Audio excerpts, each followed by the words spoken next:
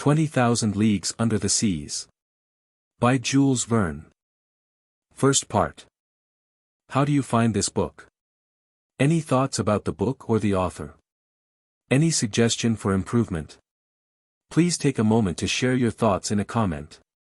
If you like it, share it with your friends who might enjoy it as well. Subscribe to keep in touch. Visit CompleteAudiobooks.com for more quality content. 1. A Shifting Reef. The year 1866 was marked by a bizarre development, an unexplained and downright inexplicable phenomenon that surely no one has forgotten.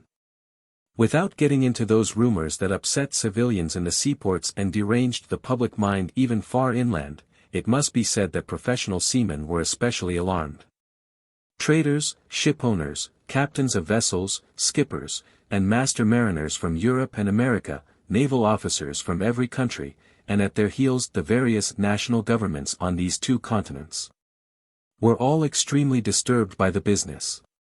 In essence, over a period of time several ships had encountered an enormous thing at sea, a long spindle-shaped object, sometimes giving off a phosphorescent glow, infinitely bigger and faster than any whale. The relevant data on this apparition, as recorded in various logbooks, agreed pretty closely as to the structure of the object or creature in question, its unprecedented speed of movement, its startling locomotive power, and the unique vitality with which it seemed to be gifted. If it was a cetacean, it exceeded in bulk any whale previously classified by science. No naturalist, neither Cuvier or Lacépède, neither Professor Dumeril nor Professor de Cataphages, would have accepted the existence of such a monster sight unseen, specifically, unseen by their own scientific eyes. Striking an average of observations taken at different times, rejecting those timid estimates that gave the object a length of 200 feet. And ignoring those exaggerated views that saw it as a mile wide and 3 long, you could still assert that this phenomenal creature greatly exceeded the dimensions of anything then known to ichthyologists, if it existed at all. Now then, it did exist, this was an undeniable fact, and since the human mind dotes on objects of wonder, you can understand the worldwide excitement caused by this unearthly apparition. As for relegating it to the realm of fiction, that charge had to be dropped. In essence, on July 20, 1866, the steamer Governor Higginson, from the Calcutta and Bernac Steam Navigation Company, encountered this moving mass 5 miles off the eastern shores of Australia. Captain Baker at first thought he was in the presence of an unknown reef. He was even about to fix its exact position when 2 waterspouts shot out of this inexplicable object and sprang hissing into the air some 150 feet. So, unless this reef was subject to the intermittent eruptions of a geyser, the Governor Higginson had fair and honest dealings with some aquatic mammal, until then unknown, that could spurt from its blowholes waterspouts mixed with air and steam. Similar events were likewise observed in Pacific seas, on July 23 of the same year, by the Christopher Columbus from the West India and Pacific Steam Navigation Company. Consequently, this extraordinary cetacean could transfer itself from one locality to another with startling swiftness, since within an interval of just 3 days. The Governor Higginson and the Christopher Columbus had observed it at 2 positions on the chart separated by a distance of more than 700 nautical leagues. 15 days later and 2,000 leagues farther, the Helvetia from the Compagnie Nationale and the Shannon from the Royal Mail Line, running on opposite tacks in that part of the Atlantic lying between the United States and Europe, respectively signaled each other that the monster had been sighted in latitude 42 degrees 15' north and longitude 60 degrees 35' west of the meridian of Greenwich. From their simultaneous observations, they were able to estimate the mammal's minimum length at more than 350 English feet. This was because both the Shannon and the Helvetia were of smaller dimensions, although each measured 100 meters stem to stern. Now then, the biggest whales, those rorqual whales that frequent the waterways of the Aleutian Islands, have never exceeded a length of 56 meters, if they reach even that. One after another, reports arrived that would profoundly affect public opinion, new observations taken by the transatlantic liner Pereire, the Inman Line's Etna running afoul of the monster. An official report drawn up by officers on the French frigate Normandy, dead earnest reckonings obtained by the general staff of Commodore Fitzjames aboard the Lord Clyde. In light-hearted countries, people joked about this phenomenon, but such serious, practical countries as England, America, and Germany were deeply concerned. In every big city the monster was the latest rage. They sang about it in the coffee houses, they ridiculed it in the newspapers, they dramatized it in the theaters. The tabloids found it a fine opportunity for hatching all sorts of hoaxes.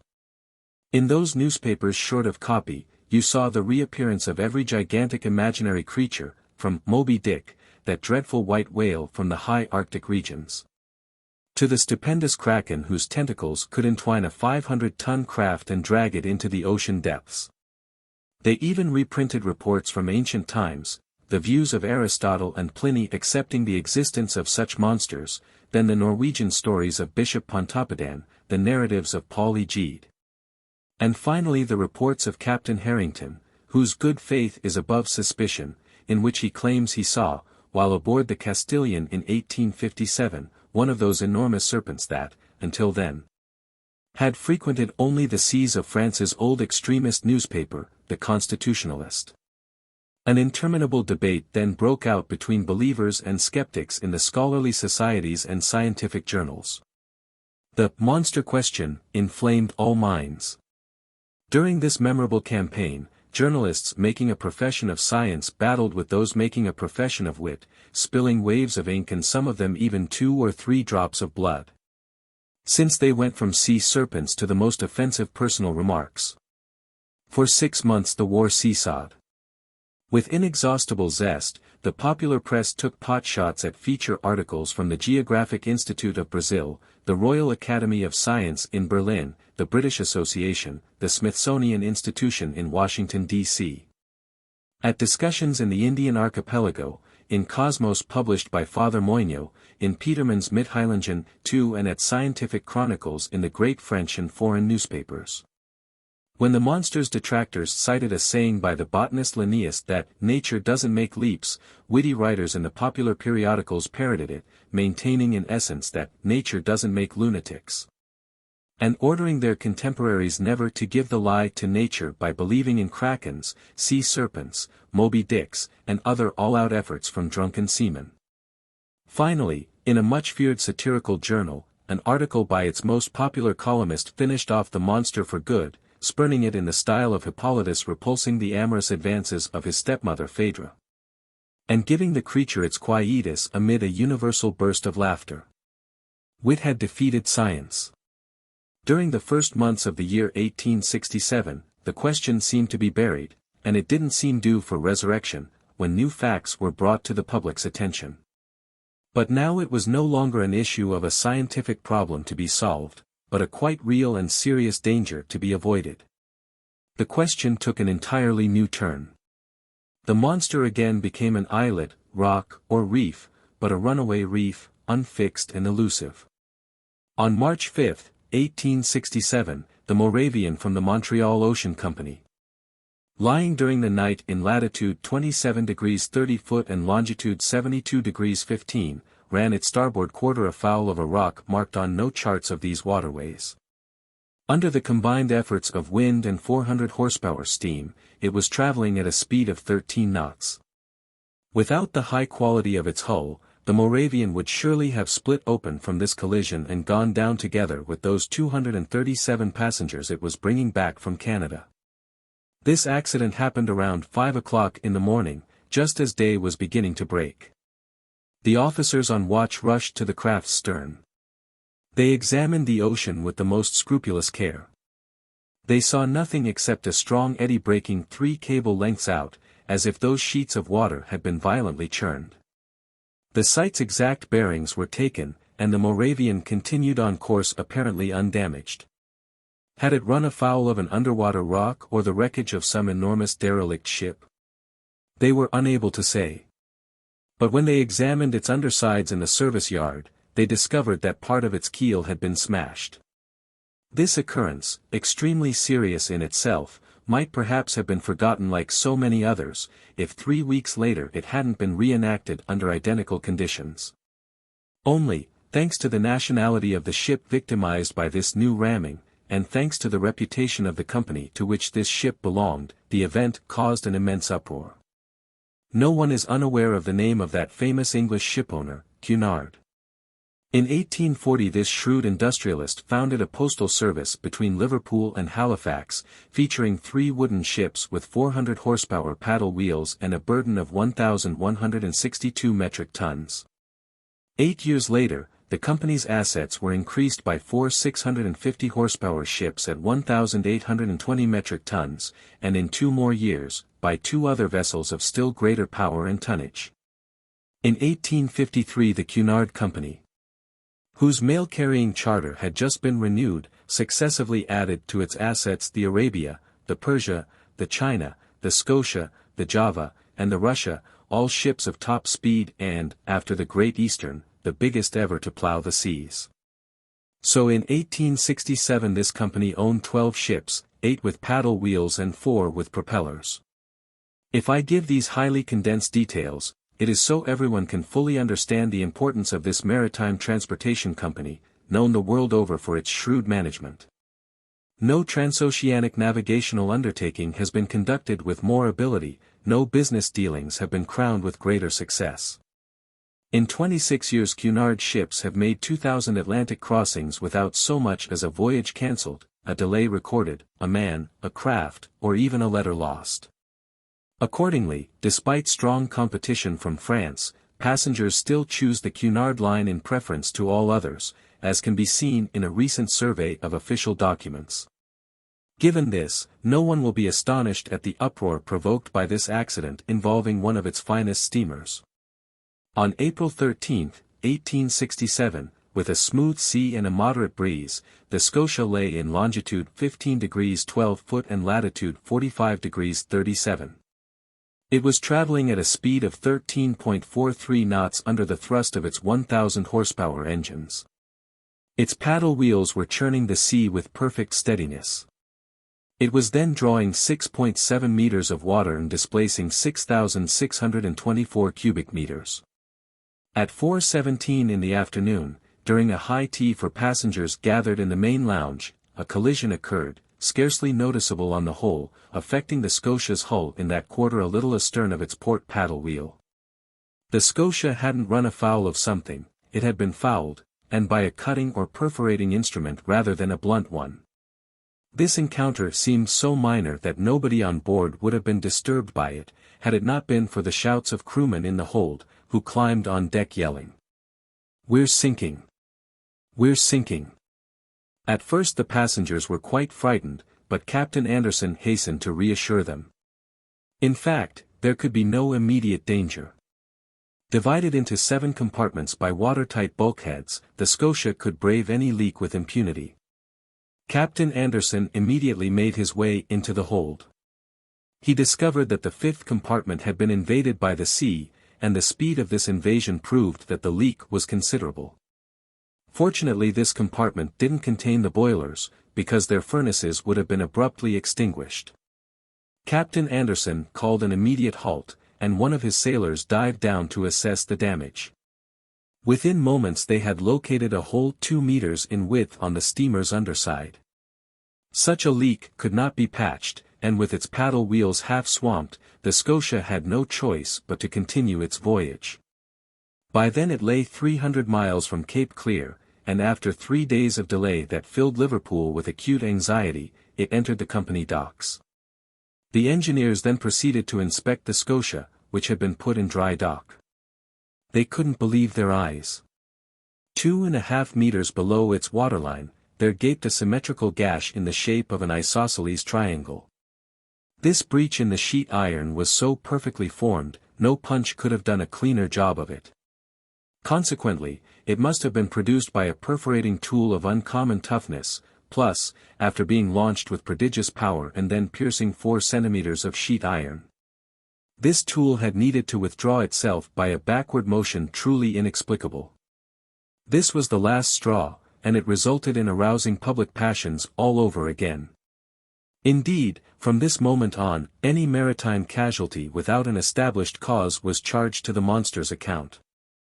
This outrageous animal had to shoulder responsibility for all derelict vessels, whose numbers are unfortunately considerable, since out of those 3,000 ships whose losses are recorded annually at the Marine Insurance Bureau, the figure for steam or sailing ships supposedly lost with all hands, in the absence of any news, amounts to at least 200.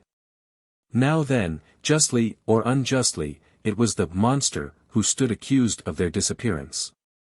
And since, thanks to it, travel between the various continents had become more and more dangerous, the public spoke up and demanded straight out that, at all cost, the seas be purged of this fearsome cetacean. 2. The pros and cons. During the period in which these developments were occurring, I had returned from a scientific undertaking organized to explore the Nebraska Badlands in the United States. In my capacity as assistant professor at the Paris Museum of Natural History, I had been attached to this expedition by the French government. After spending 6 months in Nebraska, I arrived in New York laden with valuable collections near the end of March. My departure for France was set for early May. In the meantime, then, I was busy classifying my mineralogical, botanical, and zoological treasures when that incident took place with the Scotia. I was perfectly abreast of this question, which was the big news of the day, and how could I not have been? I had read and reread every American and European newspaper without being any farther along. This mystery puzzled me. Finding it impossible to form any views, I drifted from one extreme to the other. Something was out there, that much was certain, and any doubting Thomas was invited to place his finger on the Scotia's wound. When I arrived in New York, the question was at the boiling point. The hypothesis of a drifting islet or an elusive reef, put forward by people not quite in their right minds, was completely eliminated. And indeed, unless this reef had an engine in its belly, how could it move about with such prodigious speed? Also discredited was the idea of a floating hull or some other enormous wreckage, and again because of this speed of movement. So only 2 possible solutions to the question were left, creating 2 very distinct groups of supporters, on one side, those favoring a monster of colossal strength, on the other, those favoring an underwater boat of tremendous motor power. Now then, although the latter hypothesis was completely admissible, it couldn't stand up to inquiries conducted in both the New World and the Old. That a private individual had such a mechanism at his disposal was less than probable. Where and when had he built it, and how could he have built it in secret? Only some government could own such an engine of destruction, and in these disaster-filled times, when men taxed their ingenuity to build increasingly powerful aggressive weapons, it was possible that, unknown to the rest of the world, some nation could have been testing such a fearsome machine. The Chassepot rifle led to the torpedo, and the torpedo has led to this underwater battering ram, which in turn will lead to the world putting its foot down. At least I hope it will. But this hypothesis of a war machine collapsed in the face of formal denials from the various governments. Since the public interest was at stake and transoceanic travel was suffering, the sincerity of these governments could not be doubted. Besides, how could the assembly of this underwater boat have escaped public notice?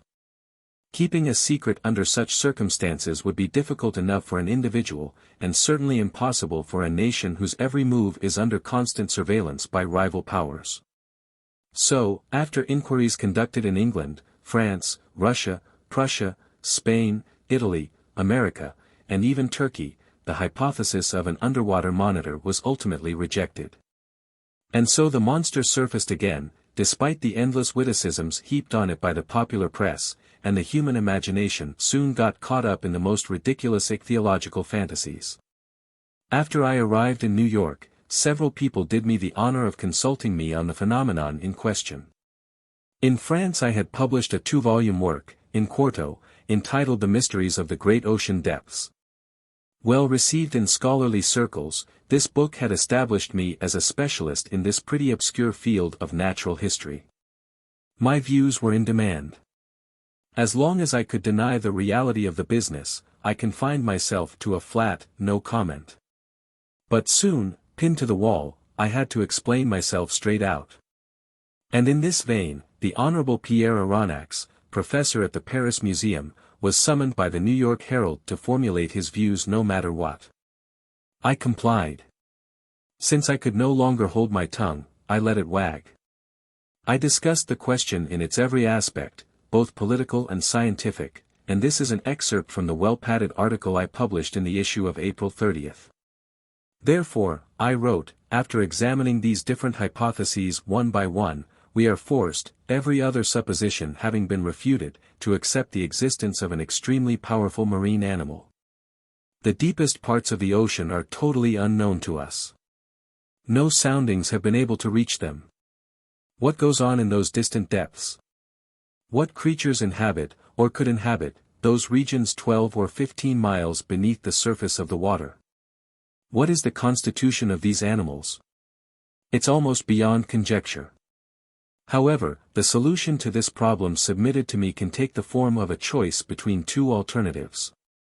Either we know every variety of creature populating our planet, or we do not.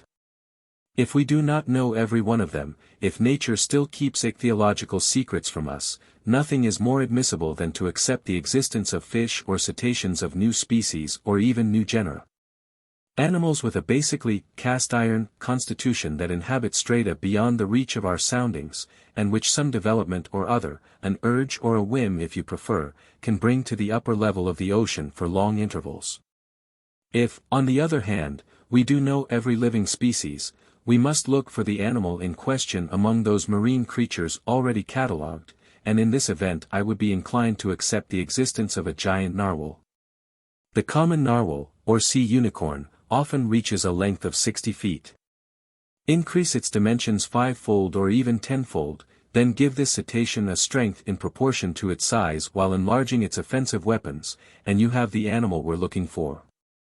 It would have the proportions determined by the officers of the Shannon, the instrument needed to perforate the Scotia, and the power to pierce a steamer's hull. In essence, the narwhal is armed with a sort of ivory sword, or lance, as certain naturalists have expressed it.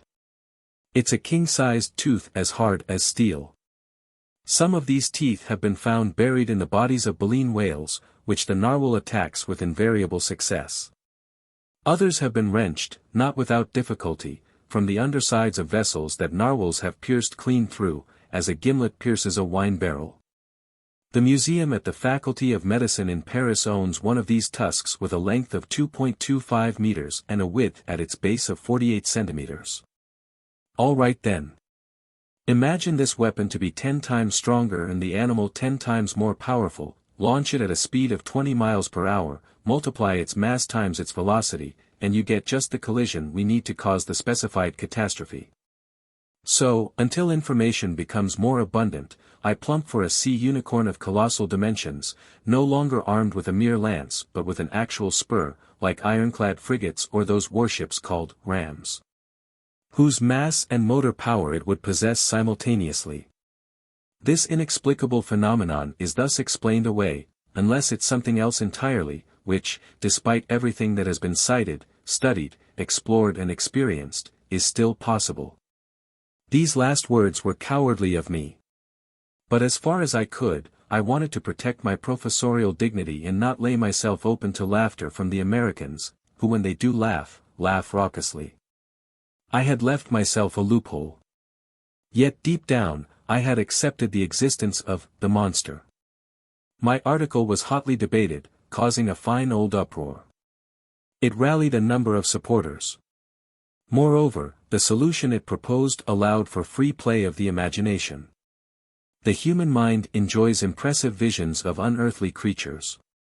Now then, the sea is precisely their best medium, the only setting suitable for the breeding and growing of such giants, next to which such land animals as elephants or rhinoceroses are mere dwarfs.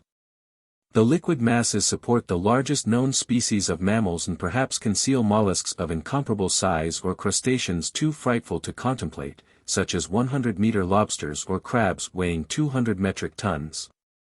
Why not?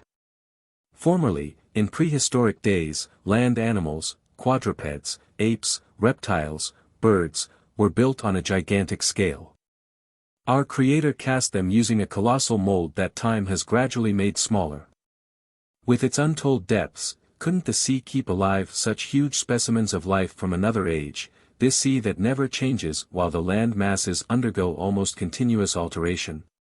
Couldn't the heart of the ocean hide the last remaining varieties of these titanic species, for whom years are centuries and centuries millennia?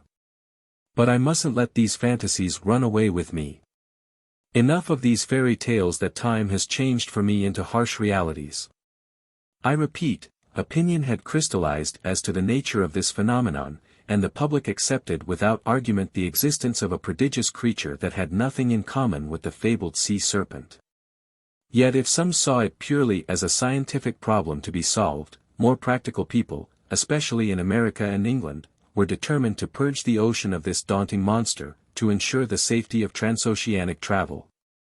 The industrial and commercial newspapers dealt with the question chiefly from this viewpoint. The Shipping and Mercantile Gazette, the Lloyd's List, France's Packet Boat and Maritime and Colonial Review, all the rags devoted to insurance companies, who threatened to raise their premium rates, were unanimous on this point. Public opinion being pronounced, the states of the Union were the first in the field. In New York preparations were underway for an expedition designed to chase this narwhal. A high-speed frigate, the Abraham Lincoln, was fitted out for putting to sea as soon as possible. The naval arsenals were unlocked for Commander Farragut, who pressed energetically forward with the arming of his frigate. But, as it always happens, just when a decision had been made to chase the monster put in no further appearances. For 2 months nobody heard a word about it. Not a single ship encountered it. Apparently the unicorn had gotten wise to these plots being woven around it. People were constantly babbling about the creature, even via the Atlantic cable. Accordingly, the wags claimed that this slippery rascal had waylaid some passing telegram and was making the most of it. So the frigate was equipped for a far-off voyage and armed with fearsome fishing gear, but nobody knew where to steer it. And impatience grew until, on June 2nd, word came that the Tampico, a steamer on the San Francisco line sailing from California to Shanghai, had sighted the animal again, 3 weeks before in the northerly seas of the Pacific. This news caused intense excitement. Not even a 24-hour breather was granted to Commander Farragut. His provisions were loaded on board. His coal bunkers were overflowing. Not a crewman was missing from his post. To cast off, he needed only to fire and stoke his furnaces. Half a day's delay would have been unforgivable. But Commander Farragut wanted nothing more than to go forth. I received a letter 3 hours before the Abraham Lincoln left its Brooklyn pier. The letter read as follows. Pierre Aronnax, Professor at the Paris Museum, 5th Avenue Hotel, New York.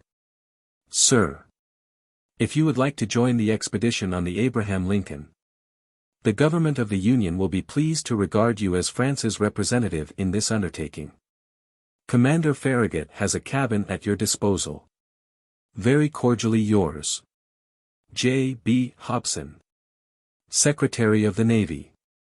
3. As Master wishes. 3 seconds before the arrival of J. B. Hobson's letter, I no more dreamed of chasing the unicorn than of trying for the Northwest Passage. 3 seconds after reading this letter from the Honorable Secretary of the Navy, I understood at last that my true vocation, my sole purpose in life, was to hunt down this disturbing monster and rid the world of it. Even so, I had just returned from an arduous journey, exhausted and badly needing a rest. I wanted nothing more than to see my country again, my friends, my modest quarters by the botanical gardens, my dearly beloved collections. But now nothing could hold me back. I forgot everything else, and without another thought of exhaustion, friends, or collections, I accepted the American government's offer. Besides, I mused, all roads lead home to Europe, and our unicorn may be gracious enough to take me toward the coast of France. That fine animal may even let itself be captured in European seas, as a personal favor to me, and I'll bring back to the Museum of Natural History at least 1/2 meter of its ivory lance. But in the meantime I would have to look for this narwhal in the northern Pacific Ocean, which meant returning to France by way of the Antipodes. Conseil. I called in an impatient voice. Conseil was my manservant.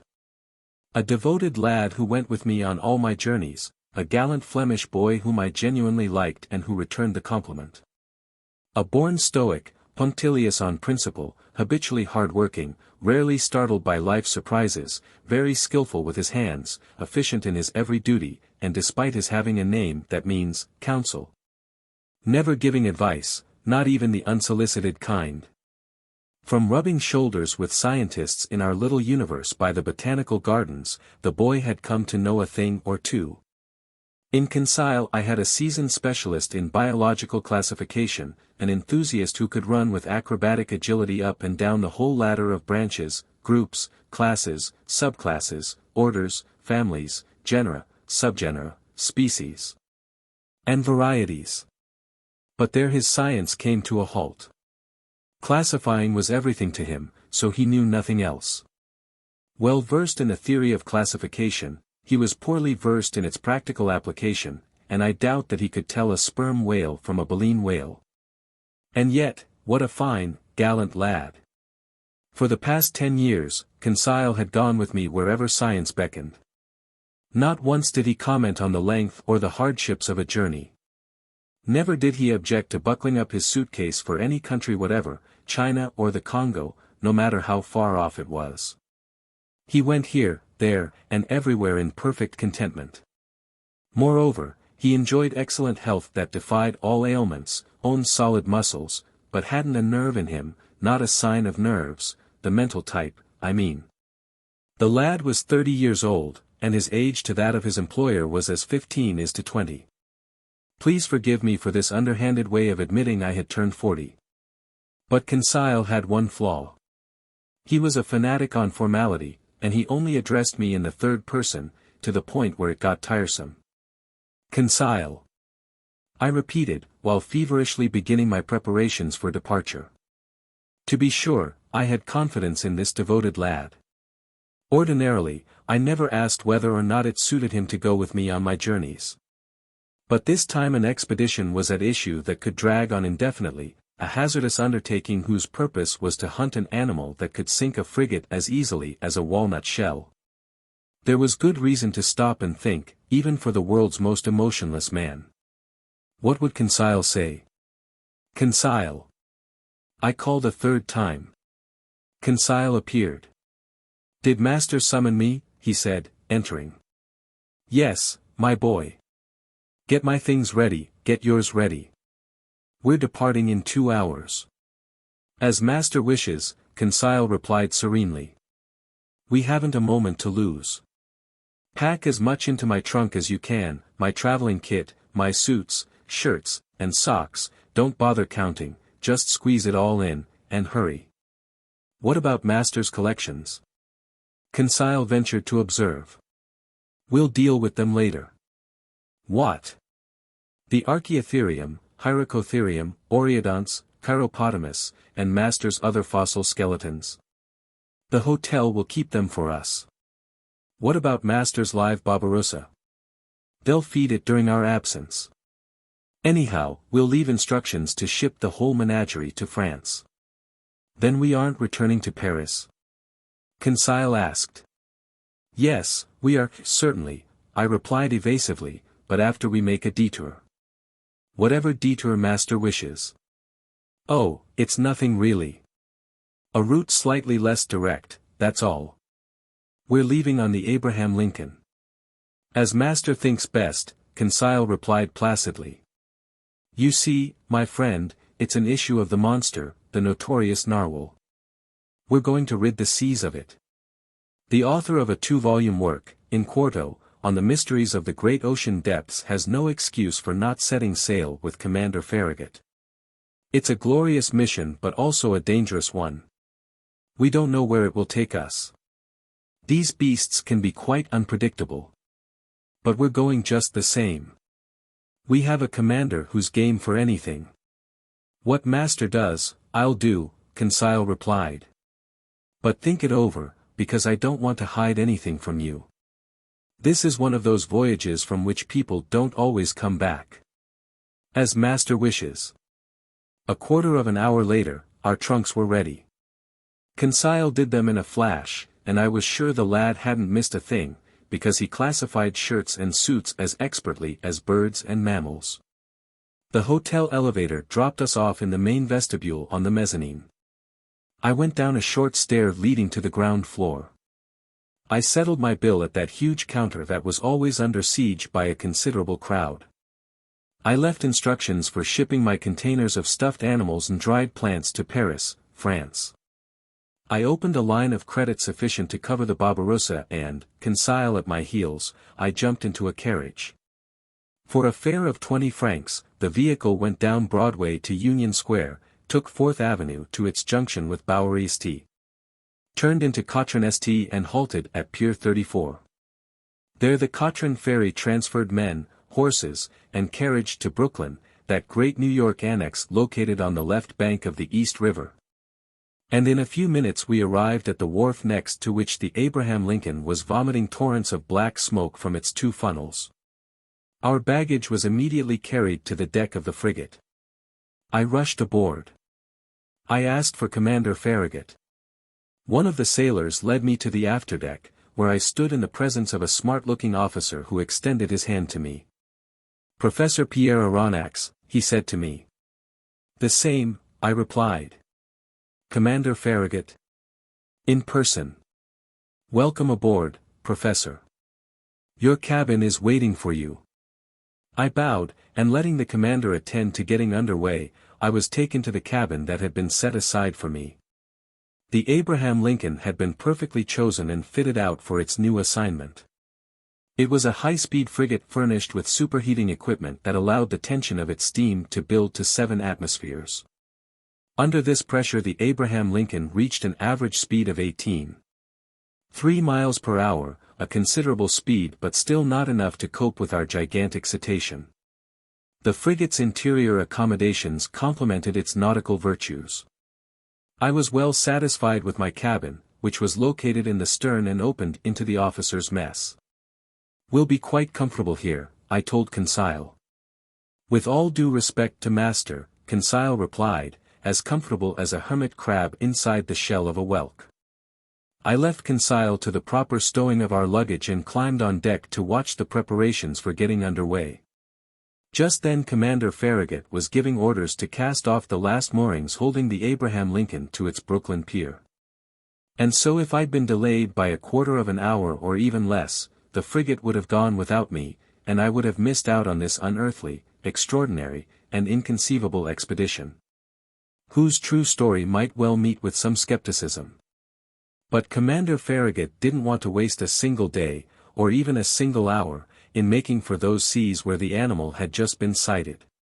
He summoned his engineer. "Are we up to pressure?" he asked the man. "Aye, sir," the engineer replied.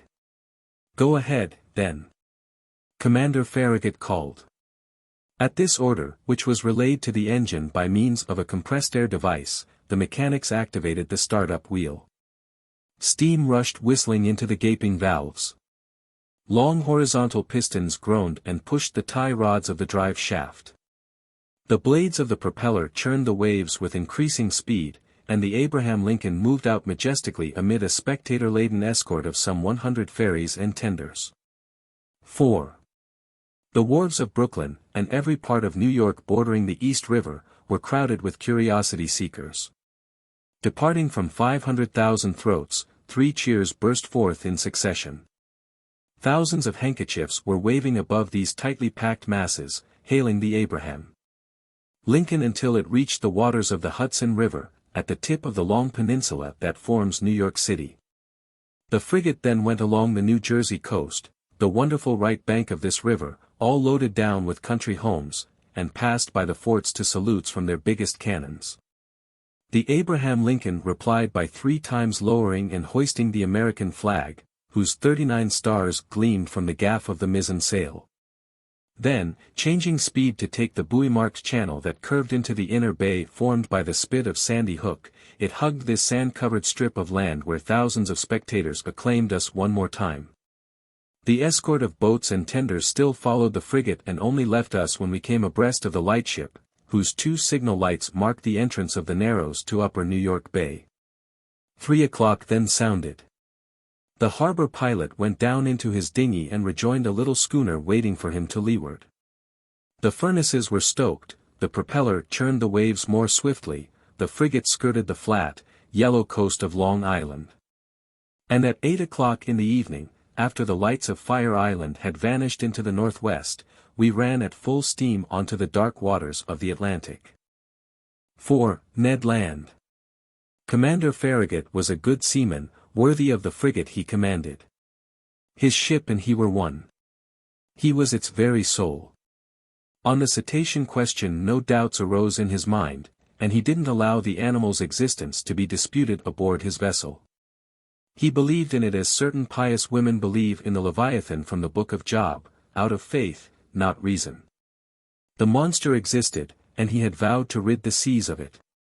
The man was a sort of Knight of Rhodes, a latter-day Sir Dieudonne of Gozo, on his way to fight an encounter with the dragon devastating the island. Either Commander Farragut would slay the narwhal, or the narwhal would slay Commander Farragut. No middle of the road for these two. The ship's officers shared the views of their leader. They could be heard chatting, discussing, arguing, calculating the different chances of an encounter, and observing the vast expanse of the ocean. Voluntary watches from the crosstrees of the topgallant sail were self-imposed by more than one who would have cursed such toil under any other circumstances. As often as the sun swept over its daily arc, the masts were populated with sailors whose feet itched and couldn't hold still on the planking of the deck below. And the Abraham Lincoln stempost hadn't even cut the suspected waters of the Pacific. As for the crew, they only wanted to encounter the unicorn, harpoon it, haul it on board, and carve it up. They surveyed the sea with scrupulous care. Besides, Commander Farragut had mentioned that a certain sum of $2,000 was waiting for the man who first sighted the animal, be he cabin boy or sailor, mate or officer. I'll let the reader decide whether eyes got proper exercise aboard the Abraham Lincoln.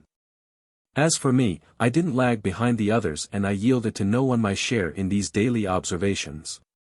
Our frigate would have had 50 good reasons for renaming itself the Argus, after that mythological beast with 100 eyes.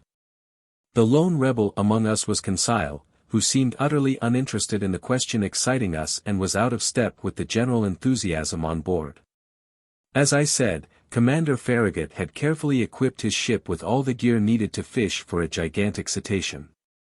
No whaling vessel could have been better armed.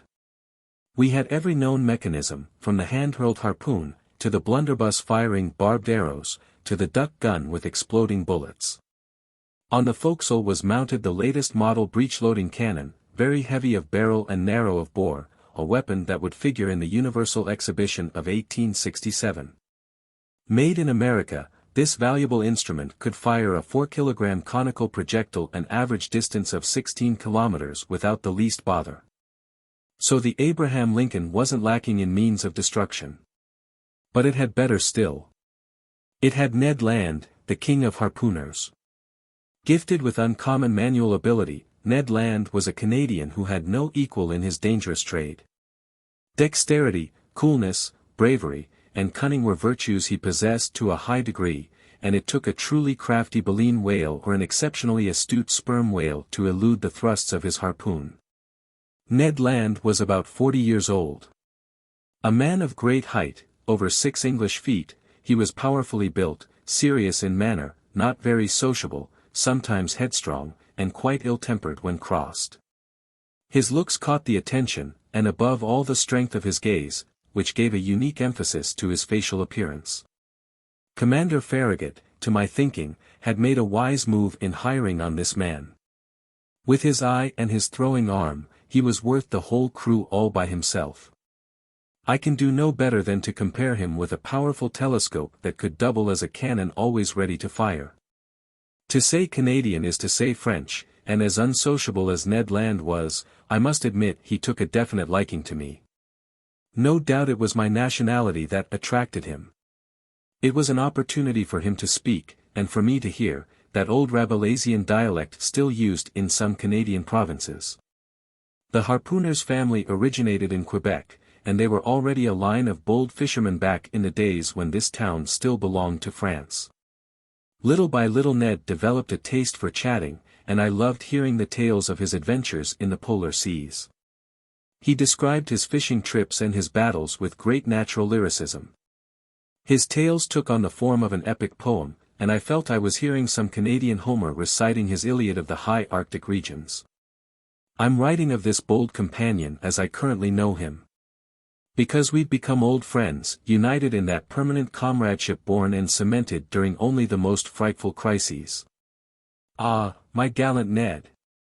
I ask only to live 100 years more, the longer to remember you. And now, what were Ned Land's views on this question of a marine monster? I must admit that he flatly didn't believe in the unicorn, and alone on board, he didn't share the general conviction. He avoided even dealing with the subject, for which one day I felt compelled to take him to task. During the magnificent evening of June 25, in other words, 3 weeks after our departure, the frigate lay abreast of Cabo Blanco, 30 miles to leeward of the coast of Patagonia.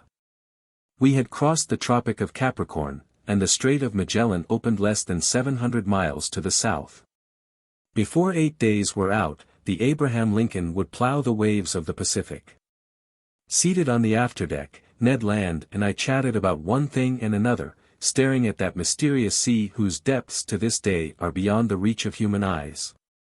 Quite naturally, I led our conversation around to the giant unicorn, and I weighed our expedition's various chances for success or failure. Then, seeing that Ned just let me talk without saying much himself, I pressed him more closely. Ned, I asked him, how can you still doubt the reality of this cetacean we're after? Do you have any particular reasons for being so skeptical? The harpooner stared at me a while before replying, slapped his broad forehead in one of his standard gestures, closed his eyes as if to collect himself, and finally said, "Just maybe, Professor Aronnax.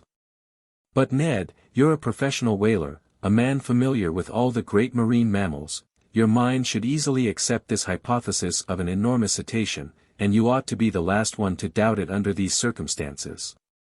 "That's just where you're mistaken, Professor," Ned replied.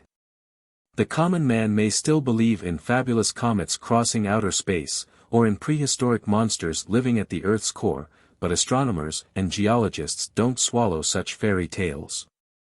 It's the same with whalers.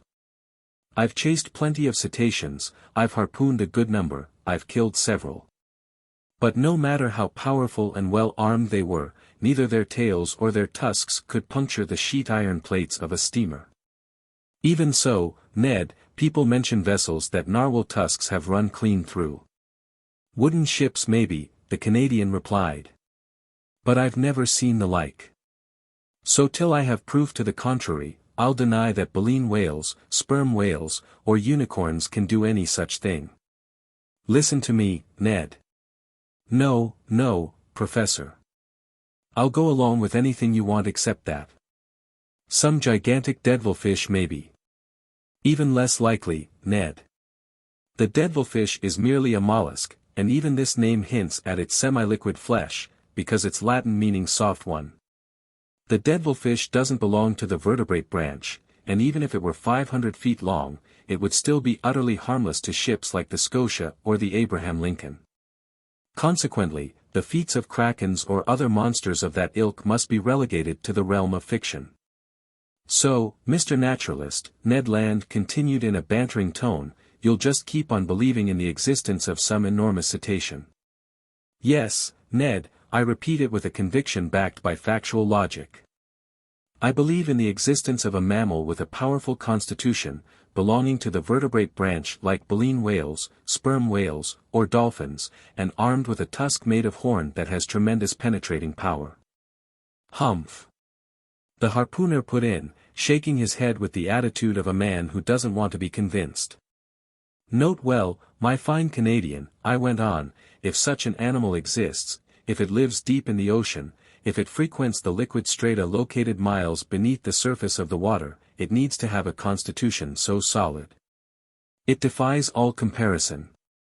And why this powerful constitution? Ned asked. Because it takes incalculable strength just to live in those deep strata and withstand their pressure. Oh really? Ned said, tipping me a wink. Oh really, and I can prove it to you with a few simple figures. Bosh! Ned replied. You can make figures do anything you want. In business, Ned, but not in mathematics. Listen to me. Let's accept that the pressure of one atmosphere is represented by the pressure of a column of water 32 feet high. In reality, such a column of water wouldn't be quite so high because here we're dealing with salt water, which is denser than fresh water. Well then, when you dive under the waves, Ned, for every 32 feet of water above you, your body is tolerating the pressure of one more atmosphere, in other words, 1 more kilogram per each square centimeter on your body's surface. So it follows that at 320 feet down, this pressure is equal to 10 atmospheres, to 100 atmospheres at 3,200 feet, and to 1,000 atmospheres at 32,000 feet, that is, at about 2.5 vertical leagues down. Which is tantamount to saying that if you could reach such a depth in the ocean, each square centimeter on your body's surface would be experiencing 1,000 kilograms of pressure. Now, my gallant Ned, do you know how many square centimeters you have on your bodily surface? I haven't the foggiest notion, Professor Aronnax. About 17,000. As many as that? Yes, and since the atmosphere's pressure actually weighs slightly more than 1 kilogram per square centimeter, your 17,000 square centimeters are tolerating 17,568 kilograms at this very moment. Without my noticing it? Without your noticing it. And if you aren't crushed by so much pressure, it's because the air penetrates the interior of your body with equal pressure. When the inside and outside pressures are in perfect balance, they neutralize each other and allow you to tolerate them without discomfort. But in the water it's another story. Yes, I see, Ned replied, growing more interested. Because the water surrounds me but doesn't penetrate me. Precisely, Ned. So at 32 feet beneath the surface of the sea, you'll undergo a pressure of 17,568 kilograms. At 320 feet, or 10 times greater pressure, it's 175,680 kilograms. At 3,200 feet, or 100 times greater pressure, it's 1,756,800 kilograms. Finally, at 32,000 feet, or 1,000 times greater pressure, it's 17,568,000 kilograms. In other words, you'd be squashed as flat as if you'd just been yanked from between the plates of a hydraulic press. Fire and brimstone. Ned put in. All right then, my fine harpooner, if vertebrates several hundred meters long and proportionate in bulk live at such depths, their surface areas make up millions of square centimeters. And the pressure they undergo must be assessed in billions of kilograms. Calculate, then, how much resistance of bone structure and strength of constitution they'd need in order to withstand such pressures. They'd need to be manufactured, Ned Land replied, from sheet iron plates 8 inches thick, like ironclad frigates. Right, Ned, and then picture the damage such a mass could inflict if it were launched with the speed of an express train against a ship's hull. Yes, indeed. Maybe, the Canadian replied, staggered by these figures but still not willing to give in. Well, have I convinced you? You've convinced me of one thing, Mr. Naturalist.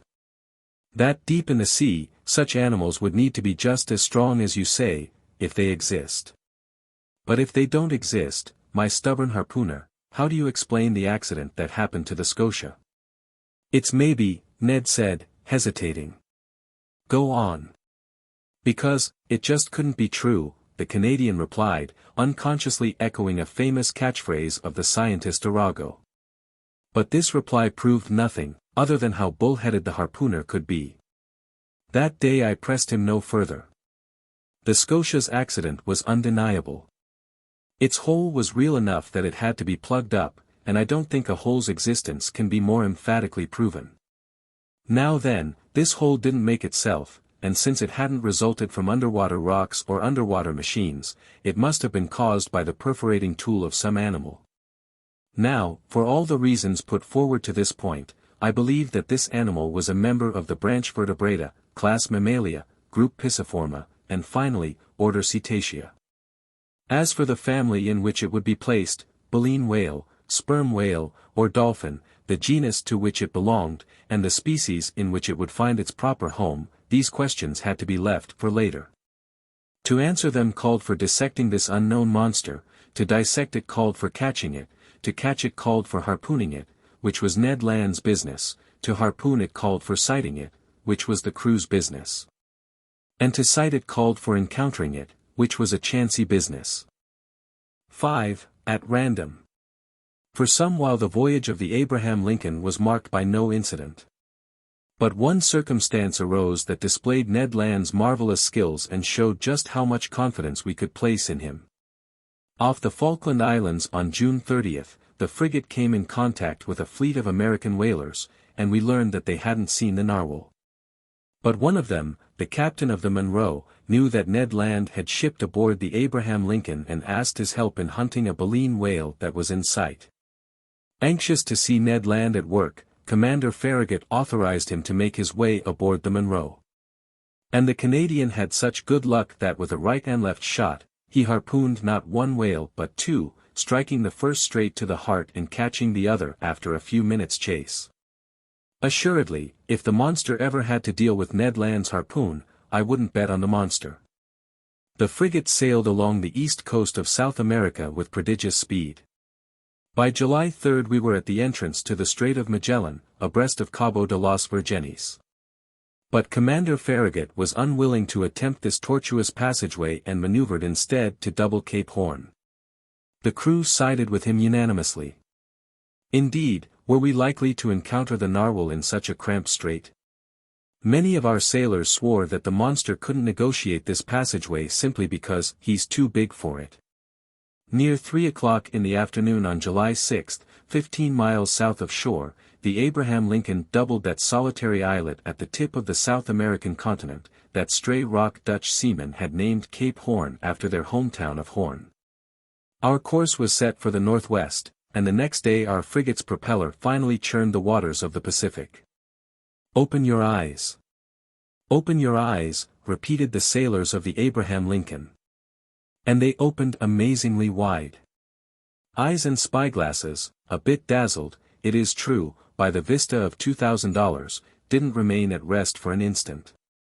Day and night we observed the surface of the ocean, and those with nyctalopic eyes, whose ability to see in the dark increased their chances by 50%, had an excellent shot at winning the prize. As for me, I was hardly drawn by the lure of money and yet was far from the least attentive on board. Snatching only a few minutes for meals and a few hours for sleep, come rain or come shine, I no longer left the ship's deck. Sometimes bending over the forecastle railings, sometimes leaning against the stern rail, I eagerly scoured that cotton-colored wake that whitened the ocean as far as the eye could see. And how many times I shared the excitement of general staff and crew when some unpredictable whale lifted its blackish back above the waves. In an instant the frigate's deck would become densely populated. The cowls over the companionways would vomit a torrent of sailors and officers. With panting chests and anxious eyes, we each would observe the cetacean's movements. I stared. I stared until I nearly went blind from a worn-out retina, while Conseil, as stoic as ever, kept repeating to me in a calm tone. "If Master's eyes would kindly stop bulging, Master will see farther." But what a waste of energy. The Abraham Lincoln would change course and race after the animal sighted, only to find an ordinary baleen whale or a common sperm whale that soon disappeared amid a chorus of curses. However, the weather held good. Our voyage was proceeding under the most favorable conditions. By then it was the bad season in these southernmost regions, because July in this zone corresponds to our January in Europe. But the sea remained smooth and easily visible over a vast perimeter. Ned Land still kept up the most tenacious skepticism. Beyond his spells on watch, he pretended that he never even looked at the surface of the waves, at least while no whales were in sight. And yet the marvelous power of his vision could have performed yeoman service. But this stubborn Canadian spent 8 hours out of every 12 reading or sleeping in his cabin. 100 times I chided him for his unconcern. Bah, he replied. Nothing's out there, Professor Aronnax, and if there is some animal, what chance would we have of spotting it? Can't you see we're just wandering around at random? People say they've sighted this slippery beast again in the Pacific high seas. I'm truly willing to believe it, but 2 months have already gone by since then, and judging by your narwhal's personality, it hates growing moldy from hanging out too long in the same waterways. It's blessed with a terrific gift for getting around. Now, Professor, you know even better than I that nature doesn't violate good sense, and she wouldn't give some naturally slow animal the ability to move swiftly if it hadn't a need to use that talent. So if the beast does exist, it's already long gone. I had no reply to this. Obviously we were just groping blindly. But how else could we go about it? All the same, our chances were automatically pretty limited. Yet everyone still felt confident of success, and not a sailor on board would have bet against the narwhal appearing, and soon. On July 20th we cut the Tropic of Capricorn at longitude 105 degrees, and by the 27th of the same month, we had cleared the equator on the 110th meridian. These bearings determined, the frigate took a more decisive westward heading and tackled the seas of the Central Pacific. Commander Farragut felt, and with good reason, that it was best to stay in deep waters and keep his distance from continents or islands, whose neighborhoods the animal always seemed to avoid, no doubt, our bosun said. Because there isn't enough water for him. So the frigate kept well out when passing the Tuamotu, Marquesas, and Hawaiian Islands, then cut the Tropic of Cancer at longitude 132 degrees and headed for the seas of China. We were finally in the area of the monster's latest antics. And in all honesty, shipboard conditions became life-threatening. Hearts were pounding hideously, gearing up for futures full of incurable aneurysms. The entire crew suffered from a nervous excitement that it's beyond me to describe. Nobody ate, nobody slept. 20 times a day some error in perception, or the optical illusions of some sailor perched in the crosstrees, would cause intolerable anguish, and this emotion, repeated 20 times over, kept us in a state of irritability so intense that a reaction was bound to follow. And this reaction wasn't long in coming. For 3 months, during which each day seemed like a century, the Abraham Lincoln plowed all the northerly seas of the Pacific, racing after whales sighted, abruptly veering off course, swerving sharply from one tack to another, stopping suddenly, putting on steam and reversing engines in quick succession, at the risk of stripping its gears, and it didn't leave a single point unexplored from the beaches of Japan to the coasts of America. And we found nothing.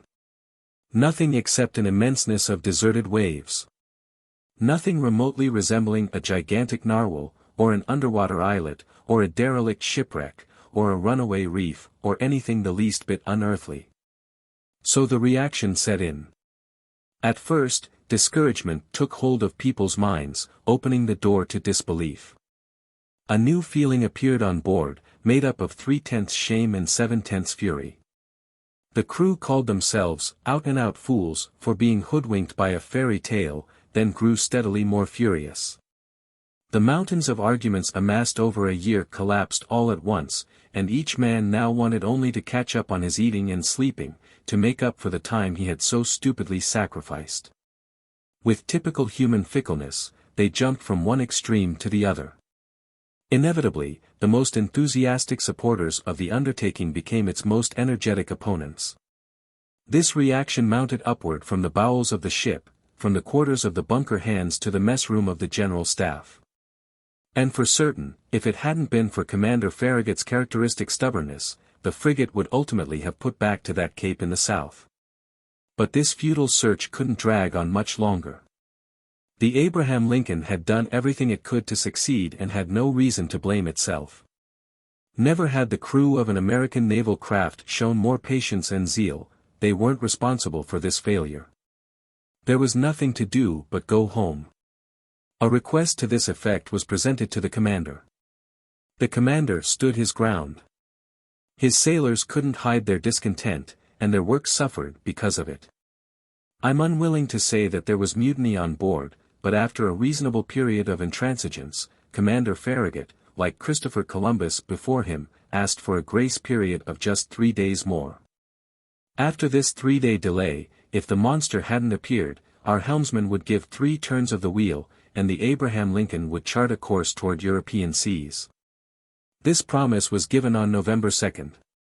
It had the immediate effect of reviving the crew's failing spirits. The ocean was observed with renewed care. Each man wanted one last look with which to sum up his experience. Spyglasses functioned with feverish energy. A supreme challenge had been issued to the giant narwhal, and the latter had no acceptable excuse for ignoring this summons to appear. 2 days passed. The Abraham Lincoln stayed at half steam. On the off chance that the animal might be found in these waterways, 1,000 methods were used to spark its interest or rouse it from its apathy. Enormous sides of bacon were trailed in our wake, to the great satisfaction, I must say, of assorted sharks. While the Abraham Lincoln heaved to, its longboats radiated in every direction around it and didn't leave a single point of the sea unexplored.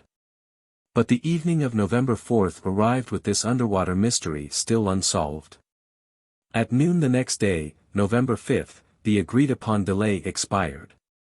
After a position fix, true to his promise, Commander Farragut would have to set his course for the southeast and leave the northerly regions of the Pacific decisively behind. By then the frigate lay in latitude 31 degrees 15 foot north and longitude 136 degrees 42 east. The shores of Japan were less than 200 miles to our leeward. Night was coming on. 8 o'clock had just struck. Huge clouds covered the moon's disk, then in its first quarter. The sea undulated placidly beneath the frigate's stempost. Just then I was in the bow, leaning over the starboard rail. Conseil, stationed beside me, stared straight ahead. Roosting in the shrouds, the crew examined the horizon, which shrank and darkened little by little. Officers were probing the increasing gloom with their night glasses. Sometimes the murky ocean sparkled beneath moonbeams that darted between the fringes of 2 clouds. Then all traces of light vanished into the darkness. Observing Conseil, I discovered that, just barely, the gallant lad had fallen under the general influence. At least so I thought. Perhaps his nerves were twitching with curiosity for the first time in history.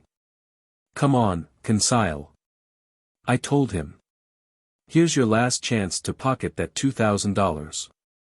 "If master will permit my saying so," Conseil replied, "I never expected to win that prize, and the Union government could have promised $100,000 and been none the poorer."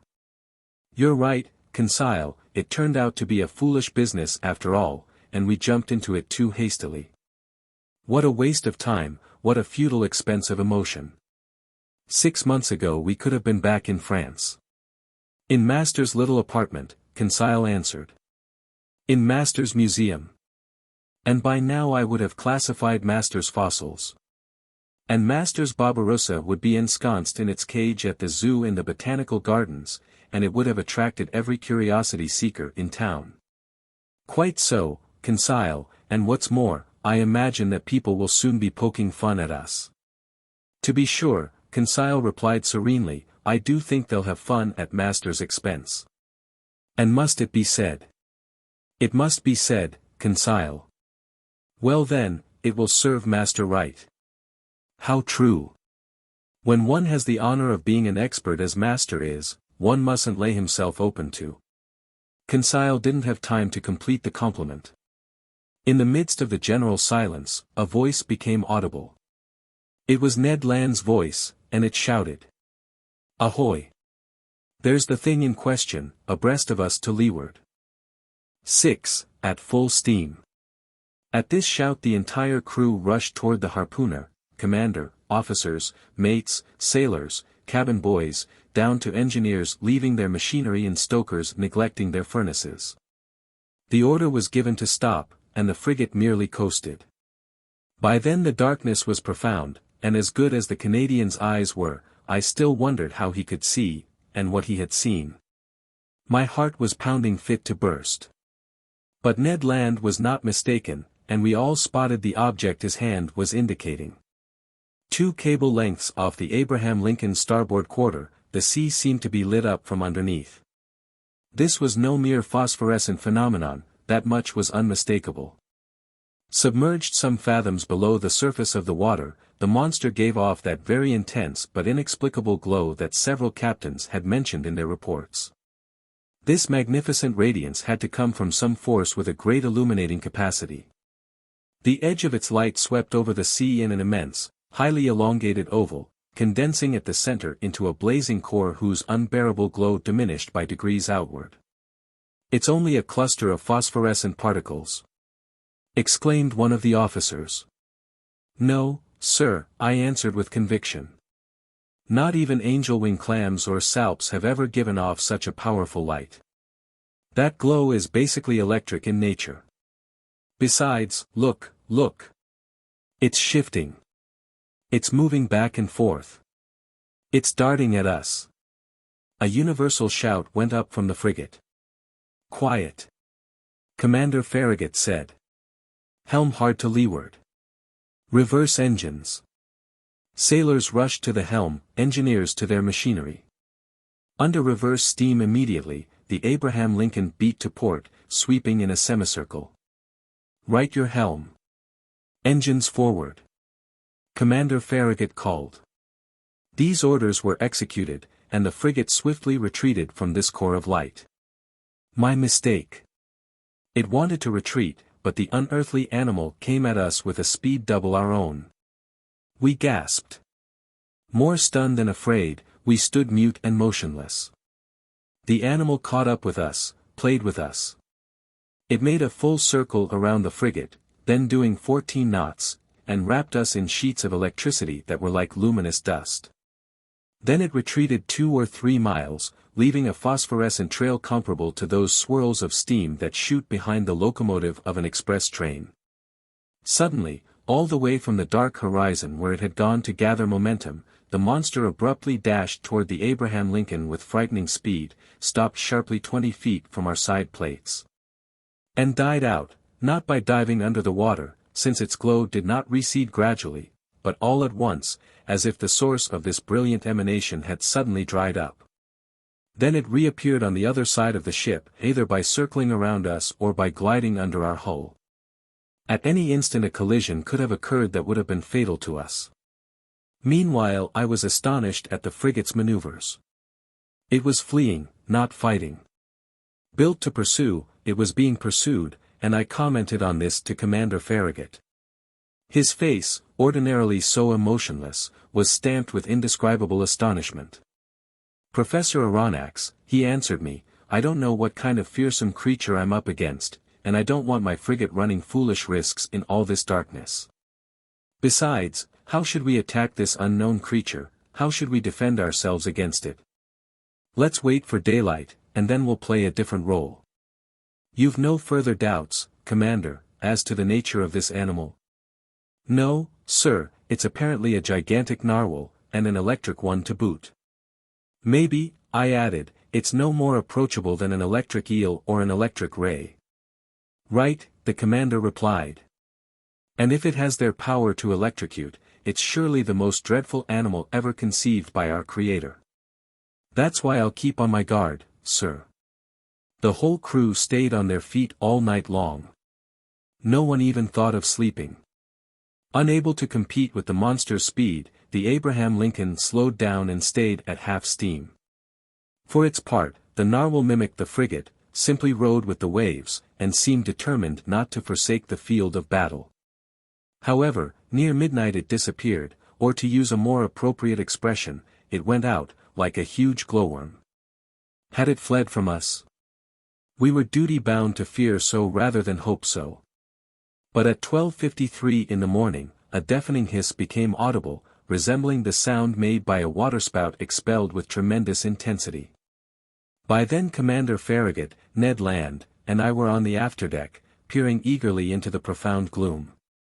"Ned Land," the commander asked, "you've often heard whales bellowing?" "Often, sir, but never a whale like this, whose sighting earned me $2,000. "Correct, the prize is rightfully yours." But tell me, isn't that the noise cetaceans make when they spurt water from their blowholes? The very noise, sir, but this one's way louder. So there can be no mistake. There's definitely a whale lurking in our waters. With your permission, sir, the harpooner added, tomorrow at daybreak we'll have words with it. If it's in a mood to listen to you, Mr. Land, I replied in a tone far from convinced. Let me get within 4 harpoon lengths of it, the Canadian shot back, and it had better listen. But to get near it, the commander went on, I'd have to put a whaleboat at your disposal. Certainly, sir. That would be gambling with the lives of my men. And with my own, the harpooner replied simply. Near 2 o'clock in the morning, the core of light reappeared, no less intense, 5 miles to windward of the Abraham Lincoln. Despite the distance, despite the noise of wind and sea, we could distinctly hear the fearsome thrashings of the animal's tail, and even its panting breath. Seemingly, the moment this enormous narwhal came up to breathe at the surface of the ocean, air was sucked into its lungs like steam into the huge cylinders of a 2,000 horsepower engine. I said to myself. A cetacean as powerful as a whole cavalry regiment, now that's a whale of a whale. We stayed on the alert until daylight, getting ready for action. Whaling gear was set up along the railings. Our chief officer loaded the blunderbusses, which can launch harpoons as far as a mile, and long duck guns with exploding bullets that can mortally wound even the most powerful animals. Ned Land was content to sharpen his harpoon, a dreadful weapon in his hands. At 6 o'clock day began to break, and with the dawn's early light, the narwhal's electric glow disappeared. At 7 o'clock the day was well along, but a very dense morning mist shrank the horizon, and our best spyglasses were unable to pierce it. The outcome, disappointment and anger. I hoisted myself up to the crosstrees of the mizzen sail. Some officers were already perched on the mastheads. At 8 o'clock the mist rolled ponderously over the waves, and its huge curls were lifting little by little. The horizon grew wider and clearer all at once. Suddenly, just as on the previous evening, Ned Land's voice was audible. There's the thing in question, astern to port, the harpooner shouted. Every eye looked toward the point indicated. There, a mile and a half from the frigate, a long blackish body emerged a meter above the waves. Quivering violently, its tail was creating a considerable eddy. Never had caudal equipment thrashed the sea with such power. An immense wake of glowing whiteness marked the animal's track, sweeping in a long curve. Our frigate drew nearer to the cetacean. I examined it with a completely open mind. Those reports from the Shannon and the Helvetia had slightly exaggerated its dimensions, and I put its length at only 250 feet. Its girth was more difficult to judge, but all in all, the animal seemed to be wonderfully proportioned in all 3 dimensions. While I was observing this phenomenal creature, 2 jets of steam and water sprang from its blowholes and rose to an altitude of 40 meters, which settled for me its mode of breathing. From this I finally concluded that it belonged to the branch Vertebrata, class Mammalia, subclass Monodelphia, group Pisciforma, order Cetacea, family, but here I couldn't make up my mind. The order Cetacea consists of 3 families, baleen whales, sperm whales, dolphins, and it's in this last group that narwhals are placed. Each of these families is divided into several genera, each genus into species, each species into varieties. So I was still missing variety, species, genus, and family, but no doubt I would complete my classifying with the aid of Heaven and Commander Farragut. The crew were waiting impatiently for orders from their leader. The latter, after carefully observing the animal, called for his engineer. The engineer raced over. Sir, the commander said, are you up to pressure? Aye, sir, the engineer replied. Fine. Stoke your furnaces and clap on full steam. 3 cheers greeted this order. The hour of battle had sounded.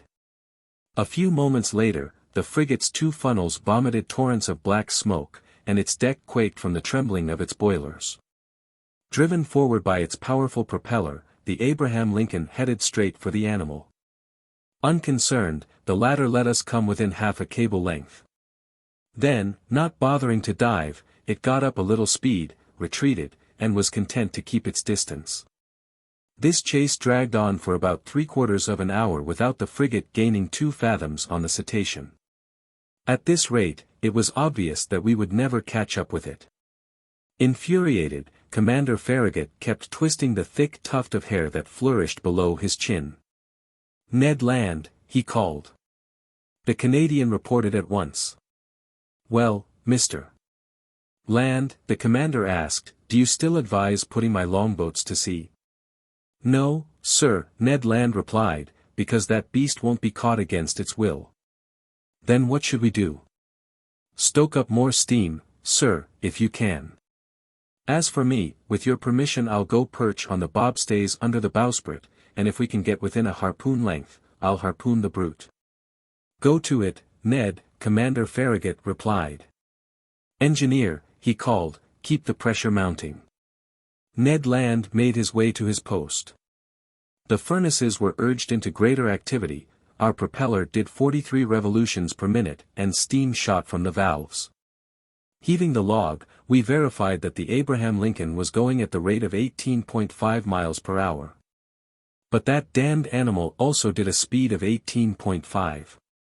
For the next hour our frigate kept up this pace without gaining a fathom. This was humiliating for one of the fastest racers in the American Navy. The crew were working up into a blind rage. Sailor after sailor heaved insults at the monster, which couldn't be bothered with answering back. Commander Farragut was no longer content simply to twist his goatee, he chewed on it. The engineer was summoned once again. "You're up to maximum pressure?" the commander asked him. "Aye, sir," the engineer replied. "And your valves are charged to 6.5 atmospheres. Charge them to 10 atmospheres. A typical American order if I ever heard one. It would have sounded just fine during some Mississippi paddle-wheeler race, to outstrip the competition. "Conseil," I said to my gallant servant, now at my side, "you realize that we'll probably blow ourselves sky-high." "As master wishes," Conseil replied. "All right, I admit it, I did wish to run this risk." The valves were charged. More coal was swallowed by the furnaces. Ventilators shot torrents of air over the braziers. The Abraham Lincoln's speed increased. Its masts trembled down to their blocks, and swirls of smoke could barely squeeze through the narrow funnels. We heaved the log a second time. "Well, helmsman?" Commander Farragut asked. 19.3 miles per hour, sir." "Keep stoking the furnaces." The engineer did so. The pressure gauge marked 10 atmospheres. But no doubt the cetacean itself had warmed up, because without the least trouble, it also did 19.3. What a chase! No, I can't describe the excitement that shook my very being. Ned Land stayed at his post, harpoon in hand. Several times the animal let us approach. "We're overhauling it," the Canadian would shout. Then, just as he was about to strike, the cetacean would steal off with a swiftness I could estimate at no less than 30 miles per hour. And even at our maximum speed, it took the liberty of thumbing its nose at the frigate by running a full circle around us. A howl of fury burst from every throat. By noon we were no farther along than at 8 o'clock in the morning. Commander Farragut then decided to use more direct methods. "Bah," he said. "So that animal is faster than the Abraham Lincoln. All right, we'll see if it can outrun our conical shells. Mate, man the gun in the bow." Our forecastle cannon was immediately loaded and leveled. The cannoneer fired a shot, but his shell passed some feet above the cetacean, which stayed half a mile off. "Over to somebody with better aim," the commander shouted. "And $500. 0-0 to the man who can pierce that infernal beast." Calm of eye, cool of feature, an old grey-bearded gunner, I can see him to this day, approached the cannon, put it in position, and took aim for a good while. There was a mighty explosion, mingled with cheers from the crew. The shell reached its target, it hit the animal, but not in the usual fashion, it bounced off that rounded surface and vanished into the sea 2 miles out. "Oh drat!" said the old gunner in his anger. "That rascal must be covered with 6-inch armor plate. Curse the beast!" Commander Farragut shouted. The hunt was on again, and Commander Farragut leaned over to me, saying, "I'll chase that animal till my frigate explodes." "Yes," I replied, "and nobody would blame you." We could still hope that the animal would tire out and not be as insensitive to exhaustion as our steam engines. But no such luck. Hour after hour went by without it showing the least sign of weariness. However, to the Abraham Lincoln's credit, it must be said that we struggled on with tireless persistence. I estimate that we covered a distance of at least 500 kilometers during this ill-fated day of November 6. But night fell and wrapped the surging ocean in its shadows. By then I thought our expedition had come to an end, that we would never see this fantastic animal again. I was mistaken. At 10:50 in the evening, that electric light reappeared 3 miles to windward of the frigate, just as clear and intense as the night before. The narwhal seemed motionless. Was it asleep perhaps, weary from its workday, just riding with the waves? This was our chance, and Commander Farragut was determined to take full advantage of it. He gave his orders. The Abraham Lincoln stayed at half steam, advancing cautiously so as not to awaken its adversary. In mid-ocean it's not unusual to encounter whales so sound asleep they can successfully be attacked, and Ned Land had harpooned more than one in its slumber. The Canadian went to resume his post on the bobstays under the bowsprit. The frigate approached without making a sound, stopped 2 cable lengths from the animal and coasted. Not a soul breathed on board. A profound silence reigned over the deck. We were not 100 feet from the blazing core of light, whose glow grew stronger and dazzled the eyes. Just then, leaning over the forecastle railing, I saw Ned Land below me, one hand grasping the martingale, the other brandishing his dreadful harpoon. Barely 20 feet separated him from the motionless animal. All at once his arm shot forward and the harpoon was launched. I heard the weapon collide resonantly, as if it had hit some hard substance. The electric light suddenly went out, and 2 enormous waterspouts crashed onto the deck of the frigate, racing like a torrent from stem to stern, toppling crewmen, breaking spare masts and yardarms from their lashings. A hideous collision occurred, and thrown over the rail with no time to catch hold of it, I was hurled into the sea. 7. A whale of unknown species. Although I was startled by this unexpected descent, I at least have a very clear recollection of my sensations during it. At first I was dragged about 20 feet under. I'm a good swimmer, without claiming to equal such other authors as Byron and Edgar Allan Poe, who were master divers, and I didn't lose my head on the way down. With 2 vigorous kicks of the heel, I came back to the surface of the sea. My first concern was to look for the frigate. Had the crew seen me go overboard? Was the Abraham Lincoln tacking about? Would Commander Farragut put a longboat to sea? Could I hope to be rescued? The gloom was profound. I glimpsed a black mass disappearing eastward, where its running lights were fading out in the distance. It was the frigate. I felt I was done for. Help! Help! I shouted, swimming desperately toward the Abraham Lincoln. My clothes were weighing me down. The water glued them to my body, they were paralyzing my movements. I was sinking. I was suffocating. Help! This was the last shout I gave. My mouth was filling with water. I struggled against being dragged into the depths. Suddenly my clothes were seized by energetic hands, I felt myself pulled abruptly back to the surface of the sea, and yes, I heard these words pronounced in my ear. If Master would oblige me by leaning on my shoulder. Master will swim with much greater ease. With one hand I seized the arm of my loyal Conseil. You. I said. You. Myself, Conseil replied, and at Master's command. That collision threw you overboard along with me? Not at all. But being in Master's employ, I followed Master. The fine lad thought this only natural. What about the frigate? I asked. The frigate? Conseil replied, rolling over on his back. I think Master had best not depend on it to any great extent. What are you saying?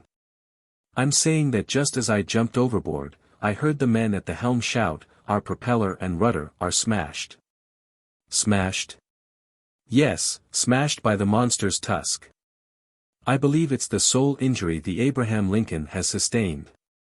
But most inconveniently for us, the ship can no longer steer. Then we're done for. Perhaps, Conseil replied serenely. However, we still have a few hours before us, and in a few hours one can do a great many things. Conseil's unflappable composure cheered me up. I swam more vigorously, but hampered by clothes that were as restricting as a cloak made of lead, I was managing with only the greatest difficulty. Conseil noticed as much. Master will allow me to make an incision, he said.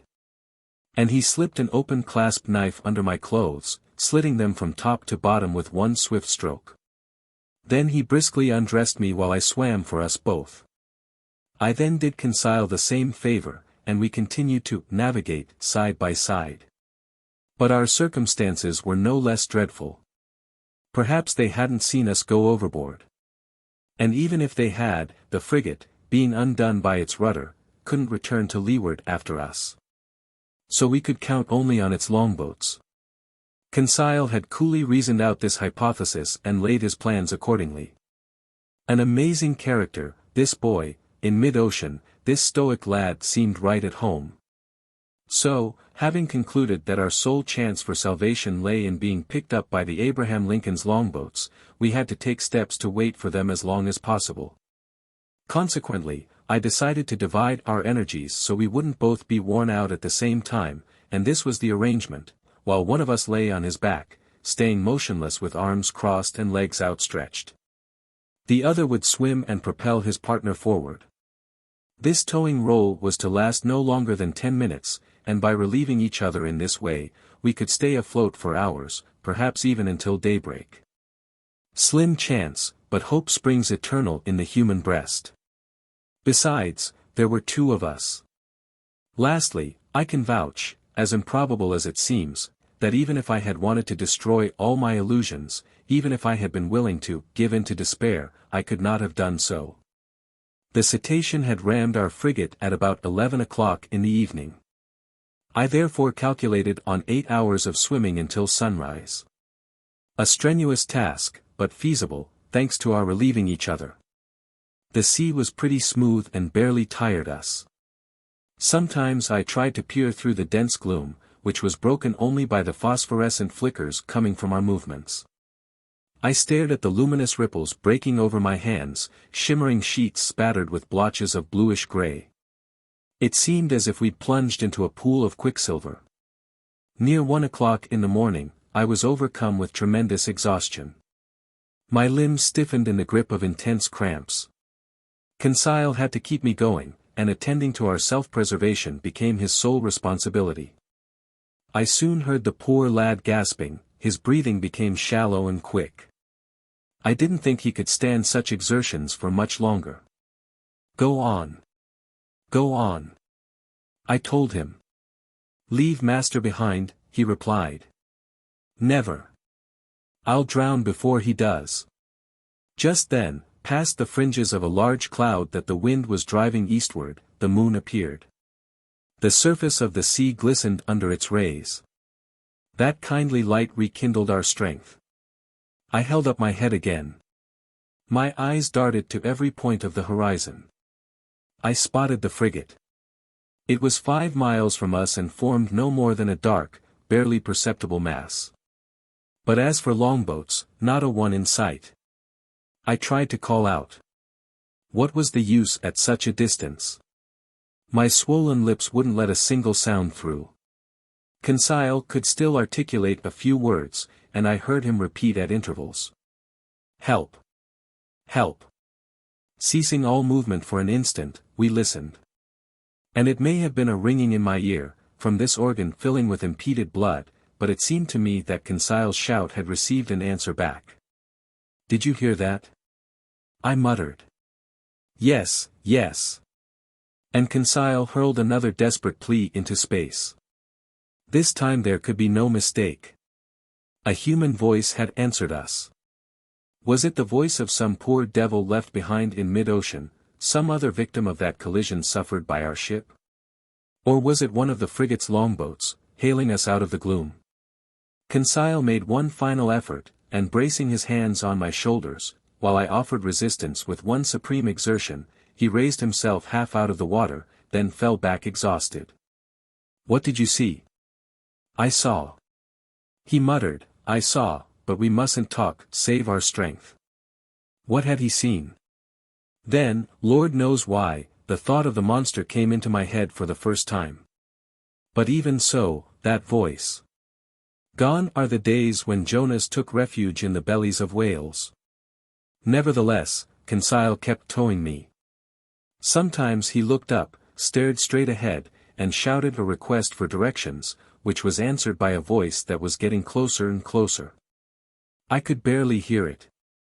I was at the end of my strength, my fingers gave out. My hands were no help to me, my mouth opened convulsively, filling with brine, its coldness ran through me. I raised my head one last time, then I collapsed.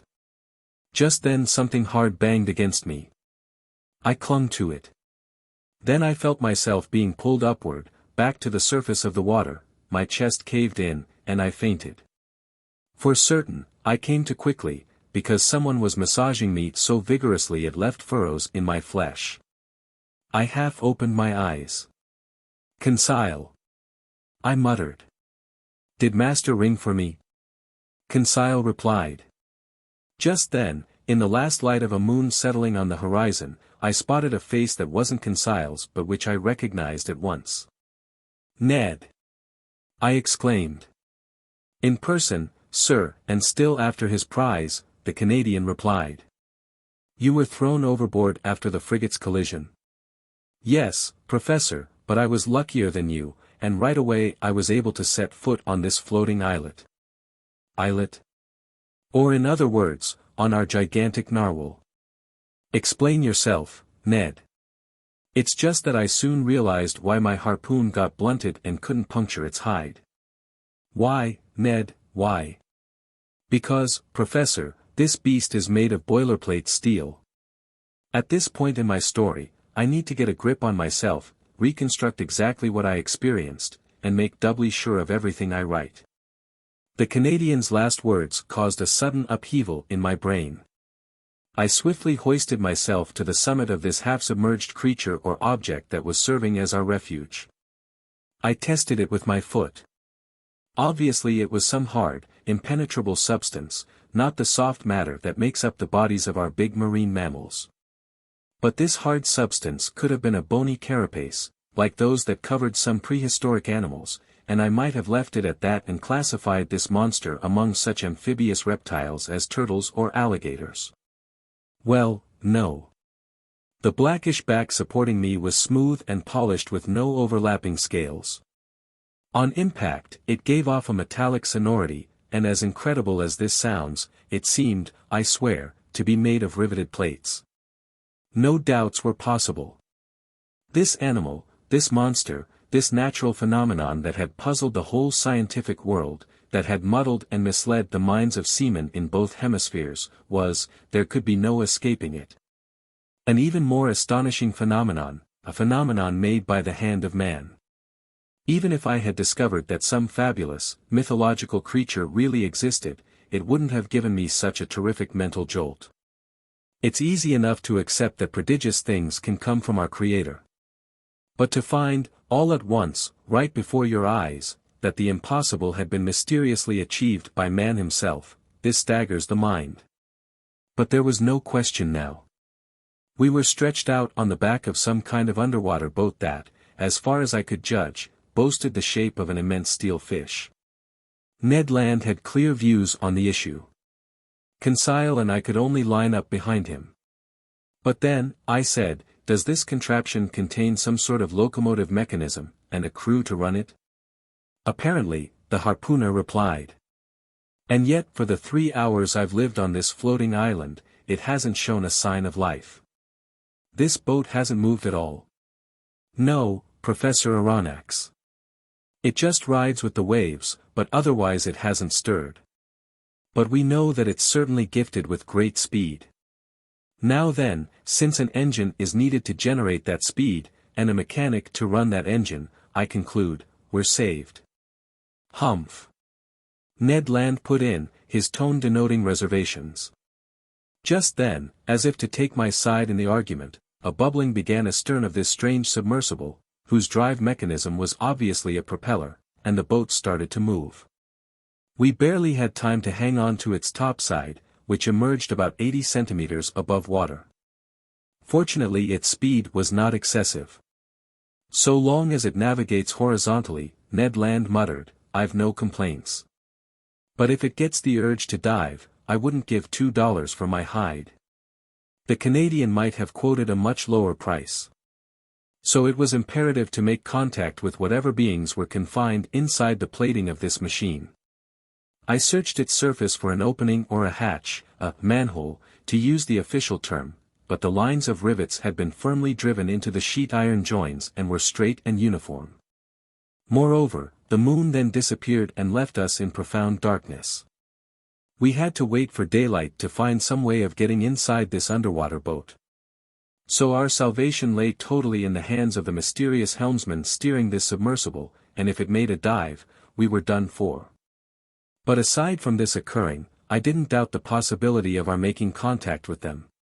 In fact, if they didn't produce their own air, they inevitably had to make periodic visits to the surface of the ocean to replenish their oxygen supply. Hence the need for some opening that put the boat's interior in contact with the atmosphere. As for any hope of being rescued by Commander Farragut, that had to be renounced completely. We were being swept westward, and I estimate that our comparatively moderate speed reached 12 miles per hour. The propeller churned the waves with mathematical regularity, sometimes emerging above the surface and throwing phosphorescent spray to great heights. Near 4 o'clock in the morning, the submersible picked up speed. We could barely cope with this dizzying rush, and the waves battered us at close range. Fortunately Ned's hands came across a big mooring ring fastened to the top side of this sheet iron back, and we all held on for dear life. Finally this long night was over. My imperfect memories won't let me recall my every impression of it. A single detail comes back to me. Several times, during various lulls of wind and sea, I thought I heard indistinct sounds, a sort of elusive harmony produced by distant musical chords. What was the secret behind this underwater navigating, whose explanation the whole world had sought in vain? What beings lived inside this strange boat? What mechanical force allowed it to move about with such prodigious speed? Daylight appeared. The morning mists surrounded us, but they soon broke up. I was about to proceed with a careful examination of the hull, whose topside formed a sort of horizontal platform, when I felt it sinking little by little. Oh, damnation! Ned Land shouted, stamping his foot on the resonant sheet iron. Open up there, you antisocial navigators. But it was difficult to make yourself heard above the deafening beats of the propeller. Fortunately this submerging movement stopped. From inside the boat, there suddenly came noises of iron fastenings pushed roughly aside. One of the steel plates flew up, a man appeared, gave a bizarre yell, and instantly disappeared. A few moments later, 8 strapping fellows appeared silently, their faces like masks, and dragged us down into their fearsome machine. 8. Mobilis in Mobili. This brutally executed capture was carried out with lightning speed. My companions and I had no time to collect ourselves. I don't know how they felt about being shoved inside this aquatic prison, but as for me, I was shivering all over. With whom were we dealing? Surely with some new breed of pirates, exploiting the sea after their own fashion. The narrow hatch had barely closed over me when I was surrounded by profound darkness. Saturated with the outside light, my eyes couldn't make out a thing. I felt my naked feet clinging to the steps of an iron ladder. Forcibly seized, Ned Land and Conseil were behind me. At the foot of the ladder, a door opened and instantly closed behind us with a loud clang. We were alone. Where? I couldn't say, could barely even imagine.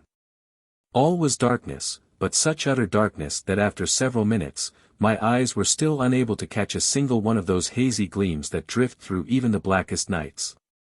Meanwhile, furious at these goings-on, Ned Land gave free rein to his indignation. "Damnation," he exclaimed. "These people are about as hospitable as the savages of New Caledonia. All that's lacking is for them to be cannibals. I wouldn't be surprised if they were, but believe you me, they won't eat me without my kicking up a protest." "Calm yourself, Ned my friend," Conseil replied serenely. "Don't flare up so quickly. We aren't in a kettle yet." "In a kettle, no," the Canadian shot back, "but in an oven for sure. It's dark enough for one. Luckily my Bowie knife hasn't left me, and I can still see well enough to put it to use. 5 The first one of these bandits who lays a hand on me." "Don't be so irritable, Ned," I then told the harpooner, "and don't ruin things for us with pointless violence. Who knows whether they might be listening to us? Instead, let's try to find out where we are." I started moving, groping my way. After 5 steps I encountered an iron wall made of riveted boilerplate. Then, turning around, I bumped into a wooden table next to which several stools had been set. The floor of this prison lay hidden beneath thick, hempen matting that deadened the sound of footsteps. Its naked walls didn't reveal any trace of a door or window. Going around the opposite way, Conseil met up with me, and we returned to the middle of this cabin, which had to be 20 feet long by 10 wide. As for its height, not even Ned Land, with his great stature, was able to determine it. Half an hour had already gone by without our situation changing, when our eyes were suddenly spirited from utter darkness into blinding light. Our prison lit up all at once. In other words, it filled with luminescent matter so intense that at first I couldn't stand the brightness of it. From its glare and whiteness, I recognized the electric glow that had played around this underwater boat like some magnificent phosphorescent phenomenon. After involuntarily closing my eyes, I reopened them and saw that this luminous force came from a frosted half-globe curving out of the cabin's ceiling. Finally! "It's light enough to see," Ned Land exclaimed, knife in hand, staying on the defensive. "Yes," I replied, then ventured the opposite view. "But as for our situation, we're still in the dark." "Master must learn patience," said the emotionless Conseil. This sudden illumination of our cabin enabled me to examine its tiniest details. It contained only a table and 5 stools. Its invisible door must have been hermetically sealed. Not a sound reached our ears. Everything seemed dead inside this boat. Was it in motion, or stationary on the surface of the ocean, or sinking into the depths? I couldn't tell. But this luminous globe hadn't been turned on without good reason.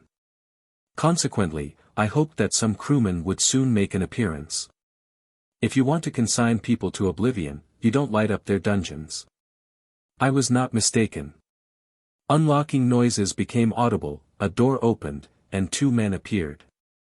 One was short and stocky, powerfully muscled, broad-shouldered, robust of limbs, the head squat, the hair black and luxuriant, the mustache heavy, the eyes bright and penetrating.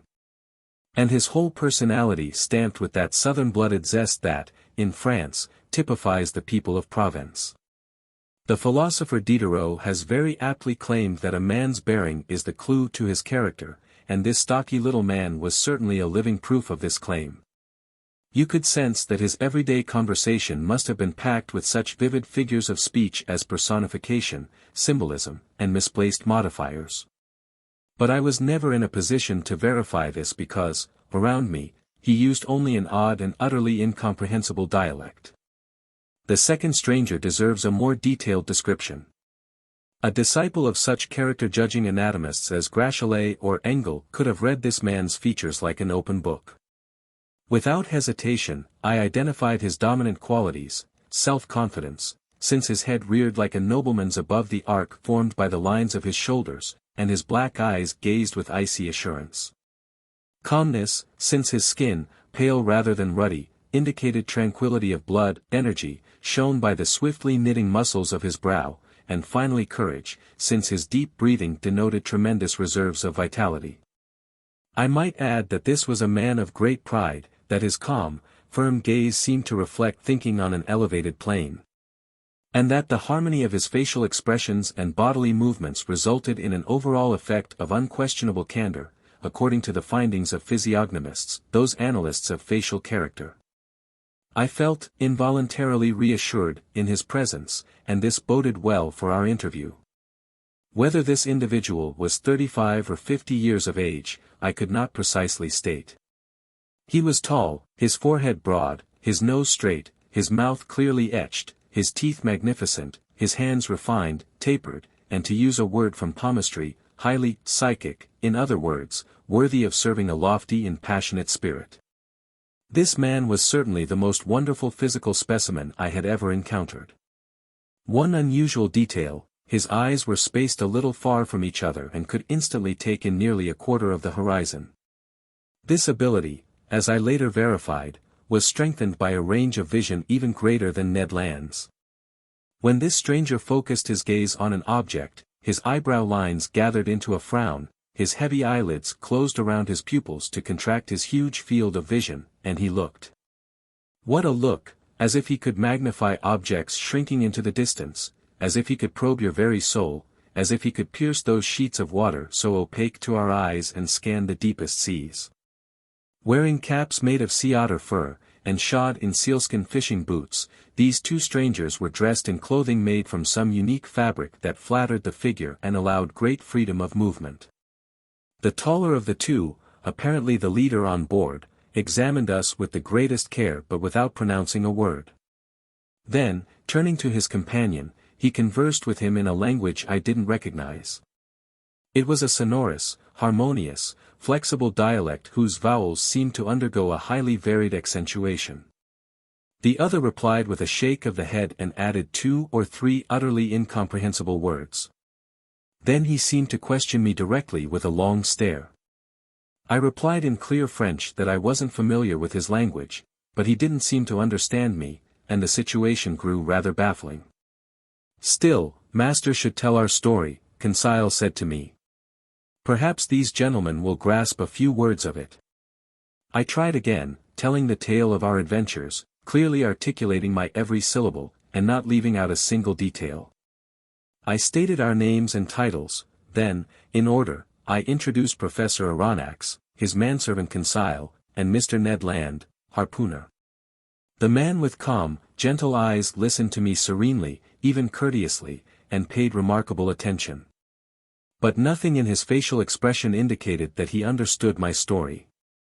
When I finished, he didn't pronounce a single word. One resource still left was to speak English. Perhaps they would be familiar with this nearly universal language. But I only knew it, as I did the German language, well enough to read it fluently, not well enough to speak it correctly. Here, however, our overriding need was to make ourselves understood. Come on, it's your turn, I told the harpooner. Over to you, Mr. Land. Pull out of your bag of tricks the best English ever spoken by an Anglo-Saxon, and try for a more favorable result than mine.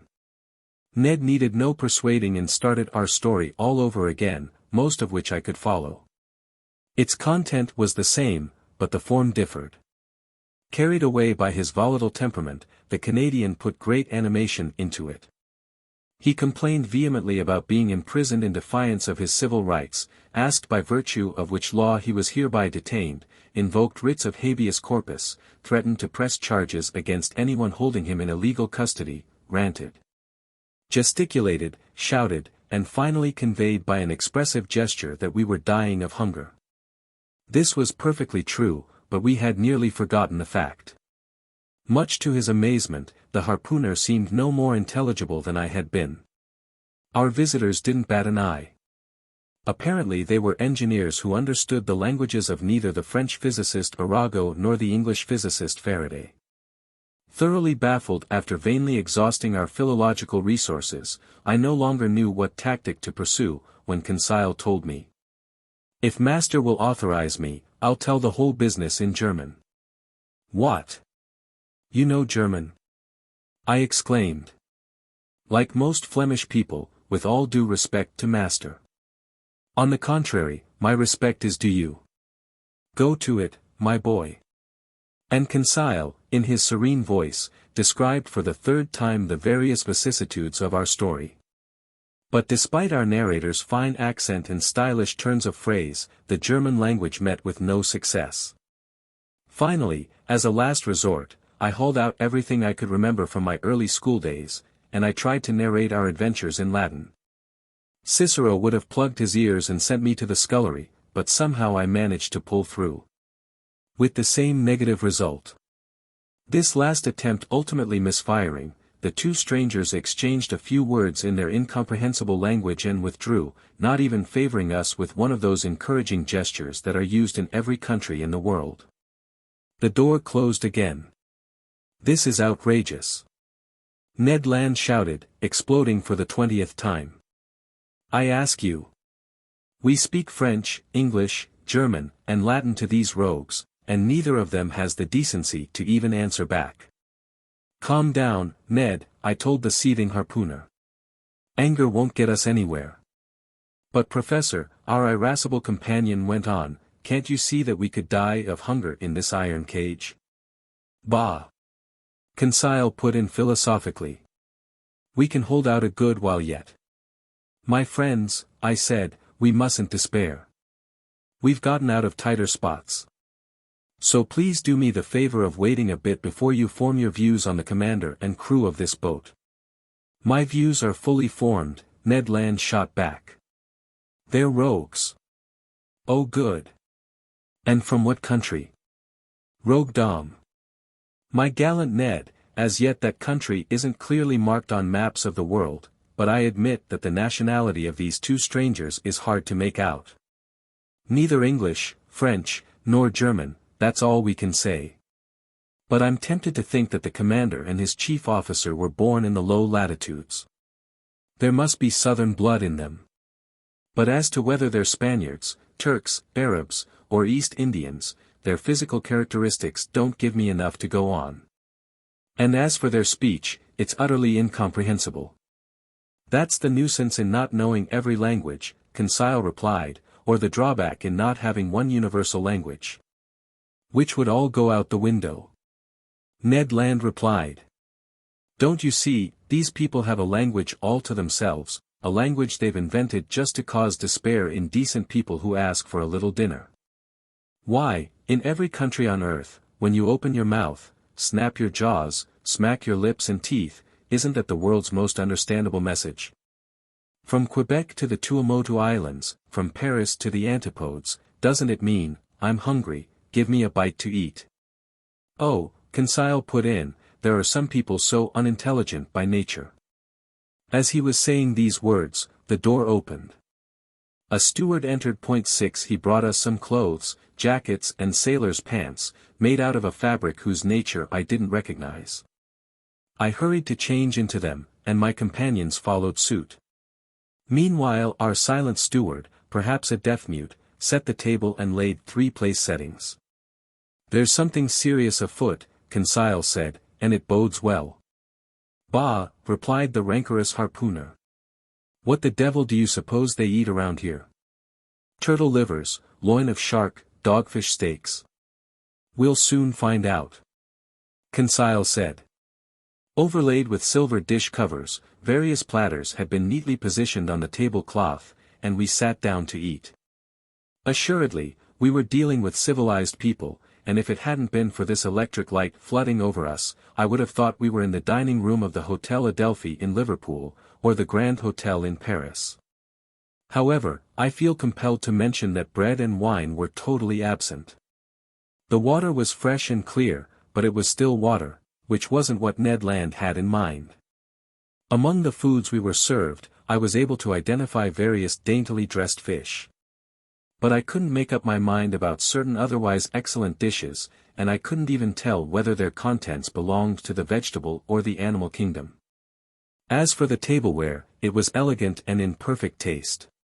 Each utensil, spoon, fork, knife, and plate, bore on its reverse a letter encircled by a Latin motto, and here is its exact duplicate. Mobilis in Mobili. N. Moving within the moving element. It was a highly appropriate motto for this underwater machine, so long as the preposition in is translated as within and not upon. The letter N was no doubt the initial of the name of that mystifying individual in command beneath the seas. Ned and Conseil had no time for such musings. They were wolfing down their food, and without further ado I did the same. By now I felt reassured about our fate, and it seemed obvious that our hosts didn't intend to let us die of starvation. But all earthly things come to an end, all things must pass, even the hunger of people who haven't eaten for 15 hours. Our appetites appeased, we felt an urgent need for sleep.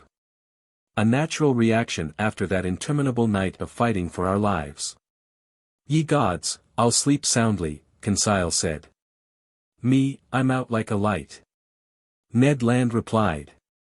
My two companions lay down on the cabin's carpeting and were soon deep in slumber. As for me, I gave in less readily to this intense need for sleep. Too many thoughts had piled up in my mind, too many insoluble questions had arisen, too many images were keeping my eyelids open. Where were we? What strange power was carrying us along? I felt, or at least I thought I did, the submersible sinking toward the sea's lower strata. Intense nightmares besieged me. In these mysterious marine sanctuaries, I envisioned hosts of unknown animals, and this underwater boat seemed to be a blood relation of theirs, living, breathing, just as fearsome. Then my mind grew calmer, my imagination melted into hazy drowsiness, and I soon fell into an uneasy slumber. 9. The Tantrums of Ned Land. I have no idea how long this slumber lasted, but it must have been a good while, since we were completely over our exhaustion. I was the first one to wake up. My companions weren't yet stirring and still lay in their corners like inanimate objects. I had barely gotten up from my passably hard mattress when I felt my mind clear, my brain go on the alert. So I began a careful re-examination of our cell. Nothing had changed in its interior arrangements. The prison was still a prison and its prisoners still prisoners. But, taking advantage of our slumber, the steward had cleared the table. Consequently, nothing indicated any forthcoming improvement in our situation, and I seriously wondered if we were doomed to spend the rest of our lives in this cage. This prospect seemed increasingly painful to me because, even though my brain was clear of its obsessions from the night before, I was feeling an odd short-windedness in my chest. It was becoming hard for me to breathe. The heavy air was no longer sufficient for the full play of my lungs. Although our cell was large, we obviously had used up most of the oxygen it contained. In essence, over an hour's time a single human being consumes all the oxygen found in 100 liters of air, at which point that air has become charged with a nearly equal amount of carbon dioxide and is no longer fit for breathing. So it was now urgent to renew the air in our prison, and no doubt the air in this whole underwater boat as well. Here a question popped into my head. How did the commander of this aquatic residence go about it? Did he obtain air using chemical methods, releasing the oxygen contained in potassium chlorate by heating it, meanwhile absorbing the carbon dioxide with potassium hydroxide? If so, he would have to keep up some kind of relationship with the shore, to come by the materials needed for such an operation. Did he simply limit himself to storing the air in high-pressure tanks and then dispense it according to his crew's needs? Perhaps. Or, proceeding in a more convenient, more economical, and consequently more probable fashion, was he satisfied with merely returning to breathe at the surface of the water like a cetacean, renewing his oxygen supply every 24 hours? In any event, whatever his method was, it seemed prudent to me that he use this method without delay. In fact, I had already resorted to speeding up my inhalations in order to extract from the cell what little oxygen it contained, when suddenly I was refreshed by a current of clean air, scented with a salty aroma. It had to be a sea breeze, life-giving and charged with iodine. I opened my mouth wide, and my lungs glutted themselves on the fresh particles. At the same time, I felt a swaying, a rolling of moderate magnitude but definitely noticeable. This boat, this sheet iron monster, had obviously just risen to the surface of the ocean, there to breathe in good whale fashion. So the ship's mode of ventilation was finally established. When I had absorbed a chestful of this clean air, I looked for the conduit, the air carrier, if you prefer, that allowed this beneficial influx to reach us, and I soon found it. Above the door opened an air vent that let in a fresh current of oxygen, renewing the thin air in our cell. I had gotten to this point in my observations when Ned and Conseil woke up almost simultaneously, under the influence of this reviving air purification. They rubbed their eyes, stretched their arms, and sprang to their feet. "Did Master sleep well?" Conseil asked me with his perennial good manners. "Extremely well, my gallant lad," I replied. "And how about you, Mr. Ned Land?" "Like a log, Professor. But I must be imagining things, because it seems like I'm breathing a sea breeze." A seaman couldn't be wrong on this topic, and I told the Canadian what had gone on while he slept. "Good," he said. "That explains perfectly all that bellowing we heard, when our so-called narwhal lay in sight of the Abraham Lincoln." "Perfectly, Mr. Land. It was catching its breath. Only I've no idea what time it is, Professor Aronnax, unless maybe it's dinner time." "Dinner time, my fine harpooner?" "I'd say at least breakfast time, because we've certainly woken up to a new day." "Which indicates," Conseil replied, "that we've spent 24 hours in slumber." "That's my assessment," I replied. "I won't argue with you," Ned Land answered. "But dinner or breakfast, that steward will be plenty welcome whether he brings the one or the other." "The one and the other," Conseil said. "Well put," the Canadian replied. "We deserve 2 meals, and speaking for myself, I'll do justice to them both." "All right, Ned, let's wait and see," I replied. "It's clear that these strangers don't intend to let us die of hunger, otherwise last evening's dinner wouldn't make any sense. Unless they're fattening us up." Ned shot back. "I object," I replied. "We have not fallen into the hands of cannibals."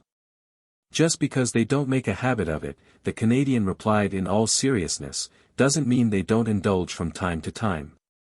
Who knows?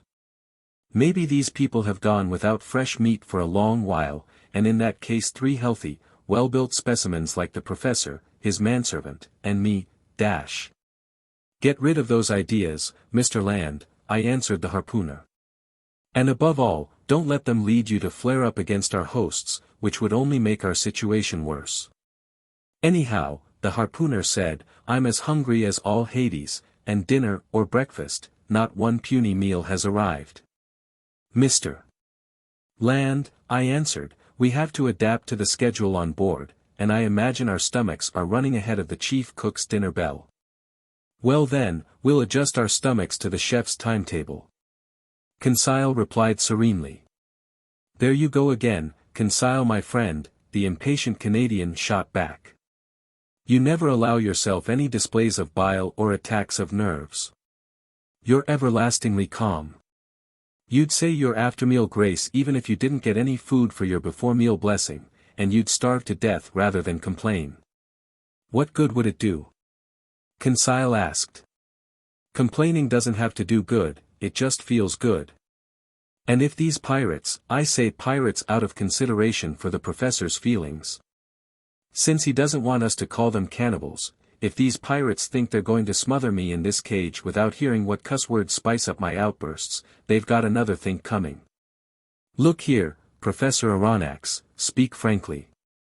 How long do you figure they'll keep us in this iron box?"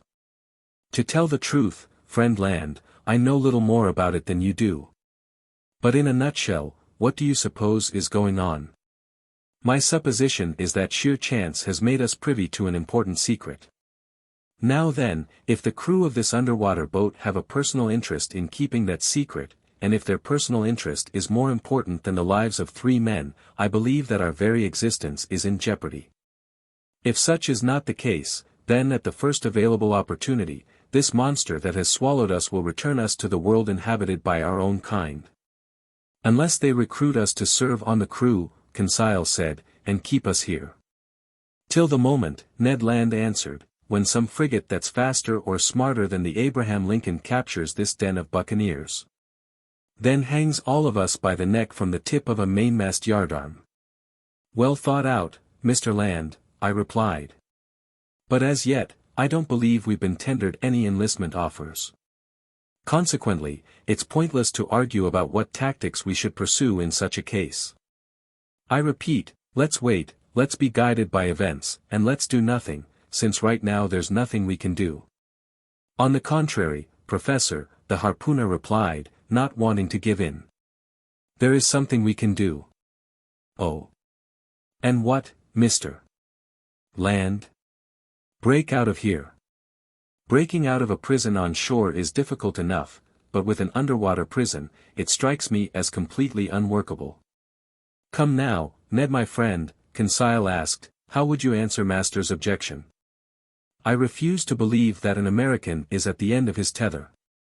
Visibly baffled, the harpooner said nothing. Under the conditions in which fate had left us, it was absolutely impossible to escape. But a Canadian's wit is half French, and Mr. Ned Land made this clear in his reply.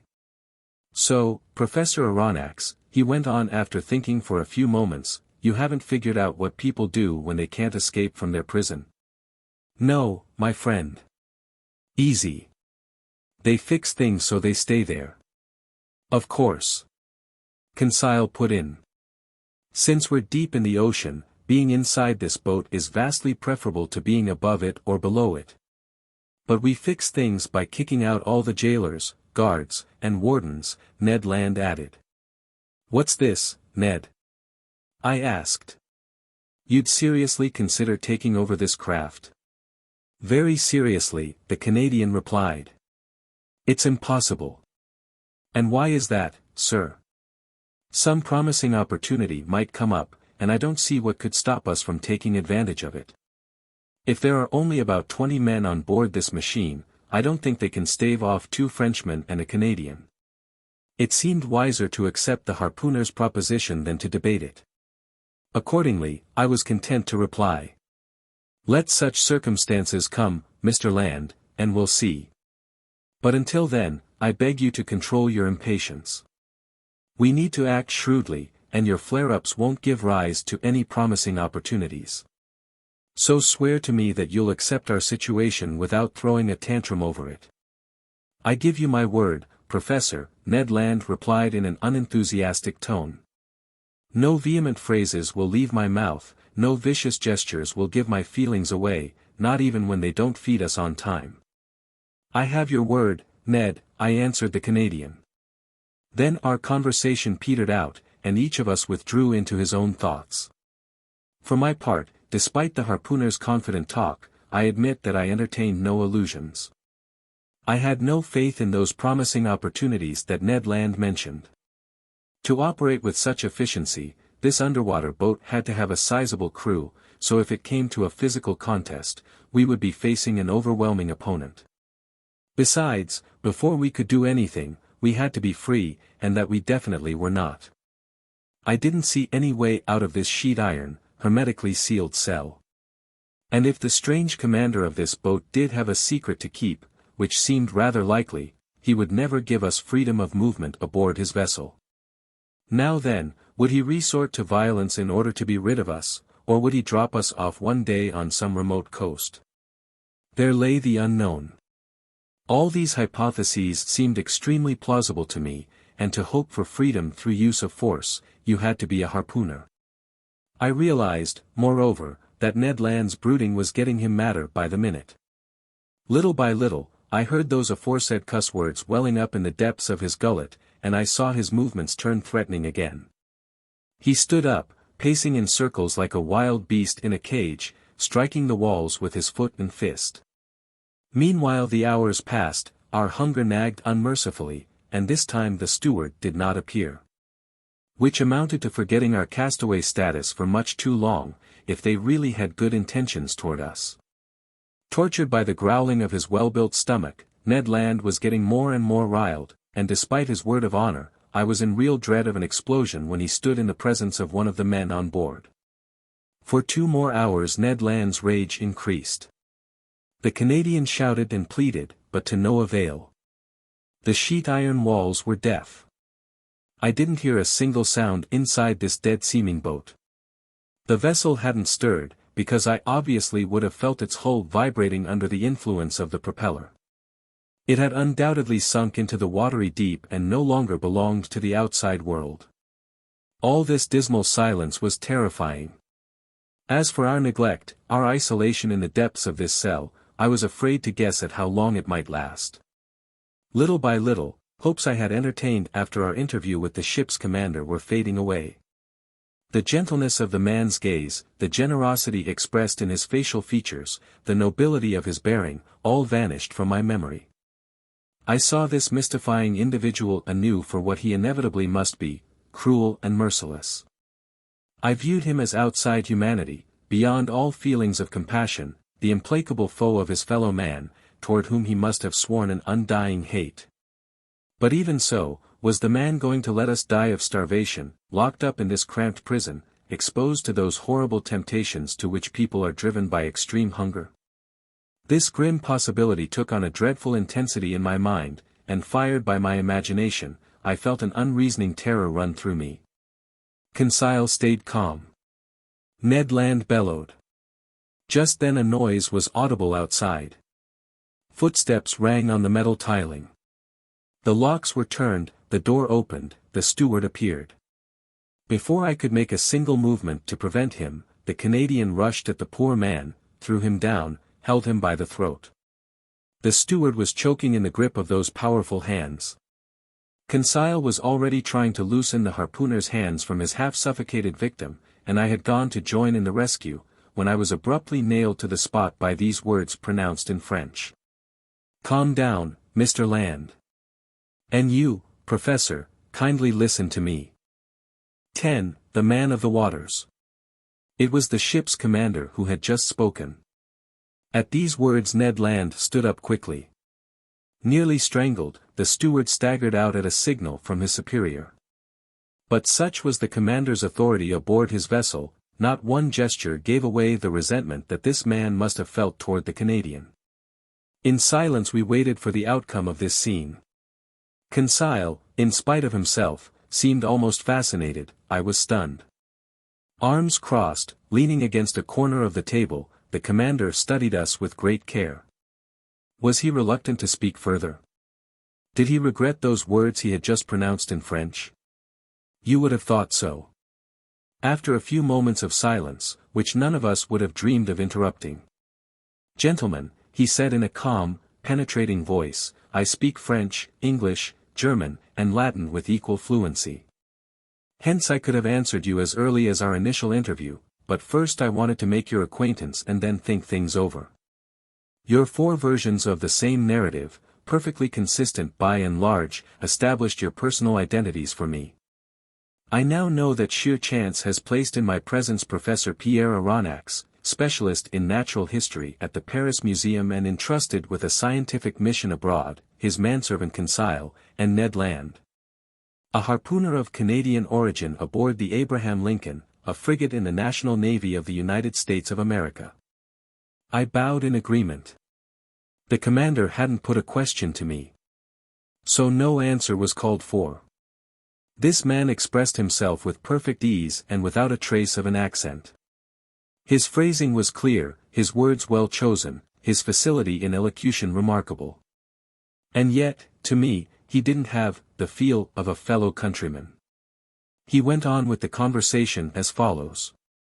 "No doubt, sir, you felt that I waited rather too long before paying you this second visit. After discovering your identities, I wanted to weigh carefully what policy to pursue toward you. I had great difficulty deciding. Some extremely inconvenient circumstances have brought you into the presence of a man who has cut himself off from humanity. Your coming has disrupted my whole existence. Unintentionally, I said. Unintentionally, the stranger replied, raising his voice a little. Was it unintentionally that the Abraham Lincoln hunted me on every sea?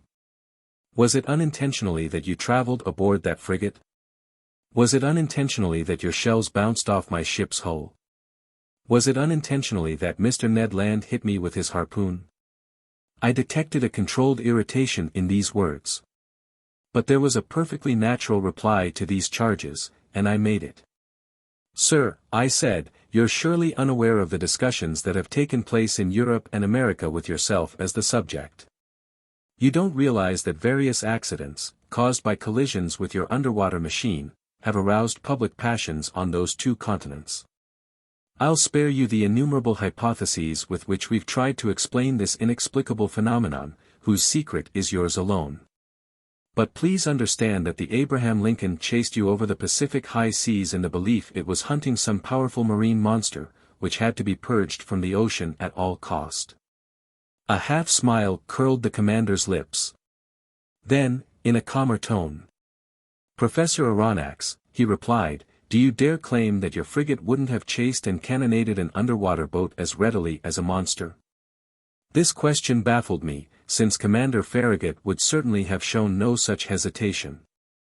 He would have seen it as his sworn duty to destroy a contrivance of this kind just as promptly as a gigantic narwhal.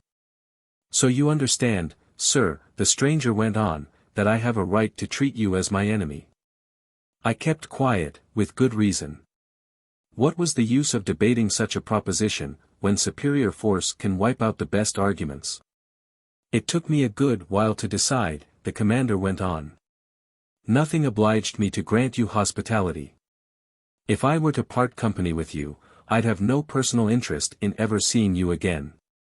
I could put you back on the platform of this ship that has served as your refuge.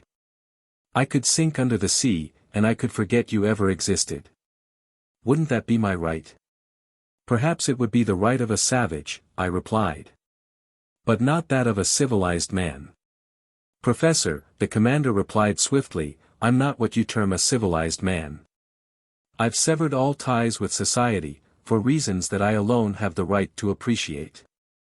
Therefore I obey none of its regulations, and I insist that you never invoke them in front of me. This was plain speaking. A flash of anger and scorn lit up the stranger's eyes, and I glimpsed a fearsome past in this man's life. Not only had he placed himself beyond human laws, he had rendered himself independent, out of all reach, free in the strictest sense of the word. For who would dare chase him to the depths of the sea when he thwarted all attacks on the surface? What ship could withstand a collision with his underwater monitor? What armor plate, no matter how heavy, could bear the thrusts of his spur? No man among men could call him to account for his actions. God, if he believed in him, his conscience if he had one, these were the only judges to whom he was answerable. These thoughts swiftly crossed my mind while this strange individual fell silent, like someone completely self-absorbed. I regarded him with a mixture of fear and fascination, in the same way, no doubt, that Oedipus regarded the Sphinx. After a fairly long silence, the commander went on with our conversation. So I had difficulty deciding, he said. But I concluded that my personal interests could be reconciled with that natural compassion to which every human being has a right. Since fate has brought you here, you'll stay aboard my vessel. You'll be free here, and in exchange for that freedom, moreover totally related to it, I'll lay on you just one condition. Your word that you'll submit to it will be sufficient. Go on, sir, I replied. I assume this condition is one an honest man can accept. Yes, sir. Just this. It's possible that certain unforeseen events may force me to confine you to your cabins for some hours, or even for some days as the case may be. Since I prefer never to use violence, I expect from you in such a case, even more than in any other, your unquestioning obedience. By acting in this way, I shield you from complicity, I absolve you of all responsibility, since I myself make it impossible for you to see what you aren't meant to see. Do you accept this condition? So things happened on board that were quite odd to say the least, things never to be seen by people not placing themselves beyond society's laws. Among all the surprises the future had in store for me, this would not be the mildest. We accept, I replied. Only, I'll ask your permission, sir, to address a question to you, just one. Go ahead, sir. You said we'd be free aboard your vessel? Completely. Then I would ask what you mean by this freedom. Why, the freedom to come, go, see, and even closely observe everything happening here, except under certain rare circumstances, in short, the freedom we ourselves enjoy, my companions and I. It was obvious that we did not understand each other. Pardon me, sir, I went on, but that's merely the freedom that every prisoner has, the freedom to pace his cell. That's not enough for us. Nevertheless, it will have to do. What? We must give up seeing our homeland, friends, and relatives ever again. Yes, sir. But giving up that intolerable earthly yoke that some men call freedom is perhaps less painful than you think. By thunder! Ned Land shouted. I'll never promise I won't try getting out of here. I didn't ask for such a promise, Mr. Land, the commander replied coldly. Sir, I replied, flaring up in spite of myself, you're taking unfair advantage of us. This is sheer cruelty. No, sir, it's an act of mercy. You're my prisoners of war. I've cared for you when, with a single word, I could plunge you back into the ocean depths. You attacked me. You've just stumbled on a secret no living man must probe, the secret of my entire existence. Do you think I'll send you back to a world that must know nothing more of me? Never. By keeping you on board, it isn't you whom I care for, it's me. These words indicated that the commander pursued a policy impervious to arguments. Then, sir, I went on, you give us, quite simply, a choice between life and death. Quite simply. My friends, I said, to a question couched in these terms, our answer can be taken for granted. But no solemn promises bind us to the commander of this vessel. None, sir, the stranger replied. Then, in a gentler voice, he went on.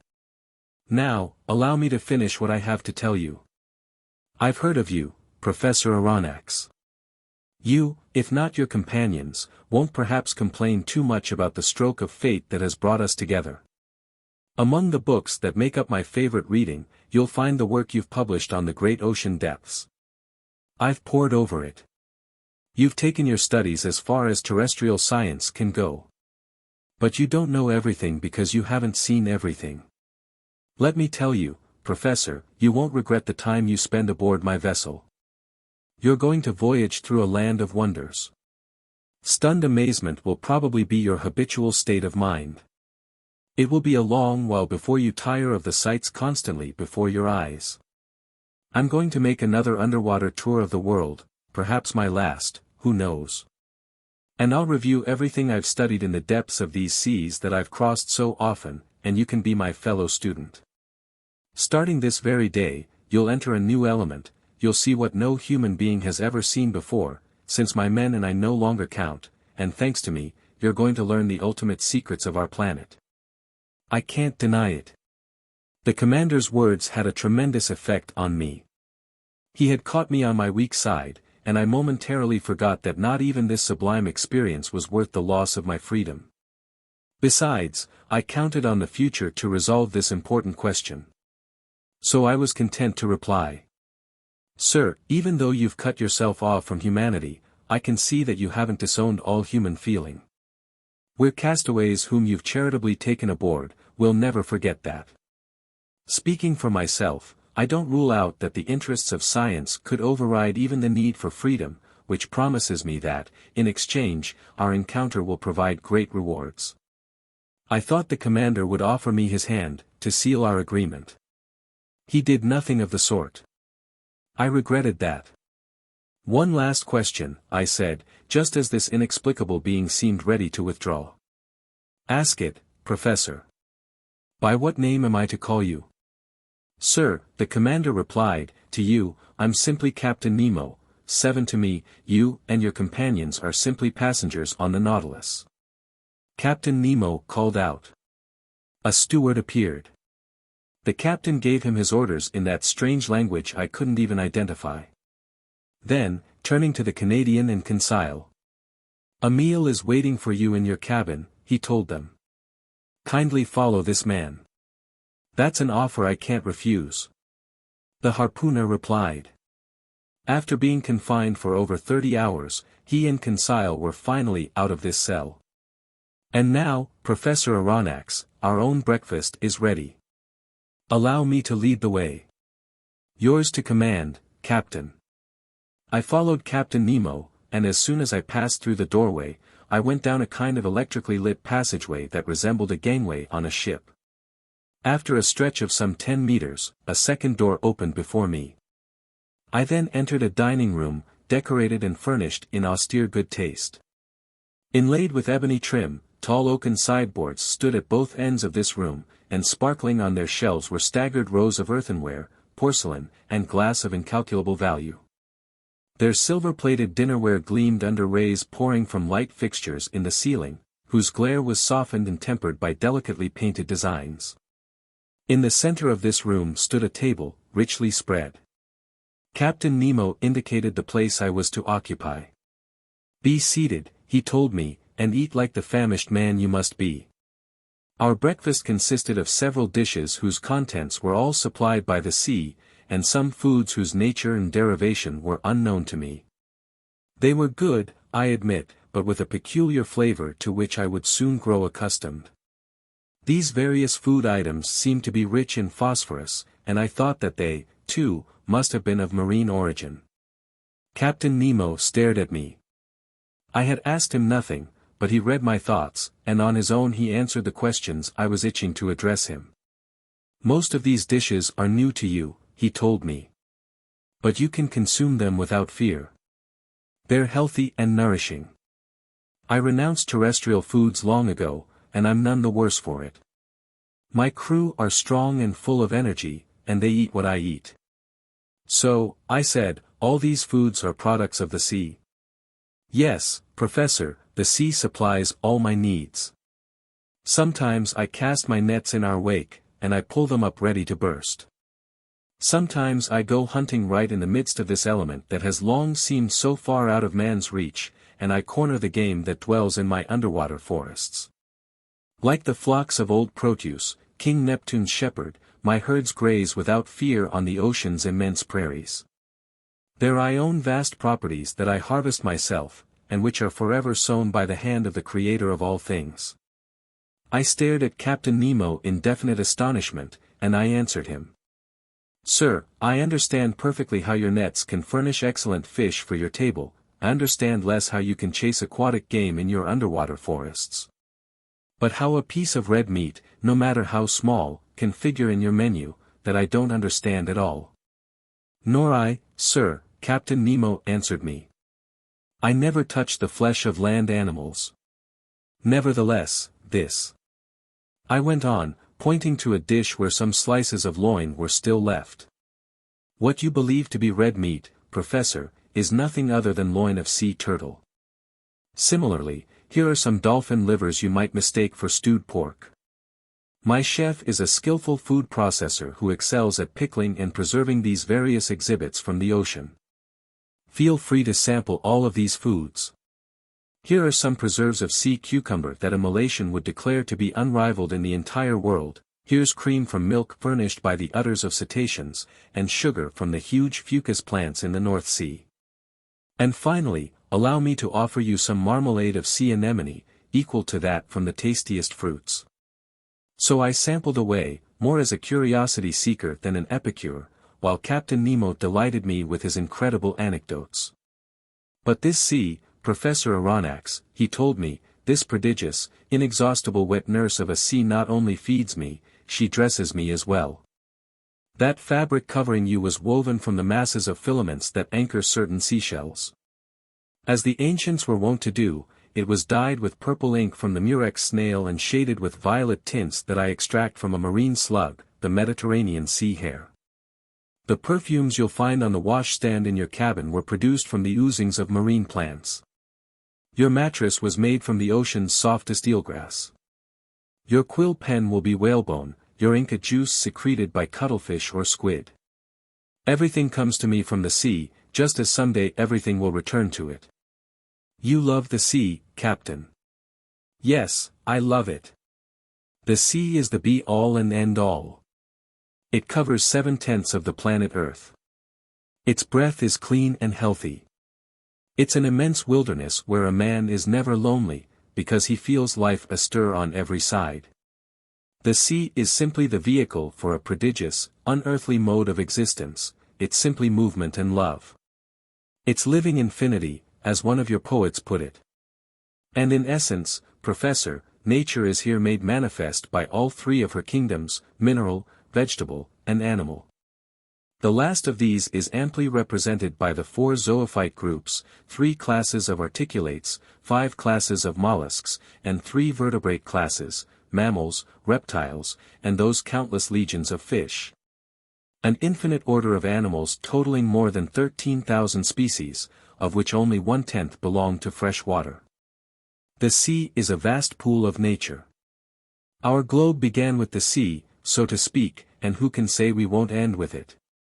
Here lies supreme tranquility. The sea doesn't belong to tyrants. On its surface they can still exercise their iniquitous claims, battle each other, devour each other, haul every earthly horror. But 30 feet below sea level, their dominion ceases, their influence fades, their power vanishes. Ah, sir, live in the heart of the seas. Here alone lies independence. Here I recognize no superiors. Here I'm free. Captain Nemo suddenly fell silent in the midst of this enthusiastic outpouring. Had he let himself get carried away, past the bounds of his habitual reserve? Had he said too much? For a few moments he strolled up and down, all aquiver.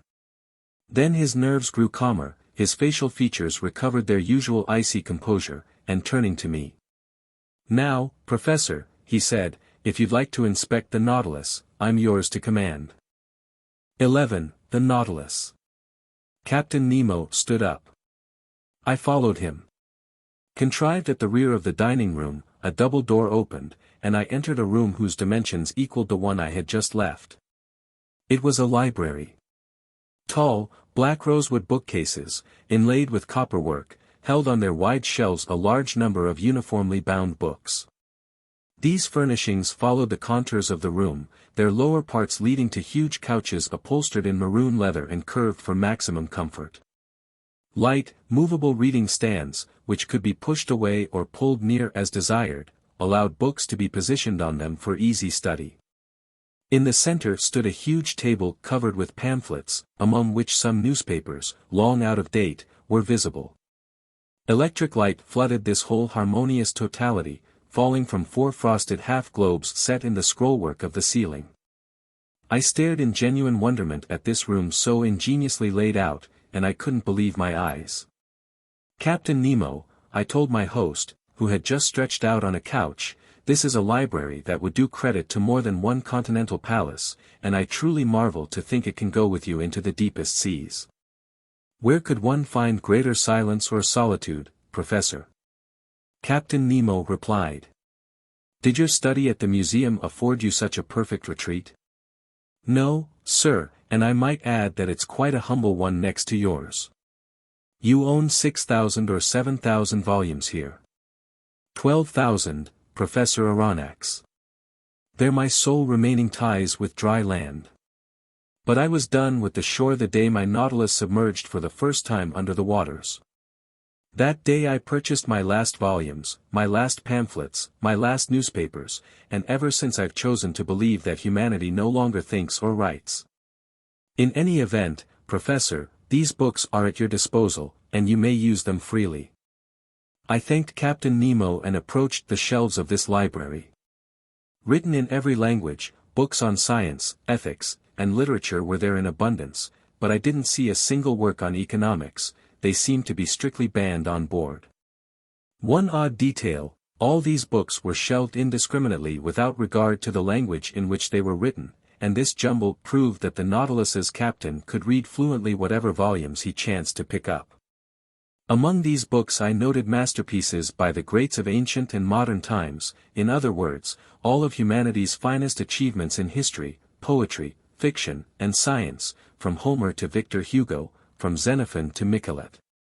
From Rabelais to Madame George Sand. But science, in particular, represented the major investment of this library: books on mechanics, ballistics, hydrography, meteorology, geography, geology, etc. held a place there no less important than works on natural history, and I realized that they made up the captain's chief reading. There I saw the complete works of Humboldt, the complete Arago, as well as works by Foucault, Henri St. Clair Deville, Chasles, Milne Edwards, Cataphages, John Tyndall, Faraday, Berthelot, Father Secchi, Petermann, Commander Maury, Louis Agassiz, etc. Plus the transactions of France's Academy of Sciences, bulletins from the various geographical societies, etc. And in a prime location, those 2 volumes on the great ocean depths that had perhaps earned me this comparatively charitable welcome from Captain Nemo. Among the works of Joseph Bertrand, his book entitled The Founders of Astronomy even gave me a definite date, and since I knew it had appeared in the course of 1865, I concluded that the fitting out of the Nautilus hadn't taken place before then. Accordingly, 3 years ago at the most, Captain Nemo had begun his underwater existence. Moreover, I hoped some books even more recent would permit me to pinpoint the date precisely. But I had plenty of time to look for them, and I didn't want to put off any longer our stroll through the wonders of the Nautilus. "Sir," I told the captain, "thank you for placing this library at my disposal. There are scientific treasures here, and I'll take advantage of them." "This room isn't only a library," Captain Nemo said, "it's also a smoking room." "A smoking room?" I exclaimed. "Then one may smoke on board?" "Surely."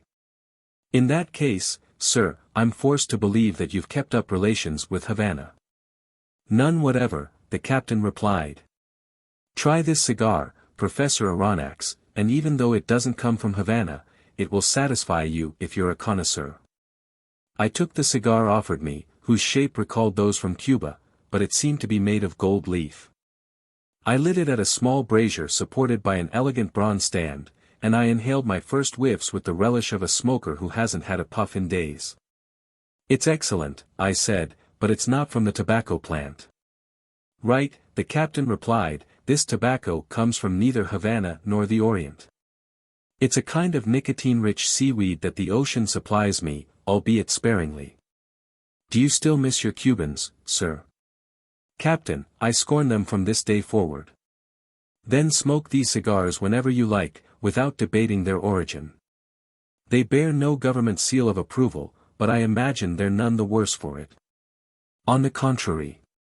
Just then Captain Nemo opened a door facing the one by which I had entered the library, and I passed into an immense, splendidly lit lounge. It was a huge quadrilateral with canted corners, 10 meters long, 6 wide, 5 high. A luminous ceiling, decorated with delicate arabesques, distributed a soft, clear daylight over all the wonders gathered in this museum. For a museum it truly was, in which clever hands had spared no expense to amass every natural and artistic treasure, displaying them with the helter-skelter picturesqueness that distinguishes a painter's studio. Some 30 pictures by the masters, uniformly framed and separated by gleaming panoplies of arms, adorned walls on which were stretched tapestries of austere design. There I saw canvases of the highest value, the likes of which I had marveled at in private European collections and art exhibitions. The various schools of the old masters were represented by a Raphael Madonna, a Virgin by Leonardo da Vinci, a Nymph by Correggio, a Woman by Titian, an Adoration of the Magi by Veronese, an Assumption of the Virgin by Murillo, a Holbein portrait. A Monk by Velázquez, a Martyr by Ribera, a Village Fair by Rubens, 2 Flemish landscapes by Teniers, 3 little genre paintings by Gerard Dow, Metsu, and Paul Potter, 2 canvases by Géricault and Prudhon. Plus seascapes by Bachhuisen and Vernet. Among the works of modern art were pictures signed by Delacroix, Ingres, Decamps, Troyat, Meissonier, Daubigny, etc. And some wonderful miniature statues in marble or bronze, modeled after antiquity's finest originals, stood on their pedestals in the corners of this magnificent museum. As the Nautilus's commander had predicted, my mind was already starting to fall into that promised state of stunned amazement. "Professor," this strange man then said, "you must excuse the informality with which I receive you, and the disorder reigning in this lounge." "Sir," I replied, "without prying into who you are, might I venture to identify you as an artist?" "A collector, sir, nothing more. Formerly I loved acquiring these beautiful works created by the hand of man. I sought them greedily, ferreted them out tirelessly, and I've been able to gather some objects of great value. They're my last mementos of those shores that are now dead for me. In my eyes, your modern artists are already as old as the ancients. They've existed for 2,000 or 3,000 years, and I mix them up in my mind. The masters are ageless. What about these composers?" I said, pointing to sheet music by Weber, Rossini, Mozart, Beethoven, Haydn, Meyerbeer, Harold, Wagner, Auber, Gounod, Victor Mass, and a number of others scattered over a full-size piano organ, which occupied one of the wall panels in this lounge. "These composers," Captain Nemo answered me, "are the contemporaries of Orpheus, because in the annals of the dead, all chronological differences fade, and I'm dead, Professor, quite as dead as those friends of yours sleeping 6 feet under." Captain Nemo fell silent and seemed lost in reverie. I regarded him with intense excitement, silently analyzing his strange facial expression. Leaning his elbow on the corner of a valuable mosaic table, he no longer saw me, he had forgotten my very presence. I didn't disturb his meditations but continued to pass in review the curiosities that enriched this lounge. After the works of art, natural rarities predominated. They consisted chiefly of plants, shells, and other exhibits from the ocean that must have been Captain Nemo's own personal finds. In the middle of the lounge, a jet of water, electrically lit, fell back into a basin made from a single giant clam. The delicately festooned rim of this shell, supplied by the biggest mollusk in the class Acephala, measured about 6 meters in circumference. So it was even bigger than those fine giant clams given to King François I by the Republic of Venice, and which the Church of Saint Sulpice in Paris has made into 2 gigantic holy water fonts. Around this basin, inside elegant glass cases fastened with copper bands, there were classified and labeled the most valuable marine exhibits ever put before the eyes of a naturalist. My professorial glee may easily be imagined. The zoophyte branch offered some very unusual specimens from its 2 groups, the polyps and the echinoderms. In the first group, organ-pipe coral, Gorgonian coral arranged into fan shapes, soft sponges from Syria, Isis coral from the Molucca Islands, sea pen coral, wonderful coral of the genus Virgularia from the waters of Norway. Various coral of the genus Umbellularia, Alcyonarian coral. Then a whole series of those madrepores that my mentor Professor Milne Edwards has so shrewdly classified into divisions and among which I noted the wonderful genus Flabellina as well as the genus Oculina from Reunion Island. Plus a Neptune's chariot from the Caribbean Sea, every superb variety of coral, and in short, every species of these unusual polyparies that congregate to form entire islands that will one day turn into continents. Among the echinoderms, notable for being covered with spines, starfish, feather stars, sea lilies, free-swimming crinoids, brittle stars, sea urchins, sea cucumbers, etc., represented a complete collection of the individuals in this group. An excitable conchologist would surely have fainted dead away before other, more numerous glass cases in which were classified specimens from the mollusk branch. There I saw a collection of incalculable value that I haven't time to describe completely. Among these exhibits I'll mention, just for the record, an elegant royal hammer shell from the Indian Ocean, whose evenly spaced white spots stood out sharply against a base of red and brown. An imperial spiny oyster, brightly colored, bristling with thorns, a specimen rare to European museums, whose value I estimated at 20,000 francs, a common hammer shell from the seas near Queensland, very hard to come by. Exotic cockles from Senegal, fragile white bivalve shells that a single breath could pop like a soap bubble, several varieties of watering pot shell from Java, a sort of limestone tube fringed with leafy folds and much fought over by collectors. A whole series of top-shell snails, greenish-yellow ones fished up from American seas, others colored reddish-brown that patronize the waters off Queensland, the former coming from the Gulf of Mexico and notable for their overlapping shells. The latter some sun-carrier shells found in the southernmost seas, finally and rarest of all, the magnificent spurred star shell from New Zealand. Then some wonderful peppery-furrow shells, several valuable species of Cythera clams and Venus clams, the trellis wentletrap snail from Tranquebar on India's eastern shore, a marbled turban snail gleaming with mother-of-pearl. Green parrot shells from the seas of China, the virtually unknown cone snail from the genus Chenodulus, every variety of cowrie used as money in India and Africa, glory of the seas, the most valuable shell in the East Indies. Finally, common periwinkles, delphinula snails, turret snails, violet snails, European cowries, volute snails, olive shells, mitre shells, helmet shells, murex snails, whelks, harp shells, spiky periwinkles, triton snails, horn shells. Spindle shells, conch shells, spider conchs, limpets, glass snails, sea butterflies, every kind of delicate, fragile seashell that science has baptized with its most delightful names. Aside and in special compartments, strings of supremely beautiful pearls were spread out, the electric light flecking them with little fiery sparks, pink pearls pulled from saltwater fan shells in the Red Sea, green pearls from the rainbow abalone. Yellow, blue, and black pearls, the unusual handiwork of various mollusks from every ocean and of certain mussels from rivers up north, in short, several specimens of incalculable worth that had been oozed by the rarest of shellfish. Some of these pearls were bigger than a pigeon egg. They more than equaled the one that the explorer Tavernier sold the Shah of Persia for 3 million francs, and they surpassed that other pearl owned by the Imam of Muscat, which I had believed to be unrivaled in the entire world. Consequently, to calculate the value of this collection was, I should say, impossible. Captain Nemo must have spent millions in acquiring these different specimens, and I was wondering what financial resources he tapped to satisfy his collector's fancies, when these words interrupted me. "You're examining my shells, Professor. They're indeed able to fascinate a naturalist, but for me they have an added charm, since I've collected every one of them with my own 2 hands, and not a sea on the globe has escaped my investigations. I understand, Captain, I understand your delight at strolling in the midst of this wealth.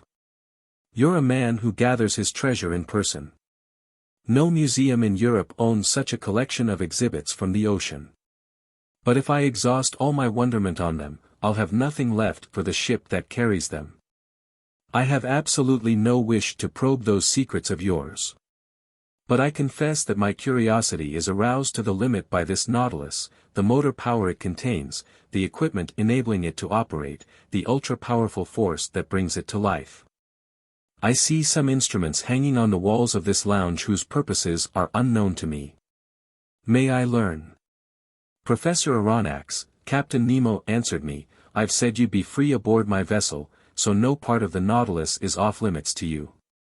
You may inspect it in detail, and I'll be delighted to act as your guide.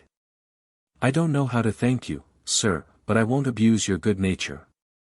I would only ask you about the uses intended for these instruments of physical measure. Professor, these same instruments are found in my stateroom, where I'll have the pleasure of explaining their functions to you. But beforehand, come inspect the cabin set aside for you. You need to learn how you'll be lodged aboard the Nautilus. I followed Captain Nemo, who, via one of the doors cut into the lounge's canted corners, led me back down the ship's gangways. He took me to the bow, and there I found not just a cabin but an elegant stateroom with a bed, a washstand, and various other furnishings. I could only thank my host. Your stateroom adjoins mine, he told me, opening a door, and mine leads into that lounge we've just left. I entered the captain's stateroom. It had an austere, almost monastic appearance. An iron bedstead, a worktable, some washstand fixtures. Subdued lighting. No luxuries. Just the bare necessities. Captain Nemo showed me to a bench. "Kindly be seated," he told me. I sat, and he began speaking as follows. 12. Everything through electricity. Sir, Captain Nemo said, showing me the instruments hanging on the walls of his stateroom. These are the devices needed to navigate the Nautilus. Here, as in the lounge, I always have them before my eyes, and they indicate my position and exact heading in the midst of the ocean. You're familiar with some of them, such as the thermometer, which gives the temperature inside the Nautilus. The barometer, which measures the heaviness of the outside air and forecasts changes in the weather, the humidistat, which indicates the degree of dryness in the atmosphere. The storm glass, whose mixture decomposes to foretell the arrival of tempests, the compass, which steers my course, the sextant, which takes the sun's altitude and tells me my latitude, chronometers, which allow me to calculate my longitude. And finally, spyglasses for both day and night, enabling me to scrutinize every point of the horizon once the Nautilus has risen to the surface of the waves. These are the normal navigational instruments, I replied, and I'm familiar with their uses. But no doubt these others answer pressing needs unique to the Nautilus. That dial I see there, with the needle moving across it, isn't it a pressure gauge? It is indeed a pressure gauge. It's placed in contact with the water, and it indicates the outside pressure on our hull, which in turn gives me the depth at which my submersible is sitting. And these are some new breed of sounding line. They're thermometric sounding lines that report water temperatures in the different strata. And these other instruments, whose functions I can't even guess. Here, Professor, I need to give you some background information, Captain Nemo said. So kindly hear me out. He fell silent for some moments, then he said. There's a powerful, obedient, swift, and effortless force that can be bent to any use and which reigns supreme aboard my vessel. It does everything. It lights me, it warms me, it's the soul of my mechanical equipment. This force is electricity. Electricity!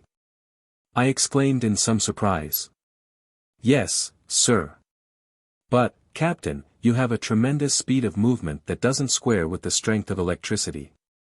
Until now, its dynamic potential has remained quite limited, capable of producing only small amounts of power. Professor, Captain Nemo replied, my electricity isn't the run-of-the-mill variety, and with your permission, I'll leave it at that. I won't insist, sir, and I'll rest content with simply being flabbergasted at your results. I would ask one question, however, which you needn't answer if it's indiscreet. The electric cells you use to generate this marvelous force must be depleted very quickly.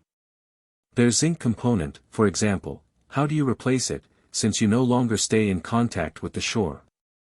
That question deserves an answer, Captain Nemo replied. First off, I'll mention that at the bottom of the sea there exist veins of zinc, iron, silver, and gold whose mining would quite certainly be feasible. But I've tapped none of these land-based metals, and I wanted to make demands only on the sea itself for the sources of my electricity. The sea itself? Yes, Professor, and there was no shortage of such sources. In fact, by establishing a circuit between two wires immersed to different depths, I'd be able to obtain electricity through the diverging temperatures they experience, but I preferred to use a more practical procedure. And that is? You're familiar with the composition of salt water. In 1,000 grams one finds 96.5% water and about 2.66% sodium chloride. Then small quantities of magnesium chloride, potassium chloride, magnesium bromide, sulfate of magnesia, calcium sulfate, and calcium carbonate. Hence you observe that sodium chloride is encountered there in significant proportions. Now then, it's this sodium that I extract from salt water and with which I compose my electric cells. Sodium? Yes, sir. Mixed with mercury, it forms an amalgam that takes the place of zinc in Bunsen cells. The mercury is never depleted. Only the sodium is consumed, and the sea itself gives me that. Beyond this, I'll mention that sodium batteries have been found to generate the greater energy, and their electromotor strength is twice that of zinc batteries. Captain, I fully understand the excellence of sodium under the conditions in which you're placed. The sea contains it. Fine. But it still has to be produced, in short, extracted. And how do you accomplish this? Obviously your batteries could do the extracting, but if I'm not mistaken, the consumption of sodium needed by your electric equipment would be greater than the quantity you'd extract. It would come about, then, that in the process of producing your sodium, you'd use up more than you'd make. Accordingly, Professor, I don't extract it with batteries, quite simply, I utilize the heat of coal from the earth. From the earth? I said, my voice going up on the word. We'll say coal from the seafloor, if you prefer, Captain Nemo replied. And you can mine these veins of underwater coal? You'll watch me work them, Professor Aronnax. I ask only a little patience of you, since you'll have ample time to be patient. Just remember one thing, I owe everything to the ocean, it generates electricity, and electricity gives the Nautilus heat, light, motion, and, in a word, life itself. But not the air you breathe. Oh, I could produce the air needed on board, but it would be pointless, since I can rise to the surface of the sea whenever I like. However, even though electricity doesn't supply me with breathable air, it at least operates the powerful pumps that store it under pressure in special tanks, which, if need be, allows me to extend my stay in the lower strata for as long as I want. Captain, I replied, I'll rest content with marveling. You've obviously found what all mankind will surely find one day, the true dynamic power of electricity. I'm not so certain they'll find it, Captain Nemo replied icily. But be that as it may, you're already familiar with the first use I've found for this valuable force. It lights us, and with a uniformity and continuity not even possessed by sunlight. Now, look at that clock, it's electric, it runs with an accuracy rivaling the finest chronometers. I've had it divided into 24 hours like Italian clocks, since neither day nor night, sun nor moon, exist for me, but only this artificial light that I import into the depths of the seas. See, right now it's 10 o'clock in the morning. That's perfect. Another use for electricity, that dial hanging before our eyes indicates how fast the Nautilus is going. An electric wire puts it in contact with the patent log, this needle shows me the actual speed of my submersible. And hold on, just now we're proceeding at the moderate pace of 15 miles per hour. It's marvelous, I replied, and I truly see, Captain, how right you are to use this force, it's sure to take the place of wind, water, and steam. But that's not all, Professor Aronnax, Captain Nemo said, standing up. And if you'd care to follow me, we'll inspect the Nautilus's stern. In essence, I was already familiar with the whole forward part of this underwater boat, and here are its exact subdivisions going from amidships to its spur, the dining room, 5 meters long and separated from the library by a watertight bulkhead. In other words, it couldn't be penetrated by the sea. The library, 5 meters long, the main lounge, 10 meters long, separated from the captain's stateroom by a second watertight bulkhead, the aforesaid stateroom, 5 meters long, mine, 2.5 meters long, and finally, air tank 7. 5 meters long and extending to the stem post. Total, a length of 35 meters. Doors were cut into the watertight bulkheads and were shut hermetically by means of India rubber seals, which ensured complete safety aboard the Nautilus in the event of a leak in any one section. I followed Captain Nemo down gangways located for easy transit, and I arrived amidships. There I found a sort of shaft heading upward between two watertight bulkheads. An iron ladder, clamped to the wall, led to the shaft's upper end. I asked the captain what this ladder was for. It goes to the skiff, he replied. What? You have a skiff? I replied in some astonishment. Surely. An excellent longboat, light and unsinkable, which is used for excursions and fishing trips. But when you want to set out, don't you have to return to the surface of the sea? By no means. The skiff is attached to the top side of the Nautilus's hull and is set in a cavity expressly designed to receive it. It's completely decked over, absolutely watertight, and held solidly in place by bolts. This ladder leads to a manhole cut into the Nautilus's hull and corresponding to a comparable hole cut into the side of the skiff. I insert myself through this double opening into the longboat. My crew close up the hole belonging to the Nautilus, I close up the one belonging to the skiff, simply by screwing it into place.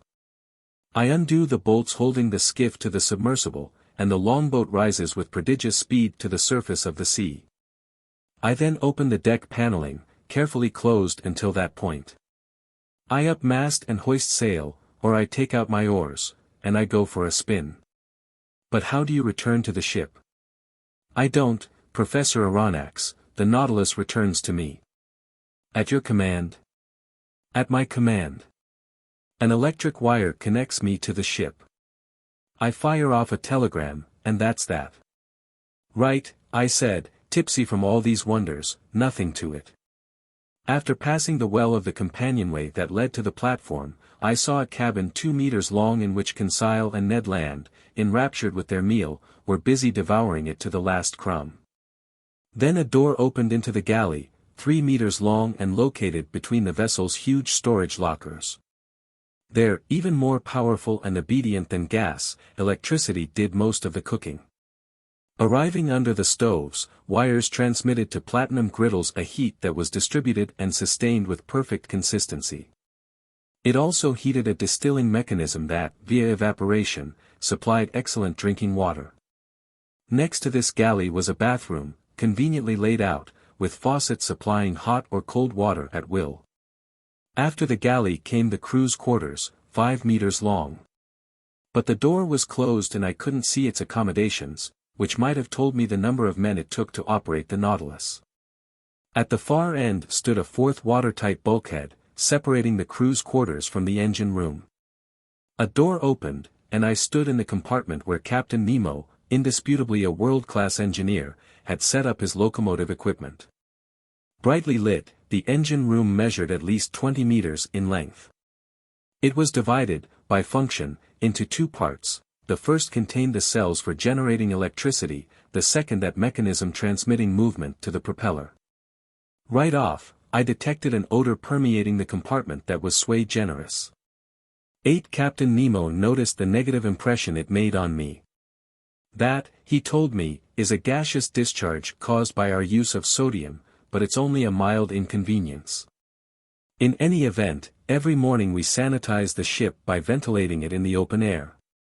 Meanwhile I examined the Nautilus's engine with a fascination easy to imagine. You observe, Captain Nemo told me, that I use Bunsen cells, not Ruhmkorff cells. The latter would be ineffectual. One uses fewer Bunsen cells, but they're big and strong, and experience has proven their superiority.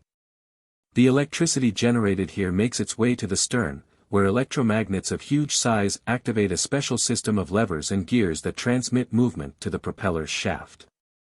The latter has a diameter of 6 meters, a pitch of 7.5 meters, and can do up to 120 revolutions per minute. And that gives you a speed of 50 miles per hour. There lay a mystery, but I didn't insist on exploring it. How could electricity work with such power? Where did this nearly unlimited energy originate?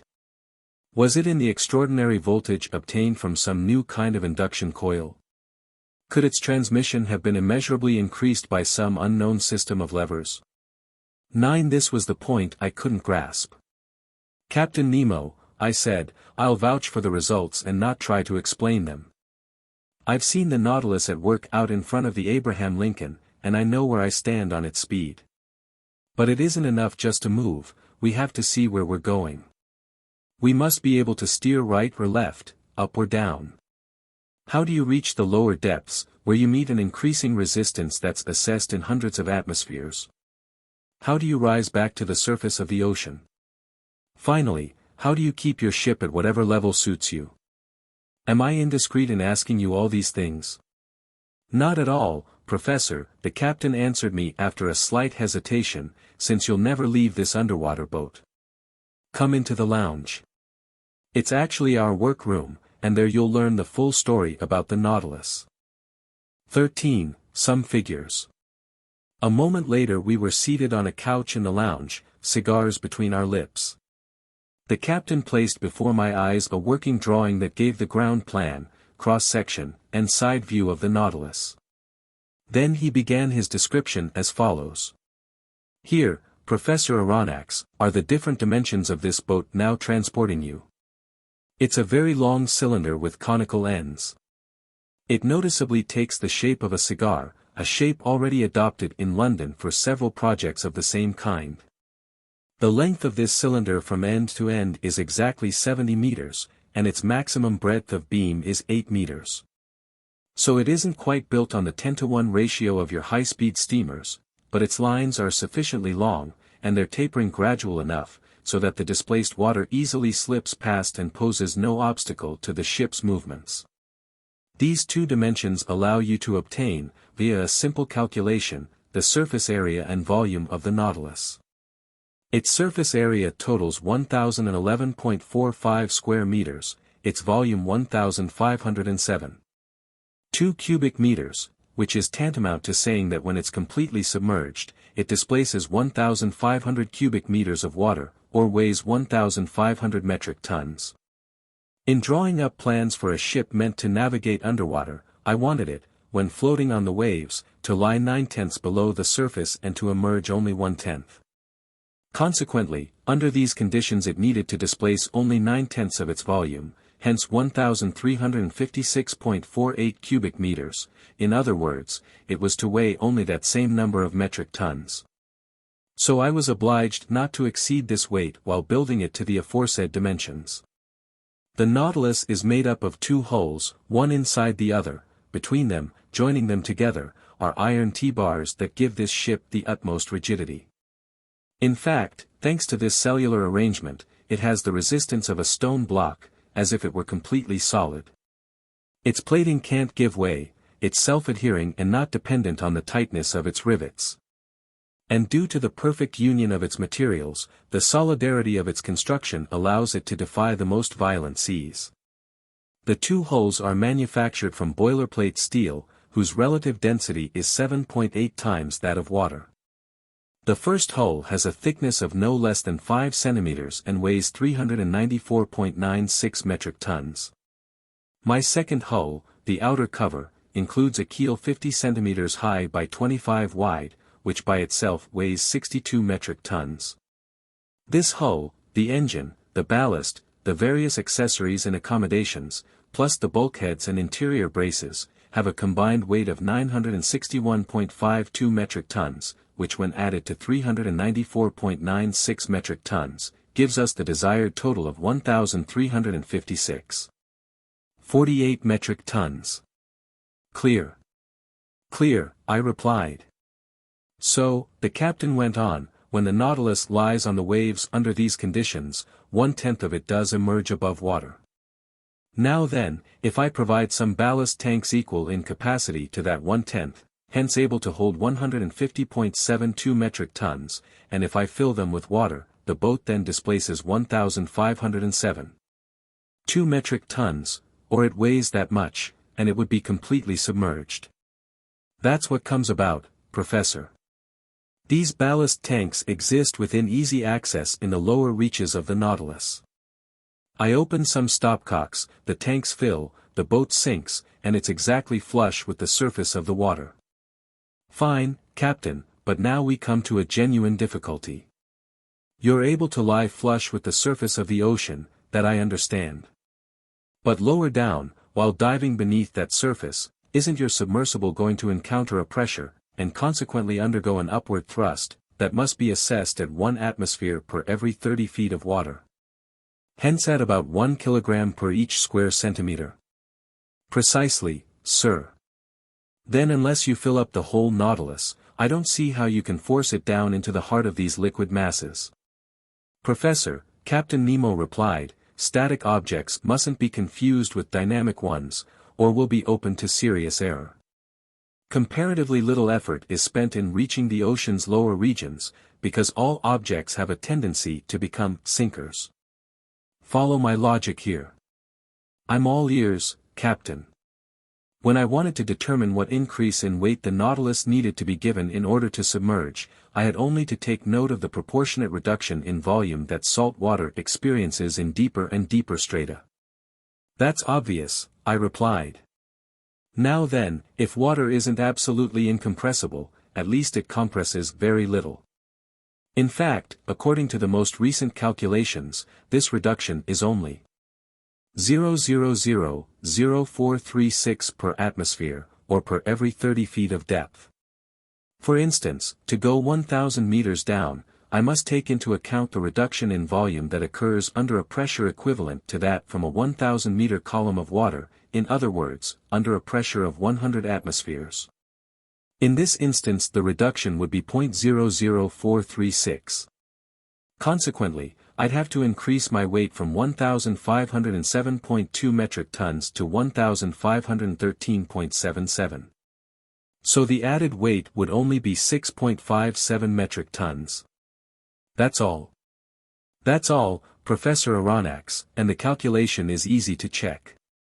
Now then, I have supplementary ballast tanks capable of shipping 100 metric tons of water. So I can descend to considerable depths. When I want to rise again and lie flush with the surface, all I have to do is expel that water, and if I desire that the Nautilus emerge above the waves to 1/10 of its total capacity, I empty all the ballast tanks completely. This logic, backed up by figures, left me without a single objection. I accept your calculations, Captain, I replied, and I'd be ill-mannered to dispute them, since your daily experience bears them out. But at this juncture, I have a hunch that we're still left with one real difficulty. What's that, sir? When you're at a depth of 1,000 meters, the Nautilus's plating bears a pressure of 100 atmospheres. If at this point you want to empty the supplementary ballast tanks in order to lighten your boat and rise to the surface, your pumps must overcome that pressure of 100 atmospheres, which is 100 kilograms per each square centimeter. This demands a strength that electricity alone can give me, Captain Nemo said swiftly. Sir, I repeat, the dynamic power of my engines is nearly infinite. The Nautilus's pumps have prodigious strength, as you must have noticed when their waterspouts swept like a torrent over the Abraham Lincoln. Besides, I use my supplementary ballast tanks only to reach an average depth of 1,500 to 2,000 meters, and that with a view to conserving my machinery. Accordingly, when I have a mind to visit the ocean depths 2 or 3 vertical leagues beneath the surface, I use maneuvers that are more time-consuming but no less infallible. What are they, Captain? I asked. Here I'm naturally led into telling you how the Nautilus is maneuvered. I can't wait to find out. In order to steer this boat to port or starboard, in short, to make turns on a horizontal plane, I use an ordinary, wide-bladed rudder that's fastened to the rear of the stern post and worked by a wheel and tackle. But I can also move the Nautilus upward and downward on a vertical plane by the simple method of slanting its 2 fins, which are attached to its sides at its center of flotation. These fins are flexible, able to assume any position, and can be operated from inside by means of powerful levers.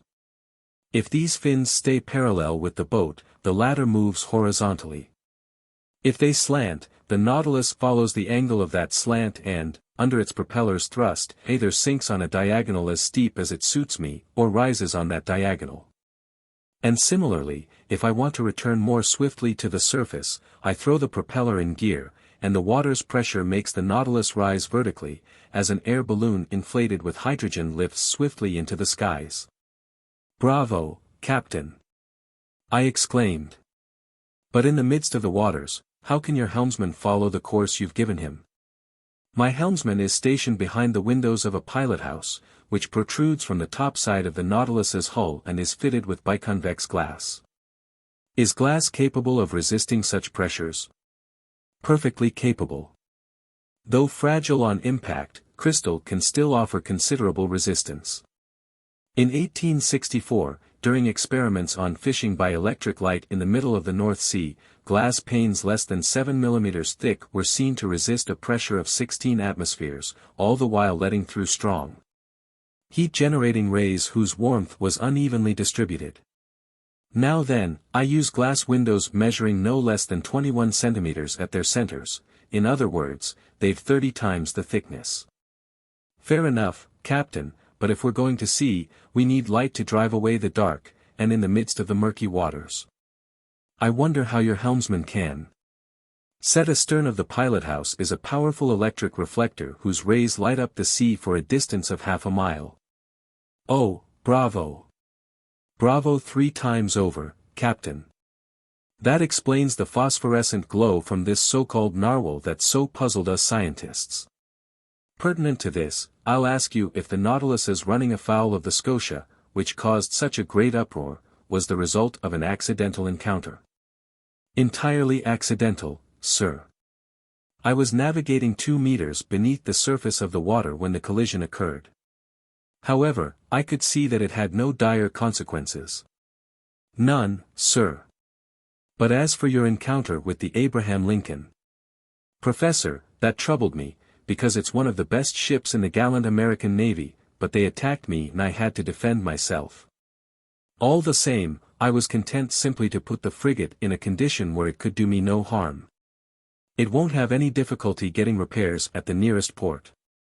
Ah, Commander, I exclaimed with conviction, your Nautilus is truly a marvelous boat. Yes, Professor, Captain Nemo replied with genuine excitement, and I love it as if it were my own flesh and blood. Aboard a conventional ship, facing the ocean's perils, danger lurks everywhere.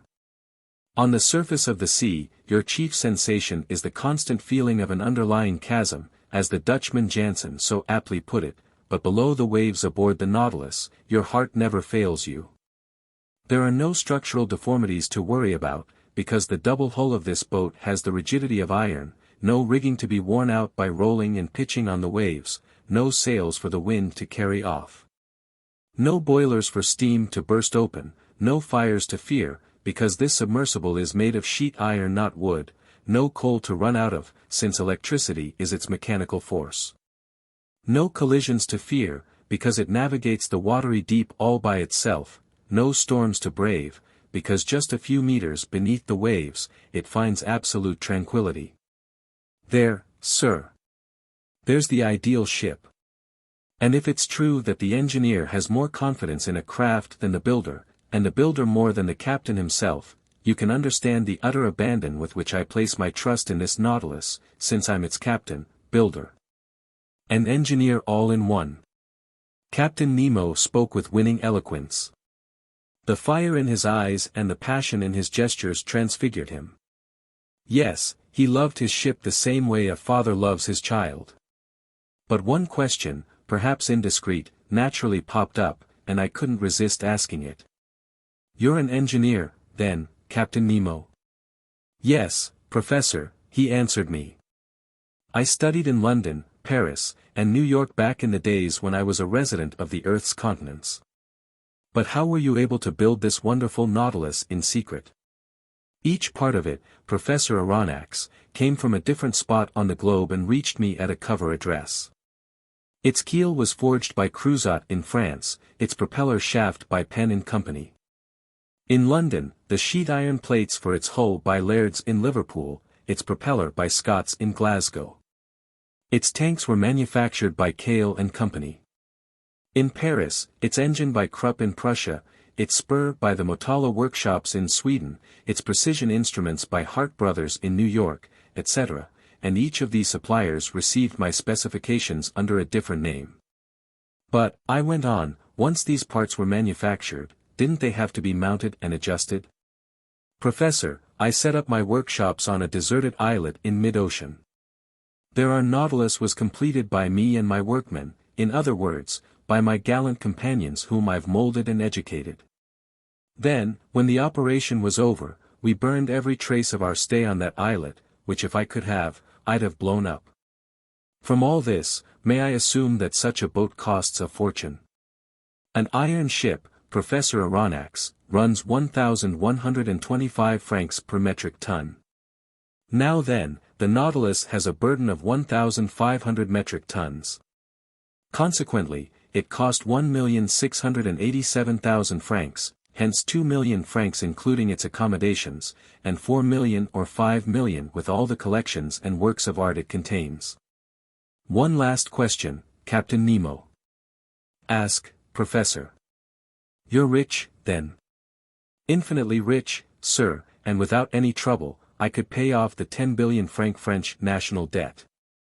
I gaped at the bizarre individual who had just spoken these words. Was he playing on my credulity? Time would tell.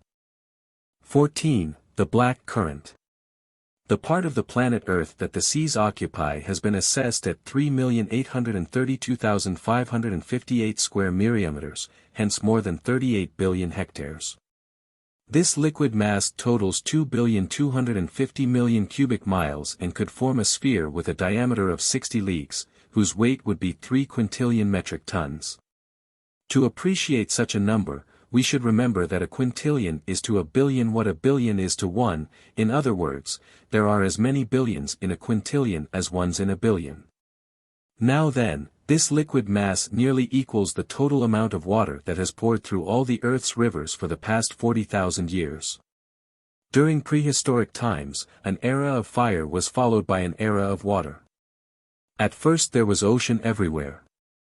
Then, during the Silurian period, the tops of mountains gradually appeared above the waves, islands emerged, disappeared beneath temporary floods, rose again, were fused to form continents.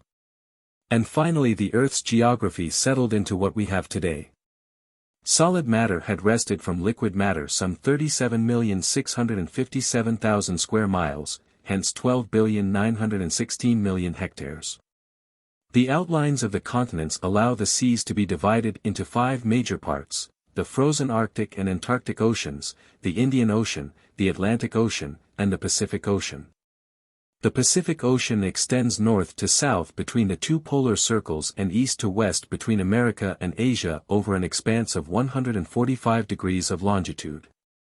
It's the most tranquil of the seas. Its currents are wide and slow-moving, its tides moderate, its rainfall abundant. And this was the ocean that I was first destined to cross under these strangest of auspices. If you don't mind, Professor, Captain Nemo told me, we'll determine our exact position and fix the starting point of our voyage. It's 15 minutes before noon. I'm going to rise to the surface of the water. The captain pressed an electric bell 3 times. The pumps began to expel water from the ballast tanks. On the pressure gauge, a needle marked the decreasing pressures that indicated the Nautilus's upward progress. Then the needle stopped. Here we are, the captain said. I made my way to the central companionway, which led to the platform. I climbed its metal steps, passed through the open hatches, and arrived topside on the Nautilus. The platform emerged only 80 centimeters above the waves. The Nautilus's bow and stern boasted that spindle-shaped outline that had caused the ship to be compared appropriately to a long cigar.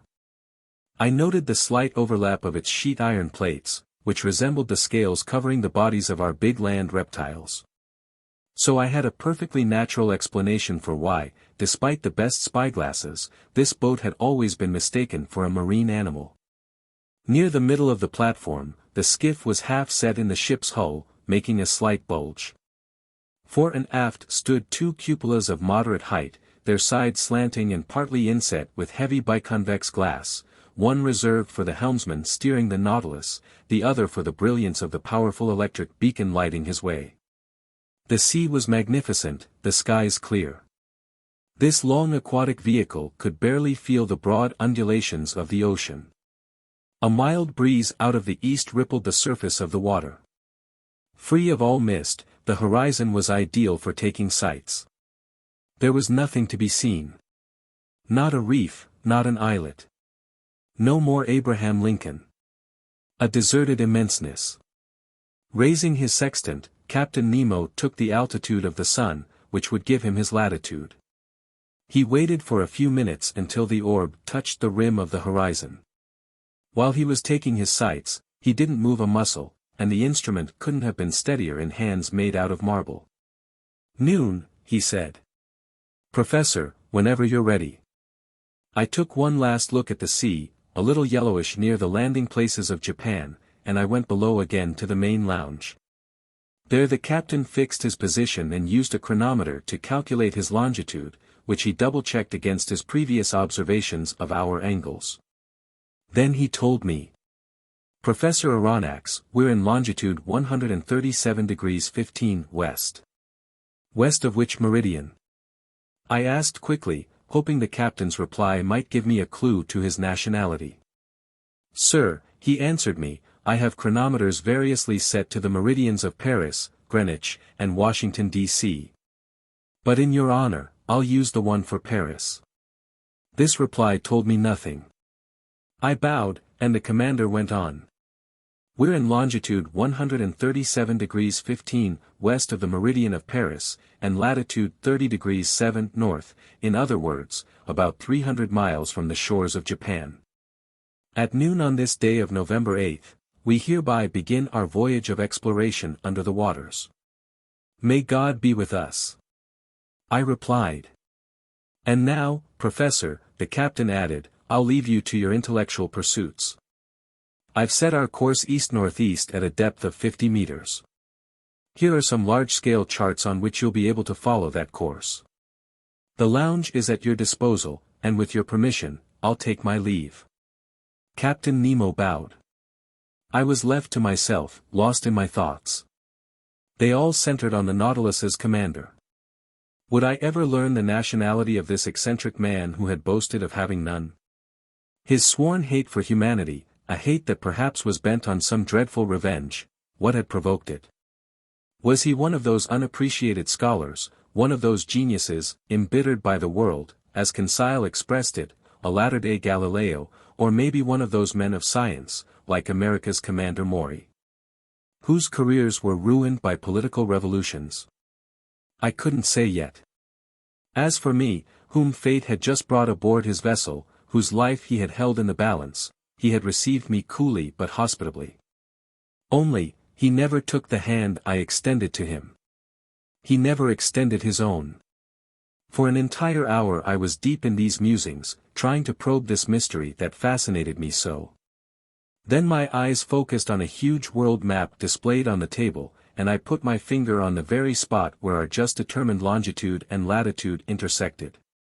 Like the continents, the sea has its rivers.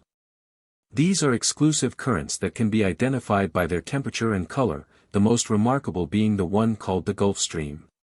Science has defined the global paths of 5 chief currents, one in the North Atlantic, a second in the South Atlantic, a third in the North Pacific, a fourth in the South Pacific, and a fifth in the Southern Indian Ocean. Also it's likely that a 6th current used to exist in the Northern Indian Ocean, when the Caspian and Aral seas joined up with certain large Asian lakes to form a single uniform expanse of water. Now then, at the spot indicated on the world map, one of these seagoing rivers was rolling by, the Kuroshio of the Japanese, the Black Current, heated by perpendicular rays from the tropical sun. It leaves the Bay of Bengal, crosses the Strait of Malacca, goes up the shores of Asia, and curves into the North Pacific as far as the Aleutian Islands, carrying along trunks of camphor trees and other local items. The pure indigo of its warm waters sharply contrasting with the ocean's waves. It was this current the Nautilus was about to cross. I watched it on the map with my eyes, I saw it lose itself in the immenseness of the Pacific, and I felt myself swept along with it, when Ned Land and Conseil appeared in the lounge doorway. My 2 gallant companions stood petrified at the sight of the wonders on display. "Where are we?" the Canadian exclaimed. "In the Quebec Museum." "Begging master's pardon," Conseil answered, "but this seems more like the Sommerard Artifacts exhibition." "My friends," I replied, signaling them to enter, "you're in neither Canada nor France, but securely aboard the Nautilus, 50 meters below sea level." "If master says so, then so be it," Conseil answered. "But in all honesty, this lounge is enough to astonish even someone Flemish like myself. Indulge your astonishment, my friend, and have a look, because there's plenty of work here for a classifier of your talents." Conseil needed no encouraging. Bending over the glass cases, the gallant lad was already muttering choice words from the naturalist's vocabulary: class Gastropoda, family Buxinoidea, genus Cowrie, species Cyprea madagascariensis, etc. Meanwhile Ned Land, less dedicated to conchology, questioned me about my interview with Captain Nemo. Had I discovered who he was, where he came from, where he was heading, how deep he was taking us? In short, 1,000 questions I had no time to answer. I told him everything I knew, or, rather, everything I didn't know, and I asked him what he had seen or heard on his part. "Haven't seen or heard a thing," the Canadian replied. "I haven't even spotted the crew of this boat. By any chance, could they be electric too?" "Electric? Oh ye gods, I'm half tempted to believe it." "But back to you, Professor Aronnax," Ned Land said, still hanging on to his ideas. "Can't you tell me how many men are on board? 10, 20, 50, 100? I'm unable to answer you, Mr. Land. And trust me on this, for the time being, get rid of these notions of taking over the Nautilus or escaping from it. This boat is a masterpiece of modern technology, and I'd be sorry to have missed it. Many people would welcome the circumstances that have been handed us, just to walk in the midst of these wonders. So keep calm, and let's see what's happening around us." "See," the harpooner exclaimed. "There's nothing to see, nothing we'll ever see from this sheet iron prison. We're simply running around blindfolded." Ned Land was just pronouncing these last words when we were suddenly plunged into darkness, utter darkness. The ceiling lights went out so quickly, my eyes literally ached, just as if we had experienced the opposite sensation of going from the deepest gloom to the brightest sunlight. We stood stock still, not knowing what surprise was waiting for us, whether pleasant or unpleasant. But a sliding sound became audible. You could tell that some panels were shifting over the Nautilus's sides. "It's the beginning of the end," Ned Land said. "Order Hydromedusa," Conseil muttered. Suddenly, through two oblong openings, daylight appeared on both sides of the lounge. The liquid masses came into view, brightly lit by the ship's electric outpourings. We were separated from the sea by 2 panes of glass. Initially I shuddered at the thought that these fragile partitions could break, but strong copper bands secured them, giving them nearly infinite resistance. The sea was clearly visible for a 1-mile radius around the Nautilus. What a sight! What pen could describe it?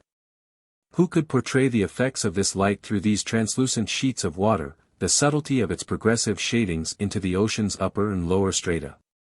The transparency of salt water has long been recognized. Its clarity is believed to exceed that of spring water. The mineral and organic substances it holds in suspension actually increase its translucency. In certain parts of the Caribbean Sea, you can see the sandy bottom with startling distinctness as deep as 145 meters down, and the penetrating power of the sun's rays seems to give out only at a depth of 300 meters. But in this fluid setting traveled by the Nautilus, our electric glow was being generated in the very heart of the waves. It was no longer illuminated water, it was liquid light.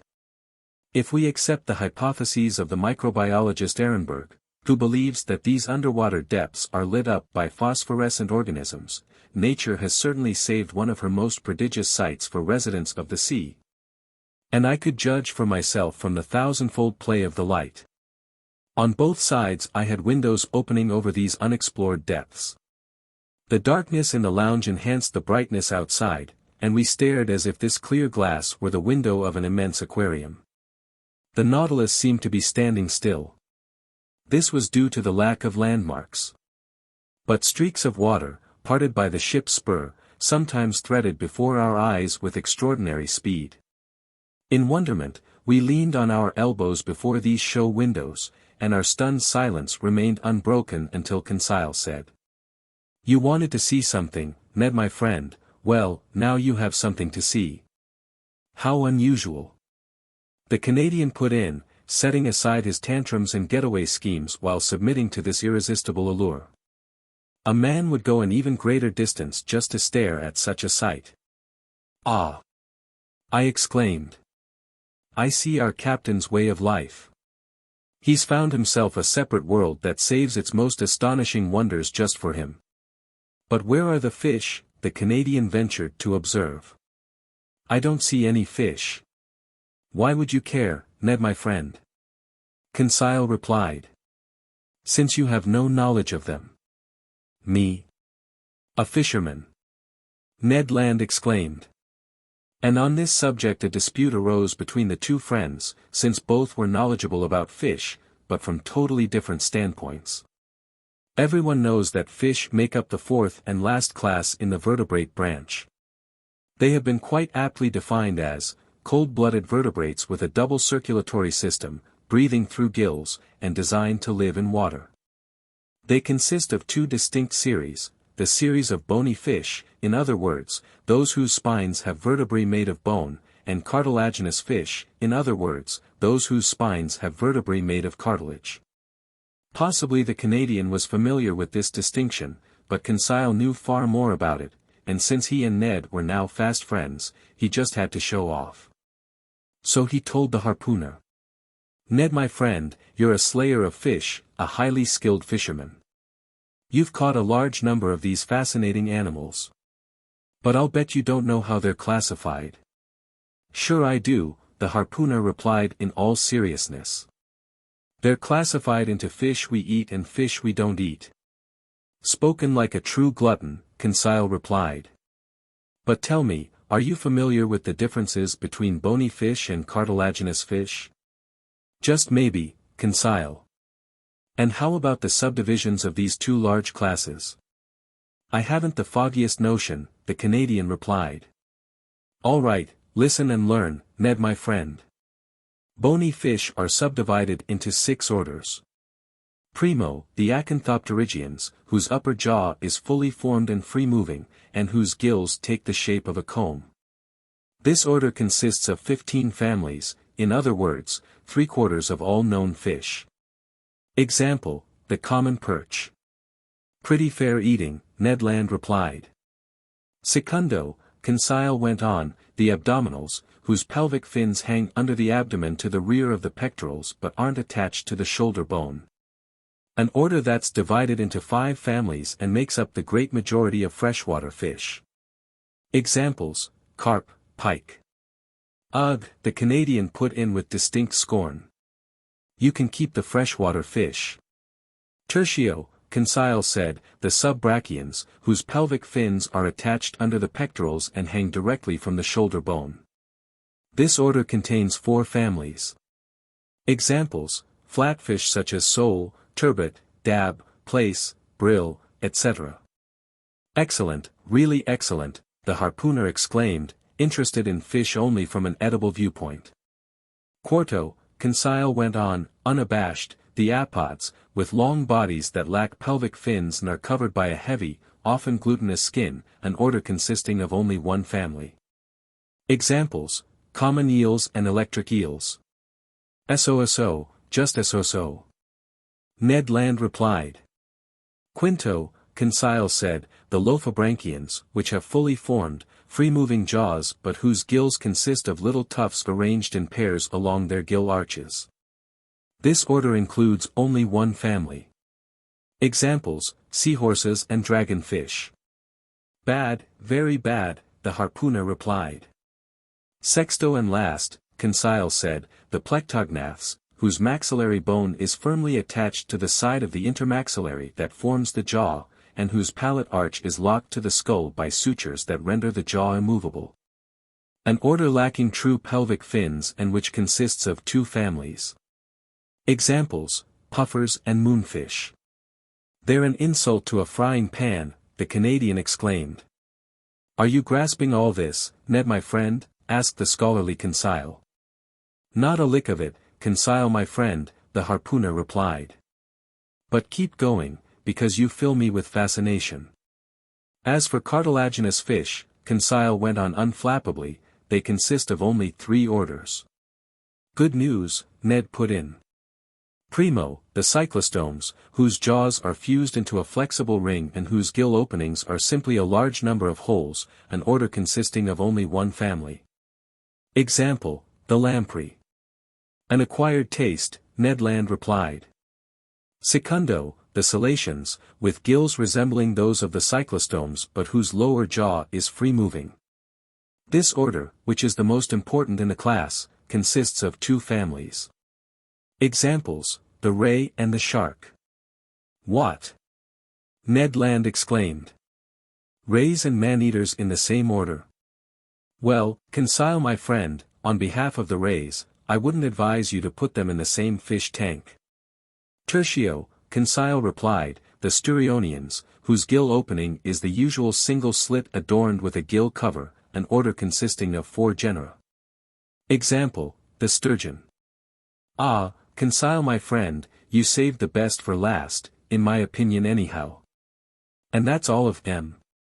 Yes, my gallant Ned, Conseil replied. And note well, even when one has grasped all this, one still knows next to nothing, because these families are subdivided into genera, subgenera, species, varieties. All right, Conseil my friend, the harpooner said. Leaning toward the glass panel, here come a couple of your varieties now. Yes. Fish. Conseil exclaimed. One would think he was in front of an aquarium. No, I replied, because an aquarium is nothing more than a cage, and these fish are as free as birds in the air. Well, Conseil my friend, identify them. Start naming them. Ned Land exclaimed. Me? Conseil replied. I'm unable to. That's my employer's bailiwick. And in truth, although the fine lad was a classifying maniac, he was no naturalist, and I doubt that he could tell a bonito from a tuna.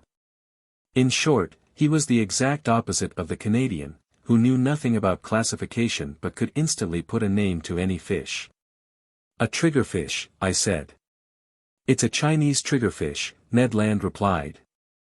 Genus Balistes, family Scleroderma, order Plectognatha, Conseil muttered. Assuredly, Ned and Conseil in combination added up to one outstanding naturalist. The Canadian was not mistaken. Cavorting around the Nautilus was a school of triggerfish with flat bodies, grainy skins, armed with stings on their dorsal fins, and with 4 prickly rows of quills quivering on both sides of their tails.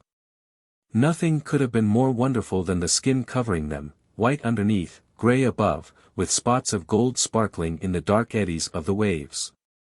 Around them, rays were undulating like sheets flapping in the wind, and among these I spotted, much to my glee, a Chinese ray, yellowish on its top side, a dainty pink on its belly, and armed with 3 stings behind its eyes. A rare species whose very existence was still doubted in Lacepede's day, since that pioneering classifier of fish had seen one only in a portfolio of Japanese drawings. For 2 hours a whole aquatic army escorted the Nautilus. In the midst of their leaping and cavorting, while they competed with each other in beauty, radiance, and speed, I could distinguish some green wrasse, bewhiskered mullet marked with pairs of black lines. White gobies from the genus Eleotris with curved caudal fins and violet spots on the back, wonderful Japanese mackerel from the genus Scomber with blue bodies and silver heads. Glittering azure goldfish whose name by itself gives their full description, several varieties of porgy or gilthead, some banded gilthead with fins variously blue and yellow. Some with horizontal heraldic bars and enhanced by a black strip around their caudal area, some with color zones and elegantly corseted in their 6 waistbands. Trumpetfish with flute-like beaks that looked like genuine seafaring woodcocks and were sometimes a meter long, Japanese salamanders. Serpentine moray eels from the genus Echidna that were 6 feet long with sharp little eyes and a huge mouth bristling with teeth. Etc. Our wonderment stayed at an all-time fever pitch. Our exclamations were endless.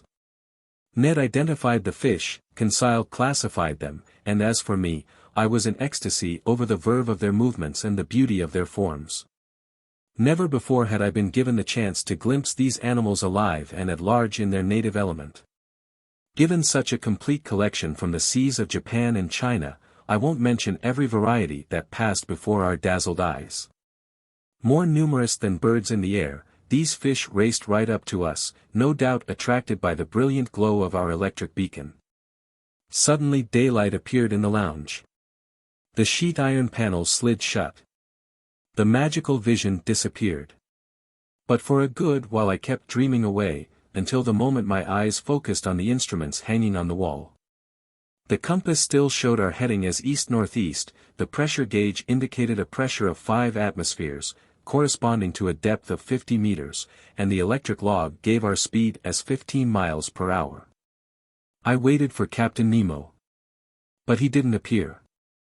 The clock marked the hour of 5. Ned Land and Conseil returned to their cabin. As for me, I repaired to my stateroom. There I found dinner ready for me.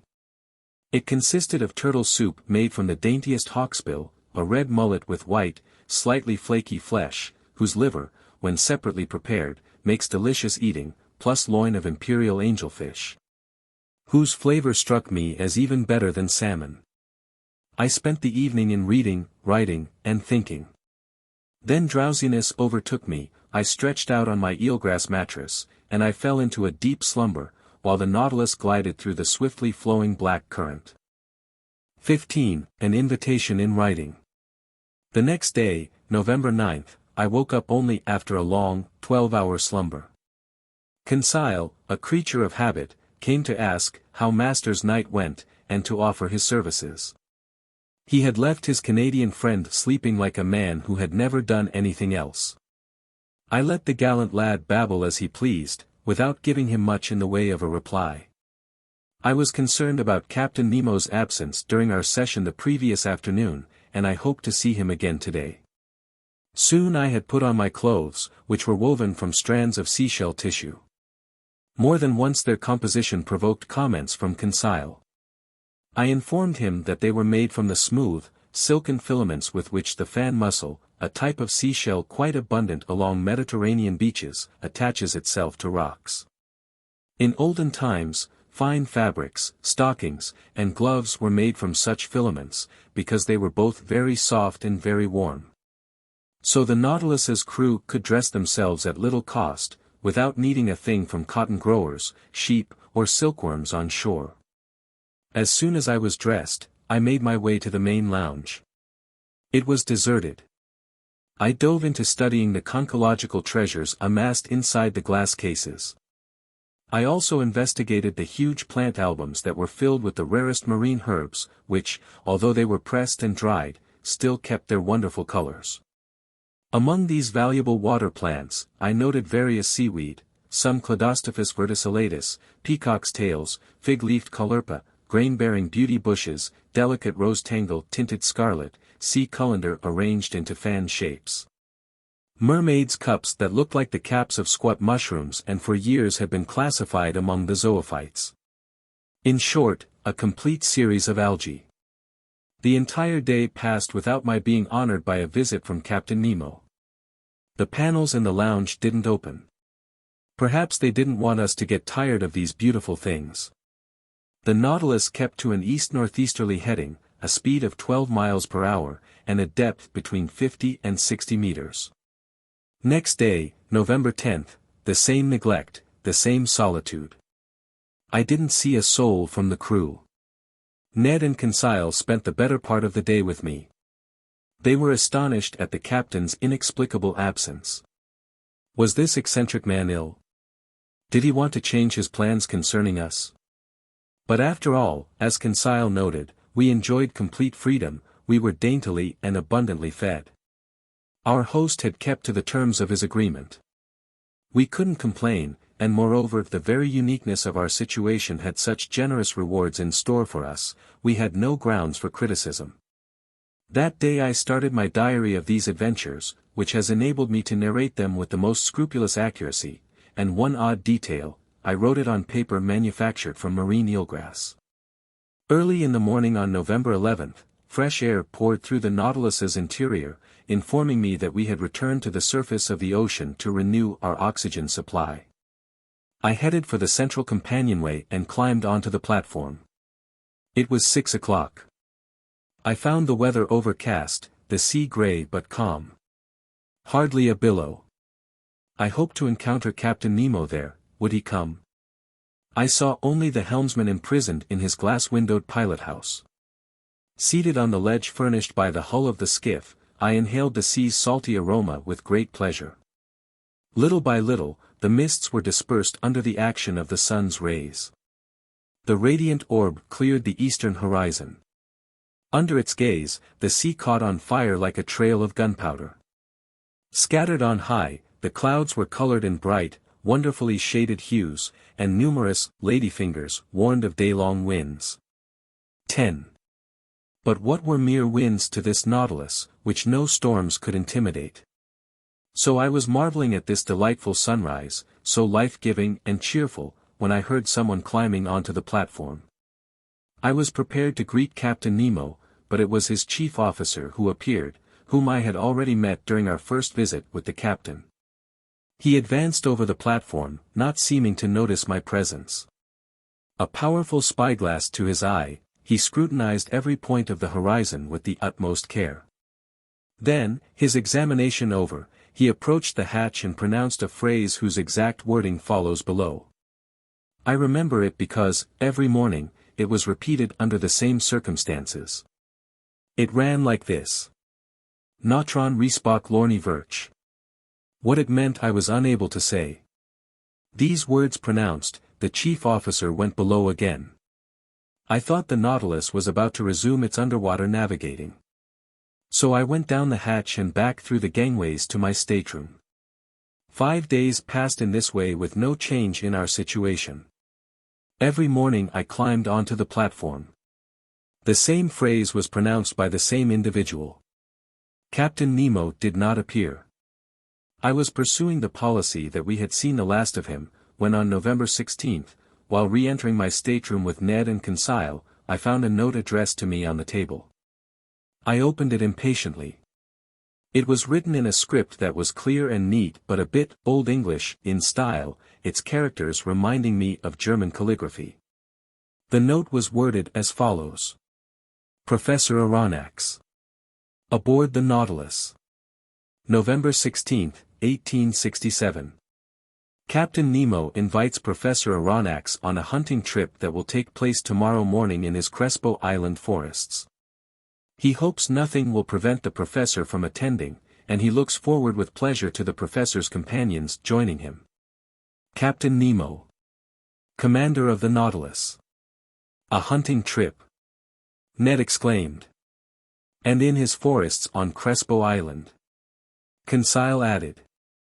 But does this mean the old boy goes ashore? Ned Land went on. That seems to be the gist of it, I said, rereading the letter. Well, we've got to accept, the Canadian answered. Once we're on solid ground, we'll figure out a course of action.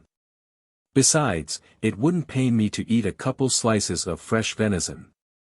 Without trying to reconcile the contradictions between Captain Nemo's professed horror of continents or islands and his invitation to go hunting in a forest, I was content to reply. First let's look into this Crespo Island. I consulted the world map. And in latitude 32 degrees 40 foot north and longitude 167 degrees 50 west, I found an islet that had been discovered in 1801 by Captain Crespo, which old Spanish charts called Roca de la Plata, in other words, Silver Rock. So we were about 1,800 miles from our starting point, and by a slight change of heading, the Nautilus was bringing us back toward the southeast. I showed my companions this small, stray rock in the middle of the North Pacific. If Captain Nemo does sometimes go ashore, I told them, at least he only picks desert islands. Ned Land shook his head without replying, then he and Conseil left me. After supper was served me by the mute and emotionless steward, I fell asleep. But not without some anxieties. When I woke up the next day, November 17, I sensed that the Nautilus was completely motionless. I dressed hurriedly and entered the main lounge. Captain Nemo was there waiting for me. He stood up, bowed, and asked if it suited me to come along. Since he made no allusion to his absence the past 8 days, I also refrained from mentioning it, and I simply answered that my companions and I were ready to go with him. Only, sir, I added, I'll take the liberty of addressing a question to you. Address away, Professor Aronnax, and if I'm able to answer, I will. Well then, Captain, how is it that you've severed all ties with the shore, yet you own forests on Crespo Island? Professor, the captain answered me, these forests of mine don't bask in the heat and light of the sun. They aren't frequented by lions, tigers, panthers, or other quadrupeds. They're known only to me. They grow only for me. These forests aren't on land, they're actual underwater forests.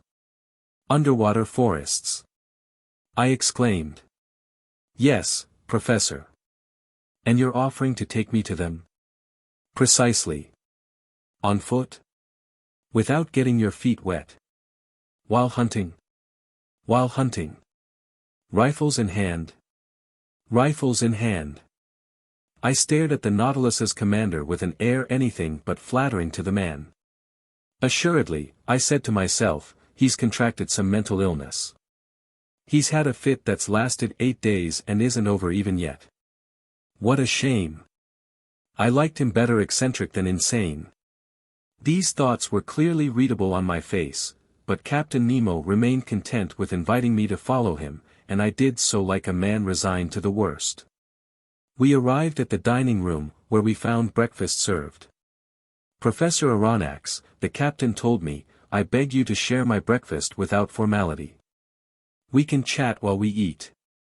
Because, although I promised you a stroll in my forests, I made no pledge to arrange for your encountering a restaurant there. Accordingly, eat your breakfast like a man who'll probably eat dinner only when it's extremely late. I did justice to this meal. It was made up of various fish and some slices of sea cucumber, that praiseworthy zoophyte, all garnished with such highly appetizing seaweed as the Porphyra laciniata and the Laurencia primafetida. Our beverage consisted of clear water to which, following the captain's example, I added some drops of a fermented liquor extracted by the Kamchatka process from the seaweed known by name as Rhodymenia palmata. At first Captain Nemo ate without pronouncing a single word. Then he told me, Professor, when I proposed that you go hunting in my Crespo forests, you thought I was contradicting myself. When I informed you that it was an issue of underwater forests, you thought I'd gone insane. Professor, you must never make snap judgments about your fellow man. But, Captain, believe me. Kindly listen to me, and you'll see if you have grounds for accusing me of insanity or self-contradiction. I'm all attention. Professor, you know as well as I do that a man can live underwater so long as he carries with him his own supply of breathable air. For underwater work projects, the workman wears a waterproof suit with his head imprisoned in a metal capsule, while he receives air from above by means of force pumps and flow regulators. That's the standard equipment for a diving suit, I said.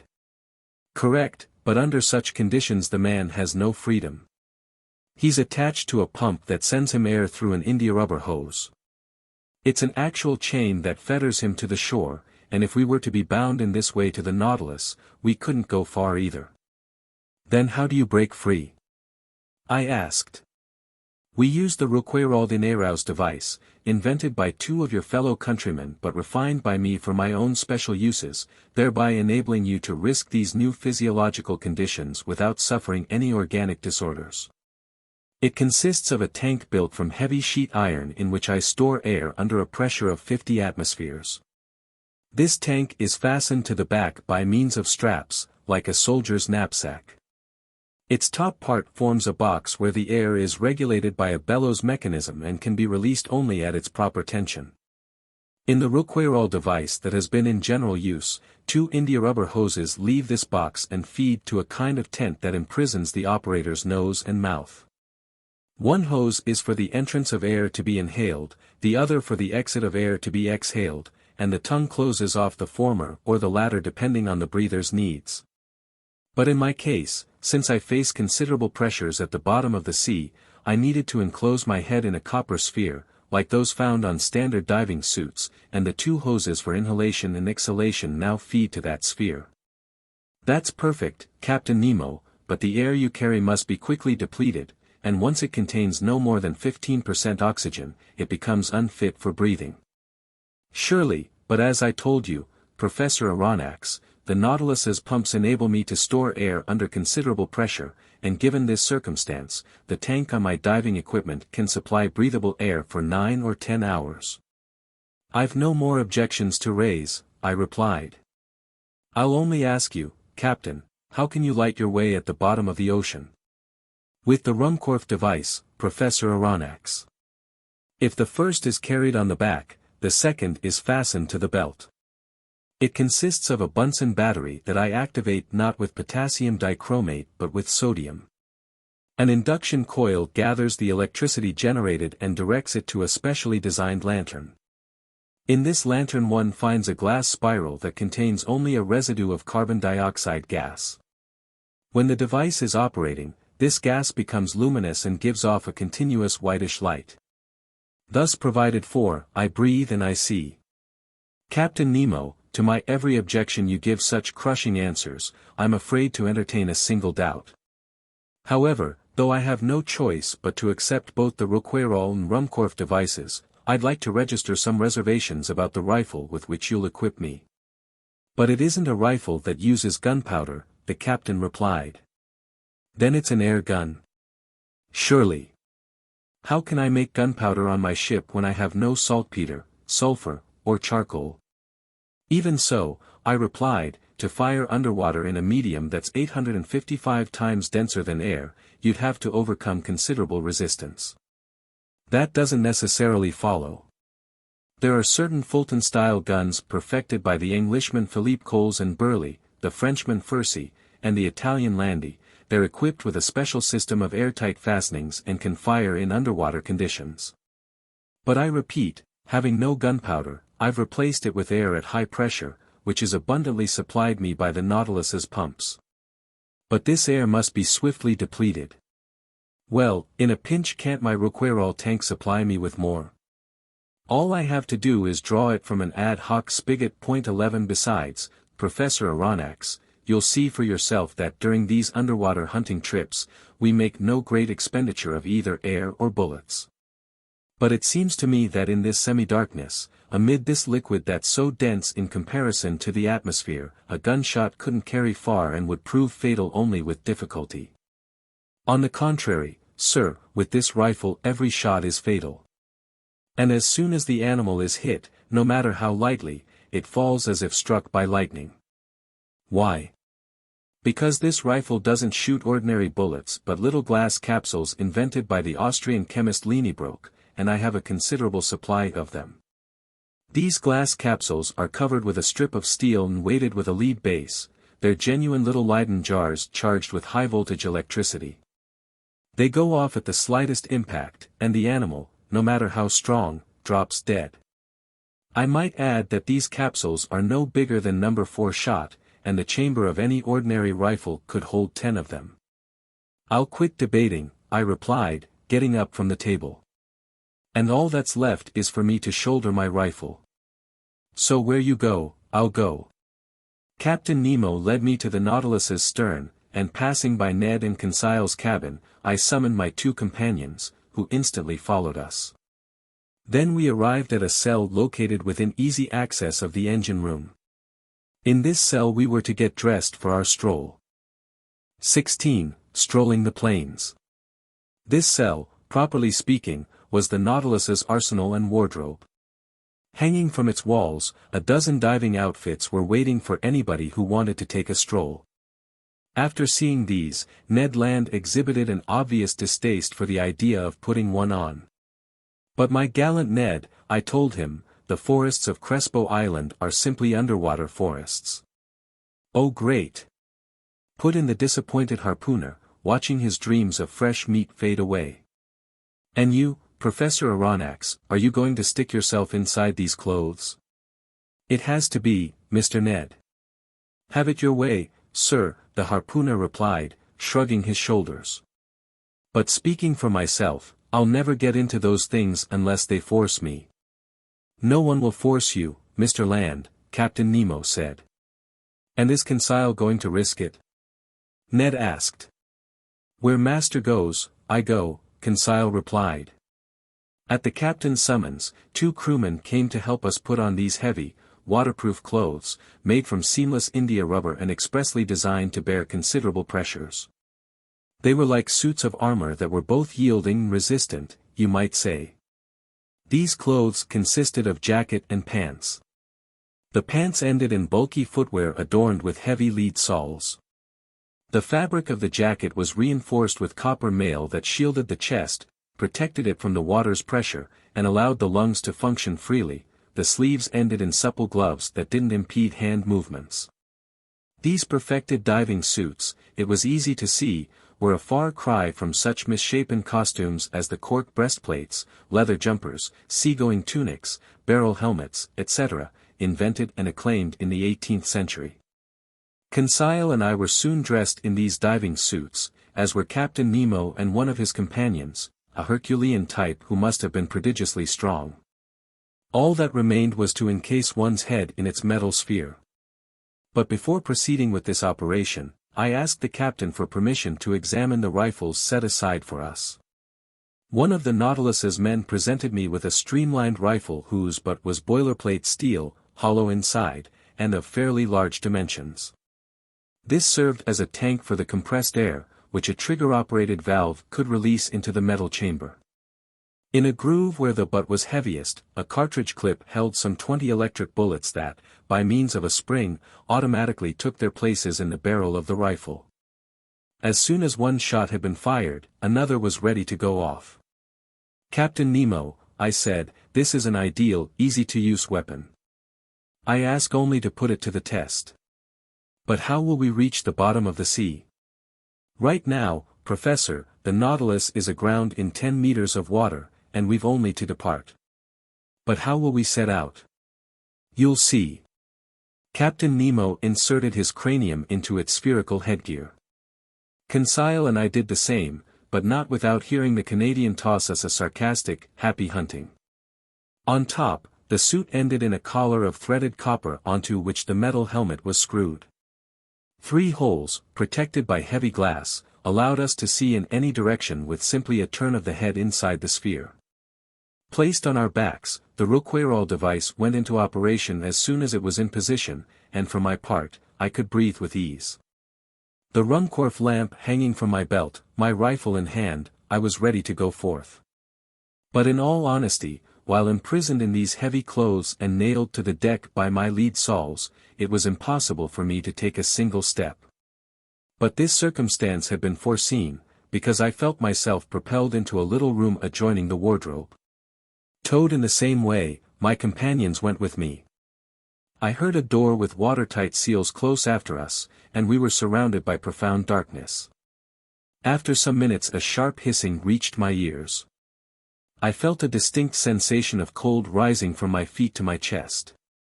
Apparently a stopcock inside the boat was letting in water from outside, which overran us and soon filled up the room. Contrived in the Nautilus's side, a second door then opened. We were lit by a subdued light. An instant later our feet were treading the bottom of the sea. And now, how can I convey the impressions left on me by this stroll under the waters? Words are powerless to describe such wonders. When even the painter's brush can't depict the effects unique to the liquid element, how can the writer's pen hope to reproduce them?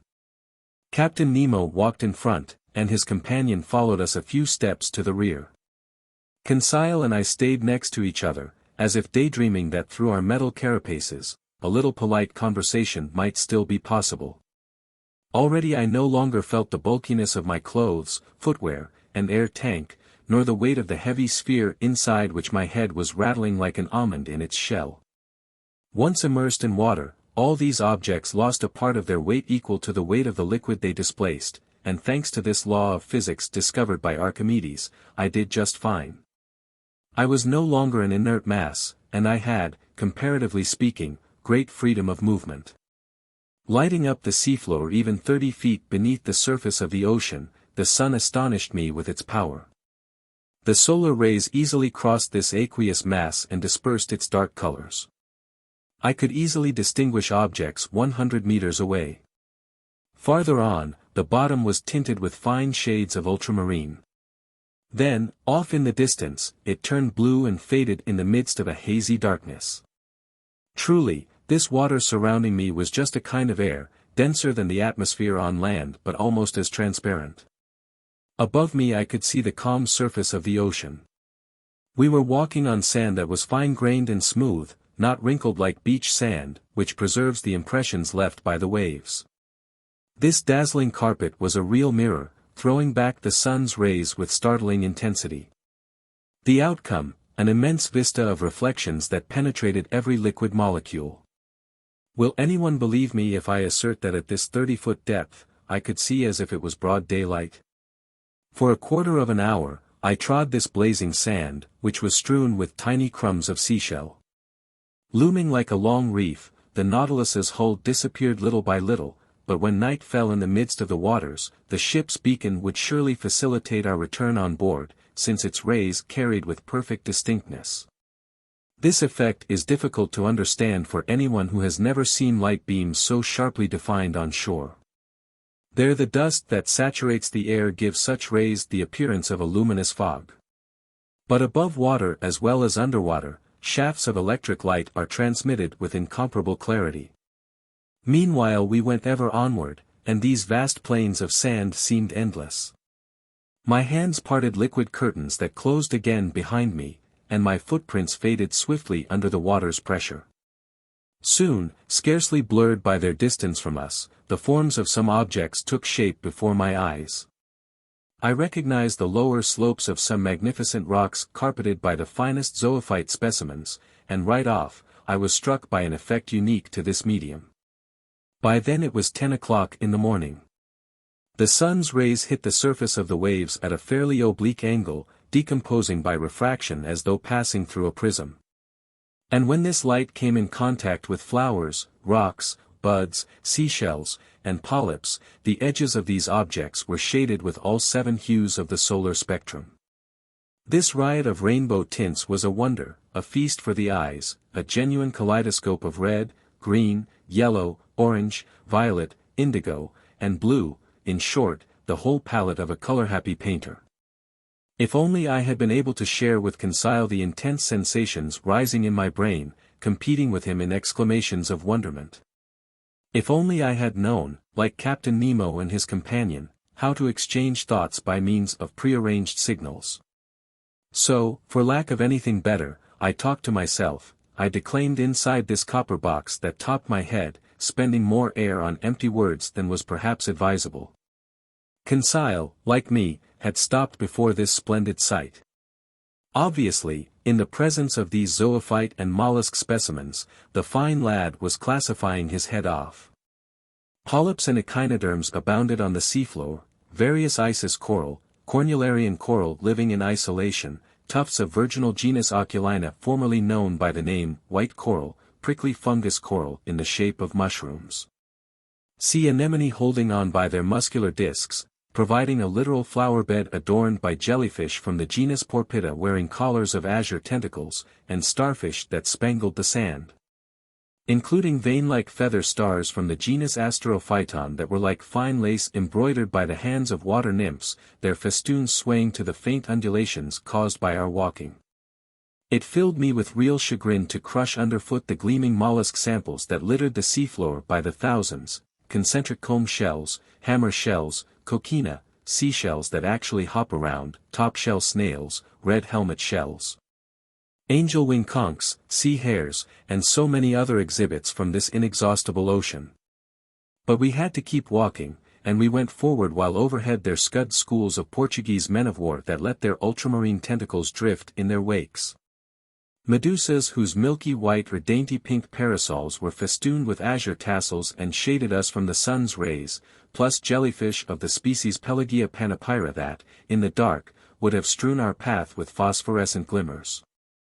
All these wonders I glimpsed in the space of a quarter of a mile, barely pausing, following Captain Nemo whose gestures kept beckoning me onward.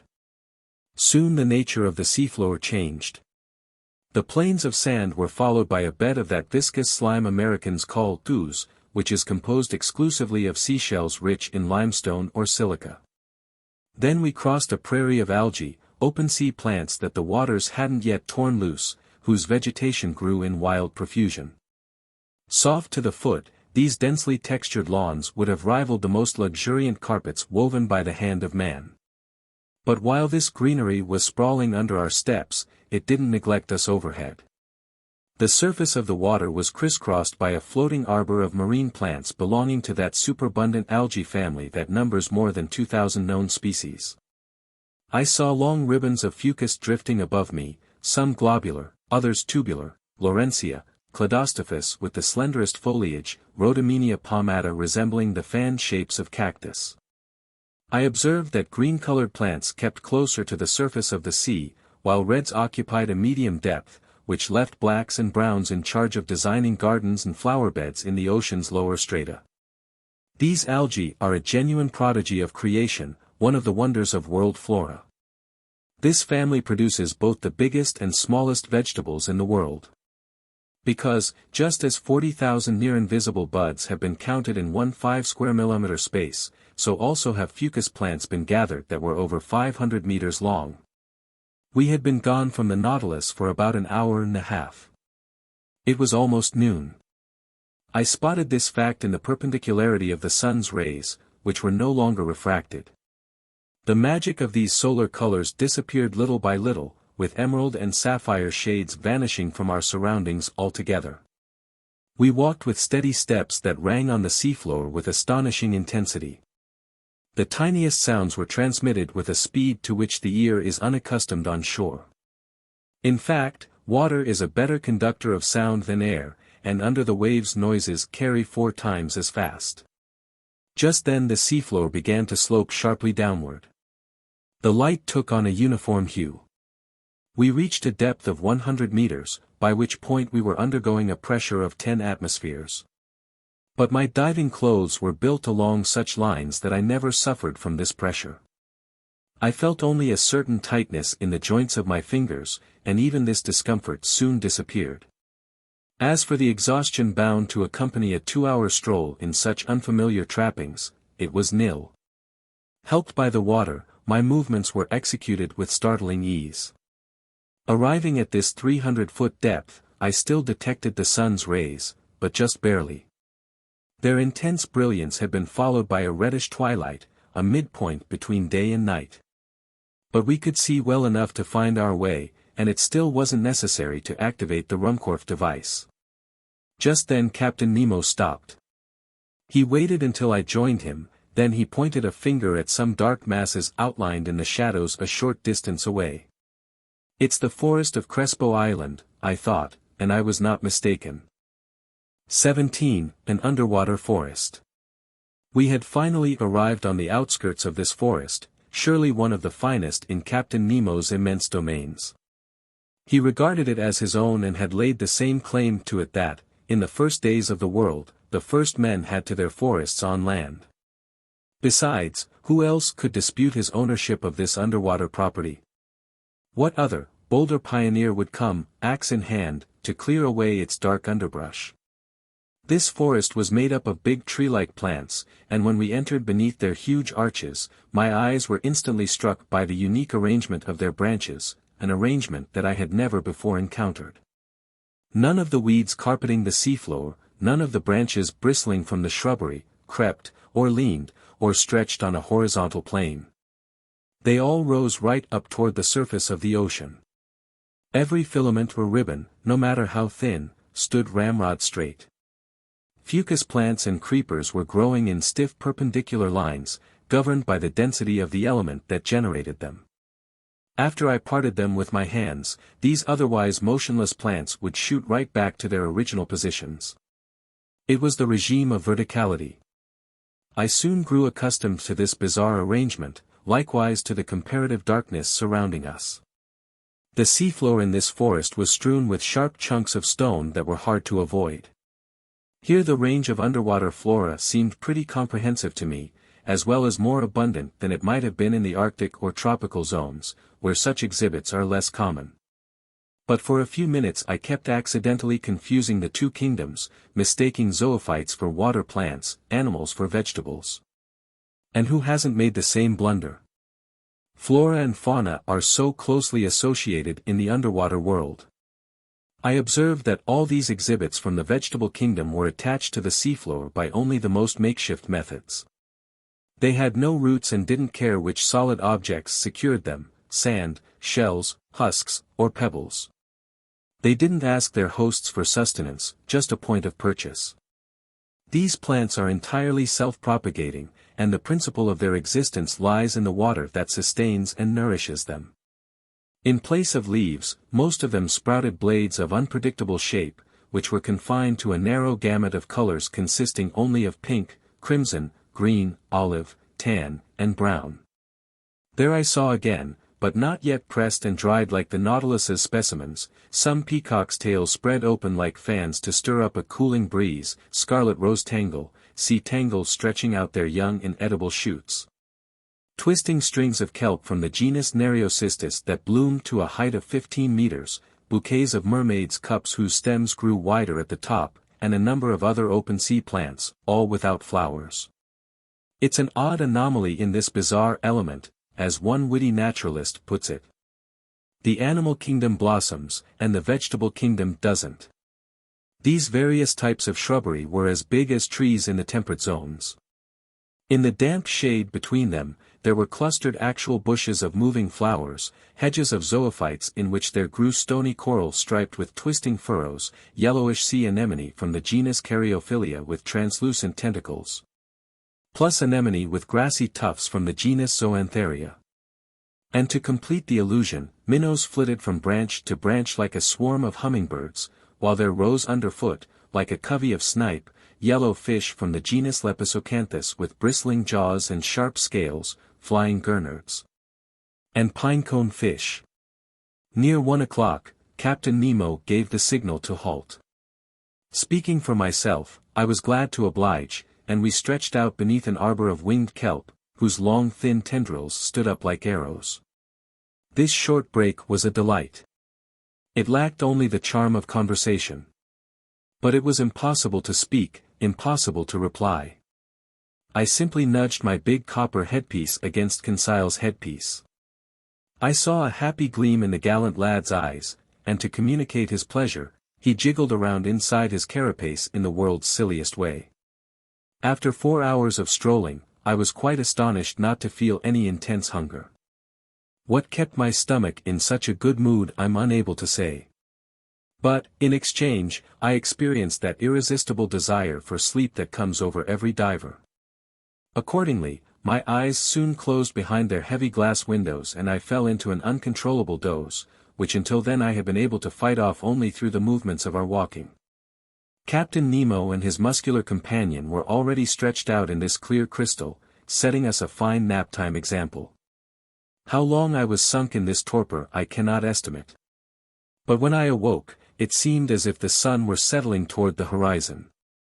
Captain Nemo was already up, and I had started to stretch my limbs, when an unexpected apparition brought me sharply to my feet. A few paces away, a monstrous, meter-high sea spider was staring at me with beady eyes, poised to spring at me. Although my diving suit was heavy enough to protect me from this animal's bites, I couldn't keep back a shudder of horror. Just then Conseil woke up, together with the Nautilus's sailor. Captain Nemo alerted his companion to this hideous crustacean, which a swing of the rifle but quickly brought down, and I watched the monster's horrible legs writhing in dreadful convulsions. This encounter reminded me that other, more daunting animals must be lurking in these dark reaches, and my diving suit might not be adequate protection against their attacks. Such thoughts hadn't previously crossed my mind, and I was determined to keep on my guard. Meanwhile I had assumed this rest period would be the turning point in our stroll, but I was mistaken. And instead of heading back to the Nautilus, Captain Nemo continued his daring excursion. The seafloor kept sinking, and its significantly steeper slope took us to greater depths. It must have been nearly 3 o'clock when we reached a narrow valley gouged between high, vertical walls and located 150 meters down. Thanks to the perfection of our equipment, we had thus gone 90 meters below the limit that nature had, until then, set on man's underwater excursions. I say 150 meters, although I had no instruments for estimating this distance. But I knew that the sun's rays, even in the clearest seas, could reach no deeper. So at precisely this point the darkness became profound. Not a single object was visible past 10 paces. Consequently, I had begun to grope my way when suddenly I saw the glow of an intense white light. Captain Nemo had just activated his electric device.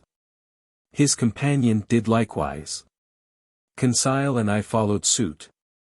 By turning a switch, I established contact between the induction coil and the glass spiral, and the sea, lit up by our 4 lanterns, was illuminated for a radius of 25 meters. Captain Nemo continued to plummet into the dark depths of this forest, whose shrubbery grew ever more sparse. I observed that vegetable life was disappearing more quickly than animal life.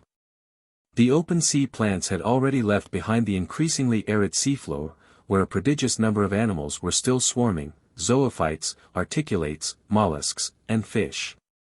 While we were walking, I thought the lights of our Ruhmkorff devices would automatically attract some inhabitants of these dark strata. But if they did approach us, at least they kept at a distance regrettable from the hunter's standpoint. Several times I saw Captain Nemo stop and take aim with his rifle, then, after sighting down its barrel for a few seconds, he would straighten up and resume his walk. Finally, at around 4 o'clock, this marvelous excursion came to an end.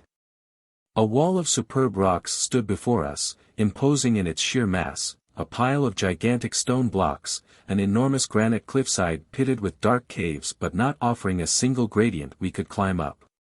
This was the underpinning of Crespo Island. This was land. The captain stopped suddenly.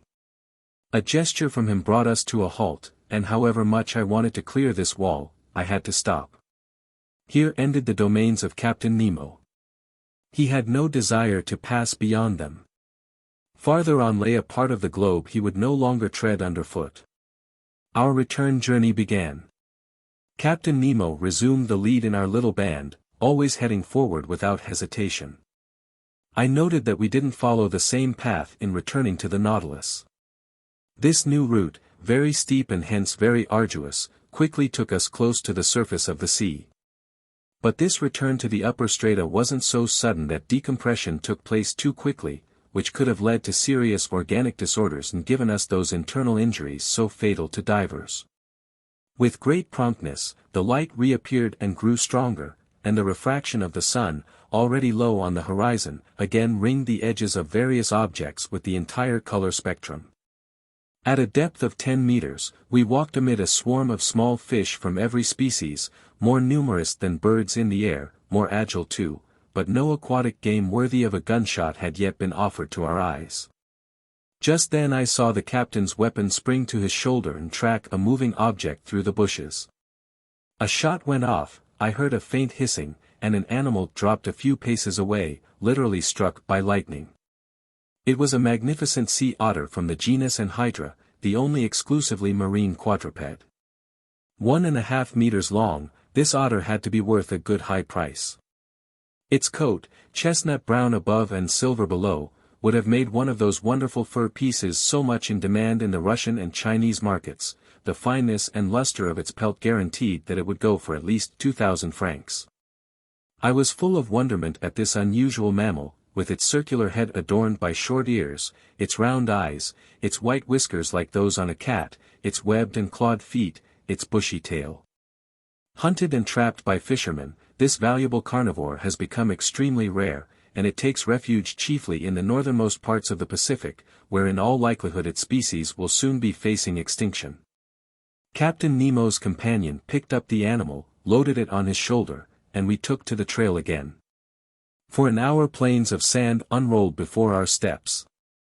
Often the seafloor rose to within 2 meters of the surface of the water. I could then see our images clearly mirrored on the underside of the waves, but reflected upside down. Above us there appeared an identical band that duplicated our every movement and gesture. In short, a perfect likeness of the quartet near which it walked, but with heads down and feet in the air. Another unusual effect. Heavy clouds passed above us, forming and fading swiftly.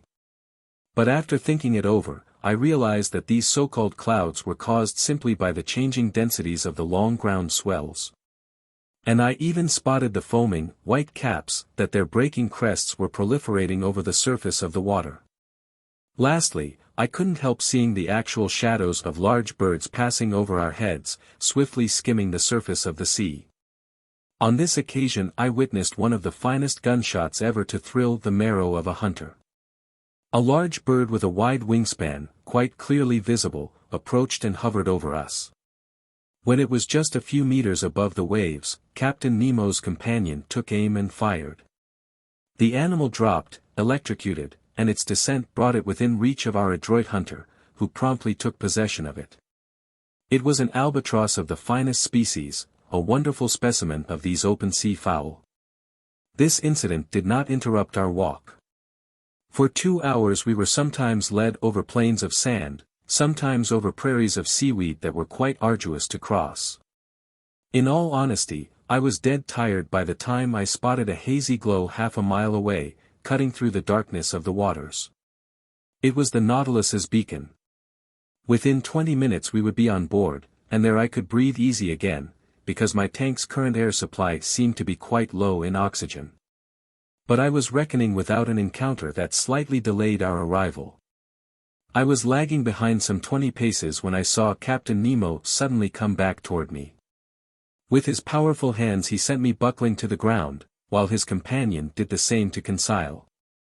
At first I didn't know what to make of this sudden assault, but I was reassured to observe the captain lying motionless beside me. I was stretched out on the seafloor directly beneath some bushes of algae, when I raised my head and spied 2 enormous masses hurtling by, throwing off phosphorescent glimmers. My blood turned cold in my veins. I saw that we were under threat from a fearsome pair of sharks. They were blue sharks, dreadful man-eaters with enormous tails, dull, glassy stares, and phosphorescent matter oozing from holes around their snouts. They were like monstrous fireflies that could thoroughly pulverize a man in their iron jaws. I don't know if Conseil was busy with their classification, but as for me, I looked at their silver bellies, their fearsome mouths bristling with teeth, from a viewpoint less than scientific, more as a victim than as a professor of natural history. Luckily these voracious animals have poor eyesight. They went by without noticing us, grazing us with their brownish fins, and miraculously, we escaped a danger greater than encountering a tiger deep in the jungle. Half an hour later, guided by its electric trail, we reached the Nautilus. The outside door had been left open, and Captain Nemo closed it after we re-entered the first cell. Then he pressed a button. I heard pumps operating within the ship, I felt the water lowering around me, and in a few moments the cell was completely empty. The inside door opened, and we passed into the wardrobe. There our diving suits were removed, not without difficulty. And utterly exhausted, faint from lack of food and rest, I repaired to my stateroom, full of wonder at this startling excursion on the bottom of the sea. 4,000 leagues under the Pacific. By the next morning, November 18th, I was fully recovered from my exhaustion of the day before, and I climbed onto the platform just as the Nautilus's chief officer was pronouncing his daily phrase. It then occurred to me that these words either referred to the state of the sea, or that they meant, "There's nothing in sight." And in truth, the ocean was deserted. Not a sail on the horizon. The tips of Crespo Island had disappeared during the night. The sea, absorbing every color of the prism except its blue rays, reflected the latter in every direction and sported a wonderful indigo tint. The undulating waves regularly took on the appearance of watered silk with wide stripes. I was marveling at this magnificent ocean view when Captain Nemo appeared. He didn't seem to notice my presence and began a series of astronomical observations. Then, his operations finished, he went and leaned his elbows on the beacon housing, his eyes straying over the surface of the ocean. Meanwhile some 20 of the Nautilus's sailors, all energetic, well-built fellows, climbed onto the platform. They had come to pull up the nets left in our wake during the night. These seamen obviously belonged to different nationalities, although indications of European physical traits could be seen in them all. If I'm not mistaken, I recognized some Irishmen, some Frenchmen, a few Slavs, and a native of either Greece or Crete. Even so, these men were frugal of speech and used among themselves only that bizarre dialect whose origin I couldn't even guess. So I had to give up any notions of questioning them. The nets were hauled on board. They were a breed of trawl resembling those used off the Normandy coast, huge pouches held half open by a floating pole and a chain laced through the lower meshes. Trailing in this way from these iron glove makers, the resulting receptacles scoured the ocean floor and collected every marine exhibit in their path. That day they gathered up some unusual specimens from these fish-filled waterways, anglerfish whose comical movements qualify them for the epithet clowns, black commercant anglers equipped with their antennas. Undulating triggerfish encircled by little red bands, bloated puffers whose venom is extremely insidious, some olive-hued lampreys, snipefish covered with silver scales. Cutlass fish whose electrocuting power equals that of the electric eel and the electric ray, scaly featherbacks with brown crosswise bands, greenish codfish, several varieties of goby, etc. Finally, some fish of larger proportions, a 1-meter jack with a prominent head, several fine bonito from the genus Gombert decked out in the colors blue and silver, and 3 magnificent tuna whose high speeds couldn't save them from our trawl. I estimate that this cast of the net brought in more than 1,000 pounds of fish. It was a fine catch but not surprising. In essence, these nets stayed in our wake for several hours, incarcerating an entire aquatic world in prisons made of thread. So we were never lacking in provisions of the highest quality, which the Nautilus's speed and the allure of its electric light could continually replenish. These various exhibits from the sea were immediately lowered down the hatch in the direction of the storage lockers, some to be eaten fresh, others to be preserved. After its fishing was finished and its air supply renewed, I thought the Nautilus would resume its underwater excursion, and I was getting ready to return to my stateroom, when Captain Nemo turned to me and said without further preamble, "Look at this ocean, Professor. Doesn't it have the actual gift of life? Doesn't it experience both anger and affection? Last evening it went to sleep just as we did, and there it is, waking up after a peaceful night. No hellos or good mornings for this gent. You would have thought this eccentric individual was simply continuing a conversation we'd already started. See," he went on. "It's waking up under the sun's caresses. It's going to relive its daily existence. What a fascinating field of study lies in watching the play of its organism. It owns a pulse and arteries, it has spasms, and I side with the scholarly Commander Maury, who discovered that it has a circulation as real as the circulation of blood in animals." I'm sure that Captain Nemo expected no replies from me, and it seemed pointless to pitch in with, "Ah yes, exactly," or, "How right you are." Rather, he was simply talking to himself, with long pauses between sentences. He was meditating out loud. "Yes," he said, "the ocean owns a genuine circulation, and to start it going, the creator of all things has only to increase its heat, salt, and microscopic animal life. In essence, heat creates the different densities that lead to currents and countercurrents. Evaporation, which is nil in the high Arctic regions and very active in equatorial zones, brings about a constant interchange of tropical and polar waters. What's more, I've detected those falling and rising currents that make up the ocean's true breathing. I've seen a molecule of salt water heat up at the surface, sink into the depths, reach maximum density at -2 degrees centigrade, then cool off, grow lighter, and rise again. At the poles you'll see the consequences of this phenomenon, and through this law of far-seeing nature, you'll understand why water can freeze only at the surface." As the captain was finishing his sentence, I said to myself, "The pole. Is this brazen individual claiming he'll take us even to that location?" Meanwhile the captain fell silent and stared at the element he had studied so thoroughly and unceasingly. Then, going on.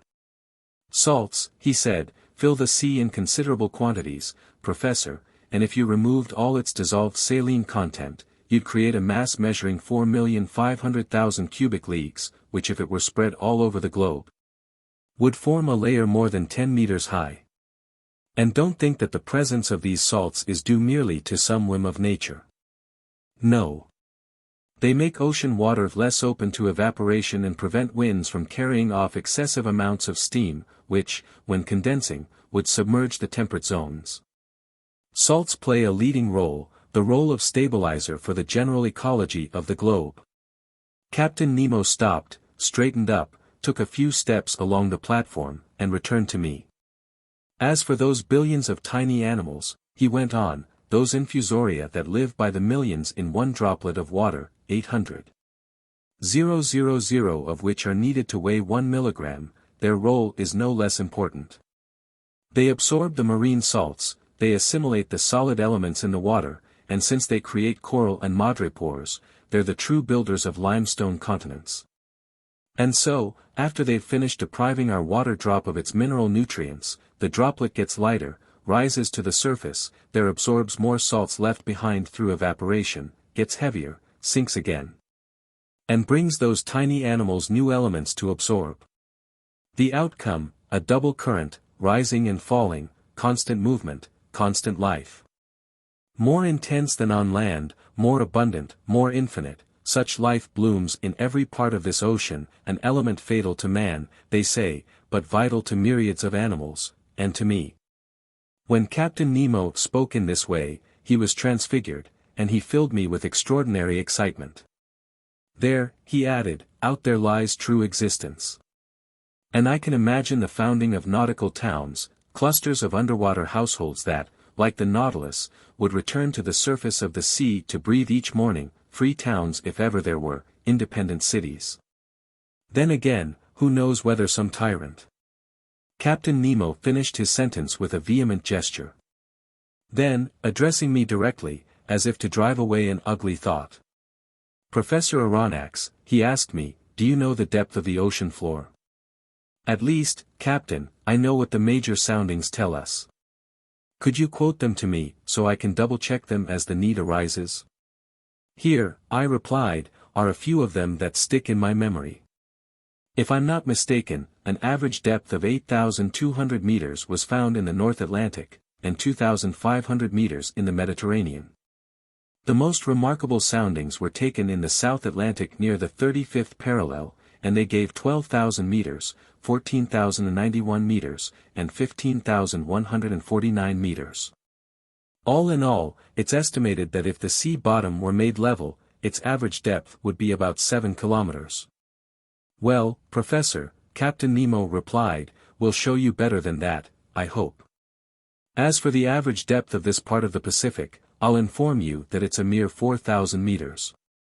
This said, Captain Nemo headed to the hatch and disappeared down the ladder. I followed him and went back to the main lounge.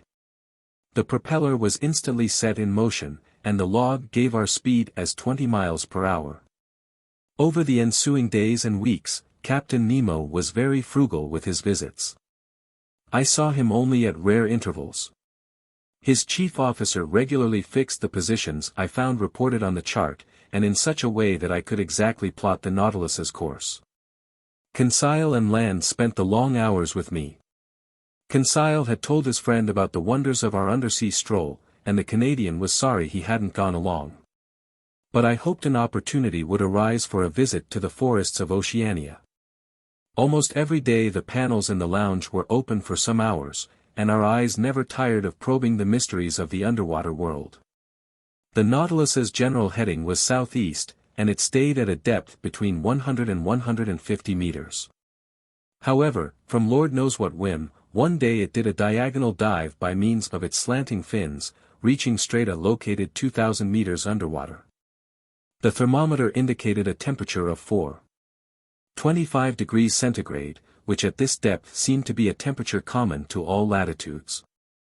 On November 26, at 3 o'clock in the morning, the Nautilus cleared the Tropic of Cancer at longitude 172 degrees.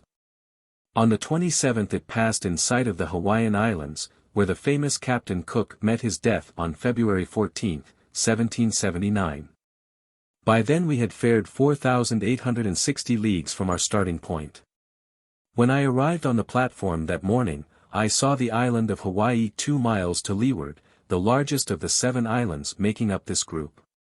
I could clearly distinguish the tilled soil on its outskirts, the various mountain chains running parallel with its coastline, and its volcanoes, crowned by Mauna Kea, whose elevation is 5,000 meters above sea level.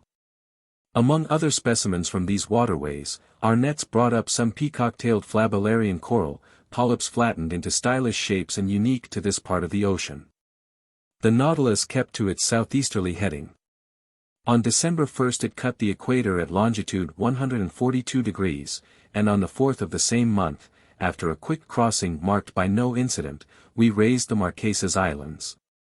3 miles off, in latitude 8 degrees 57 foot south and longitude 139 degrees 32 west, I spotted Martin Point on Nuku-Hiva, chief member of this island group that belongs to France.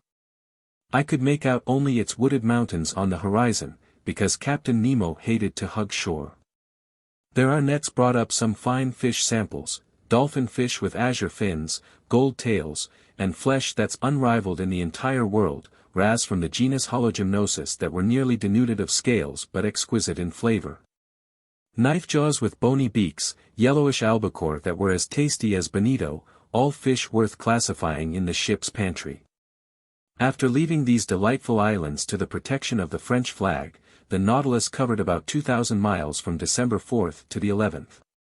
Its navigating was marked by an encounter with an immense school of squid, unusual mollusks that are near neighbors of the cuttlefish.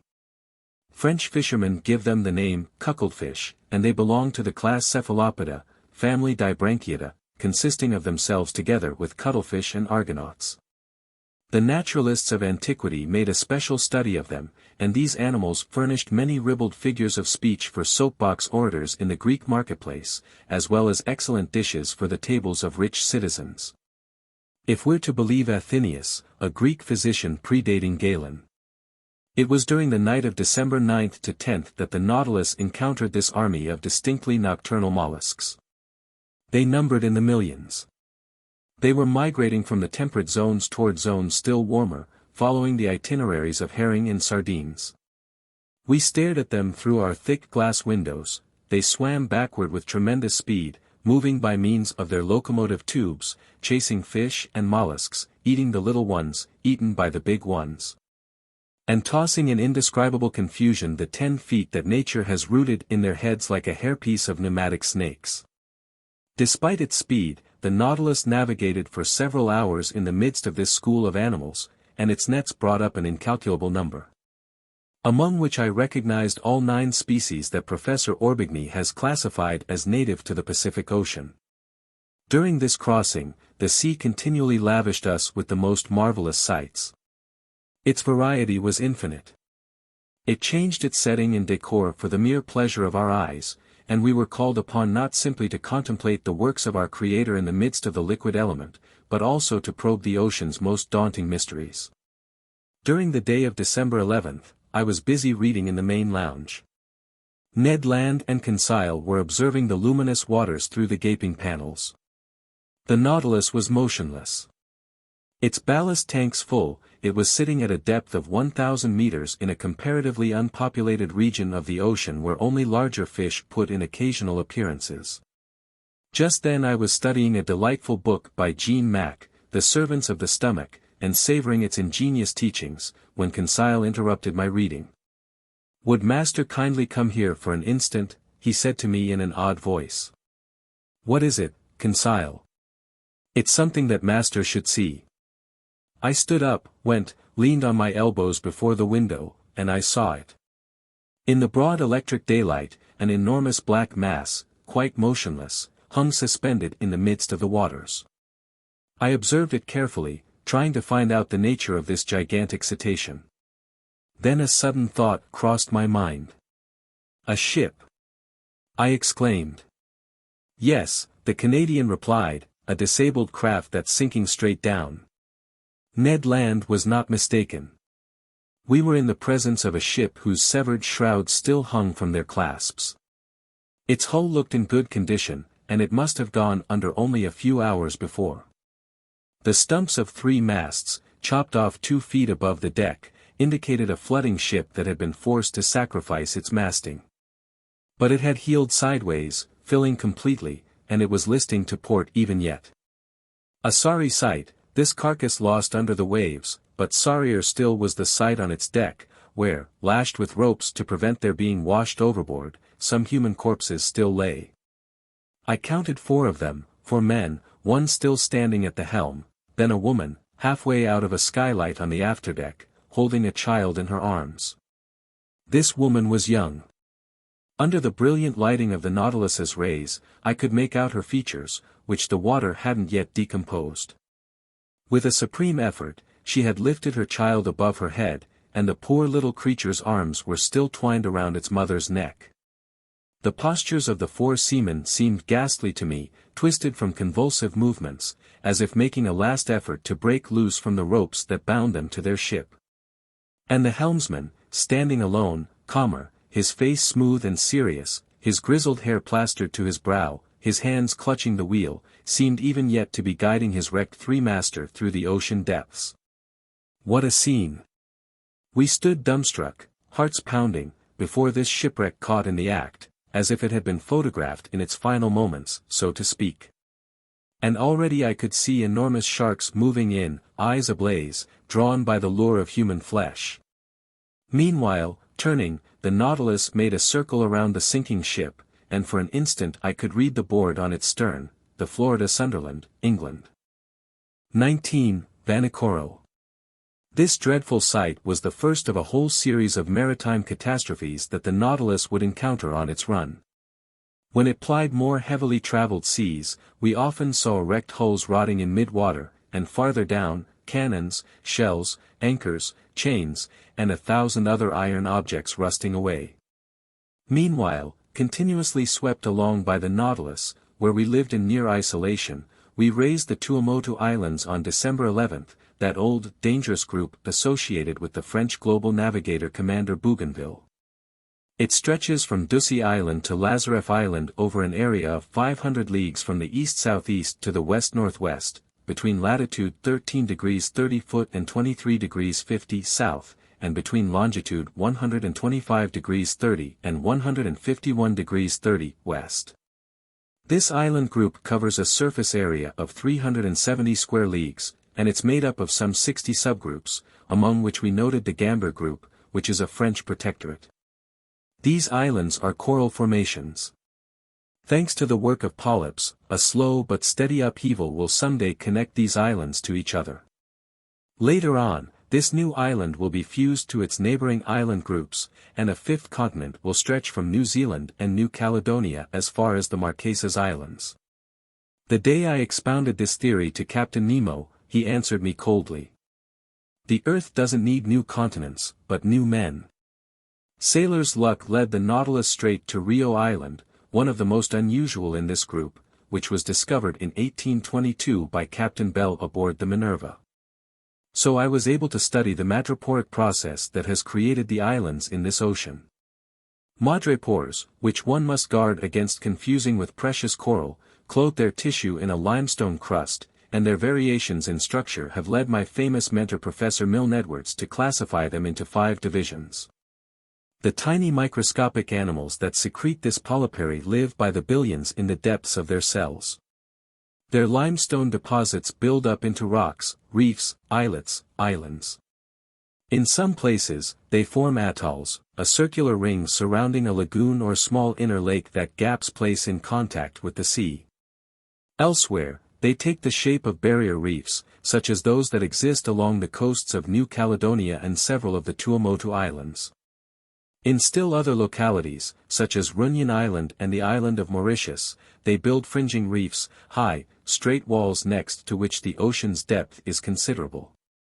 While cruising along only a few cable lengths from the underpinning of Rio Island, I marveled at the gigantic piece of work accomplished by these microscopic laborers. These walls were the express achievements of madrepores known by the names fire coral, finger coral, star coral, and stony coral.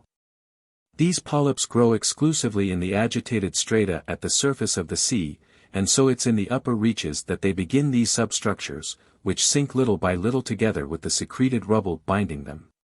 This, at least, is the theory of Mr. Charles Darwin, who thus explains the formation of atolls, a theory superior, in my view, to the one that says these madreporic edifices sit on the summits of mountains or volcanoes submerged a few feet below sea level. I could observe these strange walls quite closely. our sounding lines indicated that they dropped perpendicularly for more than 300 meters, and our electric beams made the bright limestone positively sparkle. In reply to a question Conseil asked me about the growth rate of these colossal barriers, I thoroughly amazed him by saying that scientists put it at 1/8 of an inch per biennium.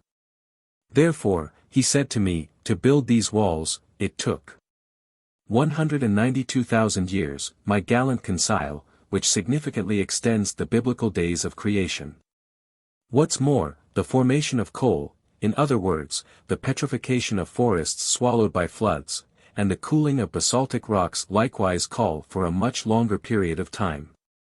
I might add that those days in the Bible must represent whole epochs and not literally the lapse of time between two sunrises, because according to the Bible itself, the sun doesn't date from the first day of creation. When the Nautilus returned to the surface of the ocean, I could take in Rio Island over its whole flat, wooded expanse. Obviously its madreporic rocks had been made fertile by tornadoes and thunderstorms. One day, carried off by a hurricane from neighboring shores, some seed fell onto these limestone beds, mixing with decomposed particles of fish and marine plants to form vegetable humus. Propelled by the waves, a coconut arrived on this new coast. Its germ took root. Its tree grew tall, catching steam off the water. A brook was born. Little by little, vegetation spread. Tiny animals, worms, insects, rode ashore on tree trunks snatched from islands to windward. Turtles came to lay their eggs. Birds nested in the young trees. In this way animal life developed, and drawn by the greenery and fertile soil, man appeared. And that's how these islands were formed, the immense achievement of microscopic animals. Near evening Rio Island melted into the distance, and the Nautilus noticeably changed course. After touching the Tropic of Capricorn at longitude 135 degrees, it headed west-northwest, going back up the whole intertropical zone.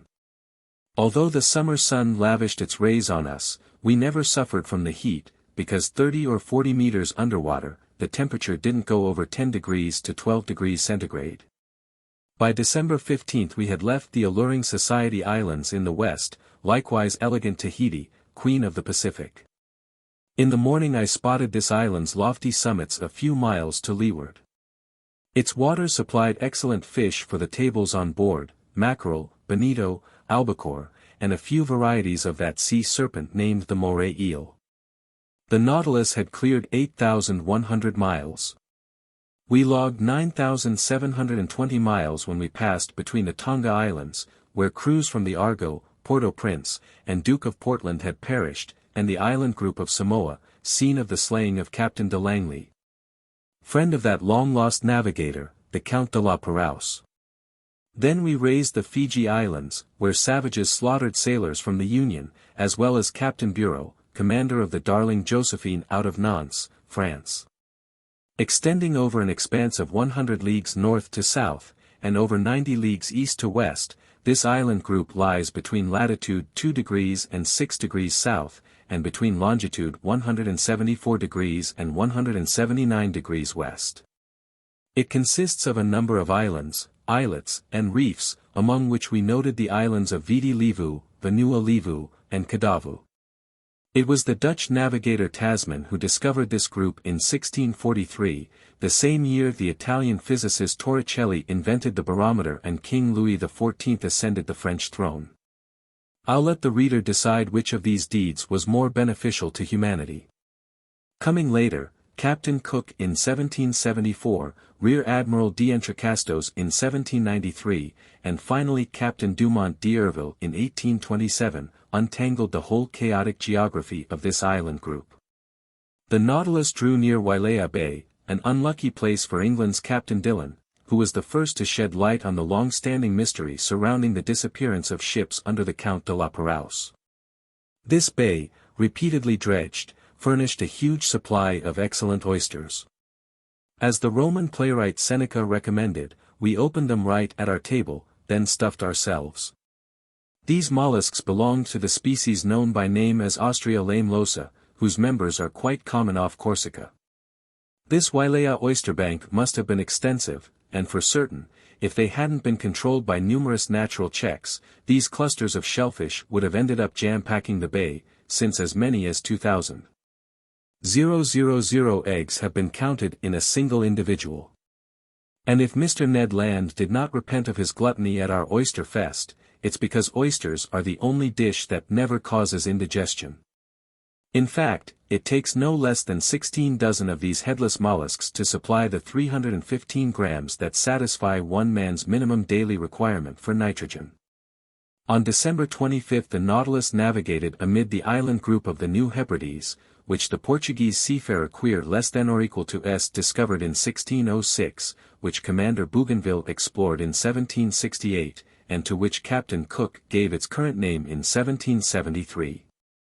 This group is chiefly made up of 9 large islands and forms a 120-league strip from the north-northwest to the south-southeast, lying between latitude 2 degrees and 15 degrees south, and between longitude 164 degrees and 168 degrees. At the moment of our noon sights, we passed fairly close to the island of Oru, which looked to me like a mass of green woods crowned by a peak of great height. That day it was Yuletide, and it struck me that Ned Land badly missed celebrating Christmas, that genuine family holiday where Protestants are such zealots. I hadn't seen Captain Nemo for over a week, when, on the morning of the 27th, he entered the main lounge, as usual acting as if he'd been gone for just 5 minutes. I was busy tracing the Nautilus's course on the world map. The captain approached, placed a finger over a position on the chart, and pronounced just one word. Vanikoro. This name was magic. It was the name of those islets where vessels under the Count de la Perouse had miscarried. I straightened suddenly. The Nautilus is bringing us to Vanikoro? I asked. Yes, Professor, the captain replied. And I'll be able to visit those famous islands where the compass and the astrolabe came to grief? If you like, Professor. When will we reach Vanikoro? We already have, Professor. Followed by Captain Nemo, I climbed onto the platform, and from there my eyes eagerly scanned the horizon. In the northeast there emerged 2 volcanic islands of unequal size, surrounded by a coral reef whose circuit measured 40 miles. We were facing the island of Vanikoro proper, to which Captain Dumont d'Urville had given the name Island of the Search. We lay right in front of the little harbor of Vanna, located in latitude 16 degrees 4 foot south and longitude 164 degrees 32 east. Its shores seemed covered with greenery from its beaches to its summits inland, crowned by Mt. Kapogo, which is 476 fathoms high. After clearing the outer belt of rocks via a narrow passageway, the Nautilus lay inside the breakers where the sea had a depth of 30 to 40 fathoms. Under the green shade of some tropical evergreens, I spotted a few savages who looked extremely startled at our approach. In this long, blackish object advancing flush with the water, didn't they see some fearsome cetacean that they were obliged to view with distrust?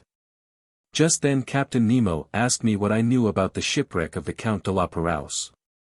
What everybody knows, Captain, I answered him. And could you kindly tell me what everybody knows? He asked me in a gently ironic tone. Very easily.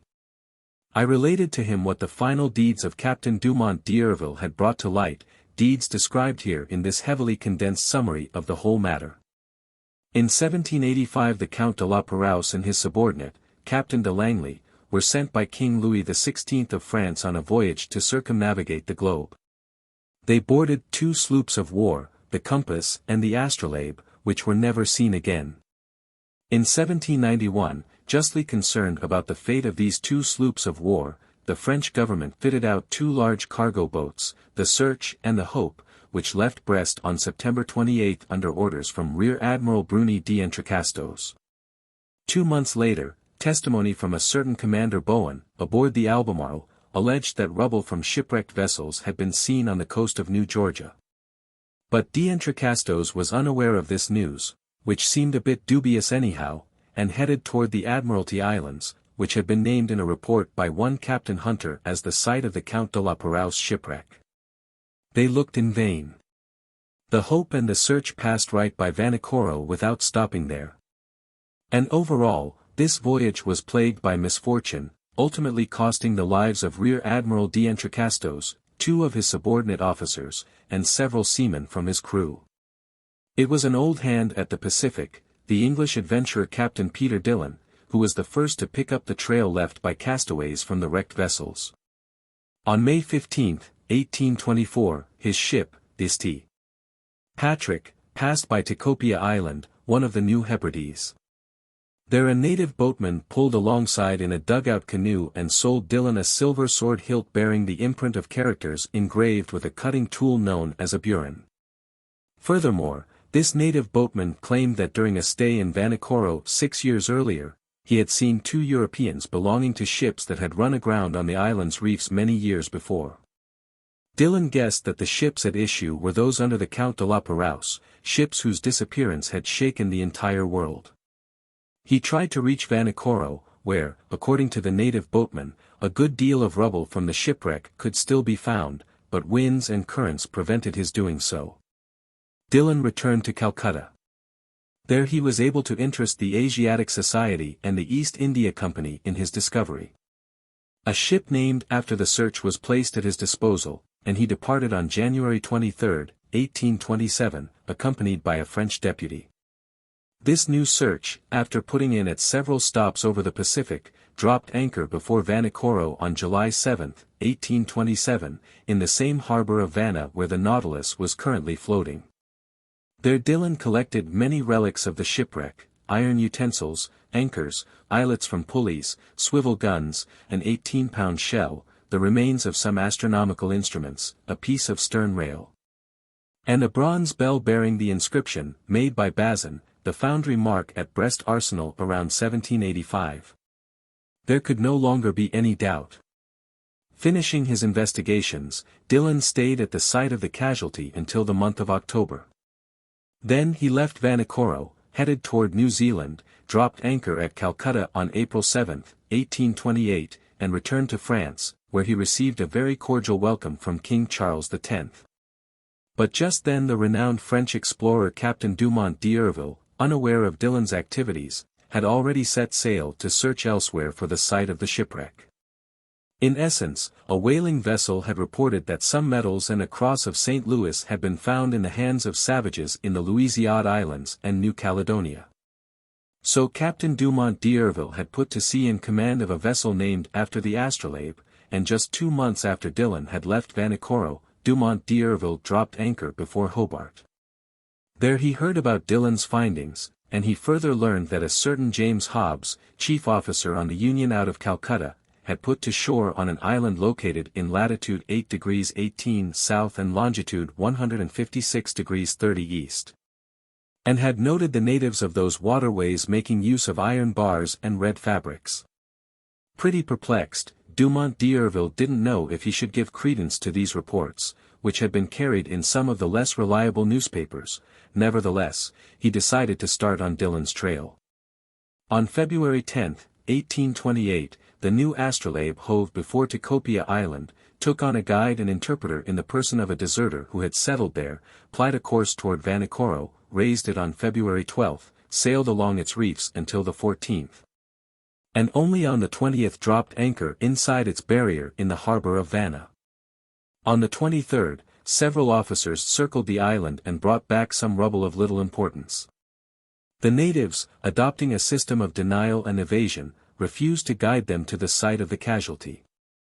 This rather shady conduct aroused the suspicion that the natives had mistreated the castaways, and in truth, the natives seemed afraid that Dumont d'Urville had come to avenge the Count de la Perouse and his unfortunate companions.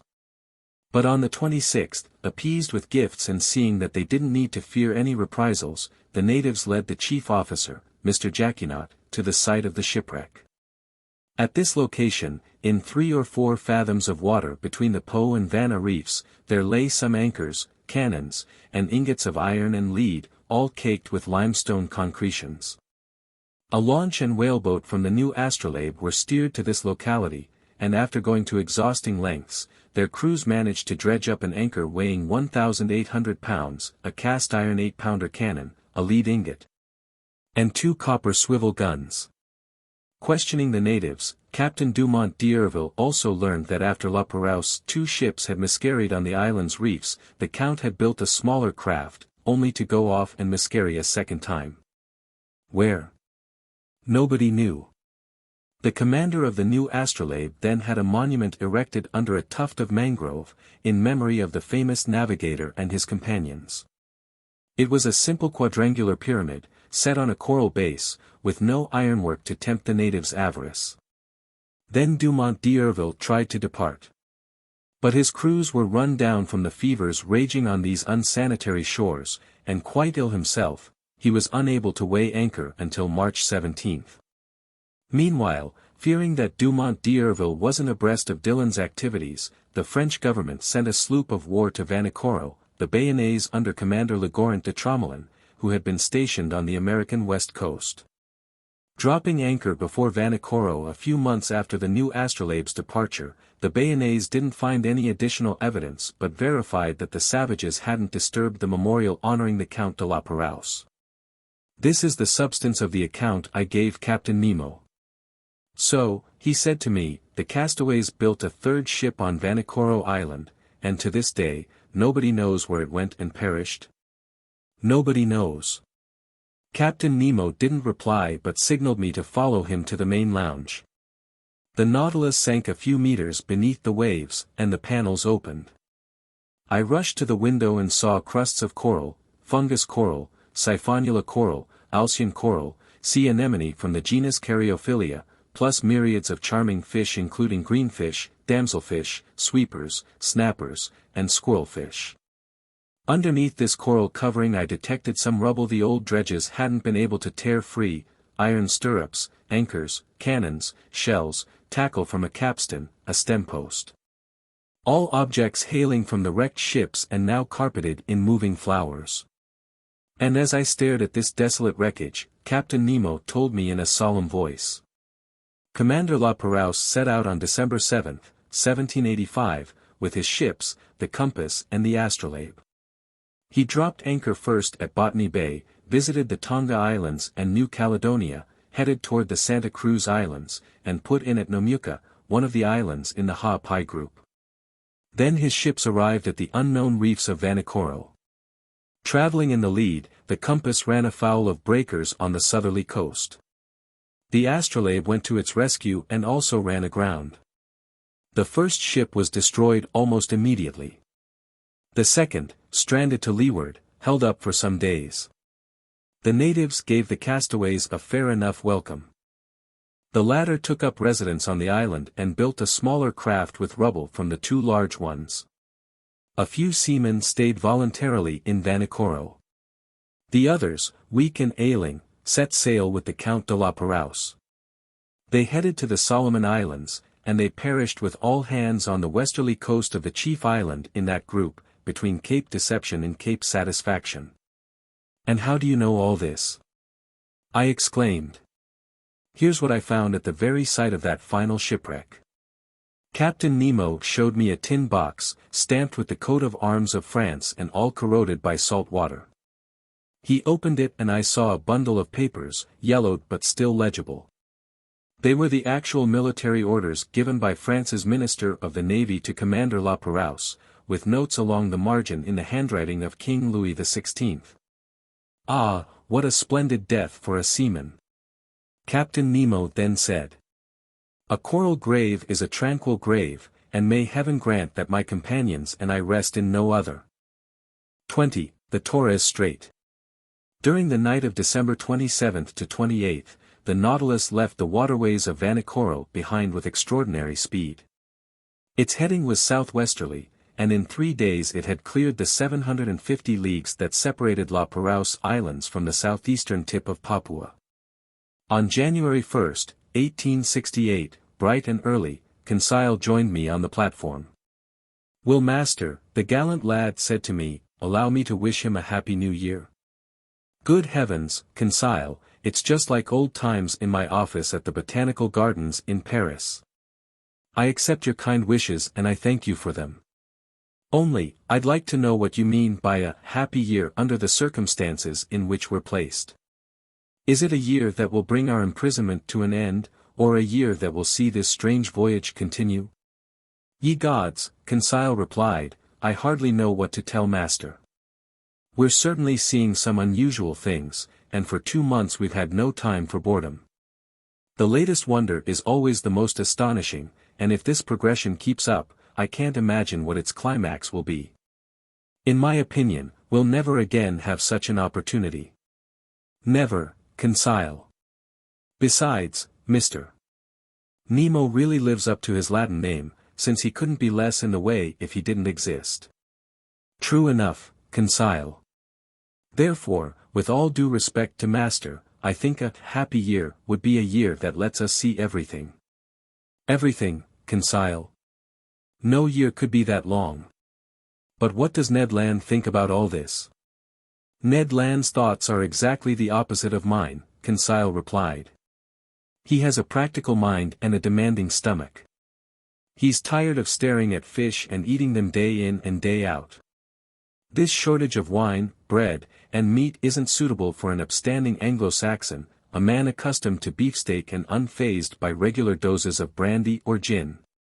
For my part, Conseil, that doesn't bother me in the least, and I've adjusted very nicely to the diet on board. So have I, Conseil replied.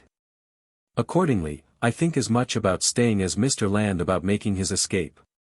Thus, if this new year isn't a happy one for me, it will be for him, and vice versa. No matter what happens, one of us will be pleased. So, in conclusion, I wish Master to have whatever his heart desires. Thank you, Conseil. Only I must ask you to postpone the question of New Year's gifts, and temporarily accept a hearty handshake in their place. That's all I have on me. Master has never been more generous, Conseil replied. And with that, the gallant lad went away. By January 2nd we had fared 11,340 miles, hence 5,250 leagues, from our starting point in the seas of Japan. Before the Nautilus's spur there stretched the dangerous waterways of the Coral Sea, off the northeast coast of Australia. Our boat cruised along a few miles away from that daunting shoal where Captain Cook's ships well-nigh miscarried on June 10, 1770. The craft that Cook was aboard charged into some coral rock, and if his vessel didn't go down, it was thanks to the circumstance that a piece of coral broke off in the collision and plugged the very hole it had made in the hull. I would have been deeply interested in visiting this long, 360-league reef, against which the ever-surging sea broke with the fearsome intensity of thunderclaps. But just then the Nautilus's slanting fins took us to great depths, and I could see nothing of those high coral walls. I had to rest content with the various specimens of fish brought up by our nets.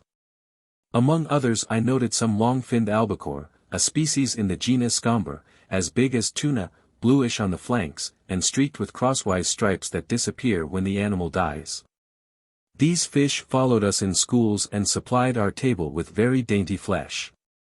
We also caught a large number of yellow-green gilthead, half a decimeter long and tasting like dorado, plus some flying gurnards, authentic underwater swallows that, on dark nights, alternately streak air and water with their phosphorescent glimmers. Among mollusks and zoophytes, I found in our trawls meshes various species of alcyonarian coral, sea urchins, hammer shells, spurred star shells, wentletrap snails, horn shells, glass snails. The local flora was represented by fine floating algae, sea tangle, and kelp from the genus Macrocystis, saturated with the mucilage their pores perspire, from which I selected a wonderful Nemostoma gelinearoidea, classifying it with the natural curiosities in the museum.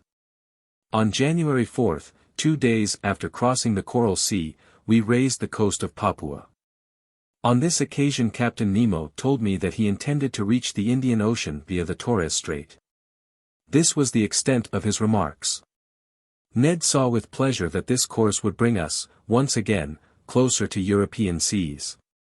The Torres Strait is regarded as no less dangerous for its bristling reefs than for the savage inhabitants of its coasts. It separates Queensland from the huge island of Papua, also called New Guinea.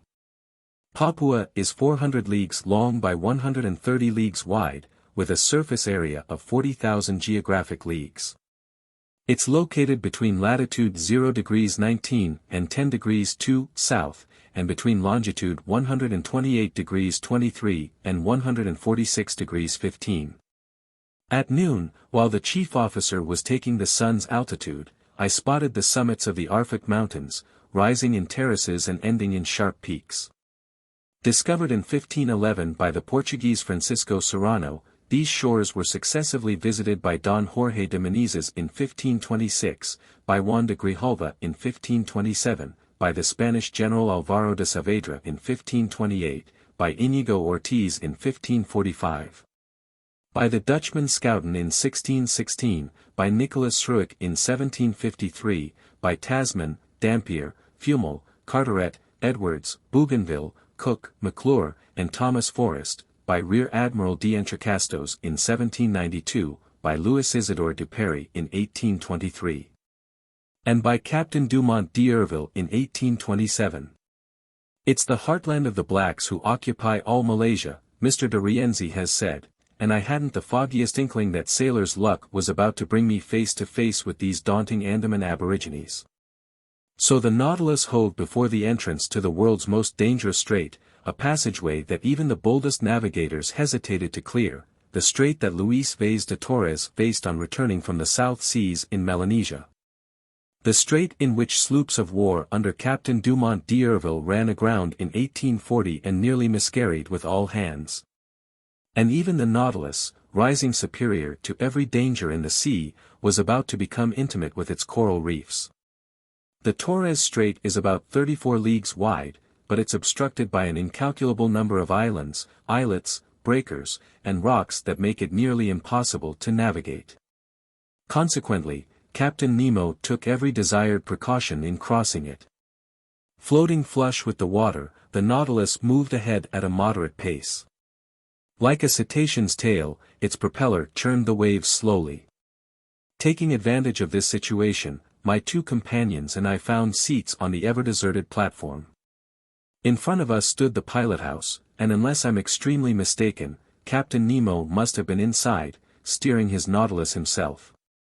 Under my eyes I had the excellent charts of the Torres Strait that had been surveyed and drawn up by the hydrographic engineer Vincendon Dumoulin and Sub-Lieutenant, now Admiral, Coupvent Dubois, who were part of Dumont d'Urville's general staff during his final voyage to circumnavigate the globe. These, along with the efforts of Captain King, are the best charts for untangling the snarl of this narrow passageway, and I consulted them with scrupulous care. Around the Nautilus the sea was boiling furiously. A stream of waves, bearing from southeast to northwest at a speed of 2.5 miles per hour, broke over heads of coral emerging here and there. "That's one rough sea," Ned Land told me. "Abominable indeed," I replied, "and hardly suitable for a craft like the Nautilus." "That damned captain," the Canadian went on, "must really be sure of his course, because if these clumps of coral so much as brush us, they'll rip our hull into 1,000 pieces." The situation was indeed dangerous, but as if by magic, the Nautilus seemed to glide right down the middle of these rampaging reefs. It didn't follow the exact course of the Zealous and the new Astrolabe, which had proved so ill-fated for Captain Dumont d'Urville. It went more to the north, hugged the Murray Islands, and returned to the southwest near Cumberland Passage. I thought it was about to charge wholeheartedly into this opening, but it went up to the northwest, through a large number of little-known islands and islets, and steered toward Tound Island and the Bad Channel. I was already wondering if Captain Nemo, rash to the point of sheer insanity, wanted his ship to tackle the narrows where Dumont d'Urville's 2 sloops of war had gone aground, when he changed direction a second time and cut straight to the west, heading toward Gueboroa Island. By then it was 3 o'clock in the afternoon. The current was slacking off, it was almost full tide.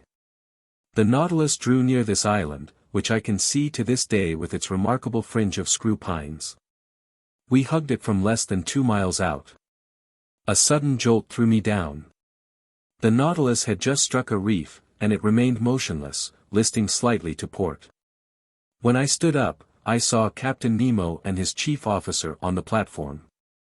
They were examining the ship's circumstances, exchanging a few words in their incomprehensible dialect. Here is what those circumstances entailed. 2 miles to starboard lay Geberoa Island, its coastline curving north to west like an immense arm. To the south and east, heads of coral were already on display, left uncovered by the ebbing waters. We had run aground at full tide and in one of those seas whose tides are moderate, an inconvenient state of affairs for floating the Nautilus off. However, the ship hadn't suffered in any way, so solidly joined was its hull. But although it could neither sink nor split open, it was in serious danger of being permanently attached to these reefs, and that would have been the finish of Captain Nemo's submersible. I was mulling this over when the captain approached, cool and calm, forever in control of himself, looking neither alarmed nor annoyed. "An accident?" I said to him. "No, an incident," he answered me. "But an incident," I replied, "that may oblige you to become a resident again of these shores you avoid." Captain Nemo gave me an odd look and gestured no. Which told me pretty clearly that nothing would ever force him to set foot on a land mass again. Then he said, "No, Professor Aronnax, the Nautilus isn't consigned to perdition. It will still carry you through the midst of the ocean's wonders. Our voyage is just beginning, and I've no desire to deprive myself so soon of the pleasure of your company." "Even so, Captain Nemo," I went on, ignoring his ironic turn of phrase, "the Nautilus has run aground at a moment when the sea is full. Now then, the tides aren't strong in the Pacific, and if you can't unballast the Nautilus, which seems impossible to me, I don't see how it will float off." "You're right, Professor, the Pacific tides aren't strong," Captain Nemo replied. "But in the Torres Strait, one still finds a 1.5 meter difference in level between high and low seas. Today is January 4th, and in 5 days the moon will be full. Now then, I'll be quite astonished if that good-natured satellite doesn't sufficiently raise these masses of water and do me a favor for which I'll be forever grateful." This said, Captain Nemo went below again to the Nautilus's interior, followed by his chief officer. As for our craft, it no longer stirred, staying as motionless as if these coral polyps had already walled it in with their indestructible cement. "Well, sir," Ned Land said to me, coming up after the captain's departure. "Well, Ned my friend, we'll serenely wait for the tide on the 9th, because it seems the moon will have the good nature to float us away." "As simple as that?" "As simple as that. So our captain isn't going to drop his anchors, put his engines on the chains, and do anything to haul us off?" "Since the tide will be sufficient," Conseil replied simply. The Canadian stared at Conseil, then he shrugged his shoulders. The seaman in him was talking now. "Sir," he answered, "you can trust me when I say this hunk of iron will never navigate again, on the seas or under them. It's only fit to be sold for its weight. So I think it's time we gave Captain Nemo the slip."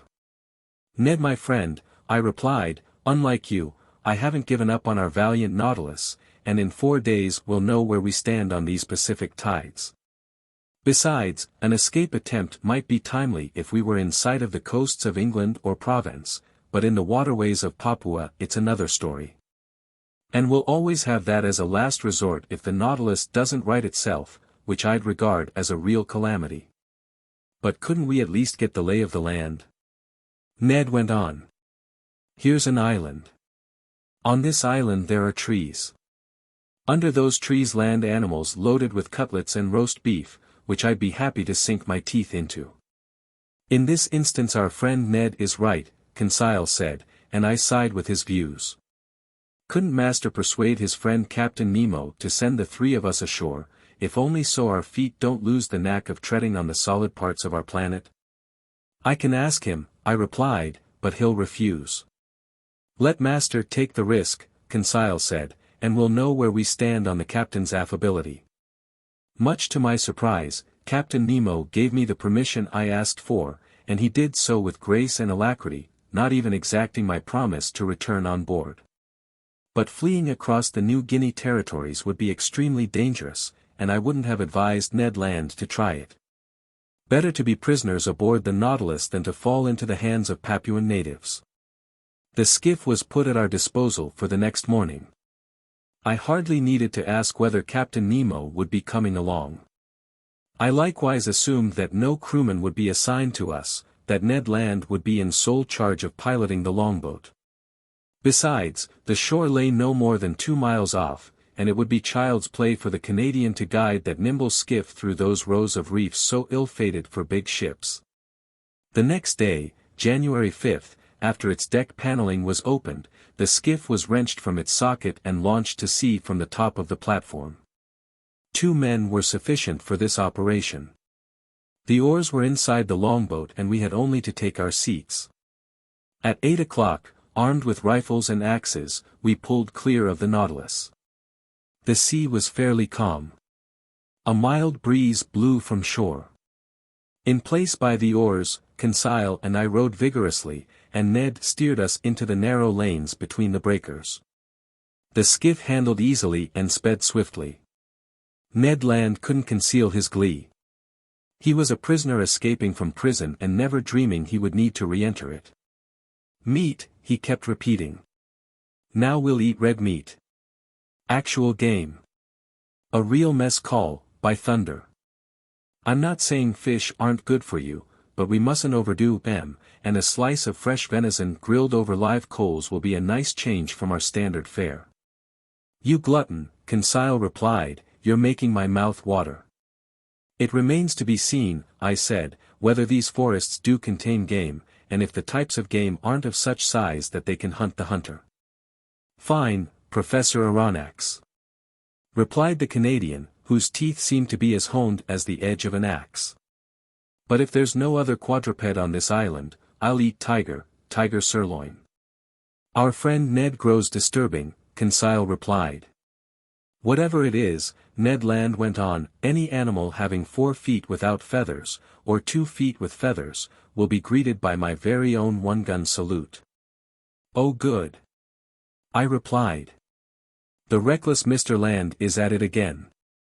Don't worry, Professor Aronnax, just keep rowing, the Canadian replied. I only need 25 minutes to serve you one of my own special creations.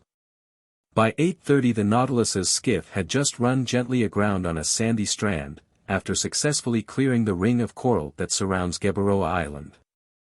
21. Some days ashore. Stepping ashore had an exhilarating effect on me. Ned Land tested the soil with his foot, as if he were laying claim to it. Yet it had been only 2 months since we had become, as Captain Nemo expressed it, passengers on the Nautilus, in other words, the literal prisoners of its commander. In a few minutes we were a gunshot away from the coast. The soil was almost entirely madreporic, but certain dry stream beds were strewn with granite rubble, proving that this island was of primordial origin. The entire horizon was hidden behind a curtain of wonderful forests. Enormous trees, sometimes as high as 200 feet, were linked to each other by garlands of tropical creepers, genuine natural hammocks that swayed in a mild breeze. There were mimosas, banyan trees, beefwood, teakwood, hibiscus, screw pines, palm trees, all mingling in wild profusion.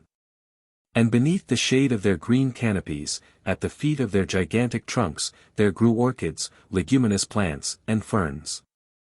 Meanwhile, ignoring all these fine specimens of Papuan flora, the Canadian passed up the decorative in favor of the functional. He spotted a coconut palm, beat down some of its fruit, broke them open, and we drank their milk and ate their meat with a pleasure that was a protest against our standard fare on the Nautilus. Excellent, Ned Land said. Exquisite, Conseil replied.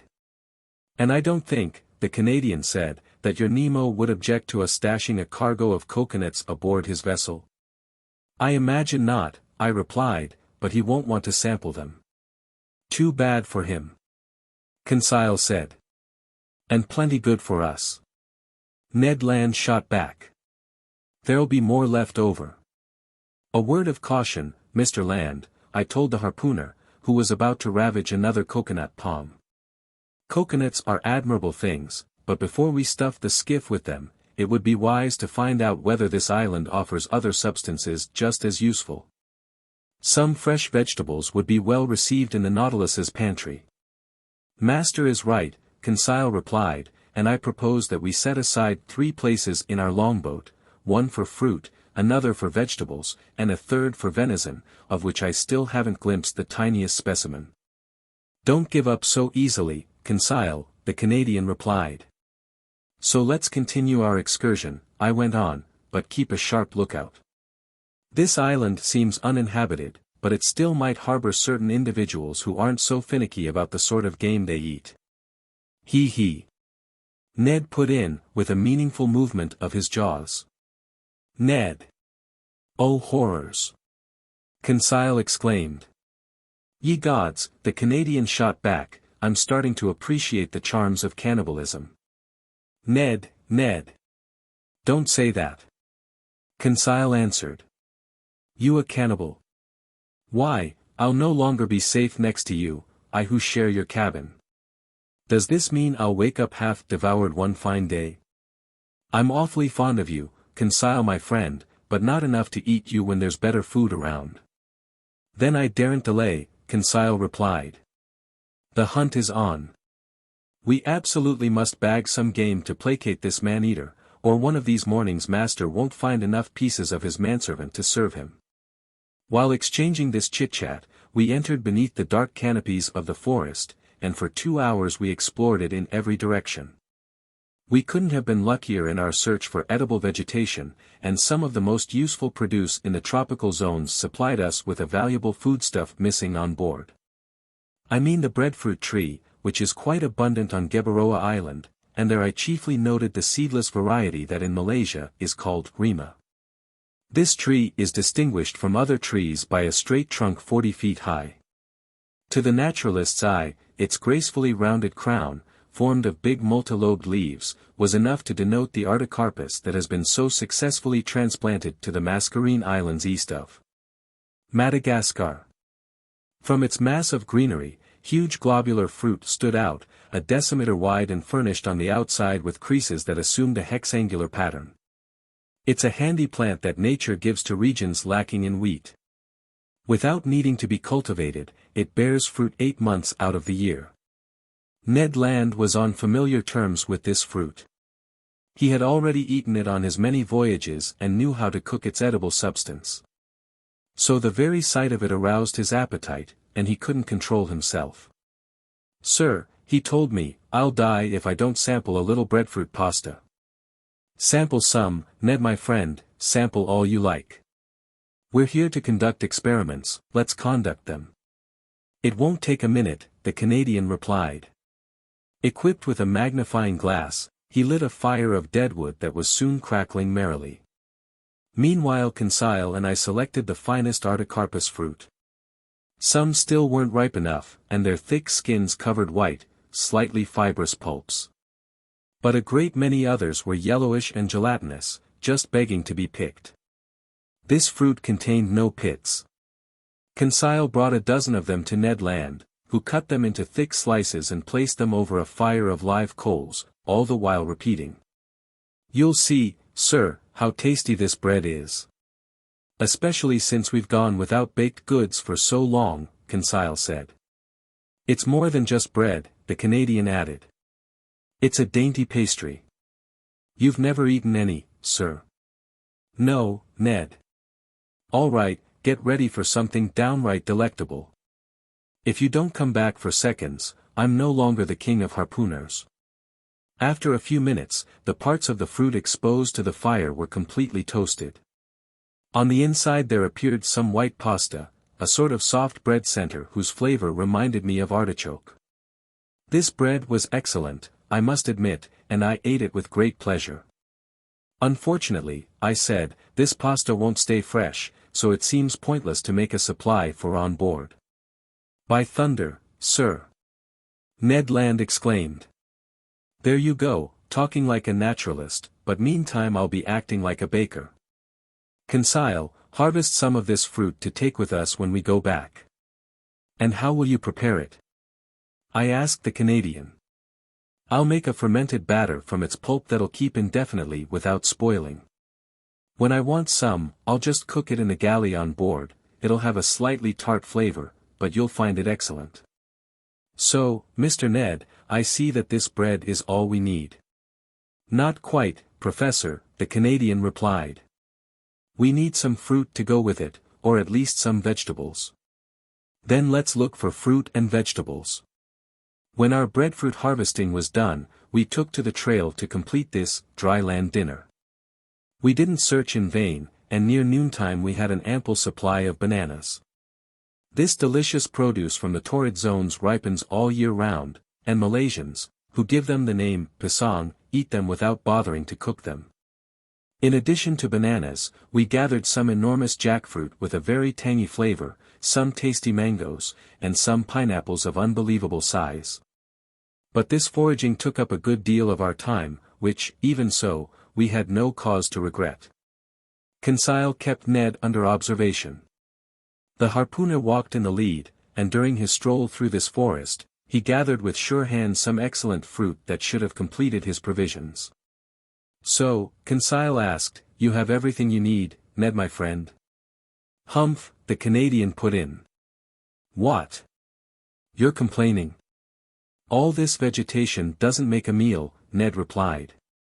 "Just side dishes, dessert." "But where's the soup course? Where's the roast?" "Right," I said. "Ned promised us cutlets, which seems highly questionable to me." "Sir," the Canadian replied, "our hunting not only isn't over, it hasn't even started. Patience. We're sure to end up bumping into some animal with either feathers or fur, if not in this locality, then in another. And if not today, then tomorrow, because we mustn't wander too far off," Conseil added. "That's why I propose that we return to the skiff." "What? Already?" Ned exclaimed. "We ought to be back before nightfall," I said. "But what hour is it, then?" the Canadian asked. 2 o'clock at least," Conseil replied. "How time flies on solid ground," exclaimed Mr. Ned Land with a sigh of regret. "Off we go," Conseil replied. So we returned through the forest, and we completed our harvest by making a clean sweep of some palm cabbages that had to be picked from the crowns of their trees, some small beans that I recognized as the bro of the Malaysians, and some high-quality yams. We were overloaded when we arrived at the skiff. However, Ned Land still found these provisions inadequate. But fortune smiled on him. Just as we were boarding, he spotted several trees 25 to 30 feet high, belonging to the palm species. As valuable as the artocarpus, these trees are justly ranked among the most useful produce in Malaysia. They were sago palms, vegetation that grows without being cultivated. Like mulberry trees, they reproduce by means of shoots and seeds. Ned Land knew how to handle these trees. Taking his axe and wielding it with great vigor, he soon stretched out on the ground 2 or 3 sago palms, whose maturity was revealed by the white dust sprinkled over their palm fronds. I watched him more as a naturalist than as a man in hunger. He began by removing from each trunk an inch-thick strip of bark that covered a network of long, hopelessly tangled fibers that were puttied with a sort of gummy flour. This flour was the starch-like sago, an edible substance chiefly consumed by the Melanesian peoples. For the time being, Ned Land was content to chop these trunks into pieces, as if he were making firewood. Later he would extract the flour by sifting it through cloth to separate it from its fibrous ligaments, let it dry out in the sun, and leave it to harden inside molds. Finally, at 5 o'clock in the afternoon, laden with all our treasures, we left the island beach and half an hour later pulled alongside the Nautilus. Nobody appeared on our arrival. The enormous sheet iron cylinder seemed deserted. Our provisions loaded on board, I went below to my stateroom. There I found my supper ready. I ate and then fell asleep. The next day, January 6th, nothing new on board.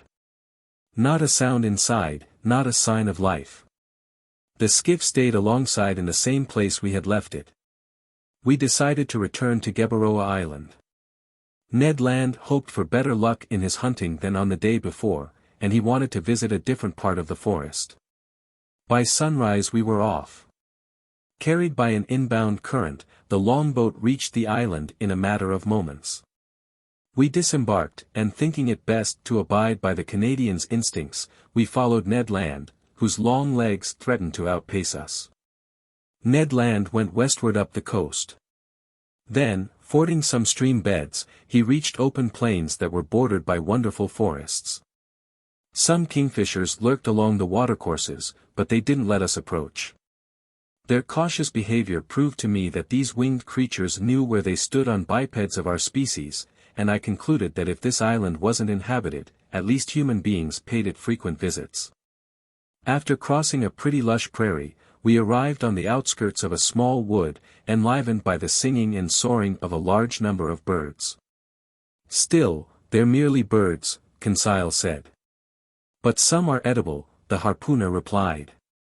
"Wrong, Ned my friend," Conseil answered, "because I see only ordinary parrots here." "Conseil my friend," Ned replied in all seriousness, "parrots are like pheasant to people with nothing else on their plates." "And I might add," I said, "that when these birds are properly cooked, they're at least worth a stab of the fork." Indeed, under the dense foliage of this wood, a whole host of parrots fluttered from branch to branch, needing only the proper upbringing to speak human dialects. At present they were cackling in chorus with parakeets of every color, with solemn cockatoos that seemed to be pondering some philosophical problem, while bright red lories passed by like pieces of bunting borne on the breeze. In the midst of Callao parrots raucously on the wing, Papuan lories painted the subtlest shades of azure, and a whole variety of delightful winged creatures, none terribly edible. However, one bird unique to these shores, which never passes beyond the boundaries of the Aru and Papuan Islands, was missing from this collection. But I was given a chance to marvel at it soon enough. After crossing through a moderately dense thicket, we again found some plains obstructed by bushes. There I saw some magnificent birds soaring aloft, the arrangement of their long feathers causing them to head into the wind. Their undulating flight, the grace of their aerial curves, and the play of their colors allured and delighted the eye. I had no trouble identifying them. "Birds of paradise!" I exclaimed. "Order Passeriforma, Division Clystomera," Conseil replied. "Partridge family?" Ned Land asked. "I doubt it, Mr. Land. Nevertheless, I'm counting on your dexterity to catch me one of these delightful representatives of tropical nature. I'll give it a try, Professor, though I'm handier with a harpoon than a rifle. Malaysians, who do a booming business in these birds with the Chinese, have various methods for catching them that we couldn't use. Sometimes they set snares on the tops of the tall trees that the bird of paradise prefers to inhabit. At other times they capture it with a tenacious glue that paralyzes its movements. They will even go so far as to poison the springs where these fowl habitually drink. But in our case, all we could do was fire at them on the wing, which left us little chance of getting one. And in truth, we used up a good part of our ammunition in vain. Near 11 o'clock in the morning, we cleared the lower slopes of the mountains that form the island center, and we still hadn't bagged a thing. Hunger spurred us on. The hunters had counted on consuming the proceeds of their hunting, and they had miscalculated. Luckily, and much to his surprise, Conseil pulled off a right and left shot and ensured our breakfast. He brought down a white pigeon and a ringdove, which were briskly plucked, hung from a spit, and roasted over a blazing fire of deadwood. While these fascinating animals were cooking, Ned prepared some bread from the artocarpus. Then the pigeon and ringdove were devoured to the bones and declared excellent. Nutmeg, on which these birds habitually gorge themselves, sweetens their flesh and makes it delicious eating. "They taste like chicken stuffed with truffles," Conseil said. "All right, Ned," I asked the Canadian, "now what do you need?" "Game with 4 paws, Professor Aronnax," Ned Land replied. "All these pigeons are only appetizers, snacks. So till I've bagged an animal with cutlets, I won't be happy." "Nor I, Ned, until I've caught a bird of paradise." "Then let's keep hunting," Conseil replied, but while heading back to the sea. "We've arrived at the foothills of these mountains, and I think we'll do better if we return to the forest regions. It was good advice and we took it. After an hour's walk we reached a genuine sago palm forest. A few harmless snakes fled underfoot.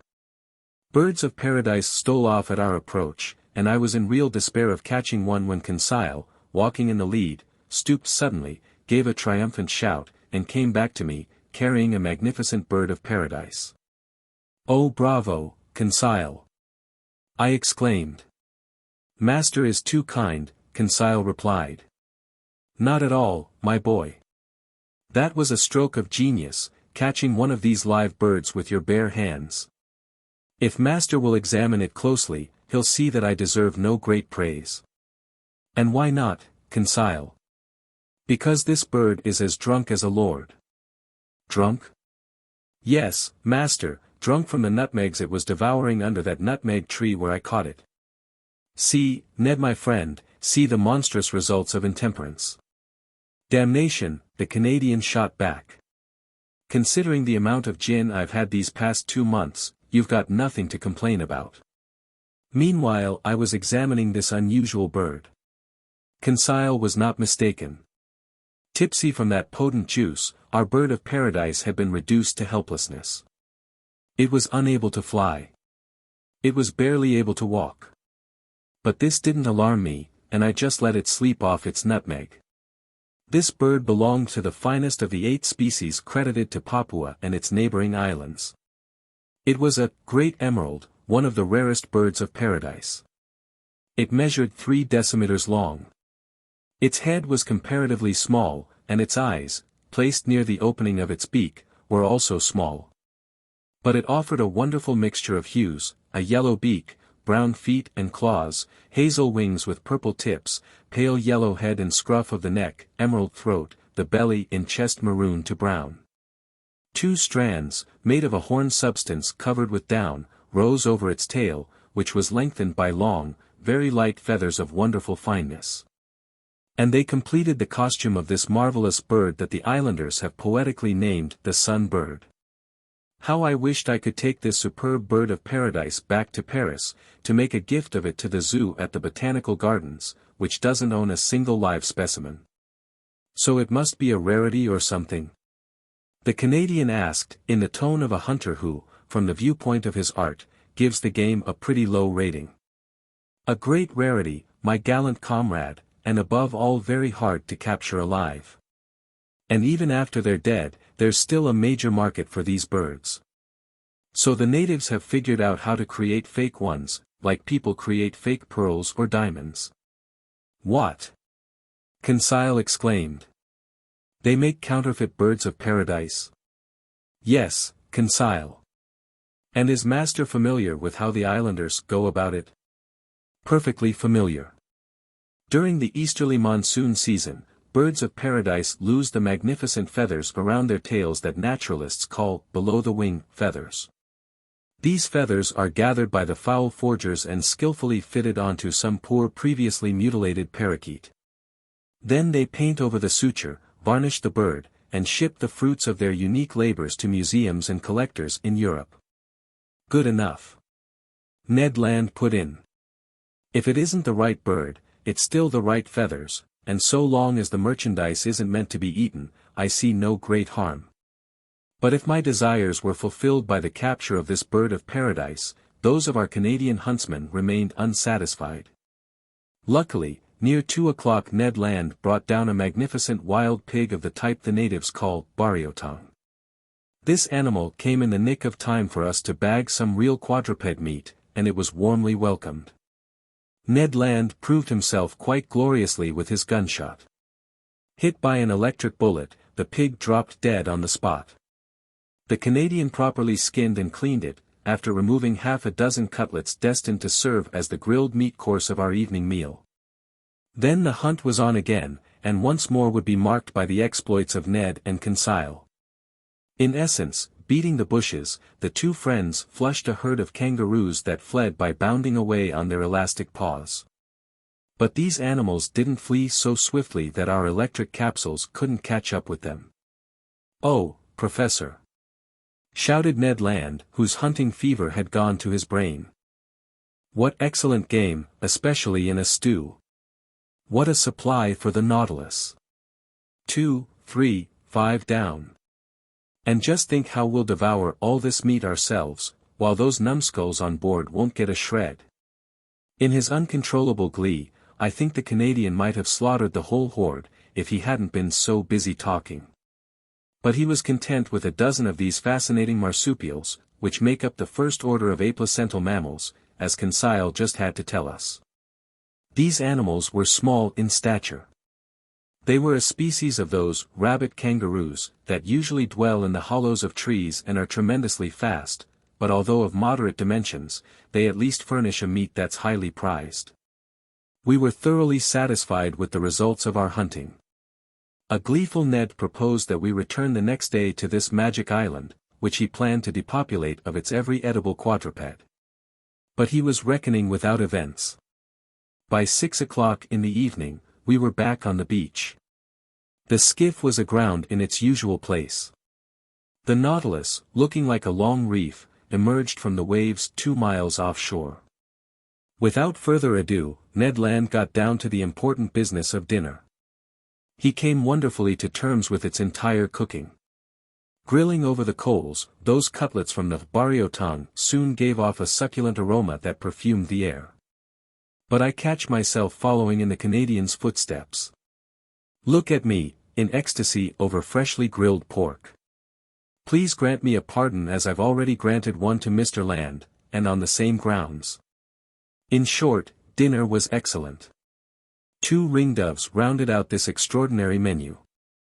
Sago pasta, bread from the artocarpus, mangoes, half a dozen pineapples, and the fermented liquor from certain coconuts heightened our glee. I suspect that my 2 fine companions weren't quite as clear-headed as one could wish. What if we don't return to the Nautilus this evening? Conseil said. What if we never return to it? Ned Land added. Just then a stone whizzed toward us, landed at our feet, and cut short the harpooner's proposition. 22, the lightning bolts of Captain Nemo. Without standing up, we stared in the direction of the forest, my hand stopping halfway to my mouth, Ned Land's completing its assignment.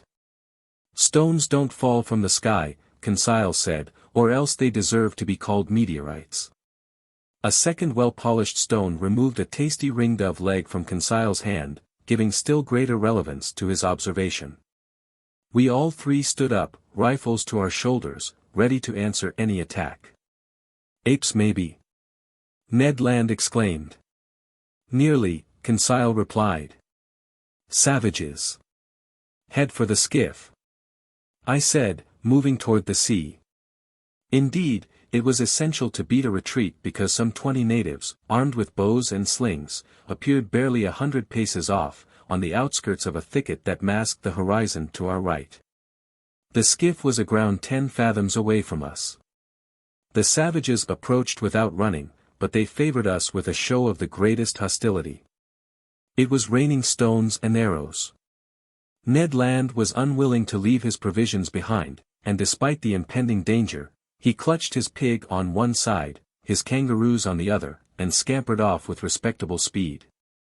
In 2 minutes we were on the strand. Loading provisions and weapons into the skiff, pushing it to sea, and positioning its 2 oars were the work of an instant. We hadn't gone 2 cable lengths when 100 savages, howling and gesticulating, entered the water up to their waists. I looked to see if their appearance might draw some of the Nautilus's men onto the platform. But no. Lying well out, that enormous machine still seemed completely deserted. 20 minutes later we boarded ship. The hatches were open. After mooring the skiff, we re-entered the Nautilus's interior. I went below to the lounge, from which some chords were wafting. Captain Nemo was there, leaning over the organ, deep in a musical trance. Captain. I said to him. He didn't hear me. Captain. I went on, touching him with my hand. He trembled, and turning around. Ah, it's you, Professor, he said to me. Well, did you have a happy hunt? Was your herb gathering a success? Yes, Captain, I replied, but unfortunately we've brought back a horde of bipeds whose proximity worries me. What sort of bipeds? Savages. Savages. Captain Nemo replied in an ironic tone. You set foot on one of the shores of this globe, Professor, and you're surprised to find savages there. Where aren't there savages? And besides, are they any worse than men elsewhere, these people you call savages? But Captain. Speaking for myself, sir, I've encountered them everywhere. Well then, I replied, if you don't want to welcome them aboard the Nautilus, you'd better take some precautions. Easy, Professor, no cause for alarm. But there are a large number of these natives. What's your count? At least 100. Professor Aronnax, replied Captain Nemo, whose fingers took their places again on the organ keys, if every islander in Papua were to gather on that beach, the Nautilus would still have nothing to fear from their attacks. The captain's fingers then ran over the instrument's keyboard, and I noticed that he touched only its black keys, which gave his melodies a basically Scottish color. Soon he had forgotten my presence and was lost in a reverie that I no longer tried to dispel. I climbed onto the platform. Night had already fallen, because in this low latitude the sun sets quickly, without any twilight. I could see Gueboroa Island only dimly. But numerous fires had been kindled on the beach, attesting that the natives had no thoughts of leaving it. For several hours I was left to myself, sometimes musing on the islanders, but no longer fearing them because the captain's unflappable confidence had won me over, and sometimes forgetting them to marvel at the splendors of this tropical night. My memories took wing toward France, in the wake of those zodiacal stars due to twinkle over it in a few hours. The moon shone in the midst of the constellations at their zenith. I then remembered that this loyal, good-natured satellite would return to this same place the day after tomorrow, to raise the tide and tear the Nautilus from its coral bed. Near midnight, seeing that all was quiet over the darkened waves as well as under the waterside trees, I repaired to my cabin and fell into a peaceful sleep.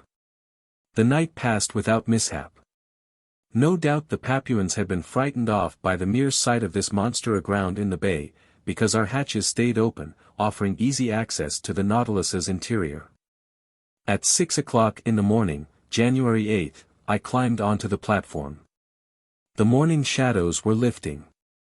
The island was soon on view through the dissolving mists, first its beaches, then its summits. The islanders were still there, in greater numbers than on the day before, perhaps 500 or 600 of them. Taking advantage of the low tide, some of them had moved forward over the heads of coral to within 2 cable lengths of the Nautilus. I could easily distinguish them. They obviously were true Papuans, men of fine stock, athletic in build, forehead high and broad, nose large but not flat, teeth white. Their woolly, red-tinted hair was in sharp contrast to their bodies, which were black and glistening like those of Nubians. Beneath their pierced, distended earlobes there dangled strings of beads made from bone. Generally these savages were naked. I noted some women among them, dressed from hip to knee in grass skirts held up by belts made of vegetation. Some of the chieftains adorned their necks with crescents and with necklaces made from beads of red and white glass. Armed with bows, arrows, and shields, nearly all of them carried from their shoulders a sort of net, which held those polished stones their slings hurl with such dexterity. One of these chieftains came fairly close to the Nautilus, examining it with care. He must have been a motto of high rank, because he paraded in a mat of banana leaves that had ragged edges and was accented with bright colors.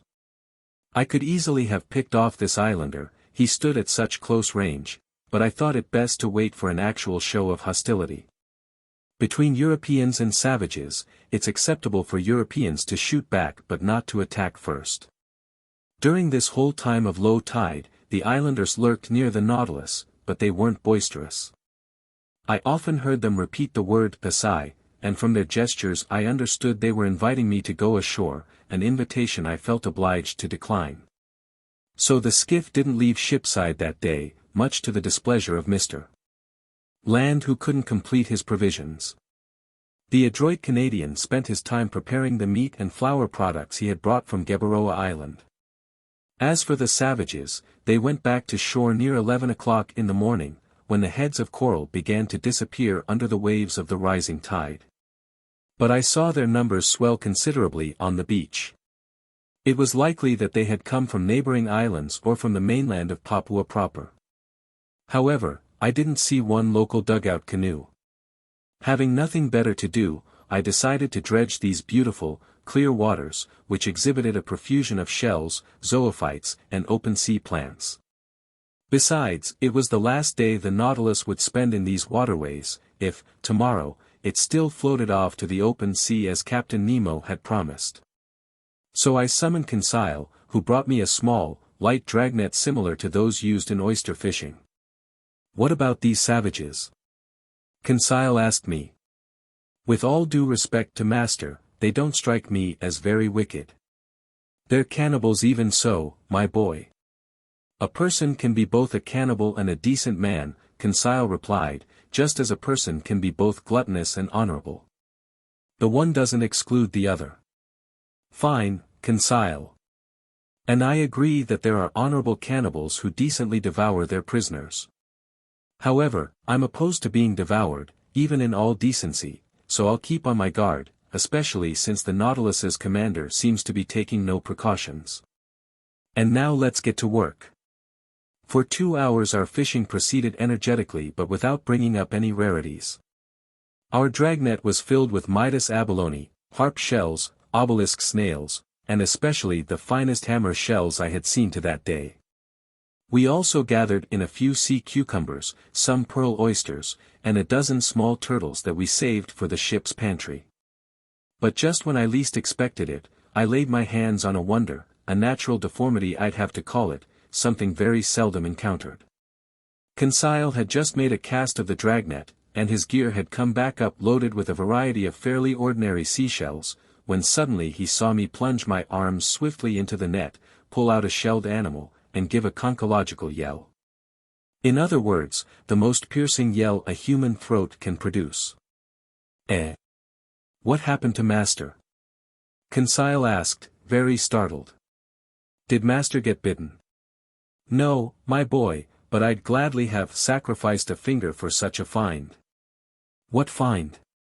"This shell," I said, displaying the subject of my triumph. "But that's simply an olive shell of the tent olive species, genus Oliva, order Pectinibranchia, class Gastropoda, branch Mollusca." Yes, Conseil. But instead of coiling from right to left, this olive shell rolls from left to right." "It can't be!"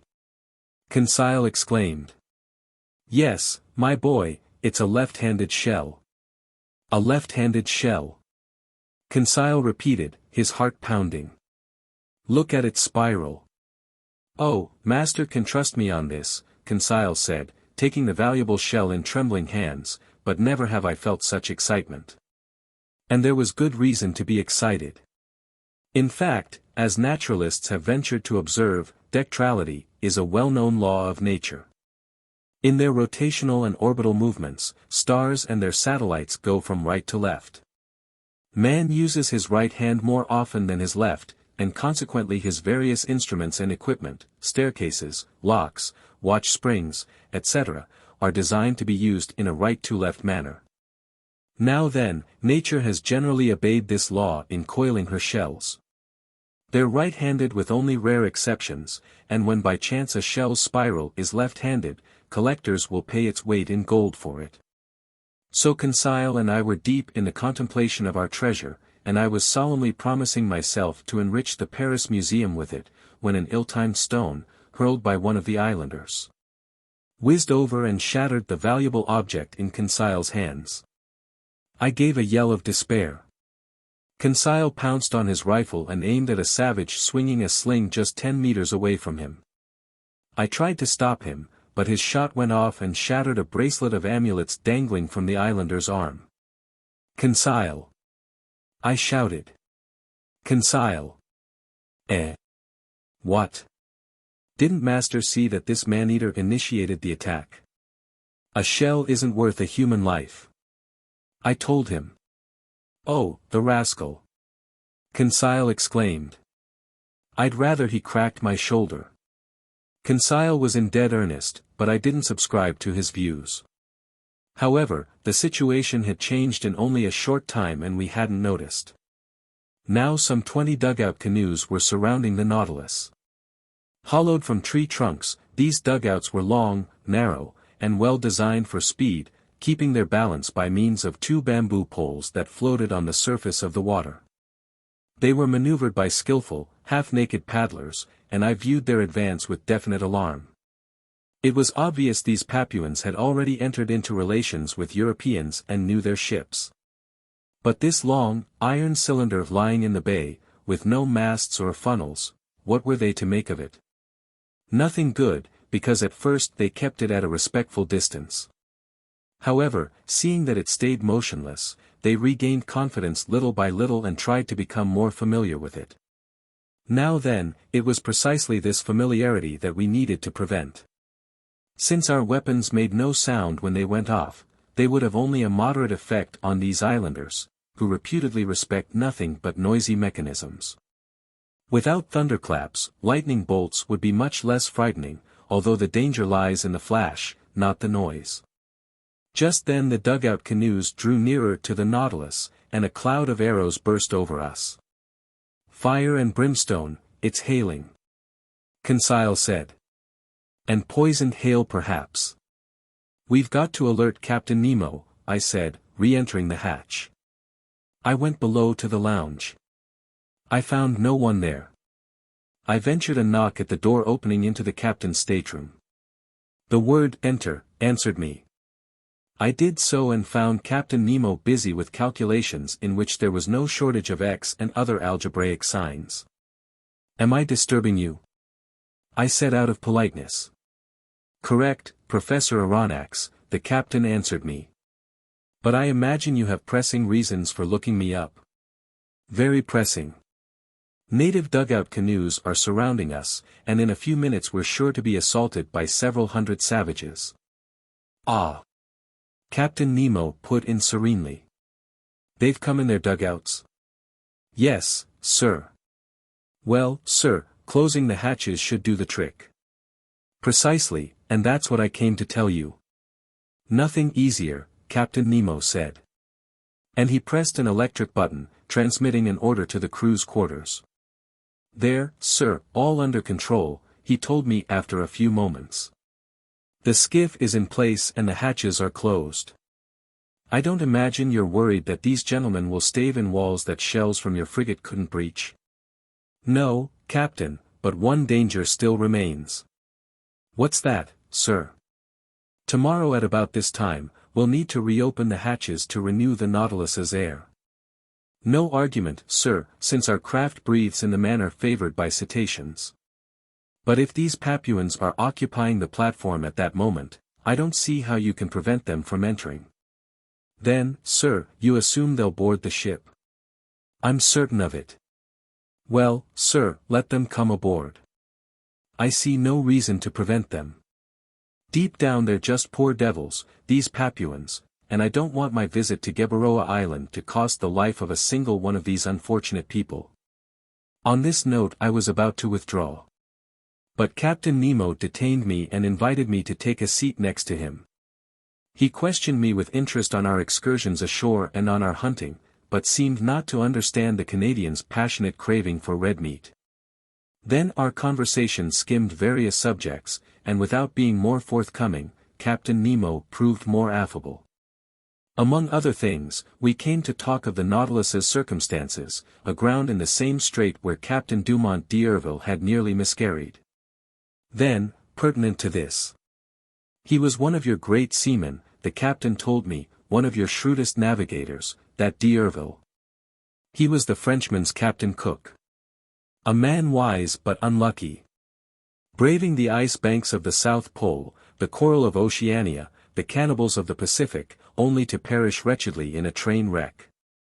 If that energetic man was able to think about his life in its last seconds, imagine what his final thoughts must have been." As he spoke, Captain Nemo seemed deeply moved, an emotion I felt was to his credit. Then, chart in hand, we returned to the deeds of the French navigator, his voyages to circumnavigate the globe, his double attempt at the South Pole, which led to his discovery of the Adélie coast and the Louis Philippe Peninsula. Finally, his hydrographic surveys of the chief islands in Oceania. What your d'Urville did on the surface of the sea, Captain Nemo told me, I've done in the ocean's interior, but more easily, more completely than he. Constantly tossed about by hurricanes, the Zealous and the new astrolabe couldn't compare with the Nautilus, a quiet workroom truly at rest in the midst of the waters. Even so, Captain, I said, there is one major similarity between Dumont d'Urville's sloops of war and the Nautilus. What's that, sir? Like them, the Nautilus has run aground. The Nautilus is not aground, sir, Captain Nemo replied icily. The Nautilus was built to rest on the ocean floor, and I don't need to undertake the arduous labors, the maneuvers d'Urville had to attempt in order to float off his sloops of war. The Zealous and the new astrolabe well nigh perished, but my Nautilus is in no danger. Tomorrow, on the day stated and at the hour stated, the tide will peacefully lift it off, and it will resume its navigating through the seas. Captain, I said, I don't doubt. Tomorrow, Captain Nemo added, standing up, tomorrow at 2:40 in the afternoon, the Nautilus will float off and exit the Torres Strait undamaged. Pronouncing these words in an extremely sharp tone, Captain Nemo gave me a curt bow. This was my dismissal, and I re-entered my stateroom. There I found Conseil, who wanted to know the upshot of my interview with the captain. My boy, I replied, when I expressed the belief that these Papuan natives were a threat to his Nautilus, the captain answered me with great irony. So I've just one thing to say to you, have faith in him and sleep in peace. Master has no need for my services. No, my friend. What's Ned Land up to? Begging Master's indulgence, Conseil replied, but our friend Ned is concocting a kangaroo pie that will be the eighth wonder. I was left to myself. I went to bed but slept pretty poorly. I kept hearing noises from the savages, who were stamping on the platform and letting out deafening yells. The night passed in this way, without the crew ever emerging from their usual inertia. They were no more disturbed by the presence of these man-eaters than soldiers in an armored fortress are troubled by ants running over the armor plate. I got up at 6 o'clock in the morning. The hatches weren't open. So the air inside hadn't been renewed, but the air tanks were kept full for any eventuality and would function appropriately to shoot a few cubic meters of oxygen into the Nautilus's thin atmosphere. I worked in my stateroom until noon without seeing Captain Nemo even for an instant. Nobody on board seemed to be making any preparations for departure. I still waited for a while, then I made my way to the main lounge. Its timepiece marked 2:30. In 10 minutes the tide would reach its maximum elevation, and if Captain Nemo hadn't made a rash promise, the Nautilus would immediately break free. If not, many months might pass before it could leave its coral bed. But some preliminary vibrations could soon be felt over the boat's hull. I heard its plating grind against the limestone roughness of that coral base. At 2:35 Captain Nemo appeared in the lounge. We're about to depart, he said. Ah. I put in. I've given orders to open the hatches. What about the Papuans? What about them? Captain Nemo replied, with a light shrug of his shoulders. Won't they come inside the Nautilus? How will they manage that? By jumping down the hatches you're about to open. Professor Aronnax, Captain Nemo replied serenely, the Nautilus's hatches aren't to be entered in that fashion even when they're open. I gaped at the captain. You don't understand. He said to me. Not in the least. Well, come along and you'll see. I headed to the central companionway. There, very puzzled, Ned Land and Conseil watched the crewmen opening the hatches, while a frightful clamor and furious shouts resounded outside. The hatch lids fell back onto the outer plating. 20 horrible faces appeared. But when the first islander laid hands on the companionway railing, he was flung backward by some invisible power, Lord knows what. He ran off, howling in terror and wildly prancing around. 10 of his companions followed him. All 10 met the same fate. Conseil was in ecstasy. Carried away by his violent instincts, Ned Land leaped up the companionway. But as soon as his hands seized the railing, he was thrown backward in his turn. "Damnation," he exclaimed. "I've been struck by a lightning bolt." These words explained everything to me. It wasn't just a railing that led to the platform, it was a metal cable fully charged with the ship's electricity. Anyone who touched it got a fearsome shock, and such a shock would have been fatal if Captain Nemo had thrown the full current from his equipment into this conducting cable. It could honestly be said that he had stretched between himself and his assailants a network of electricity no one could clear with impunity. Meanwhile, crazed with terror, the unhinged Papuans beat a retreat. As for us, half laughing, we massaged and comforted poor Ned Land, who was swearing like one possessed. But just then, lifted off by the tide's final undulations, the Nautilus left its coral bed at exactly that 40th minute pinpointed by the captain. Its propeller churned the waves with lazy majesty. Gathering speed little by little, the ship navigated on the surface of the ocean, and safe and sound, it left behind the dangerous narrows of the Torres Strait. 23. Aegri Somnia. Aegri Somnia, Latin, troubled dreams. Ed. The following day, January 10th, the Nautilus resumed its travels in mid-water but at a remarkable speed that I estimated to be at least 35 miles per hour. The propeller was going so fast I could neither follow nor count its revolutions. I thought about how this marvelous electric force not only gave motion, heat, and light to the Nautilus but even protected it against outside attack, transforming it into a sacred ark no profane hand could touch without being blasted. My wonderment was boundless, and it went from the submersible itself to the engineer who had created it. We were traveling due west and on January 11th we doubled Cape Wessel, located in longitude 135 degrees and latitude 10 degrees north, the western tip of the Gulf of Carpentaria. Reefs were still numerous but more widely scattered and were fixed on the chart with the greatest accuracy. The Nautilus easily avoided the Money breakers to port and the Victoria Reefs to starboard, positioned at longitude 130 degrees on the 10th parallel, which we went along rigorously. On January 13th, arriving in the Timor Sea, Captain Nemo raised the island of that name at longitude 122 degrees. This island, whose surface area measures 1,625 square leagues, is governed by Rajas. These aristocrats deemed themselves the sons of crocodiles, in other words, descendants with the most exalted origins to which a human being can lay claim. Accordingly, their scaly ancestors infest the island's rivers and are the subjects of special veneration. They are sheltered, nurtured, flattered, pampered, and offered a ritual diet of nubile maidens. And woe to the foreigner who lifts a finger against these sacred saurians. But the Nautilus wanted nothing to do with these nasty animals. Timor Island was visible for barely an instant at noon while the chief officer determined his position. I also caught only a glimpse of Little Roti Island, part of this same group, whose women have a well-established reputation for beauty in the Malaysian marketplace. After our position fix, the Nautilus's latitude bearings were modulated to the southwest.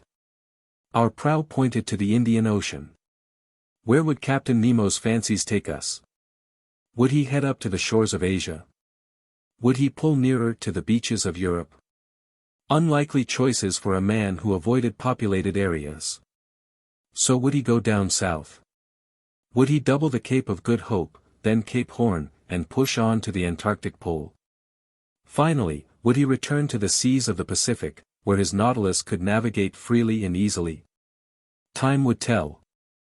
After cruising along the Cartier, Hibernia, Seringapatam, and Scott Reefs, the solid element's last exertions against the liquid element, we were beyond all sight of shore by January 14th. The Nautilus slowed down in an odd manner, and very unpredictable in its ways, it sometimes swam in the midst of the waters, sometimes drifted on their surface.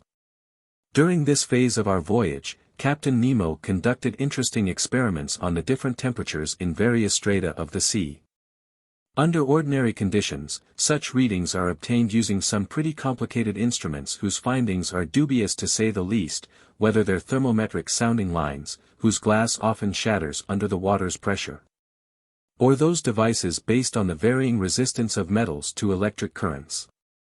The results so obtained can't be adequately double-checked. By contrast, Captain Nemo would seek the sea's temperature by going himself into its depths, and when he placed his thermometer in contact with the various layers of liquid, he found the sought-for degree immediately and with certainty. And so, by loading up its ballast tanks, or by sinking obliquely with its slanting fins, the Nautilus successively reached depths of 3,000, 4,000, 5,000, 7,000, 9,000, and 10,000 meters, and the ultimate conclusion from these experiments was that in all latitudes, the sea had a permanent temperature of 4.5 degrees centigrade at a depth of 1,000 meters.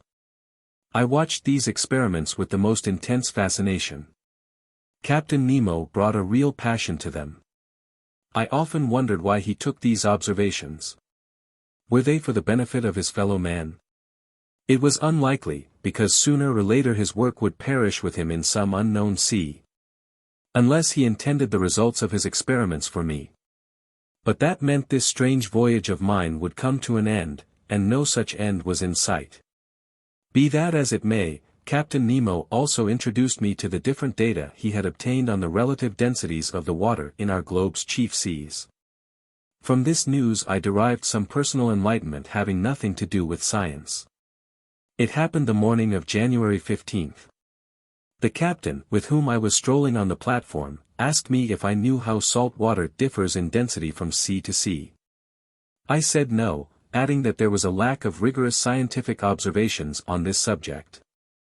I've taken such observations, he told me, and I can vouch for their reliability. Fine, I replied, but the Nautilus lives in a separate world, and the secrets of its scientists don't make their way ashore. You're right, Professor, he told me after a few moments of silence. This is a separate world. It's as alien to the Earth as the planets accompanying our globe around the Sun, and will never become familiar with the work of scientists on Saturn or Jupiter. But since fate has linked our two lives, I can reveal the results of my observations to you. I'm all attention, Captain. You're aware, Professor, that salt water is denser than fresh water, but this density isn't uniform.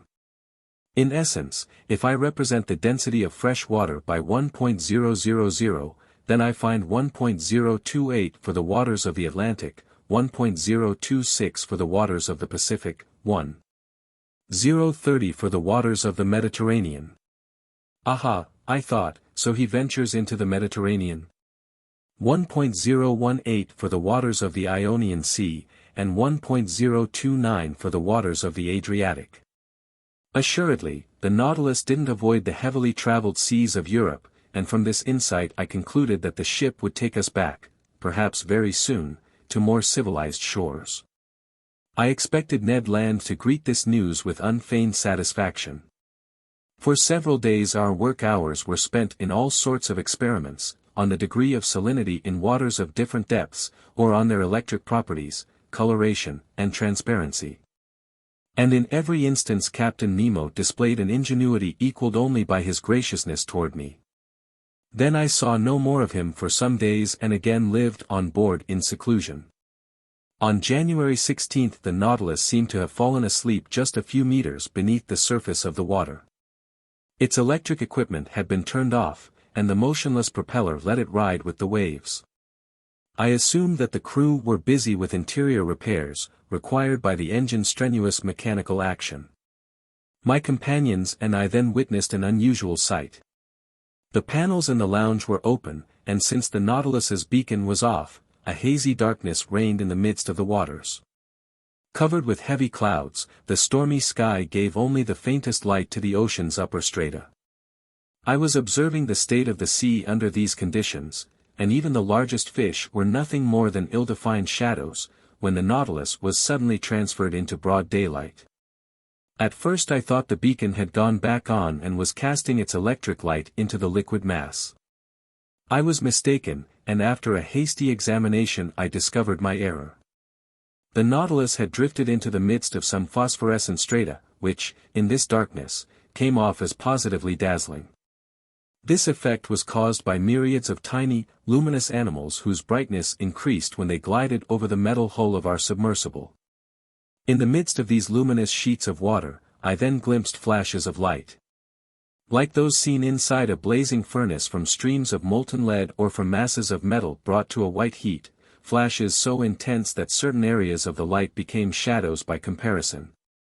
In a fiery setting from which every shadow should seemingly have been banished. No, this was no longer the calm emission of our usual lighting.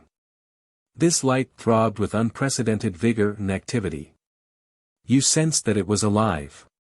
In essence, it was a cluster of countless open-sea infusoria, of Noctiluca an eighth of an inch wide, actual globules of transparent jelly equipped with a thread-like tentacle, up to 25,000 of which have been counted in 30 cubic centimeters of water. And the power of their light was increased by those glimmers unique to medusas, starfish, common jellyfish, angelwing clams, and other phosphorescent zoophytes, which were saturated with grease from organic matter decomposed by the sea. And perhaps with mucus secreted by fish. For several hours the Nautilus drifted in this brilliant tide, and our wonderment grew when we saw huge marine animals cavorting in it, like the fire-dwelling salamanders of myth. In the midst of these flames that didn't burn, I could see swift, elegant porpoises, the tireless pranksters of the seas, and sailfish 3 meters long, those shrewd heralds of hurricanes, whose fearsome broadswords sometimes banged against the lounge window. Then smaller fish appeared, miscellaneous triggerfish, leather jacks, unicorn fish, and 100 others that left stripes on this luminous atmosphere in their course. Some magic lay behind this dazzling sight. Perhaps some atmospheric condition had intensified this phenomenon. Perhaps a storm had been unleashed on the surface of the waves. But only a few meters down, the Nautilus felt no tempest's fury, and the ship rocked peacefully in the midst of the calm waters. And so it went, some new wonder constantly delighting us. Conseil observed and classified his zoophytes, articulates, mollusks, and fish. The days passed quickly, and I no longer kept track of them. Ned, as usual, kept looking for changes of pace from our standard fare. Like actual snails, we were at home in our shell, and I can vouch that it's easy to turn into a full-fledged snail. So this way of living began to seem simple and natural to us, and we no longer envisioned a different lifestyle on the surface of the planet Earth, when something happened to remind us of our strange circumstances. On January 18 the Nautilus lay in longitude 105 degrees and latitude 15 degrees south. The weather was threatening, the sea rough and billowy. The wind was blowing a strong gust from the east. The barometer, which had been falling for some days, forecast an approaching struggle of the elements. I had climbed onto the platform just as the chief officer was taking his readings of hour angles. Out of habit I waited for him to pronounce his daily phrase. But that day it was replaced by a different phrase, just as incomprehensible. Almost at once I saw Captain Nemo appear, lift his spyglass, and inspect the horizon. For some minutes the captain stood motionless, rooted to the spot contained within the field of his lens. Then he lowered his spyglass and exchanged about 10 words with his chief officer. The latter seemed to be in the grip of an excitement he tried in vain to control. More in command of himself, Captain Nemo remained cool. Furthermore, he seemed to be raising certain objections that his chief officer kept answering with flat assurances. At least that's what I gathered from their differences in tone and gesture. As for me, I stared industriously in the direction under observation but without spotting a thing. Sky and water merged into a perfectly clean horizon line. Meanwhile Captain Nemo strolled from one end of the platform to the other, not glancing at me, perhaps not even seeing me. His step was firm but less regular than usual. Sometimes he would stop, cross his arms over his chest, and observe the sea. What could he be looking for over that immense expanse? By then the Nautilus lay hundreds of miles from the nearest coast. The chief officer kept lifting his spyglass and stubbornly examining the horizon, walking up and down, stamping his foot, in his nervous agitation a sharp contrast to his superior. But this mystery would inevitably be cleared up, and soon, because Captain Nemo gave orders to increase speed. At once the engine stepped up its drive power, setting the propeller in swifter rotation. Just then the chief officer drew the captain's attention anew. The latter interrupted his strolling and aimed his spyglass at the point indicated. He observed it a good while. As for me, deeply puzzled, I went below to the lounge and brought back an excellent long-range telescope I habitually used. Leaning my elbows on the beacon housing, which jutted from the stern of the platform, I got set to scour that whole stretch of sky and sea. But no sooner had I peered into the eyepiece than the instrument was snatched from my hands. I spun around. Captain Nemo was standing before me, but I almost didn't recognize him. His facial features were transfigured. Gleaming with dark fire, his eyes had shrunk beneath his frowning brow. His teeth were half bared. His rigid body, clenched fists, and head drawn between his shoulders, all attested to a fierce hate breathing from every pore. He didn't move. My spyglass fell from his hand and rolled at his feet. Had I accidentally caused these symptoms of anger? Did this incomprehensible individual think I had detected some secret forbidden to guests on the Nautilus? No. I wasn't the subject of his hate because he wasn't even looking at me. His eyes stayed stubbornly focused on that inscrutable point of the horizon. Finally Captain Nemo regained his self-control. His facial appearance, so profoundly changed, now resumed its usual calm. He addressed a few words to his chief officer in their strange language, then he turned to me. "Professor Aronnax," he told me in a tone of some urgency, "I ask that you now honor one of the binding agreements between us." "Which one, Captain?" "You and your companions must be placed in confinement until I see fit to set you free." "You're in command," I answered, gaping at him. "But may I address a question to you?" "You may not, sir." After that, I stopped objecting and started obeying, since resistance was useless. I went below to the cabin occupied by Ned Land and Conseil, and I informed them of the captain's decision. I'll let the reader decide how this news was received by the Canadian. In any case, there was no time for explanations. For crewmen were waiting at the door, and they led us to the cell where we had spent our first night aboard the Nautilus. Ned Land tried to lodge a complaint, but the only answer he got was a door shut in his face. "Will Master tell me what this means?" Conseil asked me. I told my companions what had happened. They were as astonished as I was, but no wiser. Then I sank into deep speculation, and Captain Nemo's strange facial seizure kept haunting me. I was incapable of connecting two ideas in logical order, and I had strayed into the most absurd hypotheses, when I was snapped out of my mental struggles by these words from Ned Land. "Well, look here. Lunch is served." Indeed, the table had been laid. Apparently Captain Nemo had given this order at the same time he commanded the Nautilus to pick up speed. "Will Master allow me to make him a recommendation?"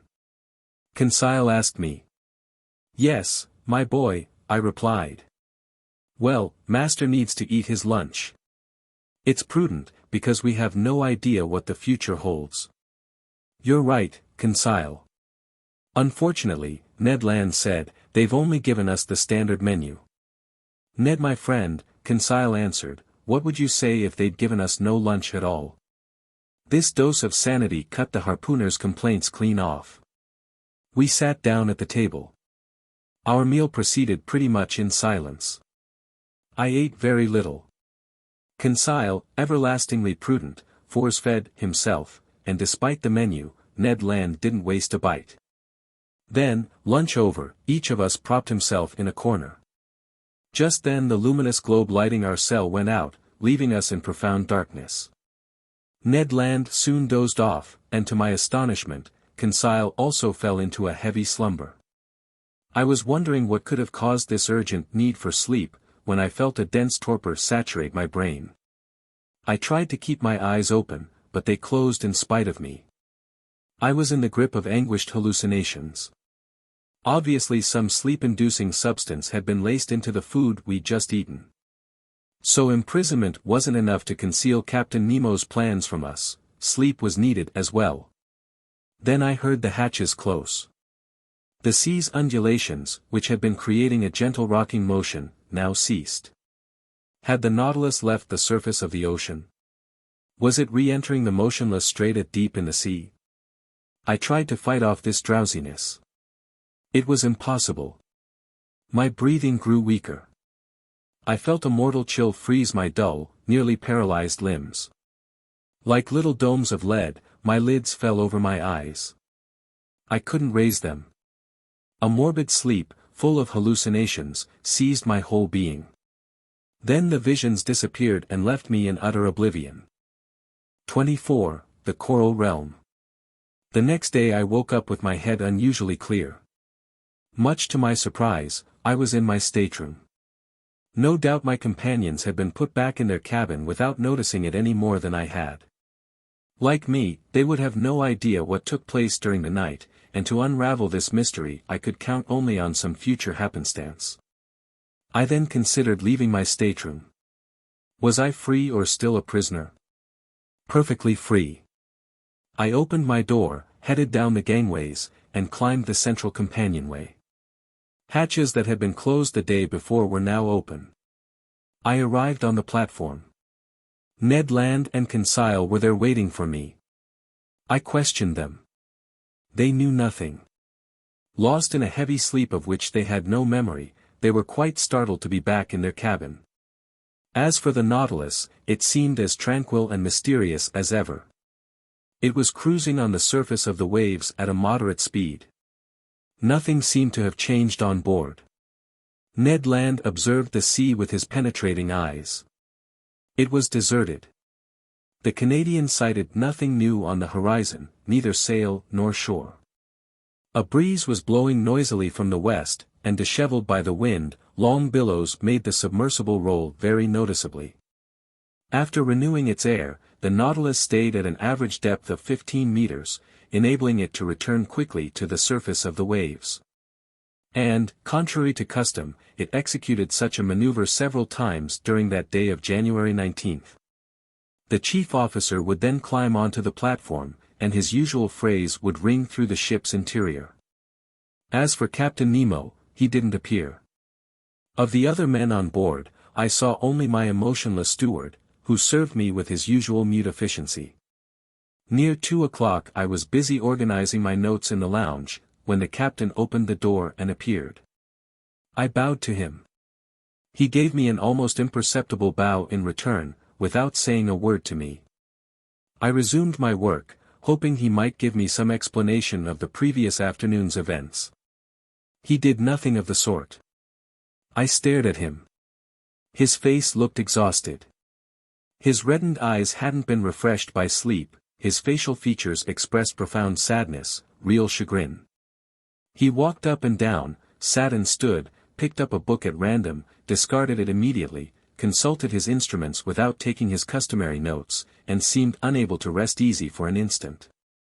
Finally he came over to me and said, "Are you a physician, Professor Aronnax?" This inquiry was so unexpected that I stared at him a good while without replying. "Are you a physician?" he repeated. "Several of your scientific colleagues took their degrees in medicine, such as Grachelier, Moquintandon, and others." "That's right," I said, "I am a doctor, I used to be on call at the hospitals. I was in practice for several years before joining the museum." "Excellent, sir." My reply obviously pleased Captain Nemo. But not knowing what he was driving at, I waited for further questions, ready to reply as circumstances dictated. "Professor Aronnax," the captain said to me, "would you consent to give your medical attentions to one of my men? Someone is sick." "Yes. I'm ready to go with you. Come." I admit that my heart was pounding. Lord knows why, but I saw a definite connection between this sick crewman and yesterday's happenings, and the mystery of those events concerned me at least as much as the man's sickness. Captain Nemo led me to the Nautilus's stern and invited me into a cabin located next to the sailors' quarters. On a bed there lay a man some 40 years old, with strongly molded features, the very image of an Anglo-Saxon. I bent over him. Not only was he sick, he was wounded. Swathed in blood-soaked linen, his head was resting on a folded pillow. I undid the linen bandages, while the wounded man gazed with great staring eyes and let me proceed without making a single complaint. It was a horrible wound. The cranium had been smashed open by some blunt instrument, leaving the naked brains exposed, and the cerebral matter had suffered deep abrasions. Blood clots had formed in this dissolving mass, taking on the color of wine dregs. Both contusion and concussion of the brain had occurred. The sick man's breathing was labored, and muscle spasms quivered in his face. Cerebral inflammation was complete and had brought on a paralysis of movement and sensation. I took the wounded man's pulse. It was intermittent. The body's extremities were already growing cold, and I saw that death was approaching without any possibility of my holding it in check. After dressing the poor man's wound, I redid the linen bandages around his head, and I turned to Captain Nemo. "How did he get this wound?" I asked him. "That's not important," the captain replied evasively. "The Nautilus suffered a collision that cracked one of the engine levers, and it struck this man." My chief officer was standing beside him. This man leaped forward to intercept the blow. A brother lays down his life for his brother, a friend for his friend, what could be simpler? That's the law for everyone on board the Nautilus. "But what's your diagnosis of his condition?" I hesitated to speak my mind. "You may talk freely," the captain told me. "This man doesn't understand French." I took a last look at the wounded man, then I replied. "This man will be dead in 2 hours. Nothing can save him. Nothing." Captain Nemo clenched his fists, and tears slid from his eyes, which I had thought incapable of weeping. For a few moments more I observed the dying man, whose life was ebbing little by little. He grew still more pale under the electric light that bathed his deathbed. I looked at his intelligent head, furrowed with premature wrinkles that misfortune, perhaps misery, had etched long before.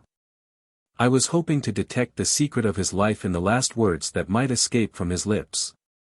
"You may go, Professor Aronnax," Captain Nemo told me. I left the captain in the dying man's cabin and I repaired to my stateroom, very moved by this scene. All day long I was aquiver with gruesome forebodings. That night I slept poorly, and between my fitful dreams, I thought I heard a distant moaning, like a funeral dirge. Was it a prayer for the dead, murmured in that language I couldn't understand? The next morning I climbed on deck. Captain Nemo was already there. As soon as he saw me, he came over. "Professor," he said to me, "would it be convenient for you to make an underwater excursion today?" "With my companions?" I asked. "If they're agreeable." "We're yours to command, Captain." "Then kindly put on your diving suits." As for the dead or dying man, he hadn't come into the picture. I rejoined Ned Land and Conseil. I informed them of Captain Nemo's proposition. Conseil was eager to accept, and this time the Canadian proved perfectly amenable to going with us. It was 8 o'clock in the morning. By 8:30 we were suited up for this new stroll and equipped with our 2 devices for lighting and breathing. The double door opened, and accompanied by Captain Nemo with a dozen crewmen following, we set foot on the firm seafloor where the Nautilus was resting, 10 meters down. A gentle slope gravitated to an uneven bottom whose depth was about 15 fathoms. This bottom was completely different from the one I had visited during my first excursion under the waters of the Pacific Ocean. Here I saw no fine-grained sand, no underwater prairies, not one open-sea forest. I immediately recognized the wondrous region in which Captain Nemo did the honors that day. It was the coral realm. In the zoophyte branch, class Alcyonaria, one finds the order Gorgonaria, which contains 3 groups, sea fans, Isidian polyps, and coral polyps. It's in this last that precious coral belongs, an unusual substance that, at different times, has been classified in the mineral, vegetable, and animal kingdoms. Medicine to the ancients, jewelry to the moderns, it wasn't decisively placed in the animal kingdom until 1694, by Paysanel of Marseilles. A coral is a unit of tiny animals assembled over a polypary that's brittle and stony in nature.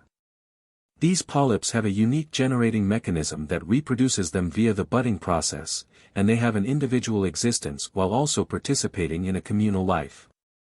Hence they embody a sort of natural socialism. I was familiar with the latest research on this bizarre zoophyte, which turns to stone while taking on a tree form. As some naturalists have very aptly observed, and nothing could have been more fascinating to me than to visit one of these petrified forests that nature has planted on the bottom of the sea. We turned on our Ruhmkorff devices and went along a coral shoal in the process of forming, which, given time, will someday close off this whole part of the Indian Ocean. Our path was bordered by hopelessly tangled bushes, formed from snarls of shrubs all covered with little star-shaped, white-streaked flowers. Only, contrary to plants on shore, these tree forms become attached to rocks on the seafloor by heading from top to bottom. Our lights produced 1,000 delightful effects while playing over these brightly colored boughs. I fancied I saw these cylindrical, membrane-filled tubes trembling beneath the water's undulations. I was tempted to gather their fresh petals, which were adorned with delicate tentacles, some newly in bloom, others barely opened, while nimble fish with fluttering fins brushed past them like flocks of birds. But if my hands came near the moving flowers of these sensitive, lively creatures, an alarm would instantly sound throughout the colony. The white petals retracted into their red sheaths, the flowers vanished before my eyes, and the bush changed into a chunk of stony nipples. Sheer chance had placed me in the presence of the most valuable specimens of this zoophyte. This coral was the equal of those fished up from the Mediterranean off the Barbary coast or the shores of France and Italy. With its bright colors, it lived up to those poetic names of blood flower and blood foam that the industry confers on its finest exhibits. Coral sells for as much as 500 francs per kilogram, and in this locality the liquid strata hid enough to make the fortunes of a whole host of coral fishermen. This valuable substance often merges with other polyparies, forming compact, hopelessly tangled units known as machiota, and I noted some wonderful pink samples of this coral. But as the bushes shrank, the tree forms magnified. Actual petrified thickets and long alcoves from some fantastic school of architecture kept opening up before our steps. Captain Nemo entered beneath a dark gallery whose gentle slope took us to a depth of 100 meters. The light from our glass coils produced magical effects at times, lingering on the wrinkled roughness of some natural arch, or some overhang suspended like a chandelier, which our lamps flecked with fiery sparks. Amid these shrubs of precious coral, I observed other polyps no less unusual, Melita coral, rainbow coral with jointed outgrowths, then a few tufts of genus Corallina, some green and others red. Actually a type of seaweed encrusted with limestone salts, which, after long disputes, naturalists have finally placed in the vegetable kingdom. But as one intellectual has remarked, here, perhaps, is the actual point where life rises humbly out of slumbering stone, but without breaking away from its crude starting point. Finally, after 2 hours of walking, we reached a depth of about 300 meters, in other words, the lowermost limit at which coral can begin to form. But here it was no longer some isolated bush or a modest grove of low timber.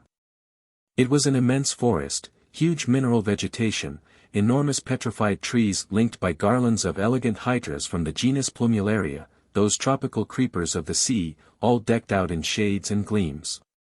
We passed freely under their lofty boughs, lost up in the shadows of the waves, while at our feet organ-piped coral, stony coral, star coral, fungus coral, and sea anemone from the genus Caryophylla formed a carpet of flowers all strewn with dazzling gems. What an indescribable sight!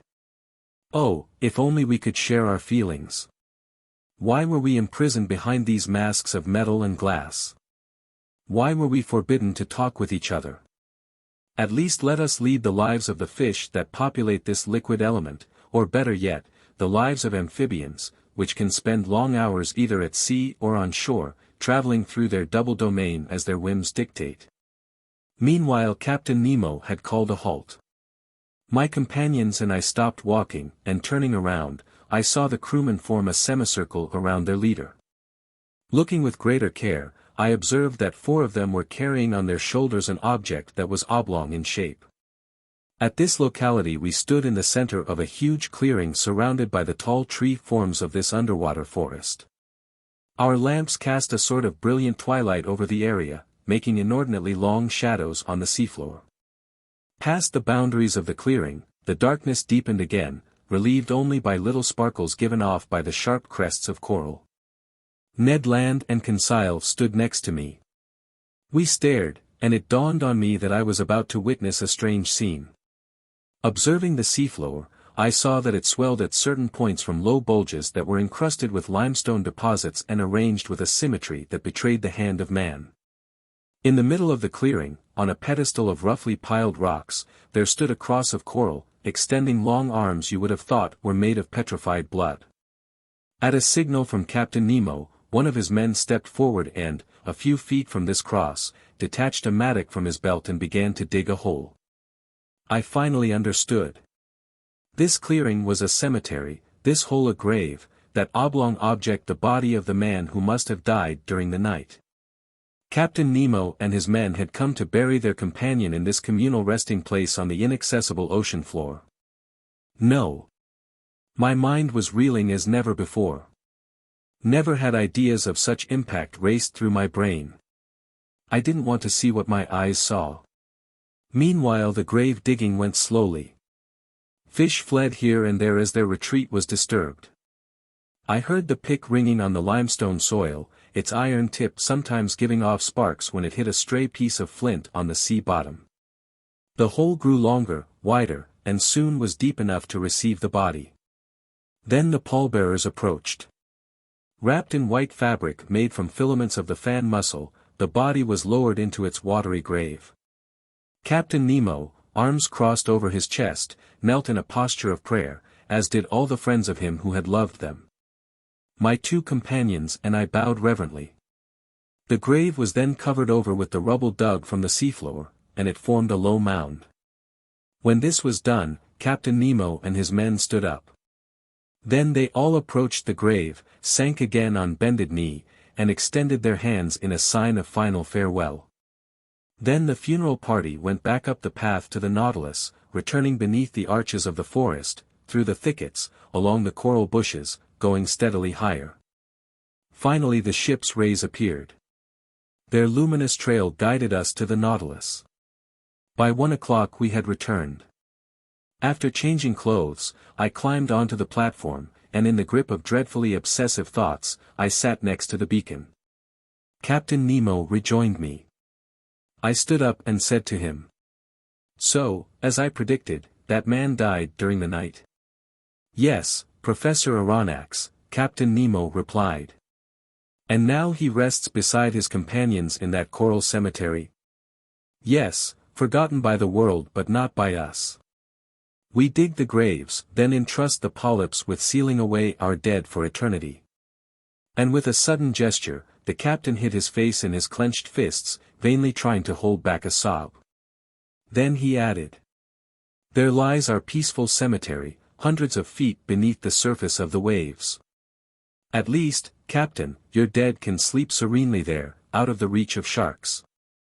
"Yes, sir," Captain Nemo replied solemnly, "of sharks and men." End of the first part.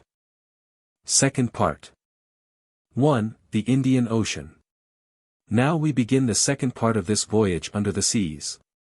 The first ended in that moving scene at the coral cemetery, which left a profound impression on my mind. And so Captain Nemo would live out his life entirely in the heart of this immense sea, and even his grave lay ready in its impenetrable depths.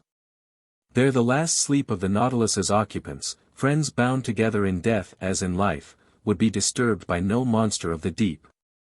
No man either, the captain had added. Always that same fierce, implacable defiance of human society. As for me, I was no longer content with the hypotheses that satisfied Conseil. That fine lad persisted in seeing the Nautilus's commander as merely one of those unappreciated scientists who repay humanity's indifference with contempt. For Conseil, The captain was still a misunderstood genius who, tired of the world's deceptions, had been driven to take refuge in this inaccessible environment where he was free to follow his instincts. But to my mind, this hypothesis explained only one side of Captain Nemo. In fact, the mystery of that last afternoon when we were locked in prison and put to sleep, the captain's violent precaution of snatching from my grasp a spyglass poised to scour the horizon, and the fatal wound given that man during some unexplained collision suffered by the Nautilus, all led me down a plain trail. No. Captain Nemo wasn't content simply to avoid humanity. His fearsome submersible served not only his quest for freedom, but also, perhaps, it was used in Lord knows what schemes of dreadful revenge. Right now, nothing is clear to me, I still glimpse only glimmers in the dark, and I must limit my pen, as it were, to taking dictation from events. But nothing binds us to Captain Nemo. He believes that escaping from the Nautilus is impossible. We are not even constrained by our word of honor. No promises fetter us. We're simply captives, prisoners masquerading under the name guests for the sake of everyday courtesy. Even so, Ned Land hasn't given up all hope of recovering his freedom. He's sure to take advantage of the first chance that comes his way. No doubt I will do likewise. And yet I will feel some regret at making off with the Nautilus's secrets, so generously unveiled for us by Captain Nemo. Because, ultimately, should we detest or admire this man? Is he the persecutor or the persecuted? And in all honesty, before I leave him forever, I want to finish this underwater tour of the world, whose first stages have been so magnificent. I want to observe the full series of these wonders gathered under the seas of our globe. I want to see what no man has seen yet, even if I must pay for this insatiable curiosity with my life. What are my discoveries to date? Nothing, relatively speaking, since so far we've covered only 6,000 leagues across the Pacific. Nevertheless, I'm well aware that the Nautilus is drawing near to populated shores, and if some chance for salvation becomes available to us, it would be sheer cruelty to sacrifice my companions to my passion for the unknown. I must go with them, perhaps even guide them. But will this opportunity ever arise? The human being, robbed of his free will, craves such an opportunity, but the scientist, forever inquisitive, dreads it. That day, January 21st, 1868, the chief officer went at noon to take the sun's altitude. I climbed onto the platform, lit a cigar, and watched him at work. It seemed obvious to me that this man didn't understand French, because I made several remarks in a loud voice that were bound to provoke him to some involuntary show of interest had he understood them, but he remained mute and emotionless. While he took his sights with his sextant, one of the Nautilus's sailors, that muscular man who had gone with us to Crespo Island during our first underwater excursion, came up to clean the glass panes of the beacon. I then examined the fittings of this mechanism, whose power was increased 100-fold by biconvex lenses that were designed like those in a lighthouse and kept its rays productively focused. This electric lamp was so constructed as to yield its maximum illuminating power. In essence, its light was generated in a vacuum, ensuring both its steadiness and intensity. Such a vacuum also reduced wear on the graphite points between which the luminous arc expanded. This was an important savings for Captain Nemo, who couldn't easily renew them. But under these conditions, wear and tear were almost non-existent. When the Nautilus was ready to resume its underwater travels, I went below again to the lounge. The hatches closed once more, and our course was set due west. We then plowed the waves of the Indian Ocean, vast liquid plains with an area of 550 million hectares, whose waters are so transparent it makes you dizzy to lean over their surface. There the Nautilus generally drifted at a depth between 100 and 200 meters. It behaved in this way for some days. To anyone without my grand passion for the sea, these hours would surely have seemed long and monotonous. But my daily strolls on the platform where I was revived by the life-giving ocean air, the sights in the rich waters beyond the lounge windows, the books to be read in the library, and the composition of my memoirs, took up all my time and left me without a moment of weariness or boredom. All in all, we enjoyed a highly satisfactory state of health. The diet on board agreed with us perfectly, and for my part, I could easily have gone without those changes of pace that Ned Land, in a spirit of protest, kept taxing his ingenuity to supply us. What's more, in this constant temperature we didn't even have to worry about catching colds. Besides, the ship had a good stock of the madrepore dendrophilia, known in Provence by the name sea fennel, and a poultice made from the dissolved flesh of its polyps will furnish an excellent cough medicine. For some days we saw a large number of aquatic birds with webbed feet, known as gulls or sea mews. Some were skillfully slain, and when cooked in a certain fashion, they make a very acceptable platter of water game. Among the great wind riders, carried over long distances from every shore and resting on the waves from their exhausting flights, I spotted some magnificent albatross, birds belonging to the longipens, long-winged, family, whose discordant calls sound like the braying of an ass. The totipums, fully webbed, family was represented by swift frigate birds, nimbly catching fish at the surface, and by numerous tropic birds of the genus Phaeton, among others the red-tailed tropic bird, the size of a pigeon. Its white plumage shaded with pink tints that contrasted with its dark-hued wings. The Nautilus's nets hauled up several types of sea turtle from the hawksbill genus with arching backs whose scales are highly prized. Diving easily, these reptiles can remain a good while underwater by closing the fleshy valves located at the external openings of their nasal passages. When they were captured, some hawksbills were still asleep inside their carapaces, a refuge from other marine animals. The flesh of these turtles was nothing memorable, but their eggs made an excellent feast. As for fish, they always filled us with wonderment when, staring through the open panels, we could unveil the secrets of their aquatic lives. I noted several species I hadn't previously been able to observe. I'll mention chiefly some trunkfish unique to the Red Sea, the Sea of the East Indies, and that part of the ocean washing the coasts of equinoctial America. Like turtles, armadillos, sea urchins, and crustaceans, these fish are protected by armor plate that's neither chalky nor stony but actual bone. Sometimes this armor takes the shape of a solid triangle, sometimes that of a solid quadrangle. Among the triangular type, I noticed some half a decimeter long, with brown tails, yellow fins, and wholesome, exquisitely tasty flesh. I even recommend that they be acclimatized to fresh water, a change, incidentally, that a number of saltwater fish can make with ease. I'll also mention some quadrangular trunkfish topped by 4 large protuberances along the back.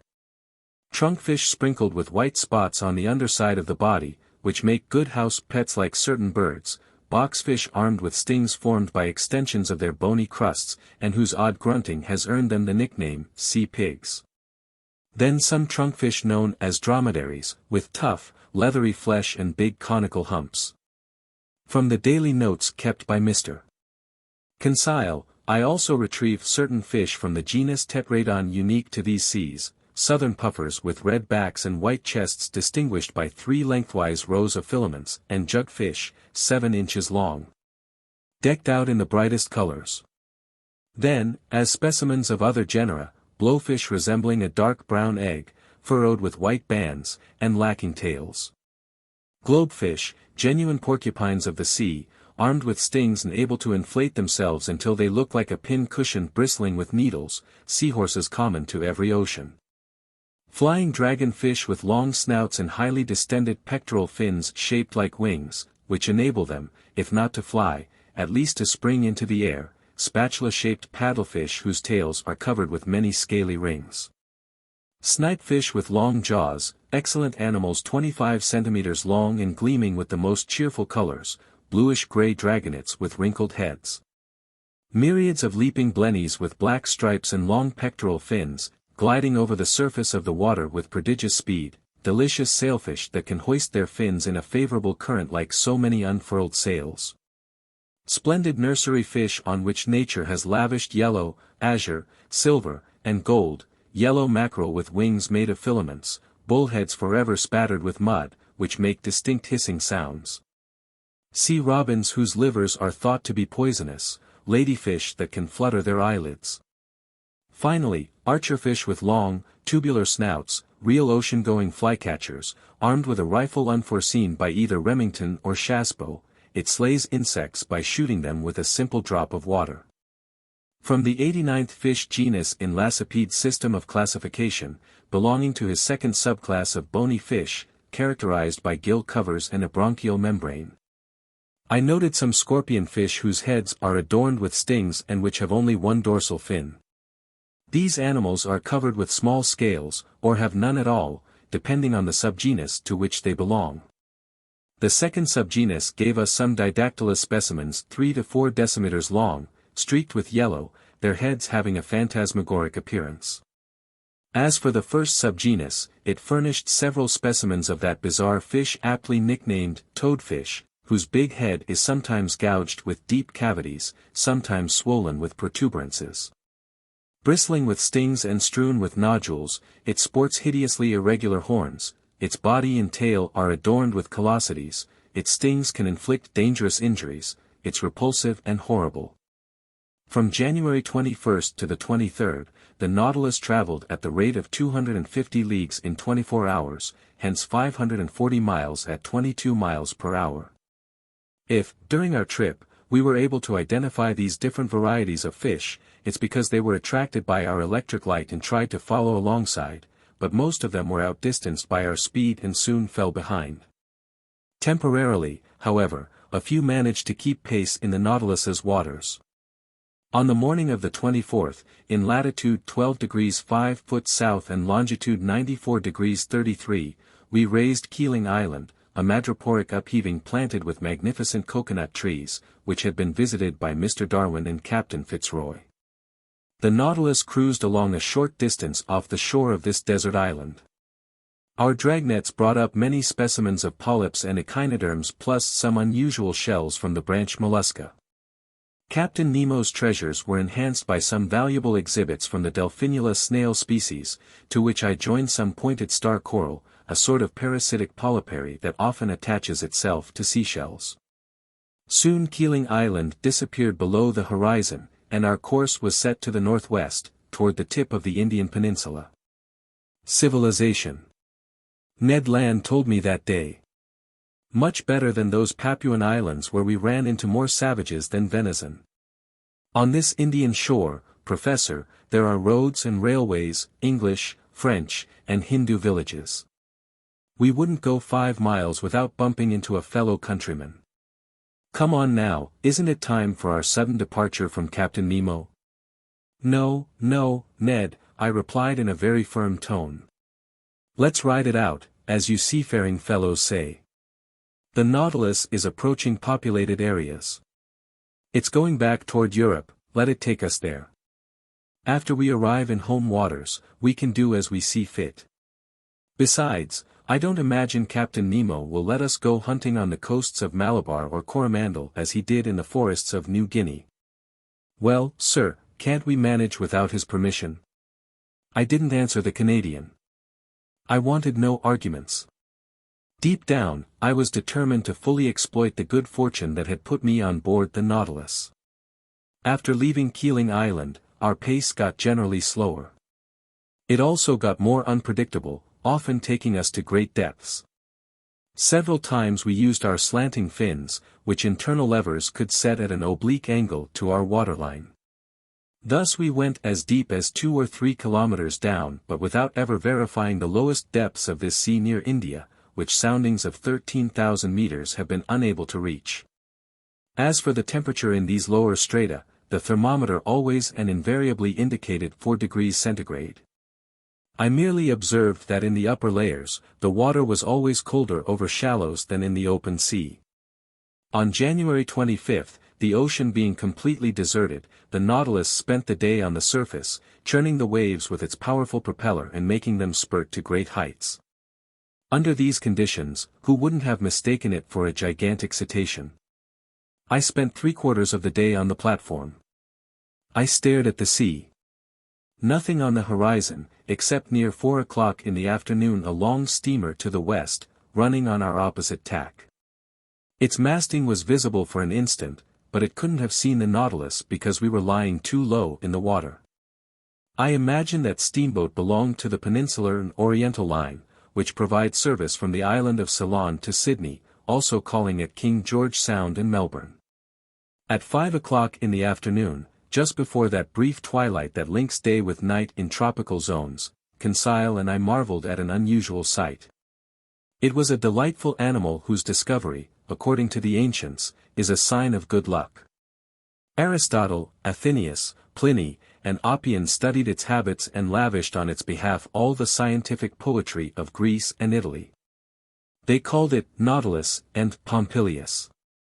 But modern science has not endorsed these designations, and this mollusk is now known by the name Argonaut. Anyone consulting Conseil would soon learn from the gallant lad that the branch mollusca is divided into 5 classes. That the first class features the cephalopoda, whose members are sometimes naked, sometimes covered with a shell, which consists of 2 families, the Dibranchiata and the Tetrabranchiata, which are distinguished by their number of gills. That the family Dibranchiata includes 3 genera, the Argonaut, the squid, and the cuttlefish, and that the family Tetrabranchiata contains only 1 genus, the Nautilus. After this catalogue, if some recalcitrant listener confuses the Argonaut, which is acetabuliferous, in other words, a bearer of suction tubes, with the Nautilus, which is tentaculiferous, a bearer of tentacles, it will be simply unforgivable. Now, it was a school of Argonauts then voyaging on the surface of the ocean. We could count several hundred of them. They belonged to that species of Argonaut covered with protuberances and exclusive to the seas near India. These graceful mollusks were swimming backward by means of their locomotive tubes, sucking water into these tubes and then expelling it. 6 of their 8 tentacles were long, thin, and floated on the water, while the other 2 were rounded into palms and spread to the wind like light sails. I could see perfectly their undulating, spiral-shaped shells, which Cuvier aptly compared to an elegant cockleboat. It's an actual boat indeed. It transports the animal that secretes it without the animal sticking to it. The Argonaut is free to leave its shell, I told Conseil, but it never does. Not unlike Captain Nemo, Conseil replied sagely. Which is why he should have christened his ship the Argonaut. For about an hour the Nautilus cruised in the midst of this school of mollusks. Then, Lord knows why, they were gripped with a sudden fear. As if at a signal, every sail was abruptly lowered. Arms folded, bodies contracted, shells turned over by changing their center of gravity, and the whole flotilla disappeared under the waves. It was instantaneous, and no squadron of ships ever maneuvered with greater togetherness. Just then night fell suddenly, and the waves barely surged in the breeze, spreading placidly around the Nautilus's side plates. The next day, January 26th, we cut the equator on the 82nd meridian and we re-entered the northern hemisphere. During that day a fearsome school of sharks provided us with an escort. Dreadful animals that teem in these seas and make them extremely dangerous. There were Port Jackson sharks with a brown back, a whitish belly, and 11 rows of teeth, big-eye sharks with necks marked by a large black spot encircled in white and resembling an eye. And Isabella sharks whose rounded snouts were strewn with dark speckles. Often these powerful animals rushed at the lounge window with a violence less than comforting. By this point Ned Land had lost all self-control. He wanted to rise to the surface of the waves and harpoon the monsters, especially certain smoothhound sharks whose mouths were paved with teeth arranged like a mosaic, and some big 5-meter tiger sharks that insisted on personally provoking him. But the Nautilus soon picked up speed and easily left astern the fastest of these man-eaters. On January 27th, at the entrance to the huge Bay of Bengal, we repeatedly encountered a gruesome sight, human corpses floating on the surface of the waves. Carried by the Ganges to the high seas, these were deceased Indian villagers who hadn't been fully devoured by vultures, the only morticians in these parts. But there was no shortage of sharks to assist them with their undertaking chores. Near 7 o'clock in the evening, the Nautilus lay half submerged, navigating in the midst of milky white waves. As far as the eye could see, the ocean seemed lactified. Was it an effect of the moon's rays? No, Because the new moon was barely 2 days old and was still lost below the horizon in the sun's rays. The entire sky, although lit up by stellar radiation, seemed pitch black in comparison with the whiteness of these waters. Conseil couldn't believe his eyes, and he questioned me about the causes of this odd phenomenon. Luckily, I was in a position to answer him. "That's called a milk sea," I told him, "a vast expanse of white waves often seen along the coasts of Amboina and in these waterways." "But," Conseil asked, "could Master tell me the cause of this effect, because I presume this water hasn't really changed into milk." "No, my boy, and this whiteness that amazes you is merely due to the presence of myriads of tiny creatures called infusoria, a sort of diminutive glowworm that's colorless and gelatinous in appearance, as thick as a strand of hair, and no longer than 1/5 of a millimeter. Some of these tiny creatures stick together over an area of several leagues." "Several leagues?" Conseil exclaimed. "Yes, my boy, and don't even try to compute the number of these infusoria. You won't pull it off, because if I'm not mistaken, certain navigators have cruised through milk seas for more than 40 miles. I'm not sure that Conseil heeded my recommendation, because he seemed to be deep in thought, no doubt trying to calculate how many 1/5 of a millimeter are found in 40 square miles. As for me, I continued to observe this phenomenon. For several hours the Nautilus's spur sliced through these whitish waves, and I watched it glide noiselessly over this soapy water, as if it were cruising through those foaming eddies that a bay's currents and countercurrents sometimes leave between each other. Near midnight the sea suddenly resumed its usual hue, but behind us all the way to the horizon, the skies kept mirroring the whiteness of those waves and for a good while seemed imbued with the hazy glow of an aurora borealis. 2. A new proposition from Captain Nemo. On January 28, in latitude 9 degrees 4 foot north, when the Nautilus returned at noon to the surface of the sea, it lay in sight of land some 8 miles to the west. Right off, I observed a cluster of mountains about 2,000 feet high, whose shapes were very whimsically sculpted. After our position fix, I re-entered the lounge, and when our bearings were reported on the chart, I saw that we were off the island of Ceylon, that pearl dangling from the lower lobe of the Indian peninsula. I went looking in the library for a book about this island, one of the most fertile in the world. Sure enough, I found a volume entitled Ceylon and the Cingalese by H. C. Sir Esq. Re-entering the lounge, I first noted the bearings of Ceylon, on which antiquity lavished so many different names. It was located between latitude 5 degrees 55 foot and 9 degrees 49 north, and between longitude 79 degrees 42 and 82 degrees 4 east of the meridian of Greenwich. Its length is 275 miles, its maximum width, 150 miles, its circumference, 900 miles.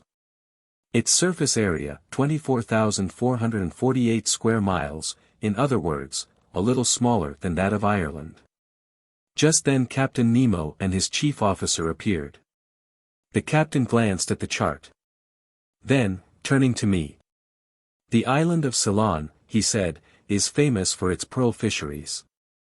Would you be interested, Professor Aronnax, in visiting one of those fisheries?" "Certainly, Captain." "Fine. It's easily done. Only, when we see the fisheries, we'll see no fishermen. The annual harvest hasn't yet begun." "No matter. I'll give orders to make for the Gulf of Manor, and we'll arrive there late tonight." The captain said a few words to his chief officer who went out immediately. Soon the Nautilus re-entered its liquid element, and the pressure gauge indicated that it was staying at a depth of 30 feet. With the chart under my eyes, I looked for the Gulf of Manor.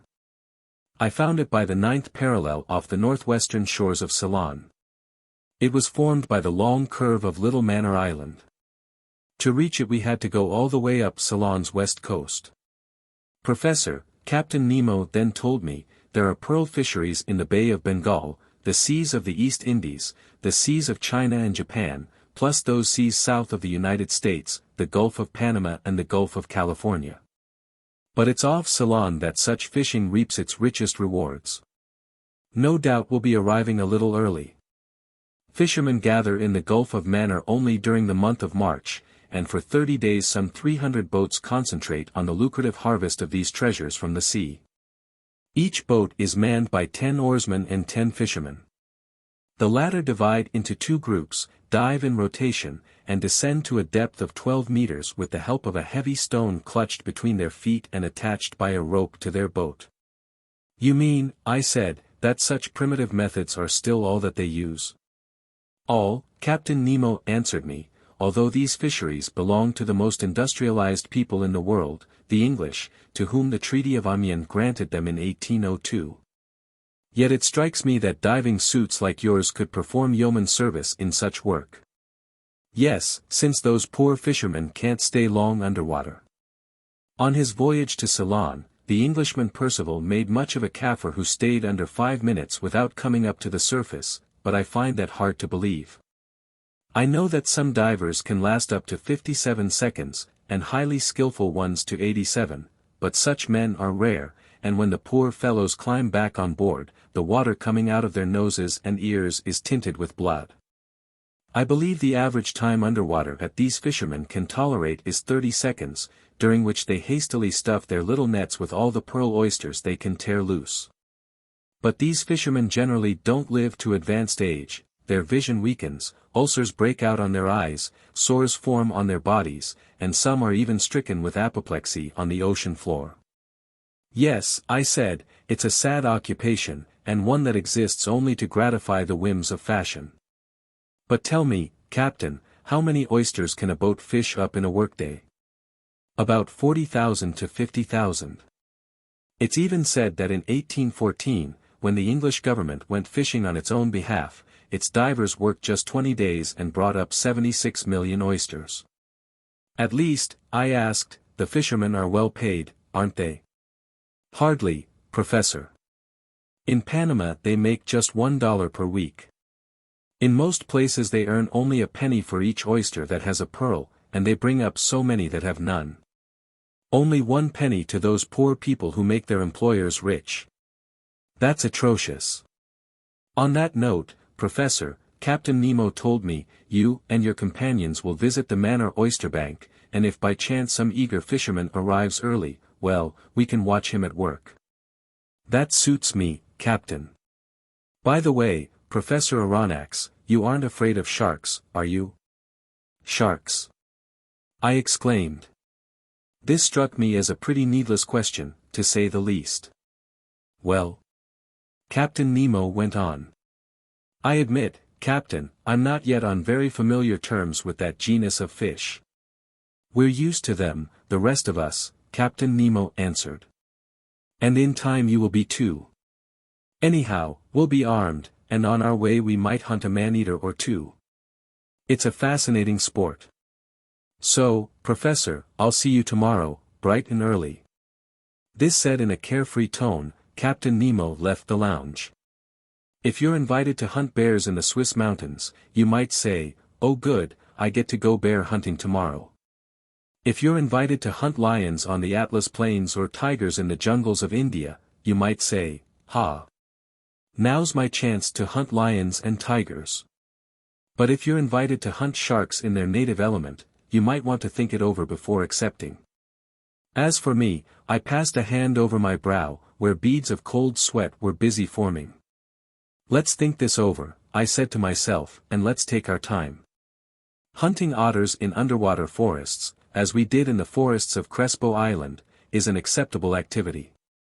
But to roam the bottom of the sea when you're almost certain to meet man-eaters in the neighborhood, that's another story.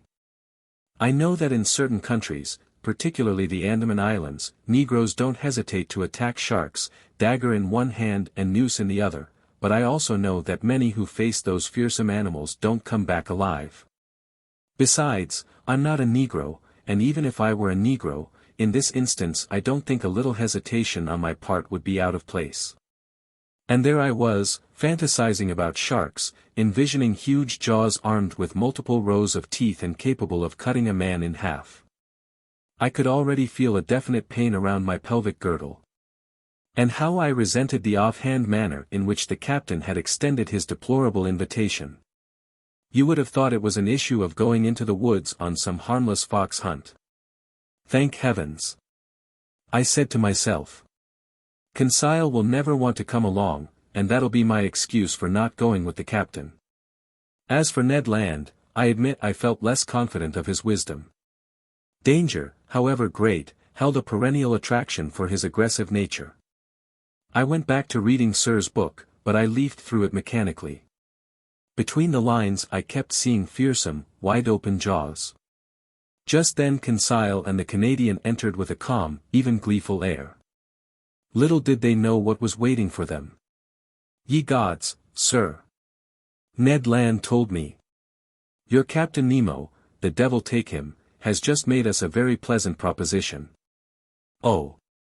I said, you know about. With all due respect to Master, Conseil replied, the Nautilus's commander has invited us, together with Master, for a visit tomorrow to Ceylon's magnificent pearl fisheries. He did so in the most cordial terms and conducted himself like a true gentleman. He didn't tell you anything else? Nothing, sir, the Canadian replied. He said you'd already discussed this little stroll. Indeed, I said. But didn't he give you any details on? Not a one, Mr. Naturalist. You will be going with us, right? Me? Why yes, certainly, of course. I can see that you like the idea, Mr. Land. Yes. It will be a really unusual experience. And possibly dangerous. I added in an insinuating tone. Dangerous? Ned Land replied. A simple trip to an oyster bank? Assuredly, Captain Nemo hadn't seen fit to plant the idea of sharks in the minds of my companions. For my part, I stared at them with anxious eyes, as if they were already missing a limb or two. Should I alert them? Yes, surely, but I hardly knew how to go about it. Would Master, Conseil said to me, give us some background on pearl fishing? On the fishing itself? I asked. Or on the occupational hazards that? On the fishing, the Canadian replied. Before we tackle the terrain, it helps to be familiar with it. All right, sit down, my friends, and I'll teach you everything I myself have just been taught by the Englishman H.C., sir. Ned and Conseil took seats on a couch, and right off the Canadian said to me. Sir, just what is a pearl exactly? My gallant Ned, I replied, for poets a pearl is a tear from the sea, for Orientals it's a drop of solidified dew.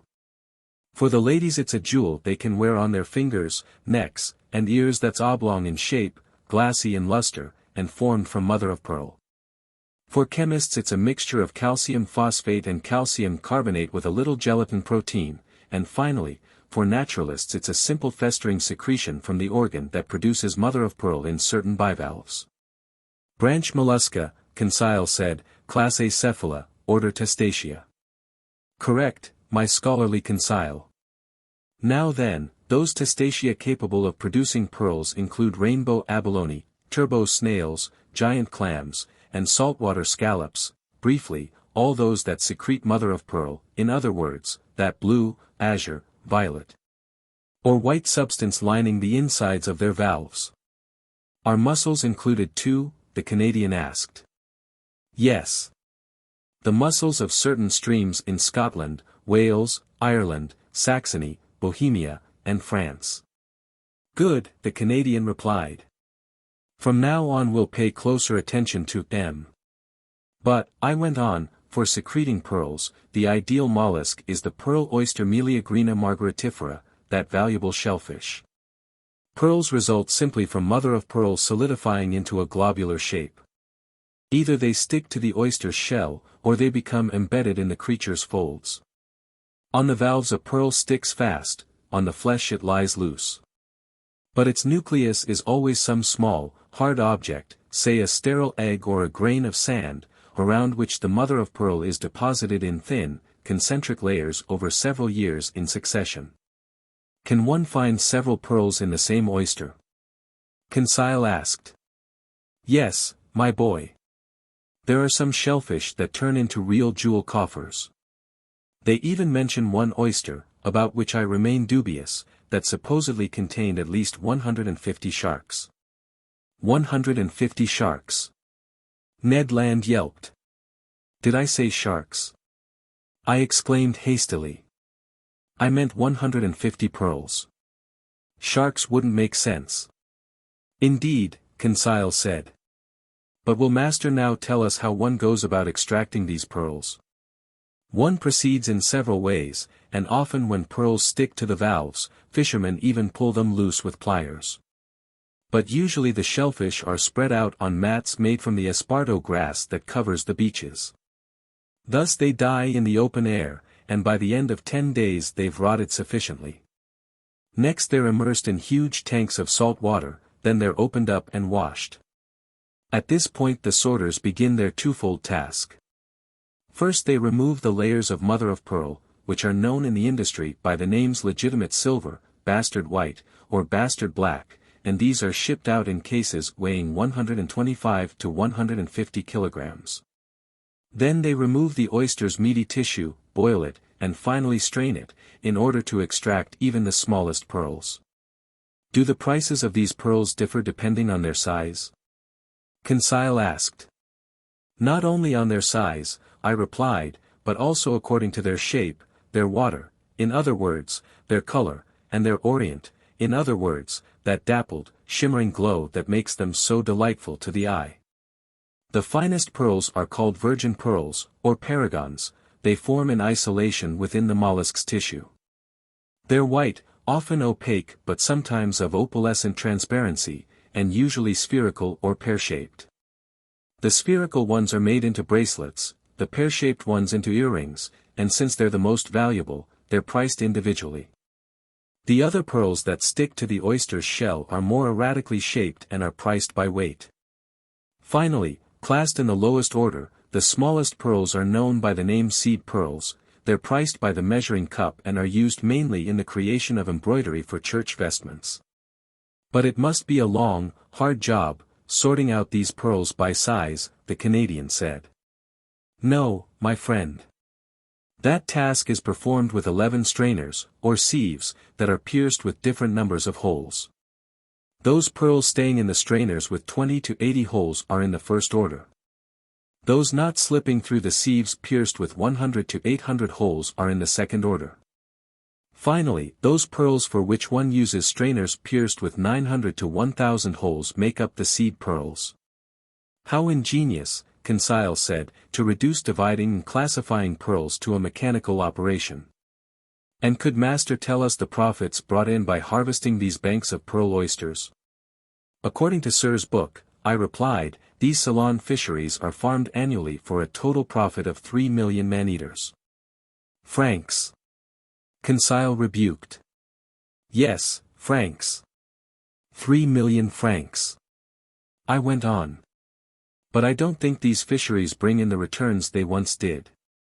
Similarly, the Central American fisheries used to make an annual profit of 4 million francs during the reign of King Charles V, but now they bring in only 2/3 of that amount. All in all, it's estimated that 9 million francs is the current yearly return for the whole pearl harvesting industry. But, Conseil asked, haven't certain famous pearls been quoted at extremely high prices? Yes, my boy. They say Julius Caesar gave Servilia a pearl worth 120,000 francs in our currency. I've even heard stories, the Canadian said, about some lady in ancient times who drank pearls in vinegar. Cleopatra, Conseil shot back. It must have tasted pretty bad, Ned Land added. Abominable, Ned my friend, Conseil replied. But when a little glass of vinegar is worth 1,500,000 francs, its taste is a small price to pay. I'm sorry I didn't marry the gal, the Canadian said, throwing up his hands with an air of discouragement. Ned Land married to Cleopatra? Conseil exclaimed. But I was all set to tie the knot, Conseil, the Canadian replied in all seriousness, and it wasn't my fault the whole business fell through. I even bought a pearl necklace for my fiancée, Kate Tender, but she married somebody else instead. Well, that necklace cost me only $1.50, but you can absolutely trust me on this, Professor, its pearls were so big, they wouldn't have gone through that strainer with 20 holes. My gallant Ned, I replied, laughing, those were artificial pearls, ordinary glass beads whose insides were coated with essence of Orient. Wow, the Canadian replied. That essence of Orient must sell for quite a large sum. As little as 0. It comes from the scales of a European carp, it's nothing more than a silver substance that collects in the water and is preserved in ammonia. It's worthless. Maybe that's why Kate Tender married somebody else, replied Mr. Land philosophically. But, I said, getting back to pearls of great value, I don't think any sovereign ever possessed one superior to the pearl owned by Captain Nemo. This one? Conseil said, pointing to a magnificent jewel in its glass case. Exactly. And I'm certainly not far off when I estimate its value at 2 million, francs. Conseil said quickly. Yes, I said, 2 million francs, and no doubt all it cost our captain was the effort to pick it up. Ha! Ned Land exclaimed. During our stroll tomorrow, who says we won't run into one just like it? Bah! Conseil put in. And why not? What good would a pearl worth millions do us here on the Nautilus? Here, no, Ned Land said. But elsewhere. Oh. Elsewhere. Conseil put in, shaking his head. In fact, I said, Mr. Land is right. And if we ever brought back to Europe or America a pearl worth millions, it would make the story of our adventures more authentic, and much more rewarding. That's how I see it, the Canadian said. But, said Conseil, who perpetually returns to the didactic side of things, is this pearl fishing ever dangerous? No, I replied quickly, especially if one takes certain precautions. What risks would you run in a job like that? Ned Land said. Swallowing a few gulps of salt water. Whatever you say, Ned. Then, trying to imitate Captain Nemo's carefree tone, I asked, by the way, gallant Ned, are you afraid of sharks? Me, the Canadian replied. I'm a professional harpooner. It's my job to make a mockery of them. It isn't an issue, I said, of fishing for them with a swivel hook, hoisting them onto the deck of a ship, chopping off the tail with a sweep of the axe, opening the belly, ripping out the heart and tossing it into the sea. So it's an issue of. Yes, precisely. In the water. In the water. Ye gods, just give me a good harpoon. You see, sir, these sharks are badly designed. They have to roll their bellies over to snap you up, and in the meantime. Ned Land had a way of pronouncing the word snap that sent chills down the spine. Well, how about you, Conseil? What are your feelings about these man-eaters? Me? Conseil said. I'm afraid I must be frank with Master. Good for you, I thought. If Master faces these sharks, Conseil said, I think his loyal manservant should face them with him. 3. A pearl worth 10 million. Night fell. I went to bed. I slept pretty poorly. Man-eaters played a major role in my dreams. And I found it more or less appropriate that the French word for shark, requin, has its linguistic roots in the word requiem. The next day at 4 o'clock in the morning, I was awakened by the steward whom Captain Nemo had placed expressly at my service. I got up quickly, dressed, and went into the lounge. Captain Nemo was waiting for me. Professor Aronnax, he said to me, are you ready to start? I'm ready. Kindly follow me. What about my companions, Captain? They've been alerted and are waiting for us. Aren't we going to put on our diving suits? I asked. Not yet. I haven't let the Nautilus pull too near the coast, and we're fairly well out from the Manor Oysterbank. But I have the skiff ready, and it will take us to the exact spot where we'll disembark, which will save us a pretty long trek. It's carrying our diving equipment, and we'll suit up just before we begin our underwater exploring. Captain Nemo took me to the central companionway whose steps led to the platform. Ned and Conseil were there, enraptured with the pleasure trip getting underway. Oars in position, 5 of the Nautilus's sailors were waiting for us aboard the skiff, which was moored alongside. The night was still dark.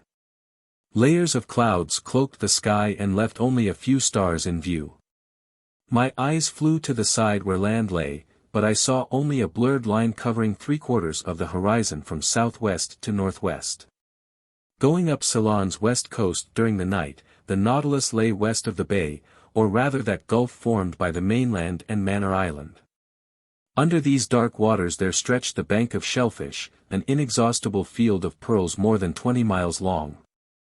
Captain Nemo, Conseil, Ned Land, and I found seats in the stern of the skiff. The longboat's coxswain took the tiller. His 4 companions leaned into their oars, the moorings were cast off and we pulled clear. The skiff headed southward. The oarsmen took their time. I watched their strokes vigorously catch the water, and they always waited 10 seconds before rowing again, following the practice used in most navies. While the longboat coasted, drops of liquid flicked from the oars and hit the dark troughs of the waves, pitter-pattering like splashes of molten lead.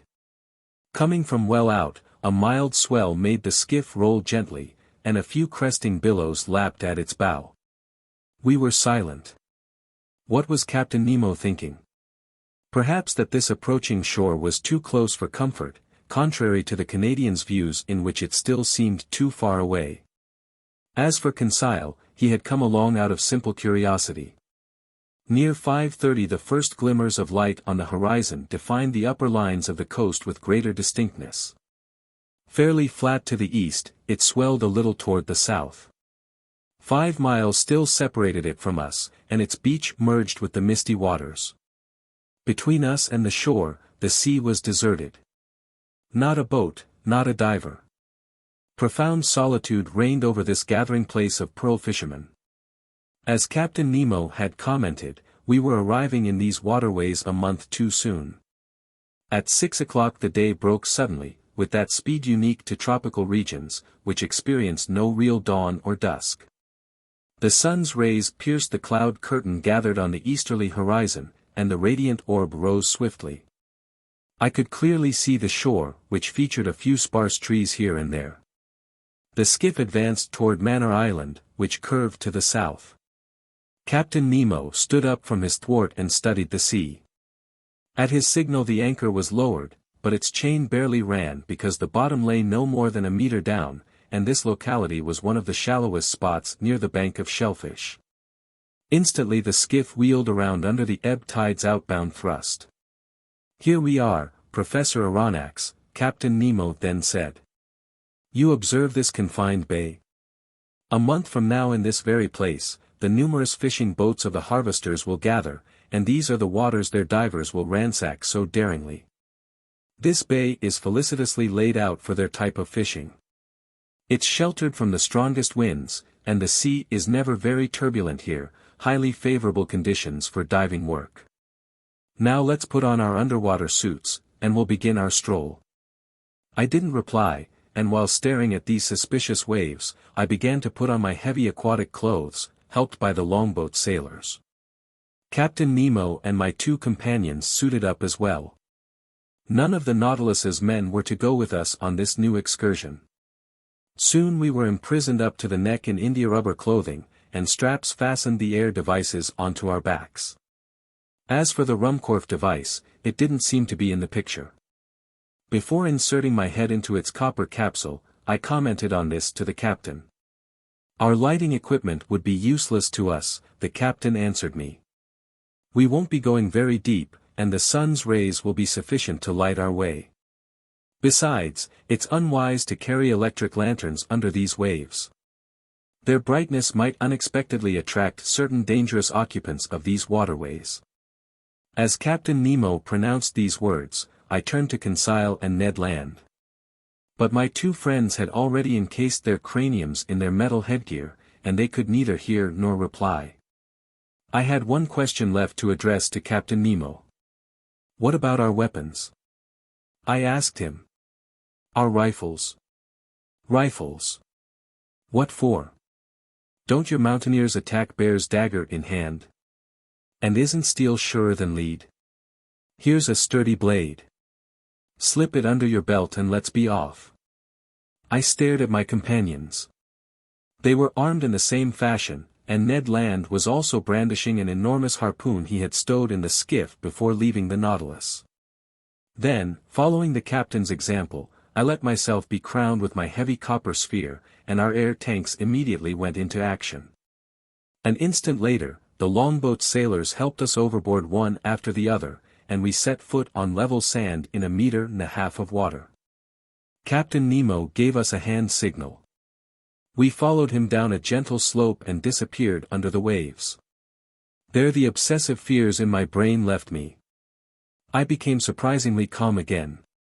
The ease with which I could move increased my confidence, and the many strange sights captivated my imagination. The sun was already sending sufficient light under these waves. The tiniest objects remained visible. After 10 minutes of walking, we were in 5 meters of water, and the terrain had become almost flat. Like a covey of snipe over a marsh, there rose underfoot schools of unusual fish from the genus Monopterus, whose members have no fin but their tail. I recognized the Javanese eel, a genuine 8-decimeter serpent with a bluish-gray belly, which, without the gold lines over its flanks, could easily be confused with the conger eel. From the butterfish genus, whose oval bodies are very flat, I observed several adorned in brilliant colors and sporting a dorsal fin like a sickle, edible fish that, when dried and marinated, make an excellent dish known by the name carawade. Then some sea poachers, fish belonging to the genus Aspidophoroids, whose bodies are covered with scaly armor divided into 8 lengthwise sections. Meanwhile, as the sun got progressively higher, it lit up the watery mass more and more. The seafloor changed little by little. Its fine-grained sand was followed by a genuine causeway of smooth crags covered by a carpet of mollusks and zoophytes. Among other specimens in these 2 branches, I noted some windowpane oysters with thin valves of unequal size, a type of ostracod unique to the Red Sea and the Indian Ocean, then orange-hued lucina with circular shells, all shaped auger shells. Some of those Persian murex snails that supply the Nautilus with such wonderful dye, spiky periwinkles 15 centimeters long that rose under the waves like hands ready to grab you. Turban snails with shells made of horn and bristling all over with spines, lamp shells, edible duck clams that feed the Hindu marketplace, subtly luminous jellyfish of the species Pelagia panipyra, and finally some wonderful Oculina flabelliforma. Magnificent sea fans that fashion one of the most luxuriant tree forms in this ocean. In the midst of this moving vegetation, under arbors of water plants, there raced legions of clumsy articulates, in particular some fanged frog crabs whose carapaces form a slightly rounded triangle, robber crabs exclusive to these waterways. And horrible Parthenope crabs whose appearance was repulsive to the eye. One animal no less hideous, which I encountered several times, was the enormous crab that Mr. Darwin observed, to which nature has given the instinct and requisite strength to eat coconuts. It scrambles up trees on the beach and sends the coconuts tumbling, they fracture in their fall and are opened by its powerful pincers. Here, under these clear waves, this crab raced around with matchless agility, while green turtles from the species frequenting the Malabar coast moved sluggishly among the crumbling rocks. Near 7 o'clock we finally surveyed the bank of shellfish, where pearl oysters reproduce by the millions. These valuable mollusks stick to rocks, where they're strongly attached by a mass of brown filaments that forbids their moving about. In this respect oysters are inferior even to mussels, to whom nature has not denied all talent for locomotion. The shellfish Meleagrina, that womb for pearls whose valves are nearly equal in size, has the shape of a round shell with thick walls and a very rough exterior. Some of these shells were furrowed with flaky, greenish bands that radiated down from the top. These were the young oysters. The others had rugged black surfaces, measured up to 15 centimeters in width, and were 10 or more years old. Captain Nemo pointed to this prodigious heap of shellfish, and I saw that these mines were genuinely inexhaustible, since nature's creative powers are greater than man's destructive instincts. True to those instincts, Ned Land greedily stuffed the finest of these mollusks into a net he carried at his side. But we couldn't stop. We had to follow the captain, who headed down trails seemingly known only to himself. The seafloor rose noticeably, and when I lifted my arms, sometimes they would pass above the surface of the sea. Then the level of the oyster bank would lower unpredictably. Often we went around tall, pointed rocks rising like pyramids. In their dark crevices huge crustaceans, aiming their long legs like heavy artillery, watched us with unblinking eyes, while underfoot there crept millipedes, bloodworms, Orisha worms, and annelid worms, whose antennas and tubular tentacles were incredibly long.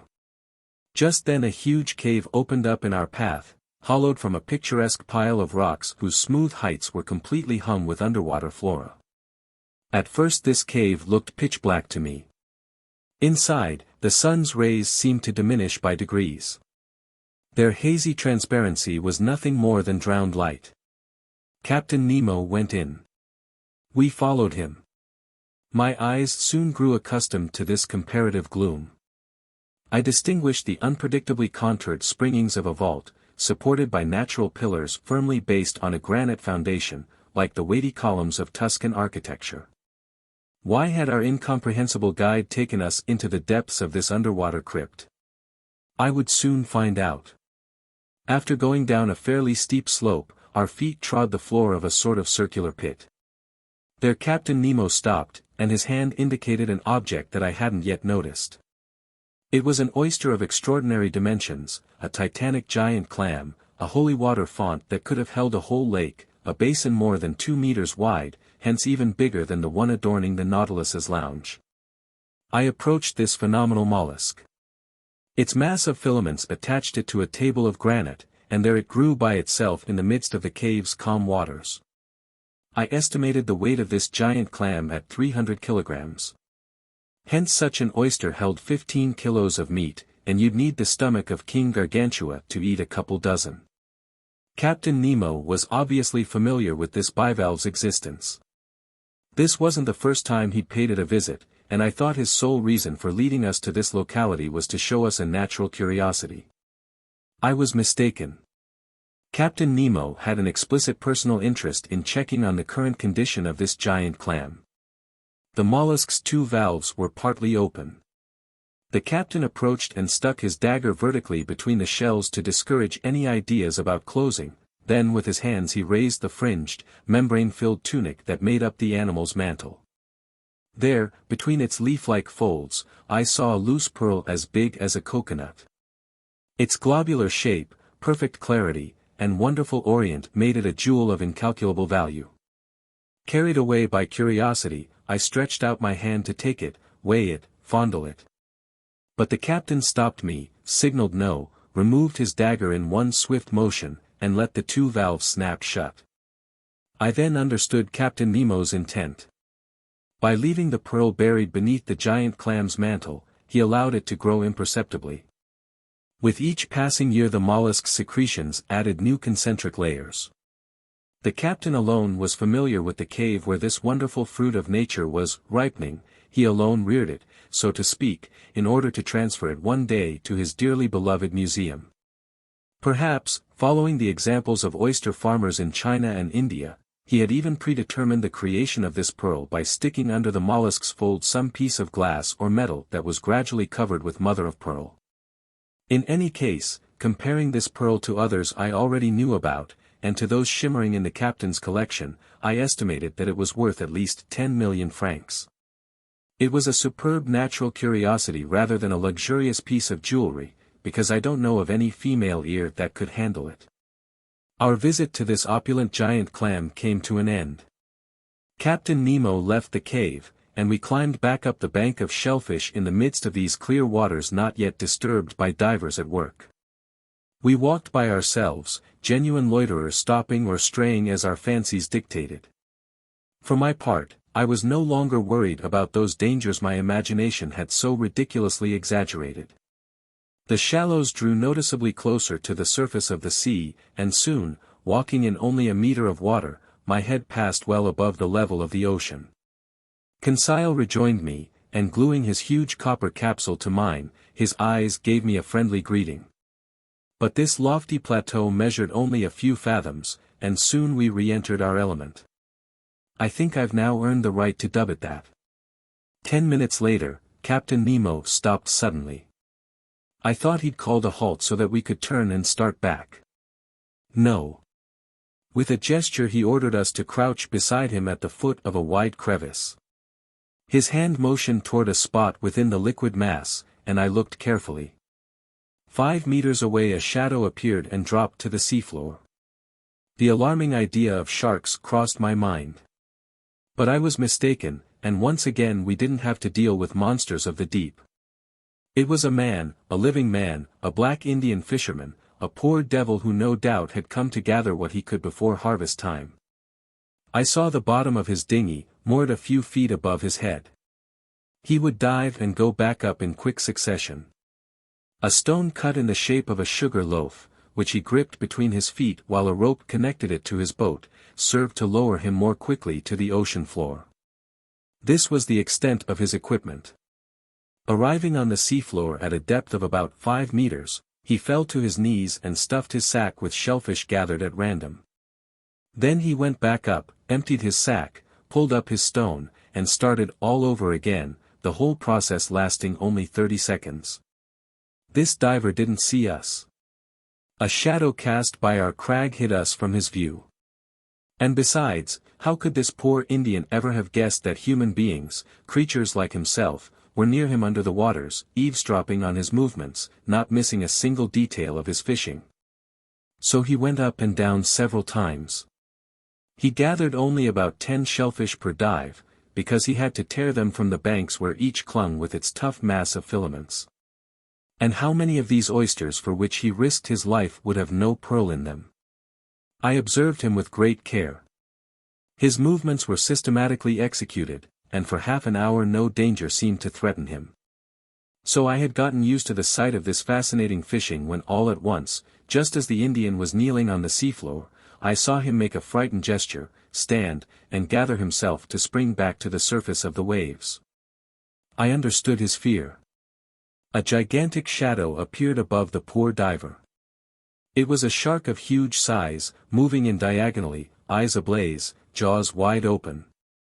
I was speechless with horror, unable to make a single movement. With one vigorous stroke of its fins, the voracious animal shot toward the Indian, who jumped aside and avoided the shark's bite but not the thrashing of its tail, because that tail struck him across the chest and stretched him out on the seafloor. This scene lasted barely a few seconds. The shark returned, rolled over on its back, and was getting ready to cut the Indian in half, when Captain Nemo, who was stationed beside me, suddenly stood up.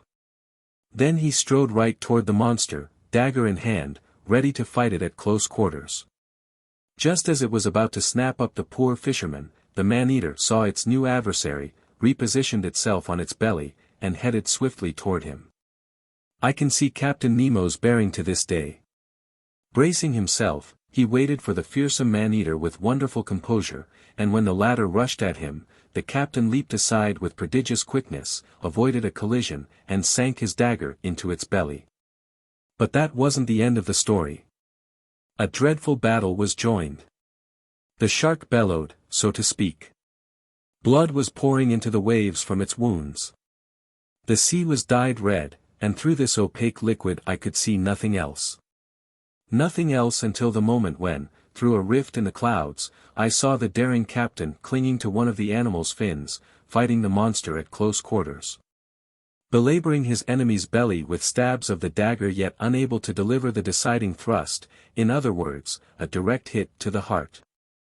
In its struggles the man-eater churned the watery mass so furiously, its eddies threatened to knock me over. I wanted to run to the captain's rescue. But I was transfixed with horror, unable to move. I stared, wild-eyed.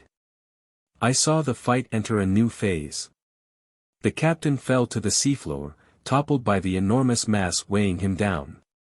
Then the shark's jaws opened astoundingly wide, like a pair of industrial shears, and that would have been the finish of Captain Nemo had not Ned Land, quick as thought, rushed forward with his harpoon and driven its dreadful point into the shark's underside. The waves were saturated with masses of blood.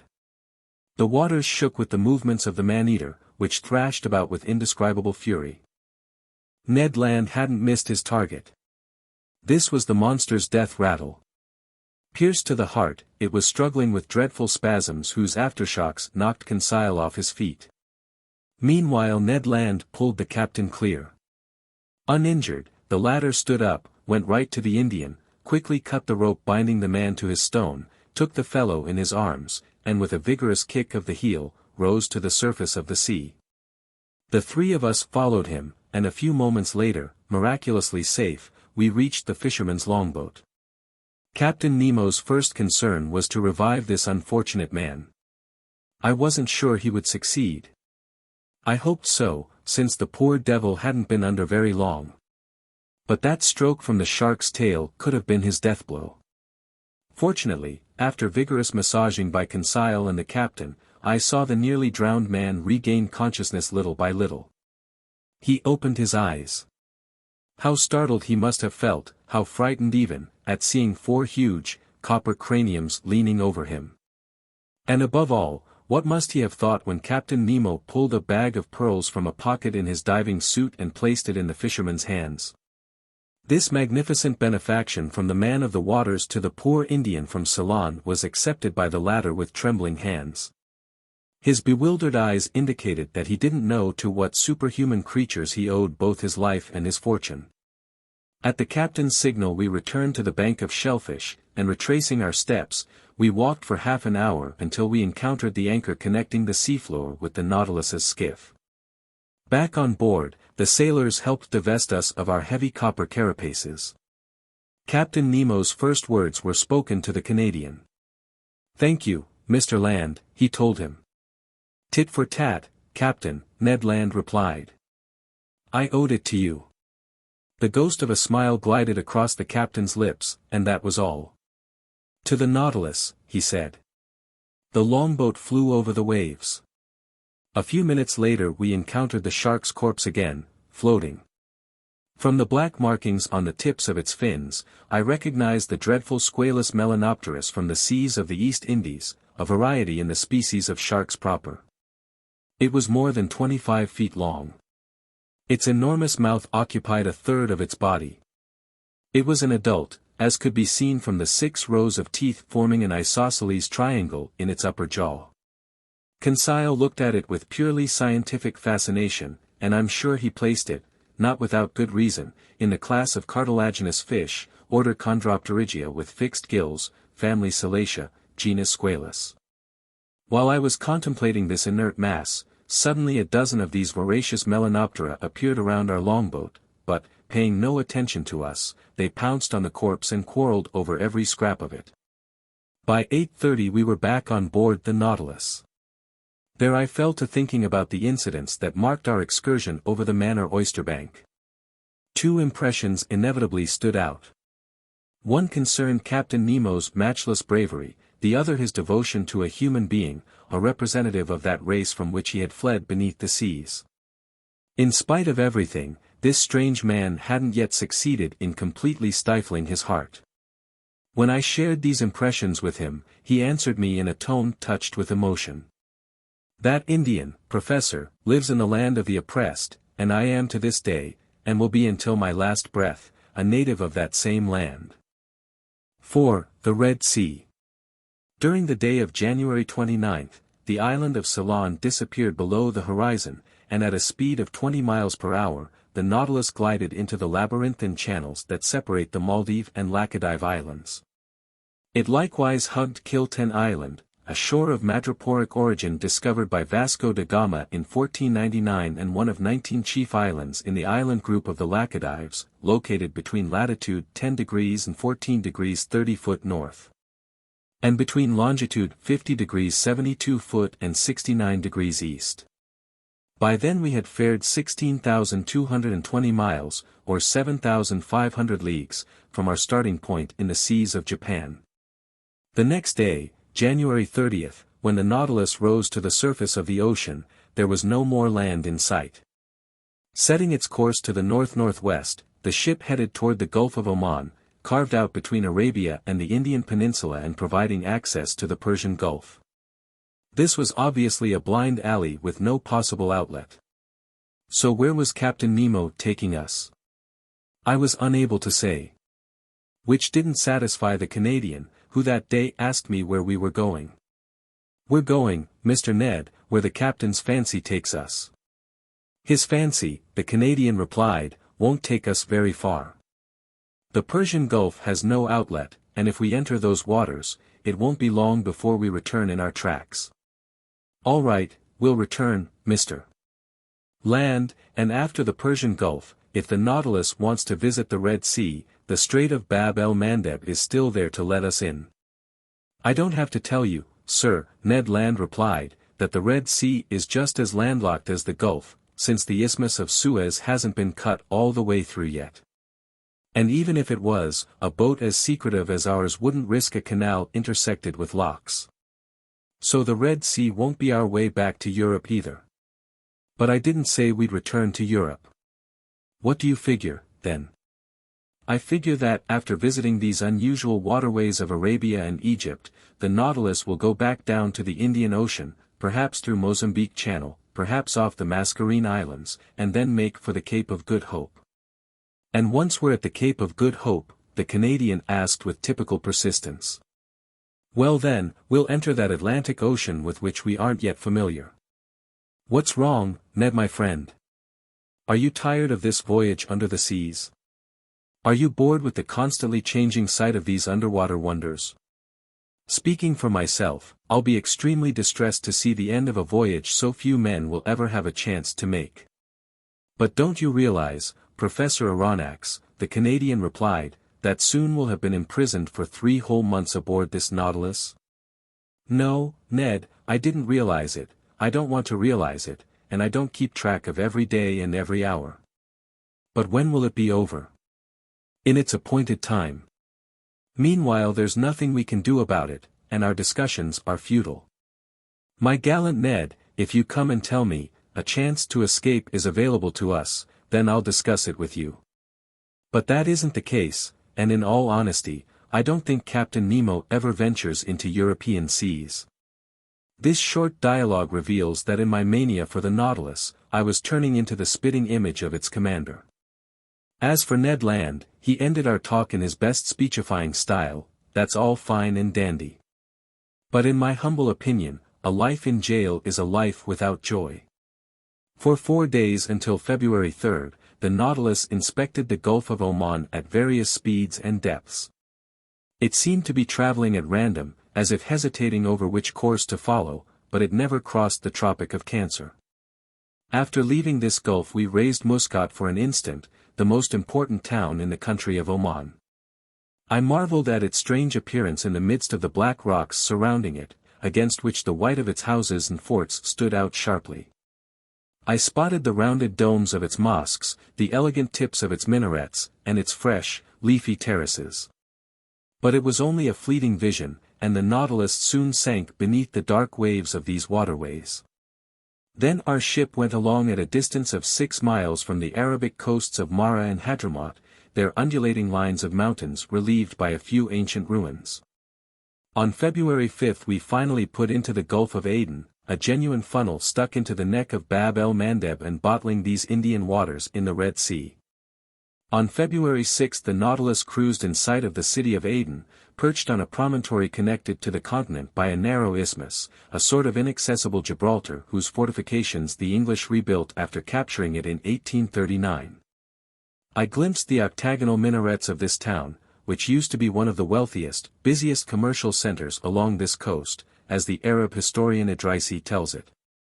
I was convinced that when Captain Nemo reached this point, he would back out again, but I was mistaken, and much to my surprise, he did nothing of the sort. The next day, February 7th, we entered the Strait of Bab el-Mandeb, whose name means, Gate of Tears, in the Arabic language. 20 miles wide, it's only 52 kilometers long, and with the Nautilus launched at full speed, clearing it was the work of barely an hour. But I didn't see a thing, not even Perim Island where the British government built fortifications to strengthen Aden's position.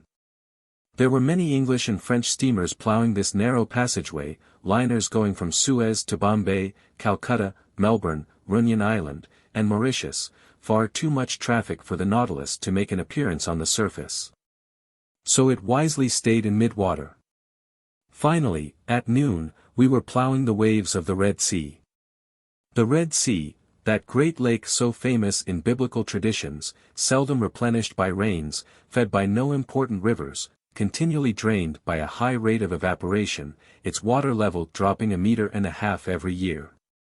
If it were fully landlocked like a lake, this odd gulf might dry up completely. On this score it's inferior to its neighbors, the Caspian Sea and the Dead Sea, whose levels lower only to the point where their evaporation exactly equals the amounts of water they take to their hearts. This Red Sea is 2,600 kilometers long with an average width of 240. In the days of the Ptolemies and the Roman emperors, it was a great commercial artery for the world, and when its isthmus has been cut through, it will completely regain that bygone importance that the Suez railways have already brought back in part. I would not even attempt to understand the whim that induced Captain Nemo to take us into this gulf.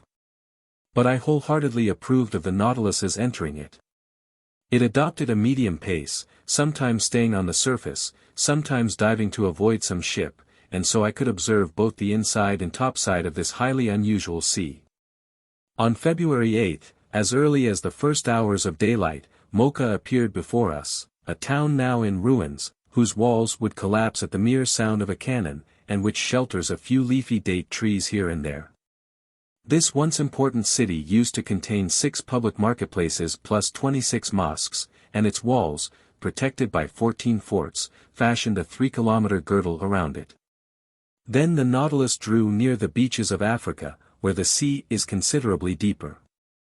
There, through the open panels and in a mid-water of crystal clarity, our ship enabled us to study wonderful bushes of shining coral and huge chunks of rock wrapped in splendid green furs of algae and fucus.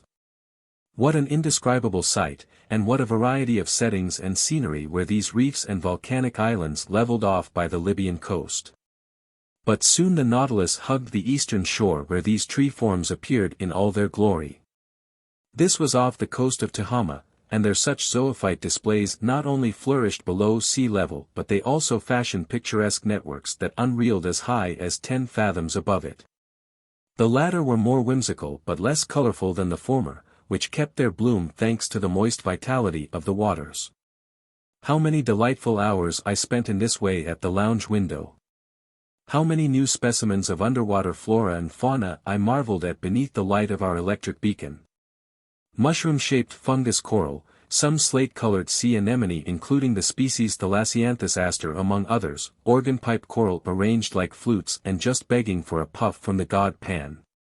Shells unique to this sea that dwell in madreporic cavities and whose bases are twisted into squat spirals, and finally 1,000 samples of a polypary I hadn't observed until then, the common sponge. First division in the polyp group, the class Spongiaria has been created by scientists precisely for this unusual exhibit whose usefulness is beyond dispute. The sponge is definitely not a plant, as some naturalists still believe, but an animal of the lowest order, a polypary inferior even to coral. Its animal nature isn't in doubt, and we can't accept even the views of the ancients, who regarded it as halfway between plant and animal. But I must say that naturalists are not in agreement on the structural mode of sponges.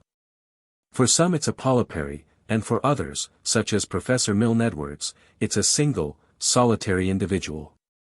The class Spongiaria contains about 300 species that are encountered in a large number of seas and even in certain streams, where they've been given the name freshwater sponges. But their waters of choice are the Red Sea and the Mediterranean near the Greek islands or the coast of Syria. These waters witness the reproduction and growth of soft, delicate bath sponges whose prices run as high as 150 francs apiece, the yellow sponge from Syria, the horn sponge from Barbary, etc. But since I had no hope of studying these zoophytes in the seaports of the Levant, from which we were separated by the insuperable isthmus of Suez, I had to be content with observing them in the waters of the Red Sea. So I called Conseil to my side, while at an average depth of 8 to 9 meters, the Nautilus slowly skimmed every beautiful rock on the easterly coast. Their sponges grew in every shape, globular, stalk-like, leaf-like, finger-like.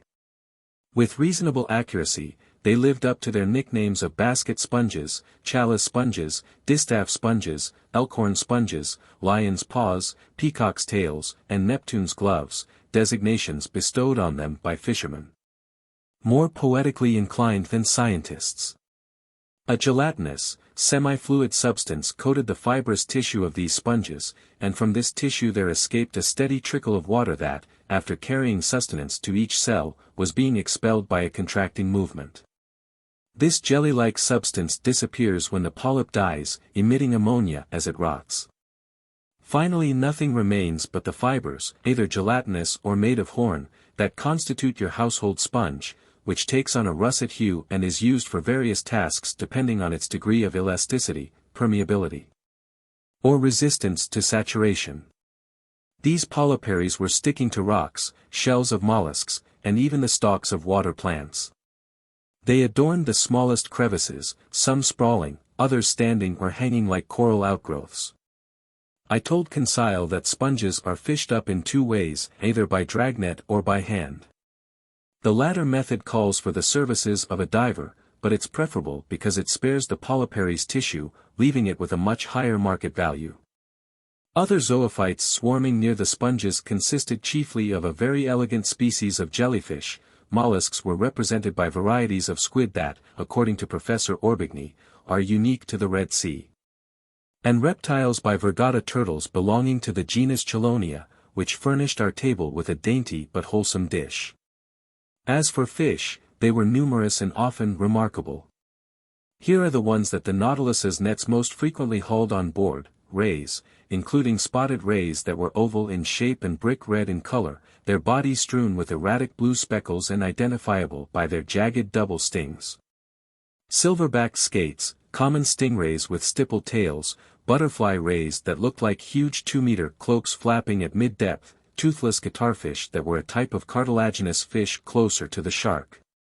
Trunkfish known as dromedaries that were 1.5 feet long and had humps ending in backward curving stings, serpentine moray eels with silver tails and bluish backs plus brown pectorals trimmed in gray piping. A species of butterfish called the fiatola decked out in thin gold stripes and the 3 colors of the French flag, Montague blennies 4 decimeters long.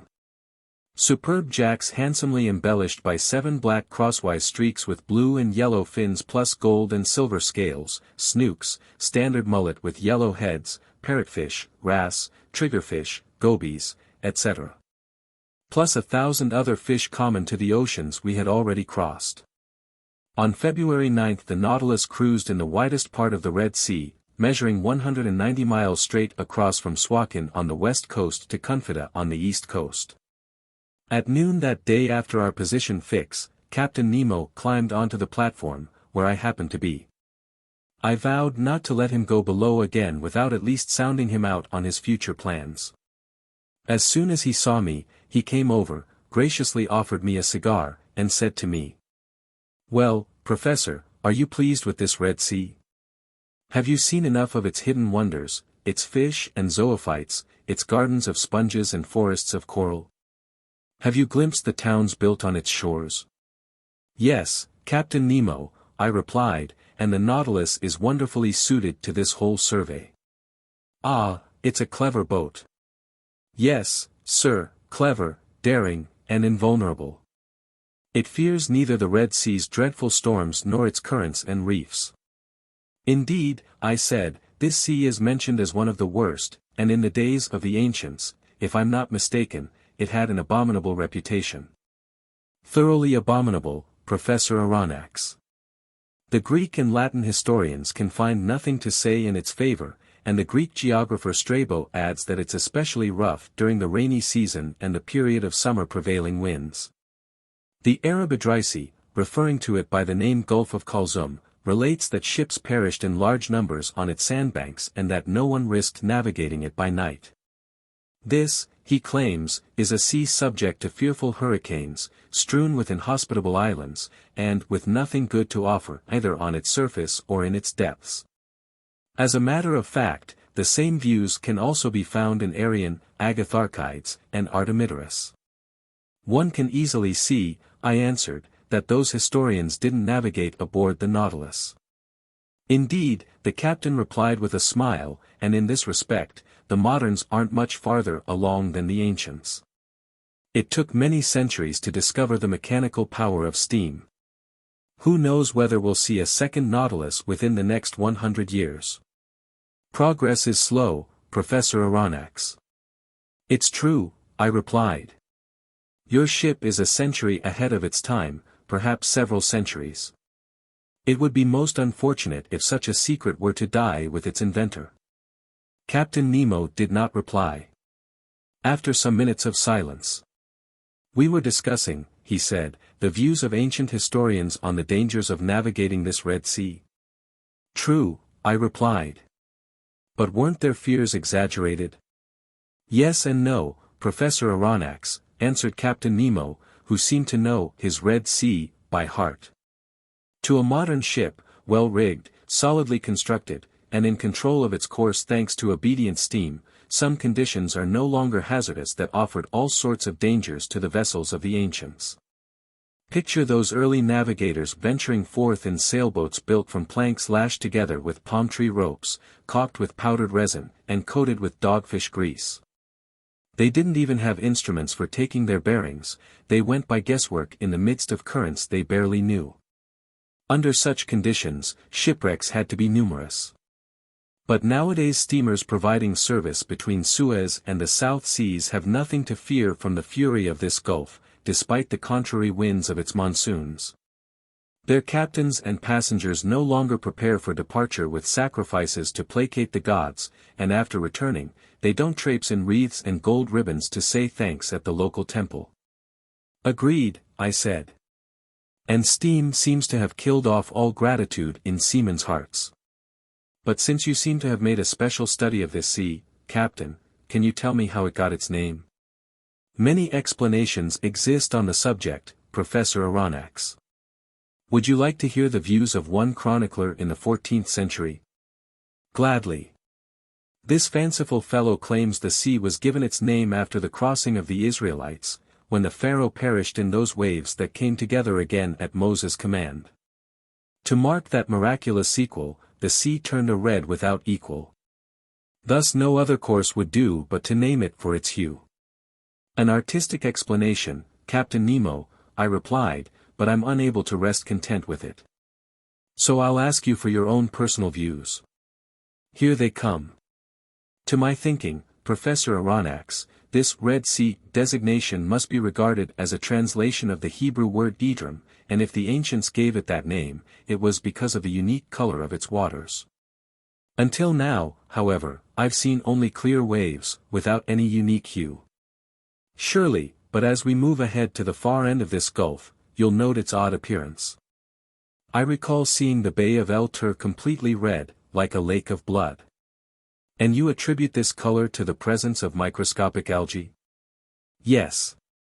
It's a purplish, mucilaginous substance produced by those tiny buds known by the name trichodesmia, 40,000 of which are needed to occupy the space of 1 square millimeter. Perhaps you'll encounter them when we reach El Tur. Hence, Captain Nemo, this isn't the first time you've gone through the Red Sea aboard the Nautilus? No, sir. Then, since you've already mentioned the crossing of the Israelites and the catastrophe that befell the Egyptians, I would ask if you've ever discovered any traces under the waters of that great historic event. No, Professor, and for an excellent reason. What's that? It's because that same locality where Moses crossed with all his people is now so clogged with sand, camels can barely get their legs wet. You can understand that my Nautilus wouldn't have enough water for itself. And that locality is? I asked. That locality lies a little above Suez in a sound that used to form a deep estuary when the Red Sea stretched as far as the Bitter Lakes. Now, whether or not their crossing was literally miraculous, the Israelites did cross there in returning to the Promised Land, and the pharaoh's army did perish at precisely that locality.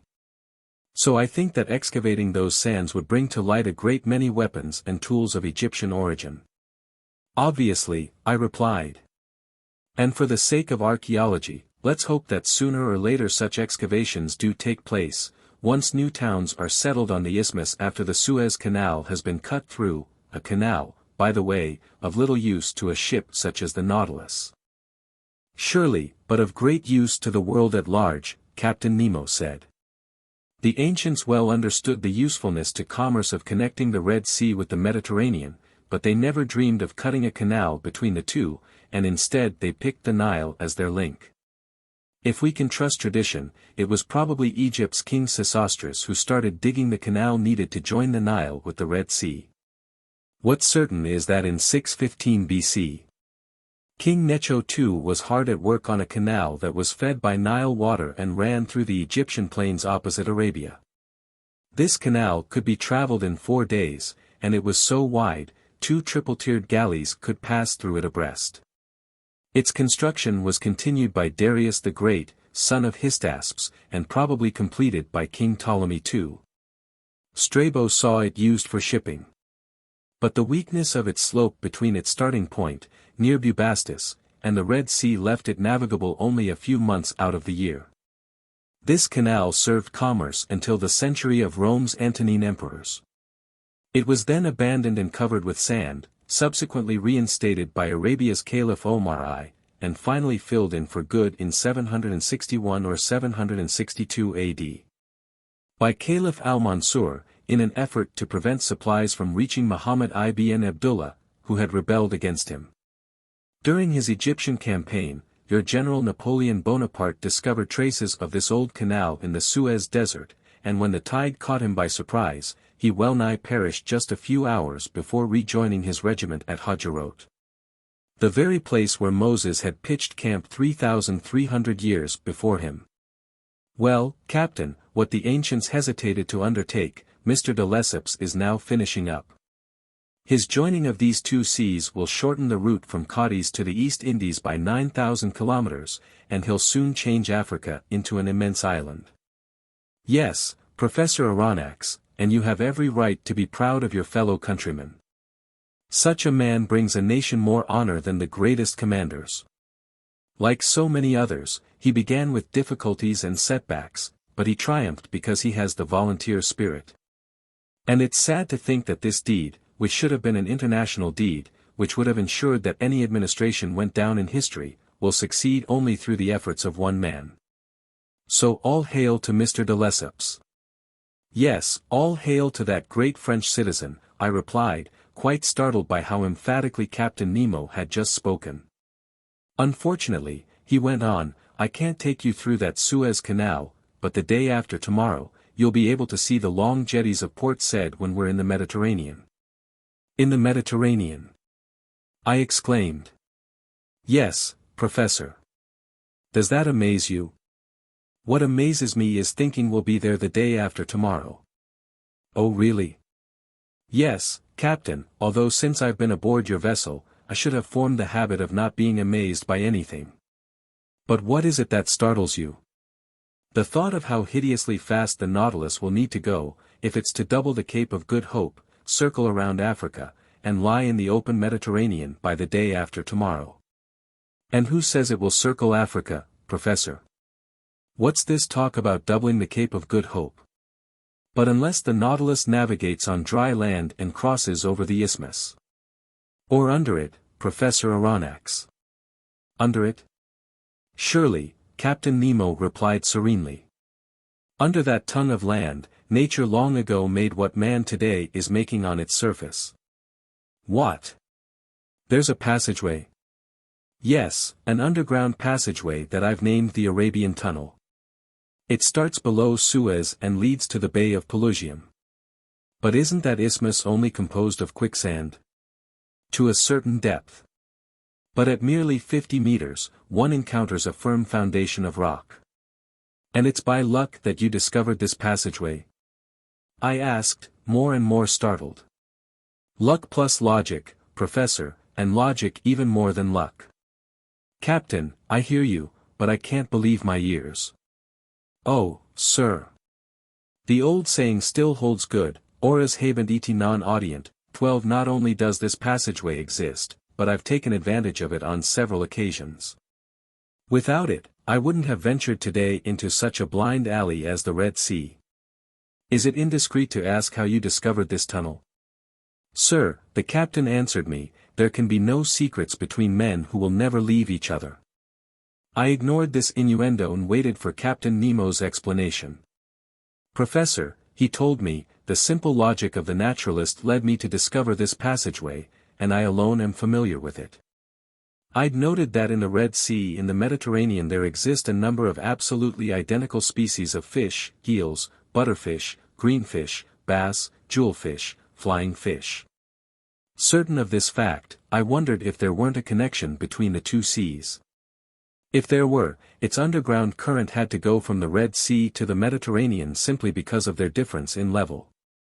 So I caught a large number of fish in the vicinity of Suez. I slipped copper rings around their tails and tossed them back into the sea. A few months later off the coast of Syria, I recaptured a few specimens of my fish, adorned with their telltale rings. So this proved to me that some connection existed between the two seas. I searched for it with my Nautilus, I discovered it, I ventured into it, and soon, Professor, you also will have cleared my Arabic tunnel. 5. Arabian Tunnel. The same day, I reported to Conseil and Ned Land that part of the foregoing conversation directly concerning them. When I told them we would be lying in Mediterranean waters within 2 days, Conseil clapped his hands, but the Canadian shrugged his shoulders. An underwater tunnel, he exclaimed. A connection between two seas. Who ever heard of such malarkey? Ned my friend, Conseil replied, had you ever heard of the Nautilus? No, yet here it is.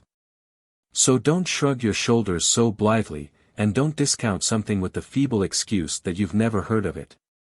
We'll soon see. Ned Land shot back, shaking his head. After all, I'd like nothing better than to believe in your captain's little passageway, and may heaven grant it really does take us to the Mediterranean. The same evening, at latitude 21 degrees 30' north, the Nautilus was afloat on the surface of the sea and drawing nearer to the Arab coast. I spotted Jeddah, an important financial center for Egypt, Syria, Turkey, and the East Indies. I could distinguish with reasonable clarity the overall effect of its buildings, the ships made fast along its wharves, and those bigger vessels whose draft of water required them to drop anchor at the port's offshore mooring. The sun, fairly low on the horizon, struck full force on the houses in this town, accenting their whiteness. Outside the city limits, some wood or reed huts indicated the quarter where the Bedouins lived. Soon Jeddah faded into the shadows of evening, and the Nautilus went back beneath the mildly phosphorescent waters. The next day, February 10th, several ships appeared, running on our opposite tack. The Nautilus resumed its underwater navigating. But at the moment of our noon sights, the sea was deserted and the ship rose again to its waterline. With Ned and Conseil, I went to sit on the platform. The coast to the east looked like a slightly blurred mass in a damp fog. Leaning against the sides of the skiff, we were chatting of one thing and another, when Ned Land stretched his hand toward a point in the water, saying to me, "See anything out there, Professor?" "No, Ned," I replied, "but you know I don't have your eyes." "Take a good look," Ned went on. "There, ahead to starboard, almost level with the beacon. Don't you see a mass that seems to be moving around?" "Right," I said after observing carefully, "I can make out something like a long, blackish object on the surface of the water." "A second Nautilus?" Conseil said. "No," the Canadian replied, "unless I'm badly mistaken, that's some marine animal." "Are there whales in the Red Sea?" Conseil asked. "Yes, my boy," I replied, "they're sometimes found here." "That's no whale," continued Ned Land, whose eyes never strayed from the object they had sighted. "We're old chums, whales and I couldn't mistake their little ways." "Let's wait and see," Conseil said. "The Nautilus is heading that direction, and we'll soon know what we're in for." In fact, that blackish object was soon only a mile away from us. It looked like a huge reef stranded in mid-ocean. What was it? I still couldn't make up my mind. Oh, it's moving off. It's diving. Ned Land exclaimed. Damnation. What can that animal be? It doesn't have a forked tail like baleen whales or sperm whales, and its fins look like sawed-off limbs. But in that case, I put in.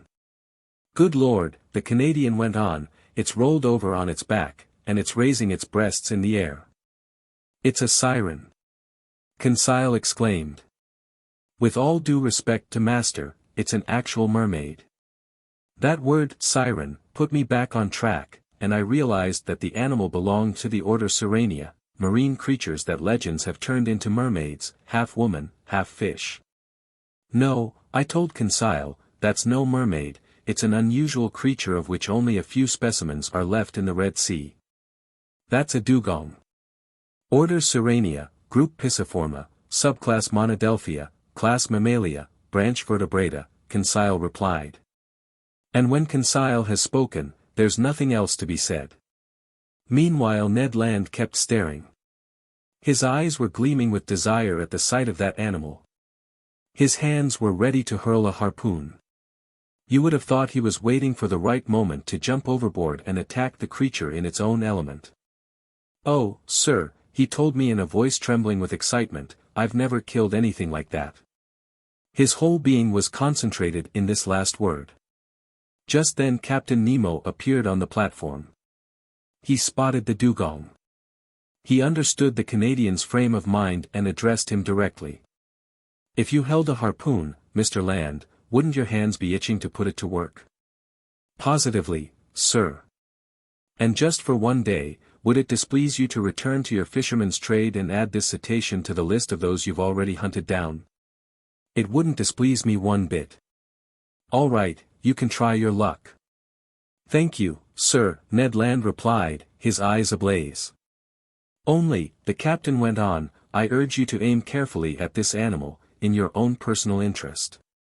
Is the dugong dangerous to attack? I asked, despite the Canadian's shrug of the shoulders. Yes, sometimes, the captain replied. These animals have been known to turn on their assailants and capsize their longboats. But with Mr. Land that danger isn't to be feared. His eye is sharp, his arm is sure. If I recommend that he aim carefully at this dugong, it's because the animal is justly regarded as fine game, and I know Mr. Land doesn't despise a choice morsel. Aha, the Canadian put in. This beast offers the added luxury of being good to eat. Yes, Mr. Land. Its flesh is actual red meat, highly prized, and set aside throughout Malaysia for the tables of aristocrats. Accordingly, this excellent animal has been hunted so bloodthirstily that, like its manatee relatives, it has become more and more scarce.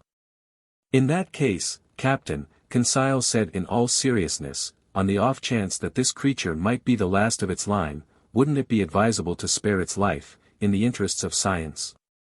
Maybe, the Canadian answered, it would be better to hunt it down, in the interests of mealtime. Then proceed, Mr. Land, Captain Nemo replied. Just then, as mute and emotionless as ever, 7 crewmen climbed onto the platform. One carried a harpoon and line similar to those used in whale fishing. Its deck paneling opened, the skiff was wrenched from its socket and launched to sea. 6 rowers sat on the thwarts, and the coxswain took the tiller. Ned, Conseil, and I found seats in the stern. Aren't you coming, Captain? I asked. No, sir, but I wish you happy hunting. The skiff pulled clear, and carried off by its 6 oars, it headed swiftly toward the dugong, which by then was floating 2 miles from the Nautilus. Arriving within a few cable lengths of the cetacean, our longboat slowed down, and the sculls dipped noiselessly into the tranquil waters. Harpoon in hand, Ned Land went to take his stand in the skiff's bow. Harpoons used for hunting whales are usually attached to a very long rope that pays out quickly when the wounded animal drags it with him. But this rope measured no more than about 10 fathoms, and its end had simply been fastened to a small barrel that, while floating, would indicate the dugong's movements beneath the waters. I stood up and could clearly observe the Canadian's adversary. This dugong, which also boasts the name halicore, closely resembled a manatee. Its oblong body ended in a very long caudal fin and its lateral fins in actual fingers. It differs from the manatee in that its upper jaw is armed with two long, pointed teeth that form diverging tusks on either side. This dugong that Ned Land was preparing to attack was of colossal dimensions, easily exceeding 7 meters in length. It didn't stir and seemed to be sleeping on the surface of the waves, a circumstance that should have made it easier to capture. The skiff approached cautiously to within 3 fathoms of the animal. The oars hung suspended above their rowlocks. I was crouching. His body leaning slightly back, Ned Land brandished his harpoon with expert hands. Suddenly a hissing sound was audible, and the dugong disappeared. Although the harpoon had been forcefully hurled, it apparently had hit only water. "Damnation!" exclaimed the furious Canadian. "I missed it." "No," I said, "the animal's wounded, there's its blood, but your weapon didn't stick in its body." "My harpoon. Get my harpoon," Ned Land exclaimed. The sailors went back to their sculling, and the coxswain steered the longboat toward the floating barrel. We fished up the harpoon, and the skiff started off in pursuit of the animal. The latter returned from time to time to breathe at the surface of the sea. Its wound hadn't weakened it because it went with tremendous speed. Driven by energetic arms, the longboat flew on its trail.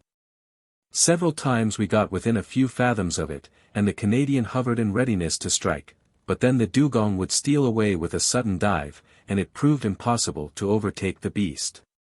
I'll let you assess the degree of anger consuming our impatient Ned Land. He hurled at the hapless animal the most potent swear-words in the English language. For my part, I was simply distressed to see this dugong outwit our every scheme. We chased it unflaggingly for a full hour, and I'd begun to think it would prove too difficult to capture, when the animal got the untimely idea of taking revenge on us, a notion it would soon have cause to regret. It wheeled on the skiff, to assault us in its turn. This maneuver did not escape the Canadian. "Watch out," he said. The coxswain pronounced a few words in his bizarre language, and no doubt he alerted his men to keep on their guard. Arriving within 20 feet of the skiff, the dugong stopped, sharply sniffing the air with its huge nostrils, pierced not at the tip of its muzzle but on its topside. Then it gathered itself and sprang at us. The skiff couldn't avoid the collision. Half overturned, it shipped a ton or two of water that we had to bail out. But thanks to our skillful coxswain, we were fouled on the bias rather than broadside, so we didn't capsize. Clinging to the stem post, Ned Land thrust his harpoon again and again into the gigantic animal, which embedded its teeth in our gunwale and lifted the longboat out of the water as a lion would lift a deer. We were thrown on top of each other, and I have no idea how the venture would have ended had not the Canadian, still thirsting for the beast's blood, finally pierced it to the heart. I heard its teeth grind on sheet iron, and the dugong disappeared, taking our harpoon along with it. But the barrel soon popped up on the surface, and a few moments later the animal's body appeared and rolled over on its back. Our skiff rejoined it, took it in tow, and headed to the Nautilus. It took pulleys of great strength to hoist this dugong onto the platform. The beast weighed 5,000 kilograms.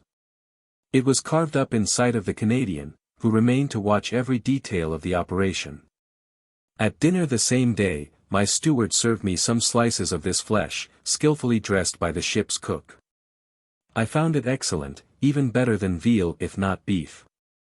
The next morning, February 11th, the Nautilus's pantry was enriched by more dainty game. A covey of terns alighted on the Nautilus.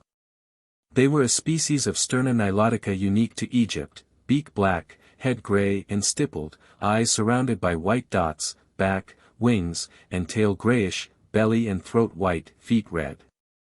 Also caught were a couple dozen Nile duck, superior tasting wildfowl whose neck and crown of the head are white speckled with black. By then the Nautilus had reduced speed. It moved ahead at a saunter, so to speak. I observed that the Red Sea's water was becoming less salty the closer we got to Suez.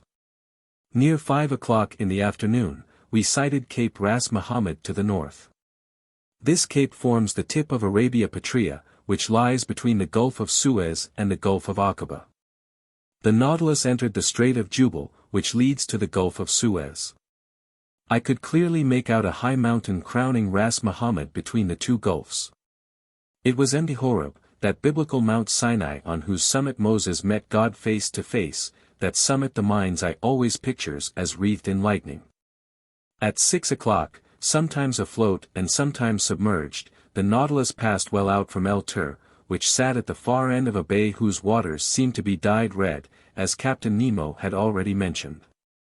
Then night fell in the midst of a heavy silence occasionally broken by the calls of pelicans and nocturnal birds, by the sound of surf chafing against rocks, or by the distant moan of a steamer churning the waves of the Gulf with noisy blades. From 8 to 9 o'clock, the Nautilus stayed a few meters beneath the waters.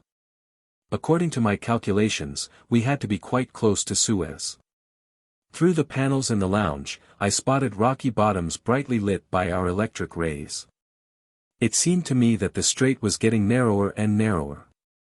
At 9:15, when our boat returned to the surface, I climbed onto the platform. I was quite impatient to clear Captain Nemo's tunnel, couldn't sit still, and wanted to breathe the fresh night air. Soon, in the shadows, I spotted a pale signal light glimmering a mile away, half discolored by mist. "A floating lighthouse," said someone next to me. I turned and discovered the captain. "That's the floating signal light of Suez," he went on. "It won't be long before we reach the entrance to the tunnel. It can't be very easy to enter it." "No, sir. Accordingly, I'm in the habit of staying in the pilot house and directing maneuvers myself. And now if you'll kindly go below, Professor Aronnax, the Nautilus is about to sink beneath the waves, and it will only return to the surface after we've cleared the Arabian Tunnel." I followed Captain Nemo. The hatch closed, the ballast tanks filled with water, and the submersible sank some 10 meters down. Just as I was about to repair to my stateroom, the captain stopped me. "Professor," he said to me, "would you like to go with me to the wheelhouse?" I was afraid to ask, I replied.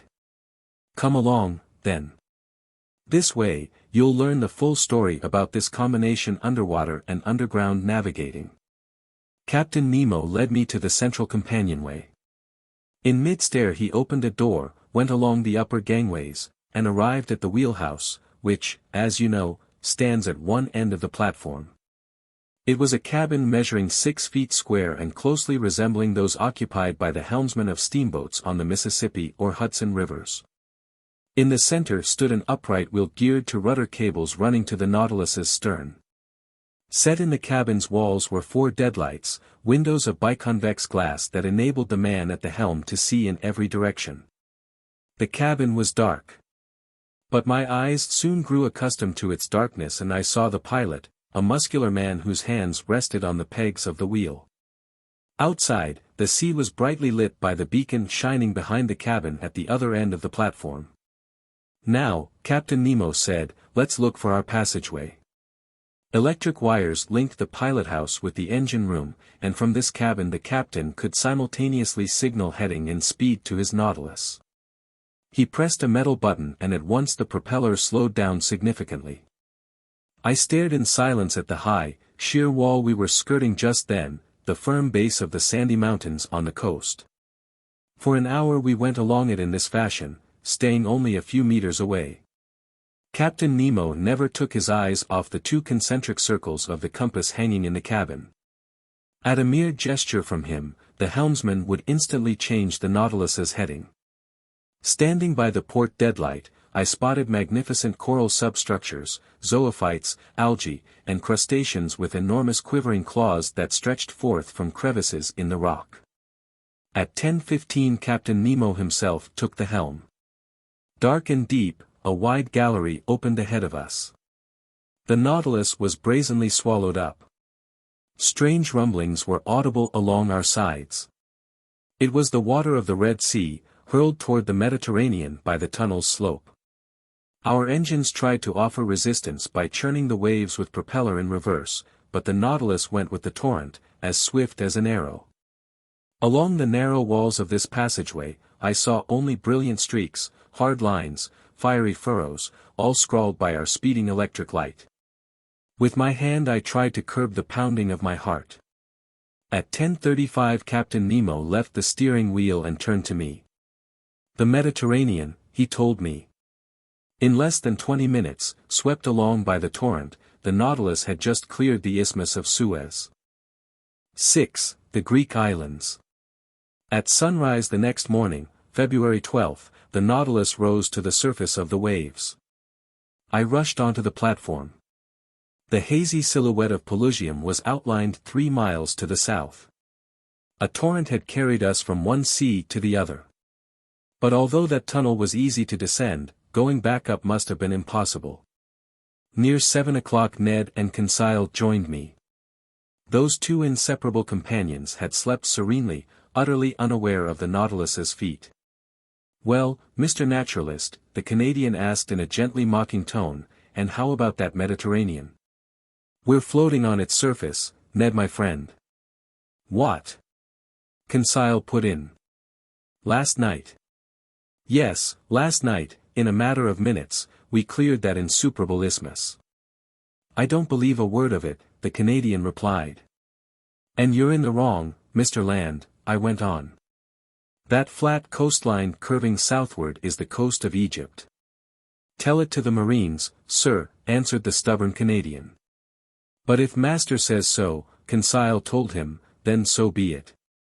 "What's more, Ned," I said, "Captain Nemo himself did the honors in his tunnel, and I stood beside him in the pilothouse while he steered the Nautilus through that narrow passageway." "You hear, Ned?" Conseil said. "And you, Ned, who have such good eyes," I added, "you can spot the jetties of Port Said stretching out to sea." The Canadian looked carefully. "Correct," he said. "You're right, Professor, and your captain's a Superman. We're in the Mediterranean." "Fine. So now let's have a chat about our little doings, if you please, but in such a way that nobody overhears."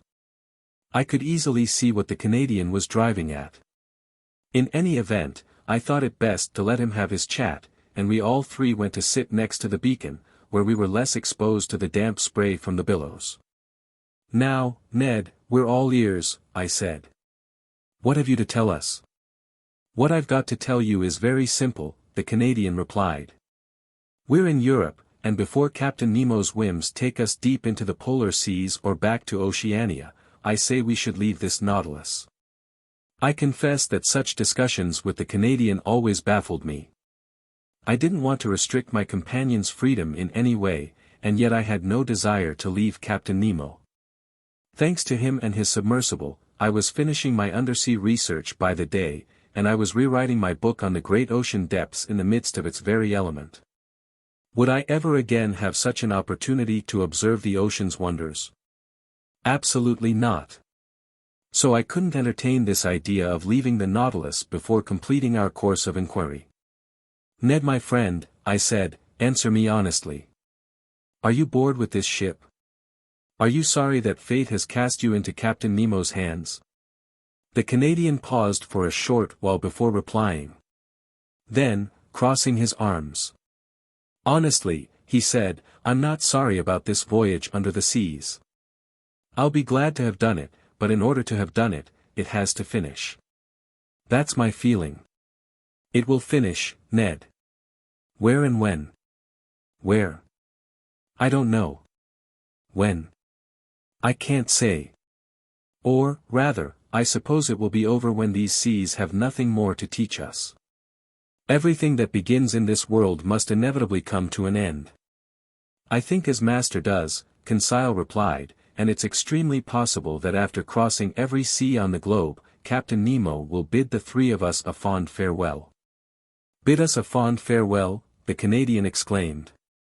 "You mean beat us to a fare thee well." "Let's not exaggerate, Mr. Land," I went on.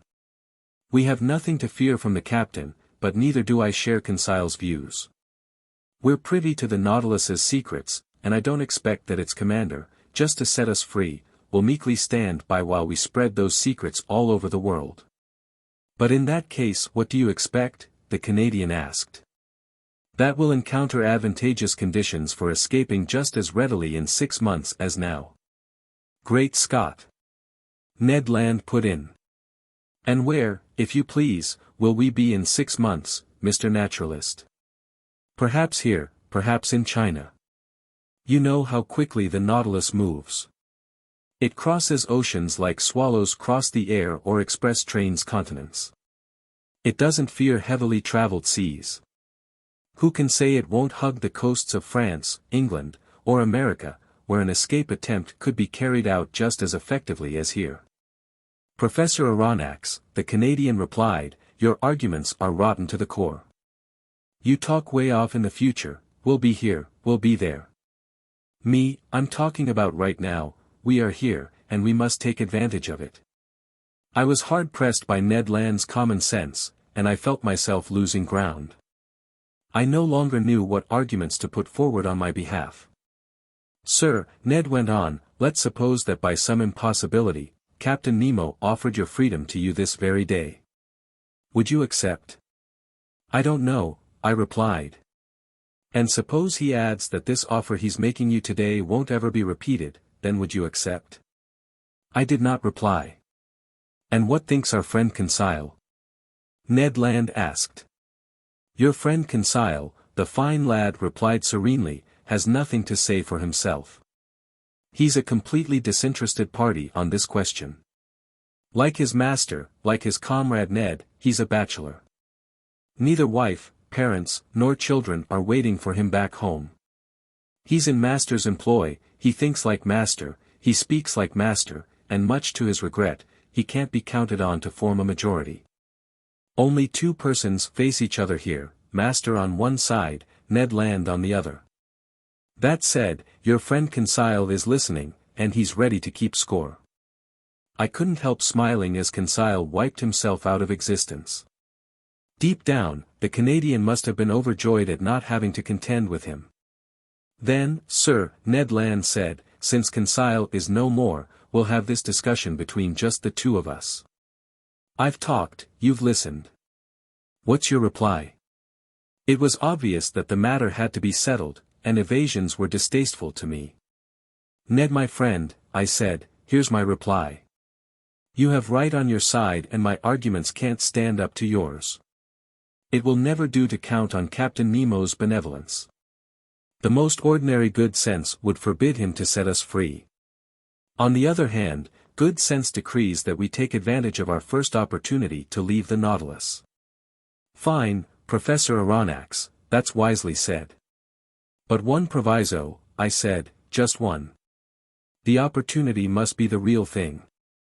Our first attempt to escape must succeed, because if it misfires, we won't get a second chance, and Captain Nemo will never forgive us. That's also well put, the Canadian replied. But your proviso applies to any escape attempt, whether it happens in 2 years or 2 days. So this is still the question, if a promising opportunity comes up, we have to grab it. Agreed. And now, Ned, will you tell me what you mean by a promising opportunity? One that leads the Nautilus on a cloudy night within a short distance of some European coast. And you'll try to get away by swimming? Yes, if we're close enough to shore and the ship's afloat on the surface. No, if we're well out and the ship's navigating under the waters. And in that event? In that event I'll try to get hold of the skiff. I know how to handle it. We'll stick ourselves inside, undo the bolts, and rise to the surface, without the helmsman in the bow seeing a thing. Fine, Ned. Stay on the lookout for such an opportunity, but don't forget, one slip-up will finish us. I won't forget, sir. And now, Ned, would you like to know my overall thinking on your plan?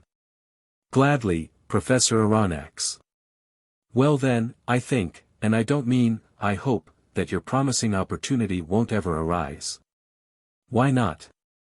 Because Captain Nemo recognizes that we haven't given up all hope of recovering our freedom, and he'll keep on his guard, above all in seas within sight of the coasts of Europe. I'm of master's opinion, Conseil said. We'll soon see, Ned Land replied, shaking his head with a determined expression. And now, Ned Land, I added, let's leave it at that. Not another word on any of this. The day you're ready, alert us and we're with you. I turn it all over to you. That's how we ended this conversation, which later was to have such serious consequences. At first, I must say, events seemed to confirm my forecasts, much to the Canadians' despair. Did Captain Nemo view us with distrust in these heavily traveled seas, or did he simply want to hide from the sight of those ships of every nation that plowed the Mediterranean? I have no idea, but usually he stayed in mid-water and well out from any coast. Either the Nautilus surfaced only enough to let its pilothouse emerge, or it slipped away to the lower depths, although, between the Greek islands and Asia Minor, we didn't find bottom even at 2,000 meters down. Accordingly, I became aware of the Isle of Carpathos, one of the Sporades Islands. Only when Captain Nemo placed his finger over a spot on the world map and quoted me this verse from Virgil. Est in Carpathio Neptuni Gurgite Vates. Carololius Proteus. 13. It was indeed that bygone abode of Proteus, the old shepherd of King Neptune's flocks, an island located between Rhodes and Crete, which Greeks now call Carpathos, Italian Scarpanto. Through the lounge window I could see only its granite bedrock. The next day, February 14th, I decided to spend a few hours studying the fish of this island group, but for whatever reason, the panels remained hermetically sealed. After determining the Nautilus's heading, I noted that it was proceeding toward the ancient island of Crete, also called Candia. At the time I had shipped aboard the Abraham Lincoln, this whole island was in rebellion against its tyrannical rulers, the Ottoman Empire of Turkey. But since then I had absolutely no idea what happened to this revolution, and Captain Nemo, deprived of all contact with the shore, was hardly the man to keep me informed. So I didn't allude to this event when, that evening, I chanced to be alone with the captain in the lounge. Besides, he seemed silent and preoccupied. Then, contrary to custom, he ordered that both panels in the lounge be opened, and going from the one to the other, he carefully observed the watery mass. For what purpose? I hadn't a guess, and for my part, I spent my time studying the fish that passed before my eyes. Among others I noted that sand goby mentioned by Aristotle and commonly known by the name sea loach, which is encountered exclusively in the salty waters next to the Nile Delta. Near them some semi-phosphorescent red porgy rolled by, a variety of gilt head that the Egyptians ranked among their sacred animals, lauding them in religious ceremonies when their arrival in the river's waters announced the fertile flood season. I also noticed some wrasse known as the tapiro, 3 decimeters long, bony fish with transparent scales whose bluish-gray color is mixed with red spots. They're enthusiastic eaters of marine vegetables, which gives them an exquisite flavor. Hence these tapiro were much in demand by the epicures of ancient Rome, and their entrails were dressed with brains of peacock, tongue of flamingo, and testes of moray to make that divine platter that so enraptured the Roman Emperor Vitellius. Another resident of these seas caught my attention and revived all my memories of antiquity. This was the remora, which travels attached to the bellies of sharks. As the ancients tell it, when these little fish cling to the undersides of a ship, they can bring it to a halt, and by so impeding. Mark Antony's vessel during the Battle of Actium, one of them facilitated the victory of Augustus Caesar. From such slender threads hang the destinies of nations. I also observed some wonderful snappers belonging to the order Luscianida, sacred fish for the Greeks, who claimed they could drive off sea monsters from the waters they frequent. Their Greek name Anthias means flower, and they live up to it in the play of their colors and in those fleeting reflections that turn their dorsal fins into watered silk. Their hues are confined to a gamut of reds, from the pallor of pink to the glow of ruby. I couldn't take my eyes off these marine wonders, when I was suddenly jolted by an unexpected apparition. In the midst of the waters, a man appeared, a diver carrying a little leather bag at his belt. It was no corpse lost in the waves. It was a living man, swimming vigorously, sometimes disappearing to breathe at the surface, then instantly diving again. I turned to Captain Nemo, and in an agitated voice. "A man. A castaway," I exclaimed. "We must rescue him at all cost." The captain didn't reply but went to lean against the window. The man drew near, and gluing his face to the panel, he stared at us. To my deep astonishment, Captain Nemo gave him a signal. The diver answered with his hand, immediately swam up to the surface of the sea, and didn't reappear. "Don't be alarmed," the captain told me. "That's Nicholas from Cape Matapan, nicknamed Il Pesci. 14 He's well known throughout the Cyclades Islands. A bold diver. Water is his true element, and he lives in the sea more than on shore, going constantly from one island to another, even to Crete." "You know him, Captain?" "Why not, Professor Aronnax?" This said, Captain Nemo went to a cabinet standing near the lounge's left panel.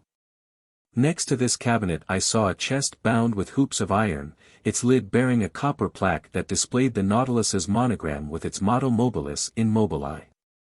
Just then, ignoring my presence, the captain opened this cabinet, a sort of safe that contained a large number of ingots. They were gold ingots. And they represented an enormous sum of money. Where had this precious metal come from? How had the captain amassed this gold, and what was he about to do with it? I didn't pronounce a word. I gaped. Captain Nemo took out the ingots one by one and arranged them methodically inside the chest, filling it to the top.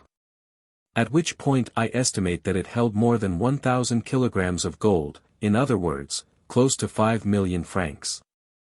After securely fastening the chest, Captain Nemo wrote an address on its lid in characters that must have been modern Greek. This done, the captain pressed a button whose wiring was in communication with the crew's quarters. 4 men appeared and, not without difficulty, pushed the chest out of the lounge. Then I heard them hoist it up the iron companionway by means of pulleys. Just then Captain Nemo turned to me. "You were saying, Professor," he asked me. "I wasn't saying a thing, Captain."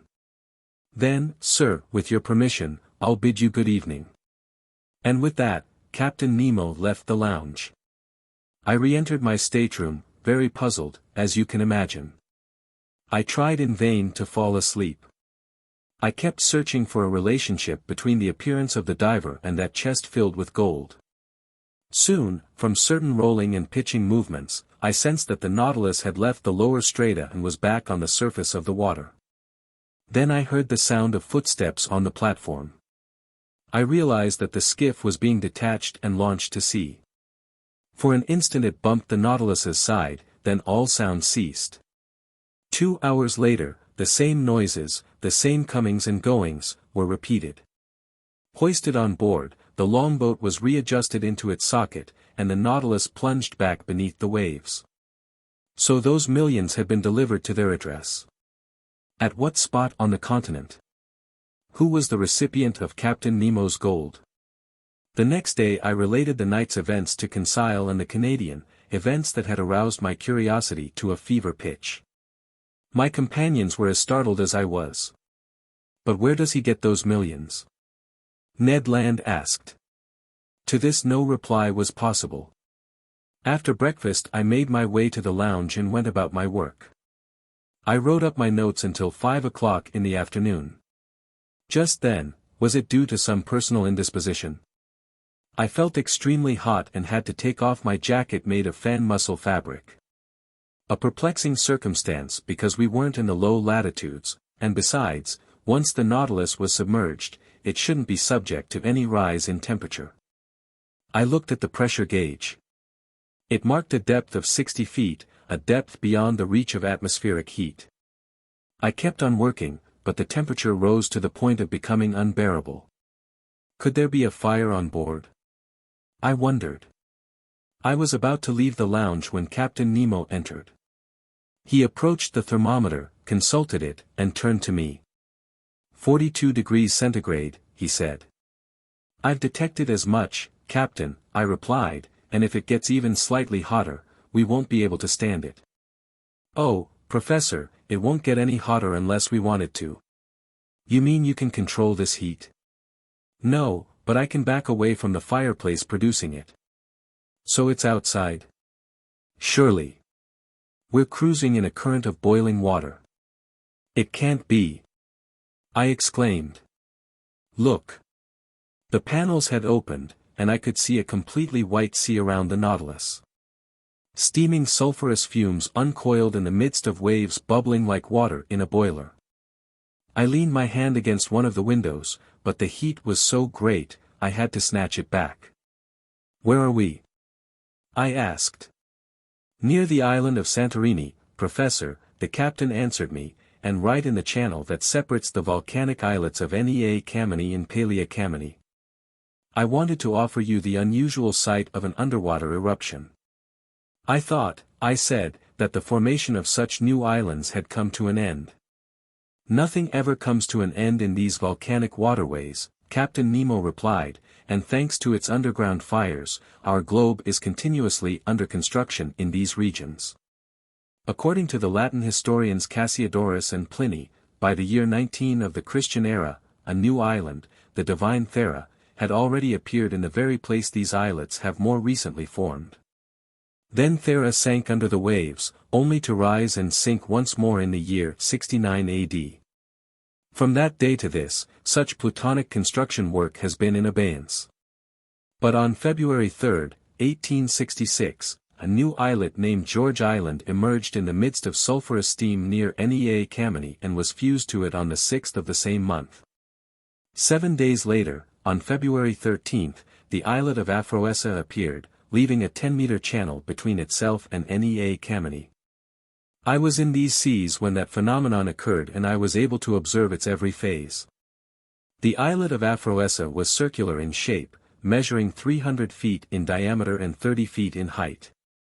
It was made of black, glassy lava mixed with bits of feldspar. Finally, on March 10, a smaller islet called Rika appeared next to Nea Kameni, and since then, these three islets have fused to form one single, selfsame island. What about this channel we're in right now? I asked. Here it is, Captain Nemo replied, showing me a chart of the Greek islands. You observe that I've entered the new islets in their place. But will this channel fill up one day? Very likely, Professor Aronnax, because since 1866 8 little lava islets have surged up in front of the port of St. Nicholas on Palea Kameni. So it's obvious that Nea and Palea will join in days to come.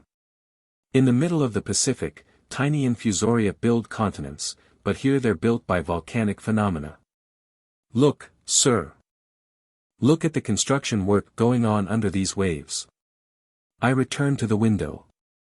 The Nautilus was no longer moving. The heat had become unbearable.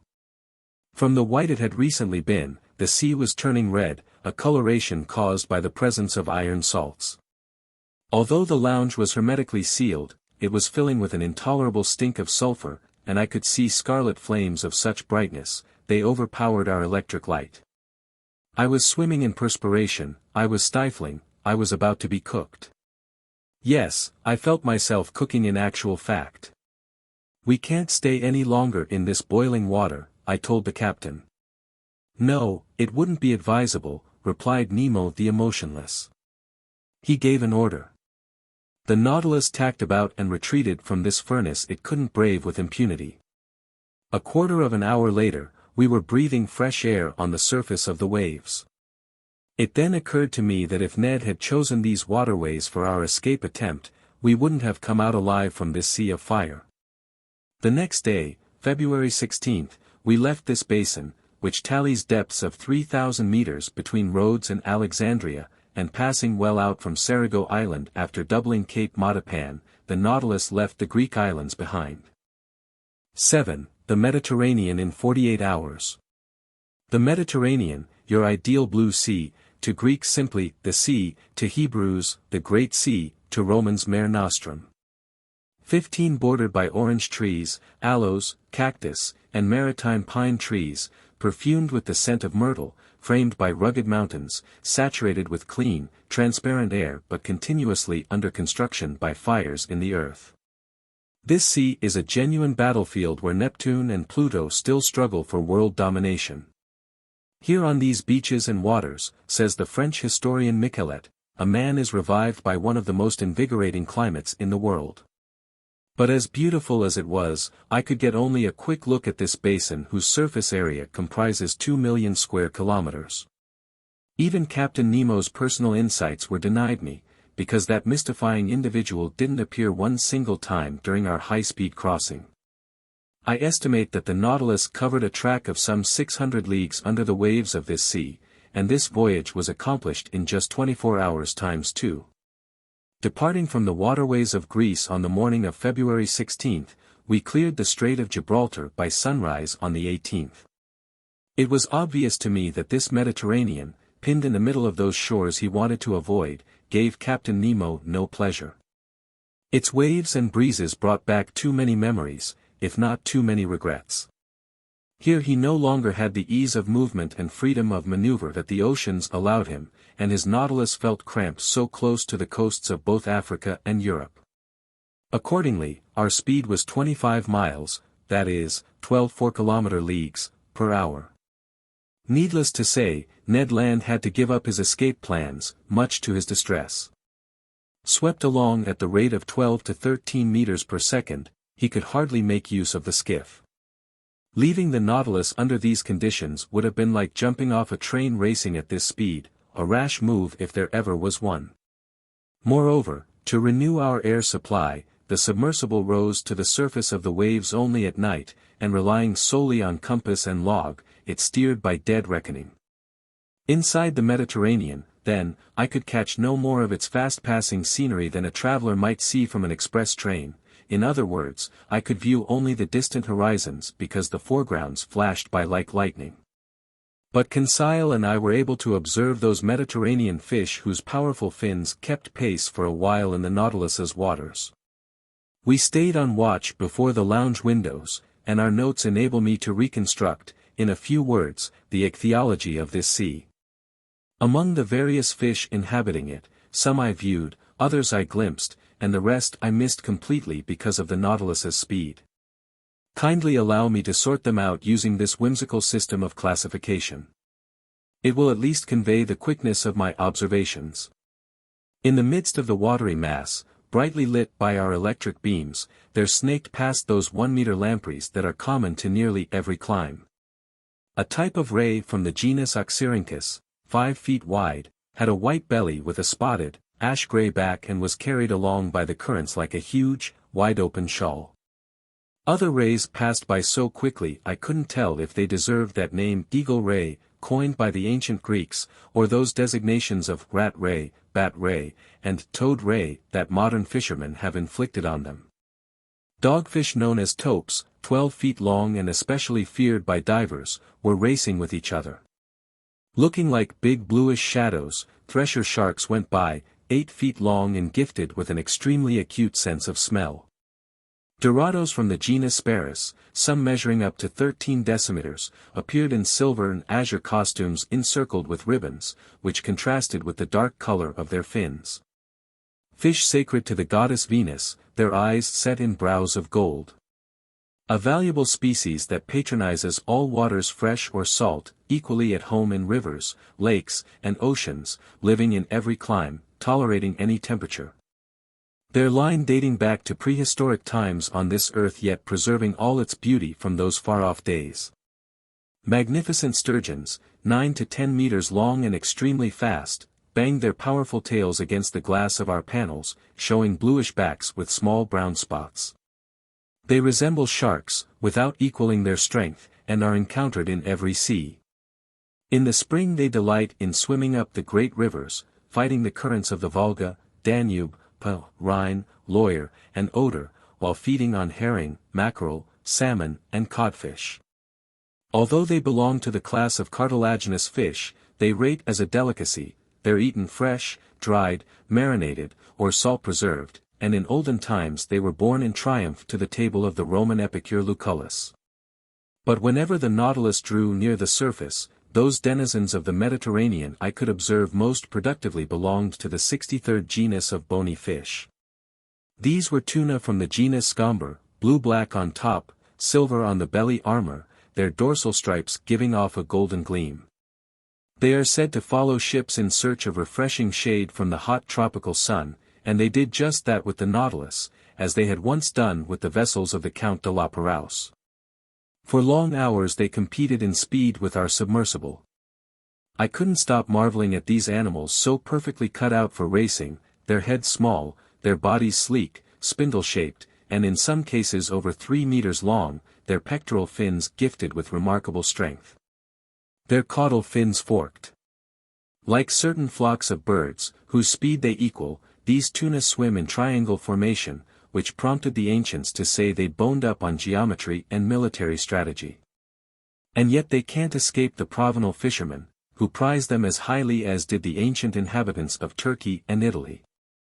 And these valuable animals, as oblivious as if they were deaf and blind, leap right into the Marseille's tuna nets and perish by the thousands. Just for the record, I'll mention those Mediterranean fish that Conseil and I barely glimpsed. There were whitish eels of the species Gymnotus fasciatus that passed like elusive wisps of steam, conger eels 3 to 4 meters long that were tricked out in green, blue, and yellow, 3-foot hake with a liver that makes a dainty morsel. Wormfish drifting like thin seaweed, sea robins that poets call lyrefish and seaman pipers and whose snouts have 2 jagged triangular plates shaped like old Homer's lyre, swallowfish swimming as fast as the bird they're named after. Red-headed groupers whose dorsal fins are trimmed with filaments, some shad, spotted with black, gray, brown, blue, yellow, and green, that actually respond to tinkling handbells. Splendid diamond-shaped turbot that were like aquatic pheasants with yellowish fins stippled in brown, the left topside mostly marbled in brown and yellow, finally schools of wonderful red mullet. Real oceanic birds of paradise that ancient Romans bought for as much as 10,000 sesterces apiece, and which they killed at the table, so they could heartlessly watch it change color from cinnabar red when alive to pallid white when dead. And as for other fish common to the Atlantic and Mediterranean, I was unable to observe miralets, triggerfish, puffers, seahorses, jewelfish, trumpetfish, blennies, grey mullet, wrasse, smelt, flying fish, anchovies, sea bream, porgies, garfish. Or any of the chief representatives of the order Pleuronecta, such as sole, flounder, plaice, dab, and brill, simply because of the dizzying speed with which the Nautilus hustled through these opulent waters. As for marine mammals, on passing by the mouth of the Adriatic Sea, I thought I recognized 2 or 3 sperm whales equipped with the single dorsal fin denoting the genus Physeter. Some pilot whales from the genus Globicephalus exclusive to the Mediterranean, the forepart of the head striped with small distinct lines, and also a dozen seals with white bellies and black coats. Known by the name monk seals and just as solemn as if they were 3-meter Dominicans. For his part, Conseil thought he spotted a turtle 6 feet wide and adorned with 3 protruding ridges that ran lengthwise.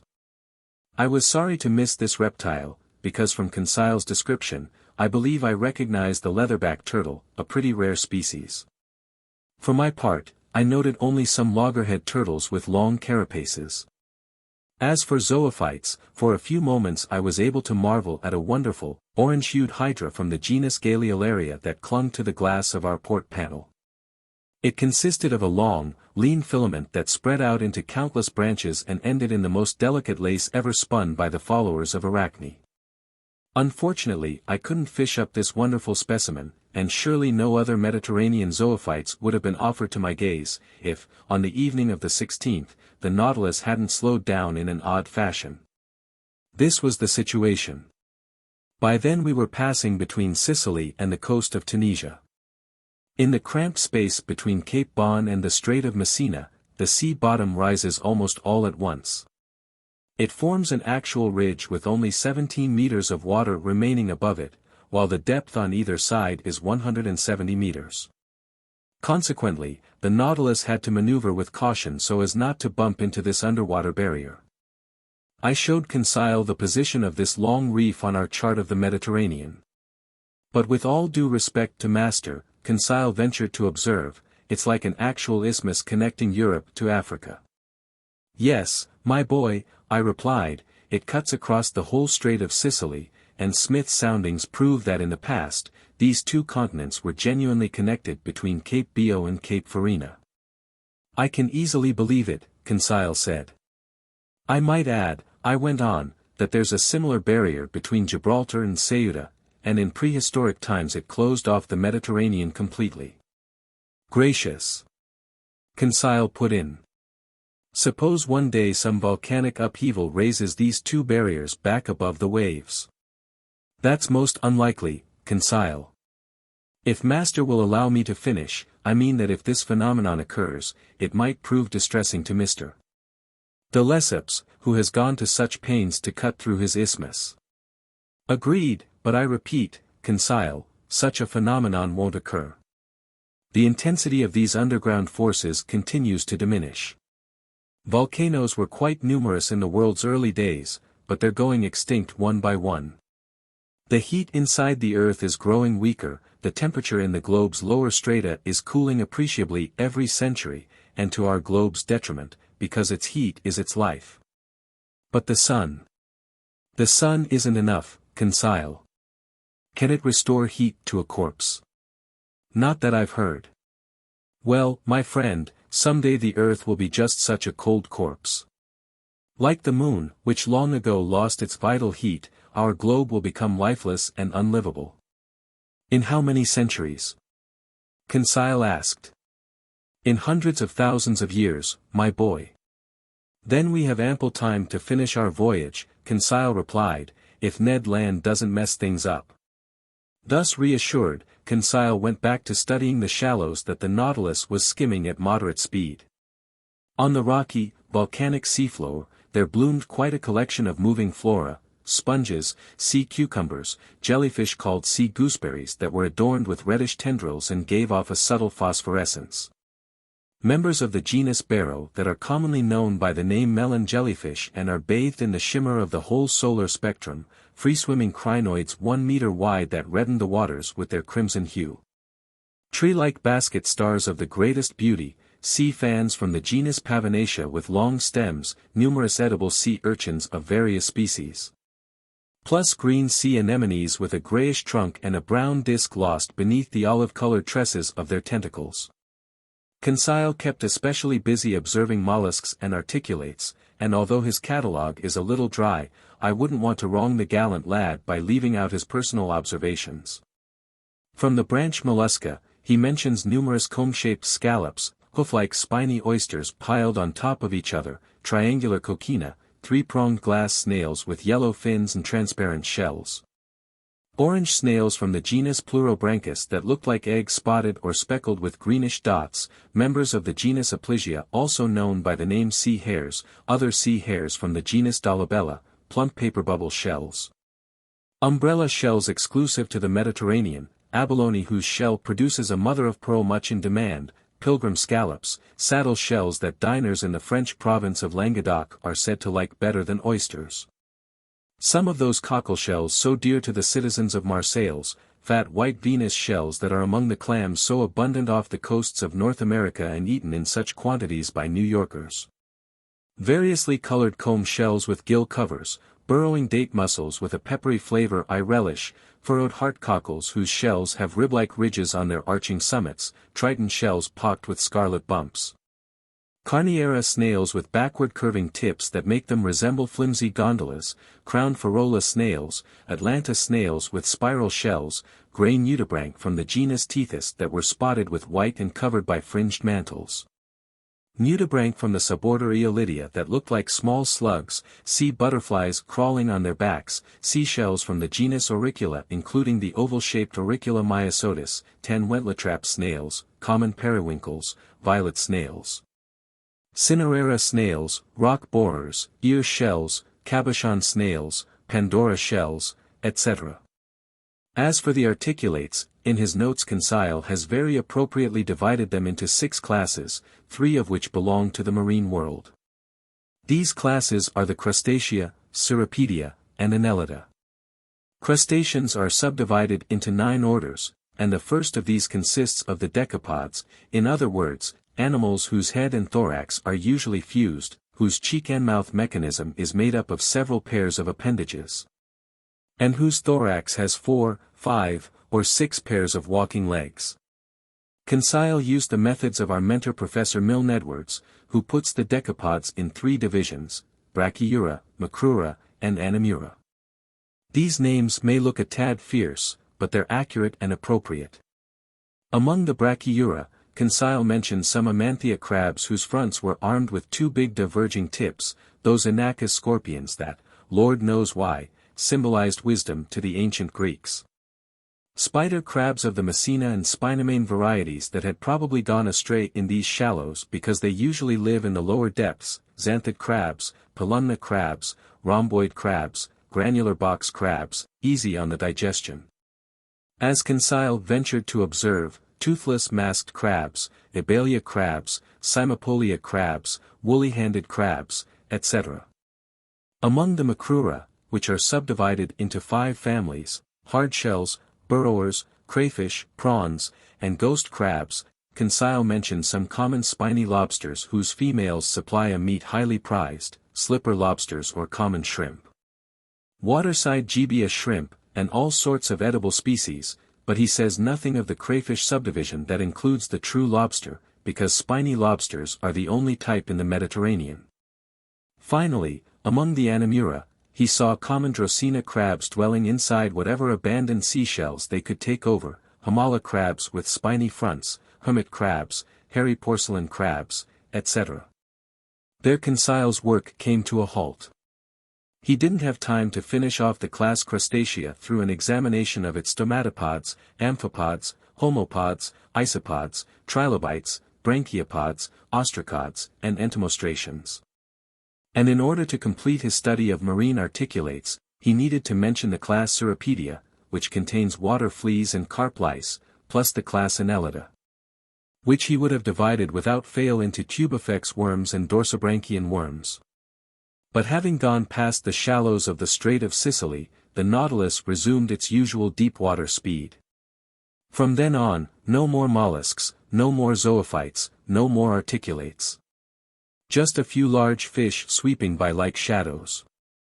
During the night of February 16th to 17th, we entered the second Mediterranean basin, whose maximum depth we found at 3,000 meters. The Nautilus, driven downward by its propeller and slanting fins, descended to the lowest strata of this sea. There, in place of natural wonders, the watery mass offered some thrilling and dreadful scenes to my eyes. In essence, we were then crossing that part of the whole Mediterranean so fertile in casualties. From the coast of Algiers to the beaches of Provence, how many ships have wrecked, how many vessels have vanished. Compared to the vast liquid plains of the Pacific, the Mediterranean is a mere lake, but it's an unpredictable lake with fickle waves. Today kindly and affectionate to those frail single-masters drifting between a double ultramarine of sky and water, tomorrow bad-tempered and turbulent, agitated by the winds, demolishing the strongest ships beneath sudden waves that smash down with a headlong wallop. So, in our swift cruise through these deep strata, how many vessels I saw lying on the seafloor, some already caked with coral, others clad only in a layer of rust, plus anchors, cannons, shells, iron fittings, propeller blades, parts of engines. Cracked cylinders, staved-in boilers, then hulls floating in mid-water, here upright, there overturned. Some of these wrecked ships had perished in collisions, others from hitting granite reefs. I saw a few that had sunk straight down, their masting still upright, their rigging stiffened by the water. They looked like they were at anchor by some immense, open, offshore mooring where they were waiting for their departure time. When the Nautilus passed between them, covering them with sheets of electricity, they seemed ready to salute us with their colors and send us their serial numbers. But no, nothing but silence and death filled this field of catastrophes. I observed that these Mediterranean depths became more and more cluttered with such gruesome wreckage as the Nautilus drew nearer to the Strait of Gibraltar. By then the shores of Africa and Europe were converging, and in this narrow space collisions were commonplace. There I saw numerous iron undersides, the phantasmagoric ruins of steamers, some lying down, others rearing up like fearsome animals. One of these boats made a dreadful first impression, sides torn open, funnel bent, paddle wheels stripped to the mountings, rudder separated from the sternpost and still hanging from an iron chain, the board on its stern eaten away by marine salts. How many lives were dashed in this shipwreck? How many victims were swept under the waves? Had some sailor on board lived to tell the story of this dreadful disaster, or do the waves still keep this casualty a secret? It occurred to me, Lord knows why, that this boat buried under the sea might have been the Atlas, lost with all hands some 20 years ago and never heard from again. Oh, what a gruesome tale these Mediterranean depths could tell, this huge boneyard where so much wealth has been lost, where so many victims have met their deaths. Meanwhile, briskly unconcerned, the Nautilus ran at full propeller through the midst of these ruins. On February 18, near 3 o'clock in the morning, it hove before the entrance to the Strait of Gibraltar. There are two currents here, an upper current, long known to exist, that carries the ocean's waters into the Mediterranean basin, then a lower countercurrent, the only present-day proof of its existence being logic. In essence, the Mediterranean receives a continual influx of water not only from the Atlantic but from rivers emptying into it. Since local evaporation isn't enough to restore the balance, the total amount of added water should make this sea's level higher every year. Yet this isn't the case, and we're naturally forced to believe in the existence of some lower current that carries the Mediterranean surplus through the Strait of Gibraltar and into the Atlantic basin. And so it turned out. The Nautilus took full advantage of this countercurrent. It advanced swiftly through this narrow passageway. For an instant I could glimpse the wonderful ruins of the Temple of Hercules, buried undersea, as Pliny and Avianus have mentioned, together with the flat island they stand on, and a few minutes later, we were floating on the waves of the Atlantic. 8. The Bay of Vigo. The Atlantic. A vast expanse of water whose surface area is 25 million square miles, with a length of 9,000 miles and an average width of 2,700. A major sea nearly unknown to the ancients, except perhaps the Carthaginians, those Dutchmen of antiquity who went along the west coasts of Europe and Africa on their commercial junkets. An ocean whose parallel winding shores form an immense perimeter fed by the world's greatest rivers, the St. Lawrence, Mississippi, Amazon, Plata, Orinoco, Niger, Senegal, Elbe, Loire, and Rhine, which bring it waters from the most civilized countries as well as the most undeveloped areas. A magnificent plain of waves plowed continuously by ships of every nation, shaded by every flag in the world, and ending in those two dreadful headlands so feared by navigators, Cape Horn and the Cape of Tempests.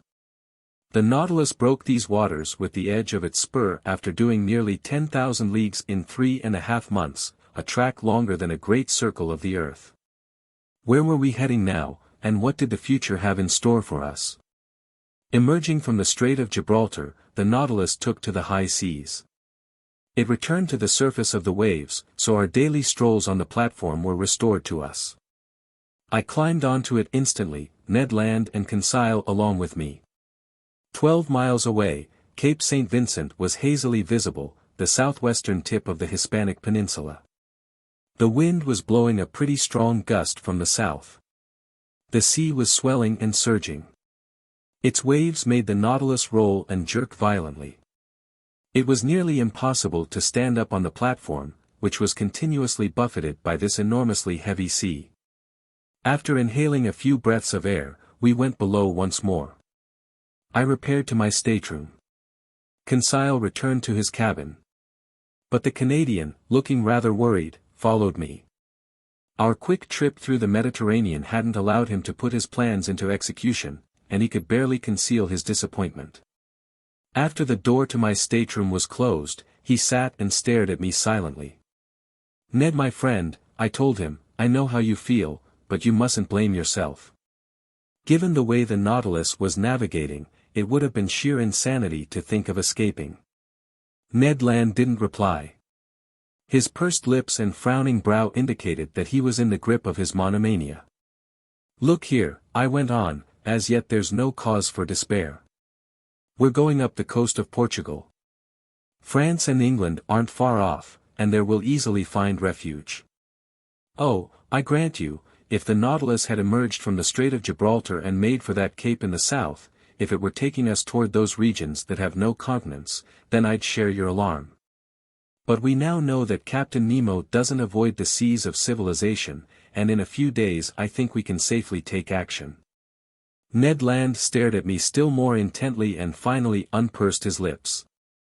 "We'll do it this evening," he said. I straightened suddenly. I admit that I was less than ready for this announcement. I wanted to reply to the Canadian, but words failed me.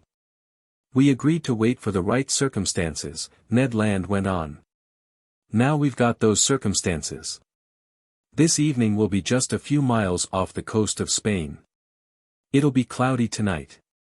The wind's blowing toward shore. You gave me your promise, Professor Aronnax, and I'm counting on you."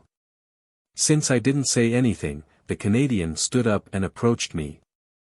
"We'll do it this evening at 9 o'clock, he said. "I've alerted Conseil. By that time Captain Nemo will be locked in his room and probably in bed. Neither the mechanics or the crewmen will be able to see us.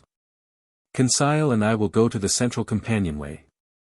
As for you, Professor Aronnax, you'll stay in the library 2 steps away and wait for my signal.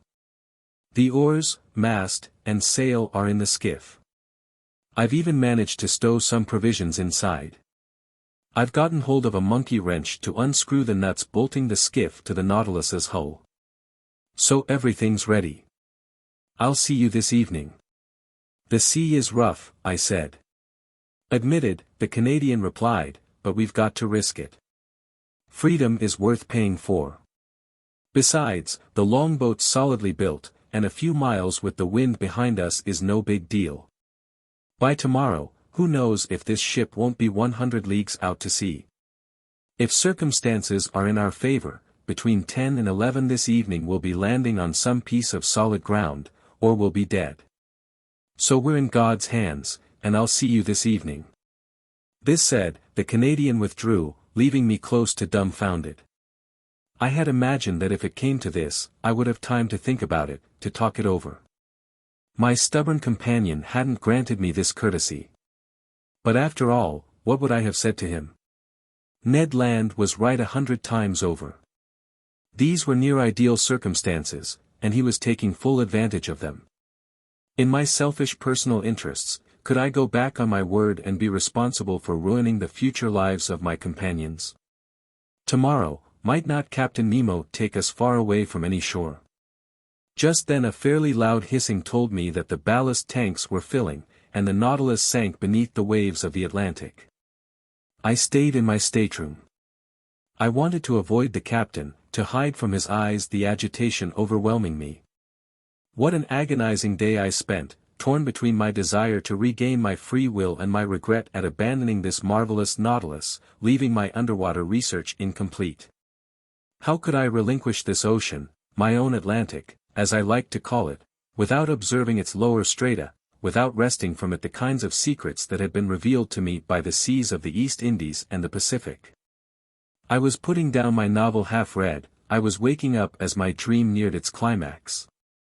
How painfully the hours passed, as I sometimes envisioned myself safe on shore with my companions, or, despite my better judgment, as I sometimes wished that some unforeseen circumstances would prevent Ned Land from carrying out his plans. Twice I went to the lounge. I wanted to consult the compass. I wanted to see if the Nautilus's heading was actually taking us closer to the coast or spiriting us farther away. But no. The Nautilus was still in Portuguese waters. Heading north, it was cruising along the ocean's beaches. So I had to resign myself to my fate and get ready to escape. My baggage wasn't heavy. My notes, nothing more. As for Captain Nemo, I wondered what he would make of our escaping, what concern or perhaps what distress it might cause him, and what he would do in the twofold event of our attempt either failing or being found out. Certainly I had no complaints to register with him, on the contrary. Never was hospitality more wholehearted than his. Yet in leaving him I couldn't be accused of ingratitude. No solemn promises bound us to him. In order to keep us captive, he had counted only on the force of circumstances and not on our word of honor. But his avowed intention to imprison us forever on his ship justified our every effort. I hadn't seen the captain since our visit to the island of Santorini. Would fate bring me into his presence before our departure? I both desired and dreaded it. I listened for footsteps in the stateroom adjoining mine. Not a sound reached my ear. His stateroom had to be deserted. Then I began to wonder if this eccentric individual was even on board. Since that night when the skiff had left the Nautilus on some mysterious mission, my ideas about him had subtly changed. In spite of everything, I thought that Captain Nemo must have kept up some type of relationship with the shore. Did he himself never leave the Nautilus? Whole weeks had often gone by without my encountering him. What was he doing all the while? During all those times I'd thought he was convalescing in the grip of some misanthropic fit. Was he instead far away from the ship, involved in some secret activity whose nature still eluded me? All these ideas and 1,000 others assaulted me at the same time. In these strange circumstances the scope for conjecture was unlimited. I felt an unbearable queasiness. This day of waiting seemed endless. The hours struck too slowly to keep up with my impatience. As usual, dinner was served me in my stateroom. Full of anxiety, I ate little. I left the table at 7 o'clock. 120 minutes, I was keeping track of them, still separated me from the moment I was to rejoin Ned Land. My agitation increased. My pulse was throbbing violently. I couldn't stand still. I walked up and down, hoping to calm my troubled mind with movement. The possibility of perishing in our reckless undertaking was the least of my worries. My heart was pounding at the thought that our plans might be discovered before we had left the Nautilus, at the thought of being hauled in front of Captain Nemo and finding him angered, or worse, saddened by my deserting him. I wanted to see the lounge one last time. I went down the gangways and arrived at the museum where I had spent so many pleasant and productive hours. I stared at all its wealth, all its treasures, like a man on the eve of his eternal exile, a man departing to return no more. For so many days now, these natural wonders and artistic masterworks had been central to my life, and I was about to leave them behind forever. I wanted to plunge my eyes through the lounge window and into these Atlantic waters. But the panels were hermetically sealed, and a mantle of sheet iron separated me from this ocean with which I was still unfamiliar. Crossing through the lounge, I arrived at the door, contrived in one of the canted corners, that opened into the captain's stateroom. Much to my astonishment, this door was ajar. I instinctively recoiled.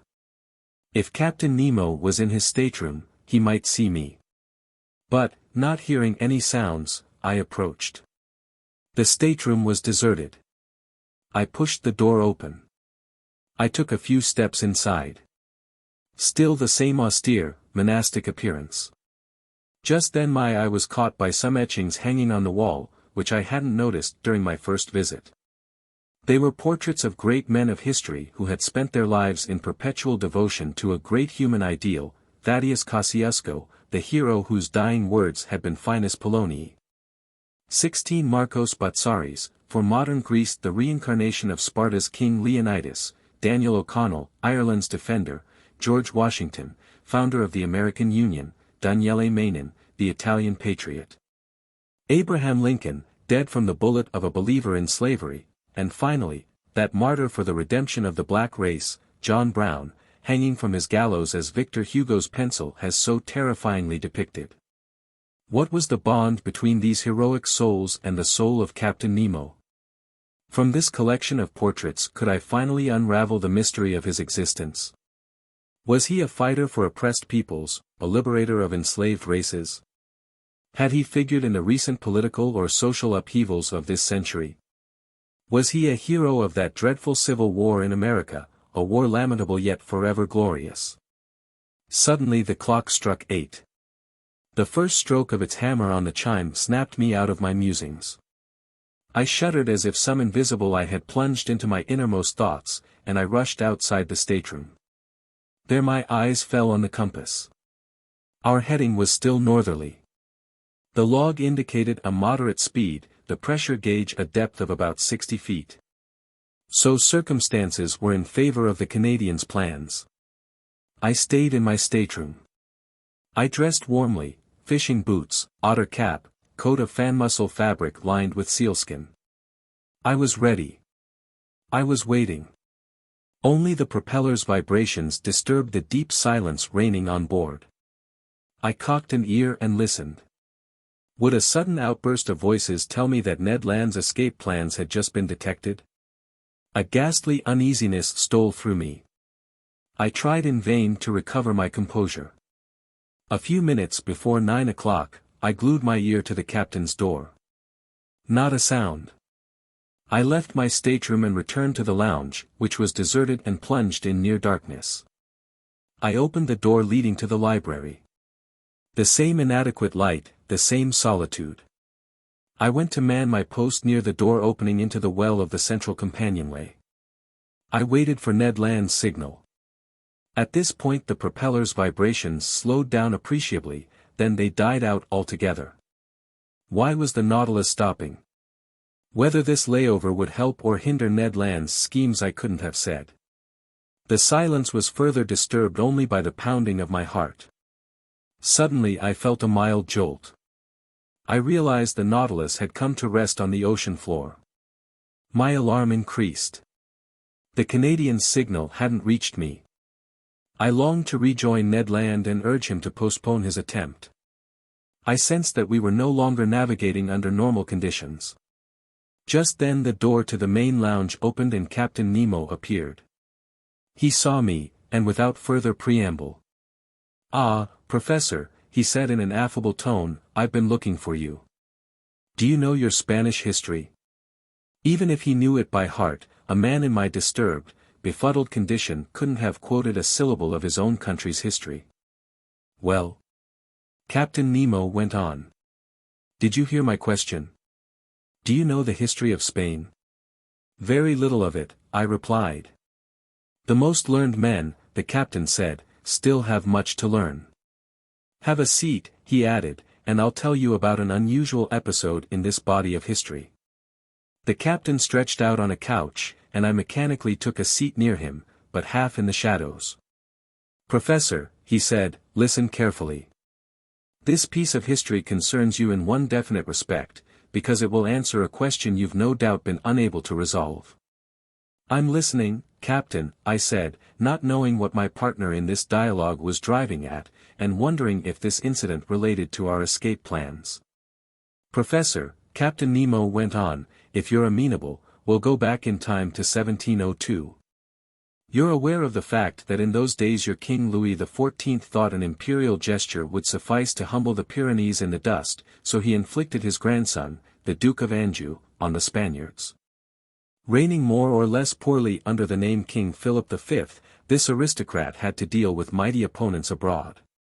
In essence, the year before, the royal houses of Holland, Austria, and England had signed a treaty of alliance at The Hague, aiming to wrest the Spanish crown from King Philip V and to place it on the head of an archduke whom they prematurely dubbed King Charles III. Spain had to withstand these allies. But the country had practically no army or navy. Yet it wasn't short of money, provided that its galleons, laden with gold and silver from America, could enter its ports. Now then, late in 1702 Spain was expecting a rich convoy, which France ventured to escort with a fleet of 23 vessels under the command of Admiral de Chateaurenaud, because by that time the Allied navies were roving the Atlantic. This convoy was supposed to put into Cadiz, but after learning that the English fleet lay across those waterways, the admiral decided to make for a French port. The Spanish commanders in the convoy objected to this decision. They wanted to be taken to a Spanish port, if not to Cadiz, then to the Bay of Vigo, located on Spain's northwest coast and not blockaded. Admiral de Chateaurenaud was so indecisive as to obey this directive, and the galleons entered the Bay of Vigo. Unfortunately, this bay forms an open, offshore mooring that's impossible to defend. So it was essential to hurry and empty the galleons before the Allied fleets arrived, and there would have been ample time for this unloading, if a wretched question of trade agreements hadn't suddenly come up. "Are you clear on the chain of events?" Captain Nemo asked me. Perfectly clear, I said, not yet knowing why I was being given this history lesson. Then I'll continue. Here's what came to pass. The tradesmen of Cadiz had negotiated a charter whereby they were to receive all merchandise coming from the West Indies. Now then, unloading the ingots from those galleons at the port of Vigo would have been a violation of their rights. So they lodged a complaint in Madrid, and they obtained an order from the indecisive King Philip V.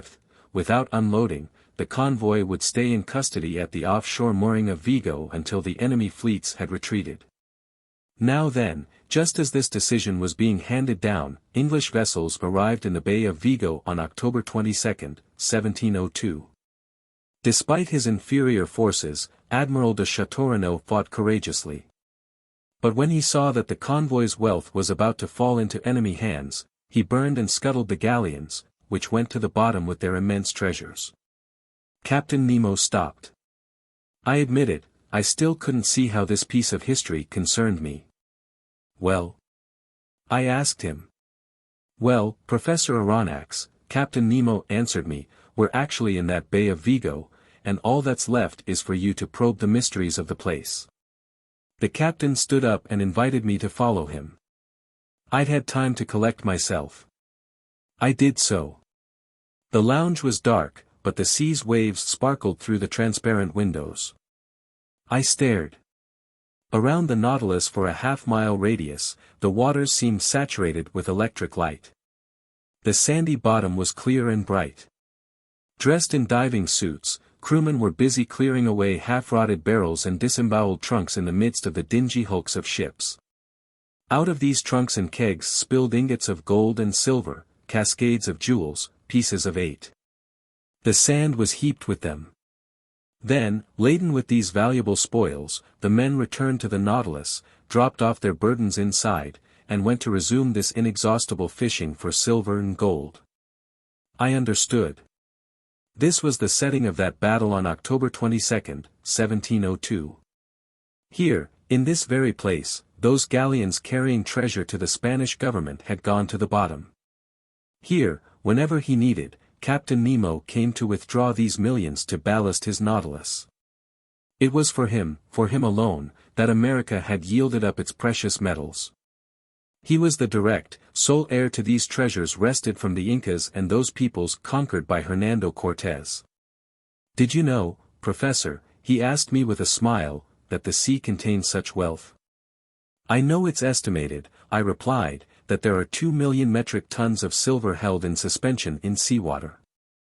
Surely, but in extracting that silver, your expenses would outweigh your profits. Here, by contrast, I have only to pick up what other men have lost, and not only in this Bay of Vigo but at 1,000 other sites where ships have gone down, whose positions are marked on my underwater chart. Do you understand now that I'm rich to the tune of billions? I understand, Captain. Nevertheless, allow me to inform you that by harvesting this very Bay of Vigo, you're simply forestalling the efforts of a rival organization. What organization? A company chartered by the Spanish government to search for these sunken galleons. The company's investors were lured by the bait of enormous gains, because this scuttled treasure is estimated to be worth 500 million francs. It was 500 million francs, Captain Nemo replied, but no more. Right, I said. Hence a timely warning to those investors would be an act of charity. Yet who knows if it would be well received? Usually what gamblers regret the most isn't the loss of their money so much as the loss of their insane hopes. But ultimately I feel less sorry for them than for the thousands of unfortunate people who would have benefited from a fair distribution of this wealth, whereas now it will be of no help to them. No sooner had I voiced this regret than I felt it must have wounded Captain Nemo. No help, he replied with growing animation. Sir, what makes you assume this wealth goes to waste when I'm the one amassing it? Do you think I toil to gather this treasure out of selfishness? Who says I don't put it to good use? Do you think I'm unaware of the suffering beings and oppressed races living on this earth, poor people to comfort, victims to avenge? Don't you understand? Captain Nemo stopped on these last words, perhaps sorry that he had said too much. But I had guessed. Whatever motives had driven him to seek independence under the seas, he remained a human being before all else. His heart still throbbed for suffering humanity, and his immense philanthropy went out both to downtrodden races and to individuals. And now I knew where Captain Nemo had delivered those millions, when the Nautilus navigated the waters where Crete was in rebellion against the Ottoman Empire. 9. A Lost Continent. The next morning, February 19th, I beheld the Canadian entering my stateroom. I was expecting this visit. He wore an expression of great disappointment. "Well, sir," he said to me. "Well, Ned, the fates were against us yesterday." "Yes. That damned captain had to call a halt just as we were going to escape from his boat." "Yes, Ned, he had business with his bankers." "His bankers? Or rather his bank vaults. By which I mean this ocean, where his wealth is safer than in any national treasury." I then related the evening's incidents to the Canadian, secretly hoping he would come around to the idea of not deserting the captain. But my narrative had no result other than Ned's voicing deep regret that he hadn't strolled across the Vigo battlefield on his own behalf.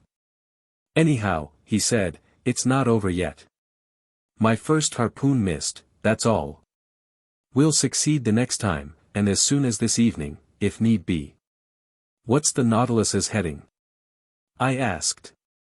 "I've no idea," Ned replied. "All right, at noon we'll find out what our position is."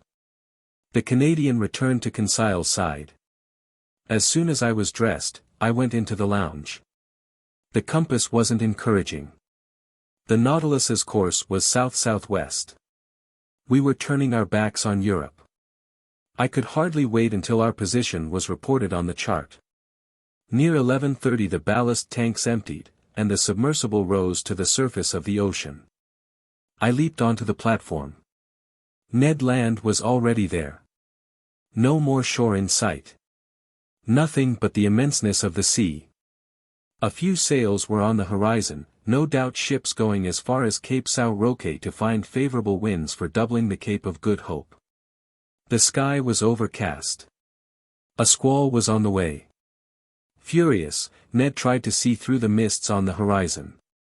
He still hoped that behind all that fog there lay those shores he longed for. At noon the sun made a momentary appearance. Taking advantage of this rift in the clouds, the chief officer took the orb's altitude. Then the sea grew turbulent, we went below again, and the hatch closed once more. When I consulted the chart an hour later, I saw that the Nautilus's position was marked at longitude 16 degrees 17 and latitude 33 degrees 22, a good 150 leagues from the nearest coast. It wouldn't do to even dream of escaping, and I'll let the reader decide how promptly the Canadian threw a tantrum when I ventured to tell him our situation. As for me, I wasn't exactly grief-stricken. I felt as if a heavy weight had been lifted from me, and I was able to resume my regular tasks in a state of comparative calm. Near 11 o'clock in the evening, I received a most unexpected visit from Captain Nemo. He asked me very graciously if I felt exhausted from our vigil the night before. I said no. Then, Professor Aronnax, I propose an unusual excursion. Propose away, Captain. So far you've visited the ocean depths only by day and under sunlight. Would you like to see these depths on a dark night? Very much. I warn you, this will be an exhausting stroll. We'll need to walk long hours and scale a mountain. The roads aren't terribly well kept up. Everything you say, Captain, just increases my curiosity. I'm ready to go with you. Then come along, Professor, and we'll go put on our diving suits. Arriving at the wardrobe, I saw that neither my companions nor any crewmen would be coming with us on this excursion. Captain Nemo hadn't even suggested my fetching Ned or Conseil. In a few moments we had put on our equipment. Air tanks, abundantly charged, were placed on our backs, but the electric lamps were not in readiness. I commented on this to the captain. "They'll be useless to us," he replied. I thought I hadn't heard him right, but I couldn't repeat my comment because the captain's head had already disappeared into its metal covering.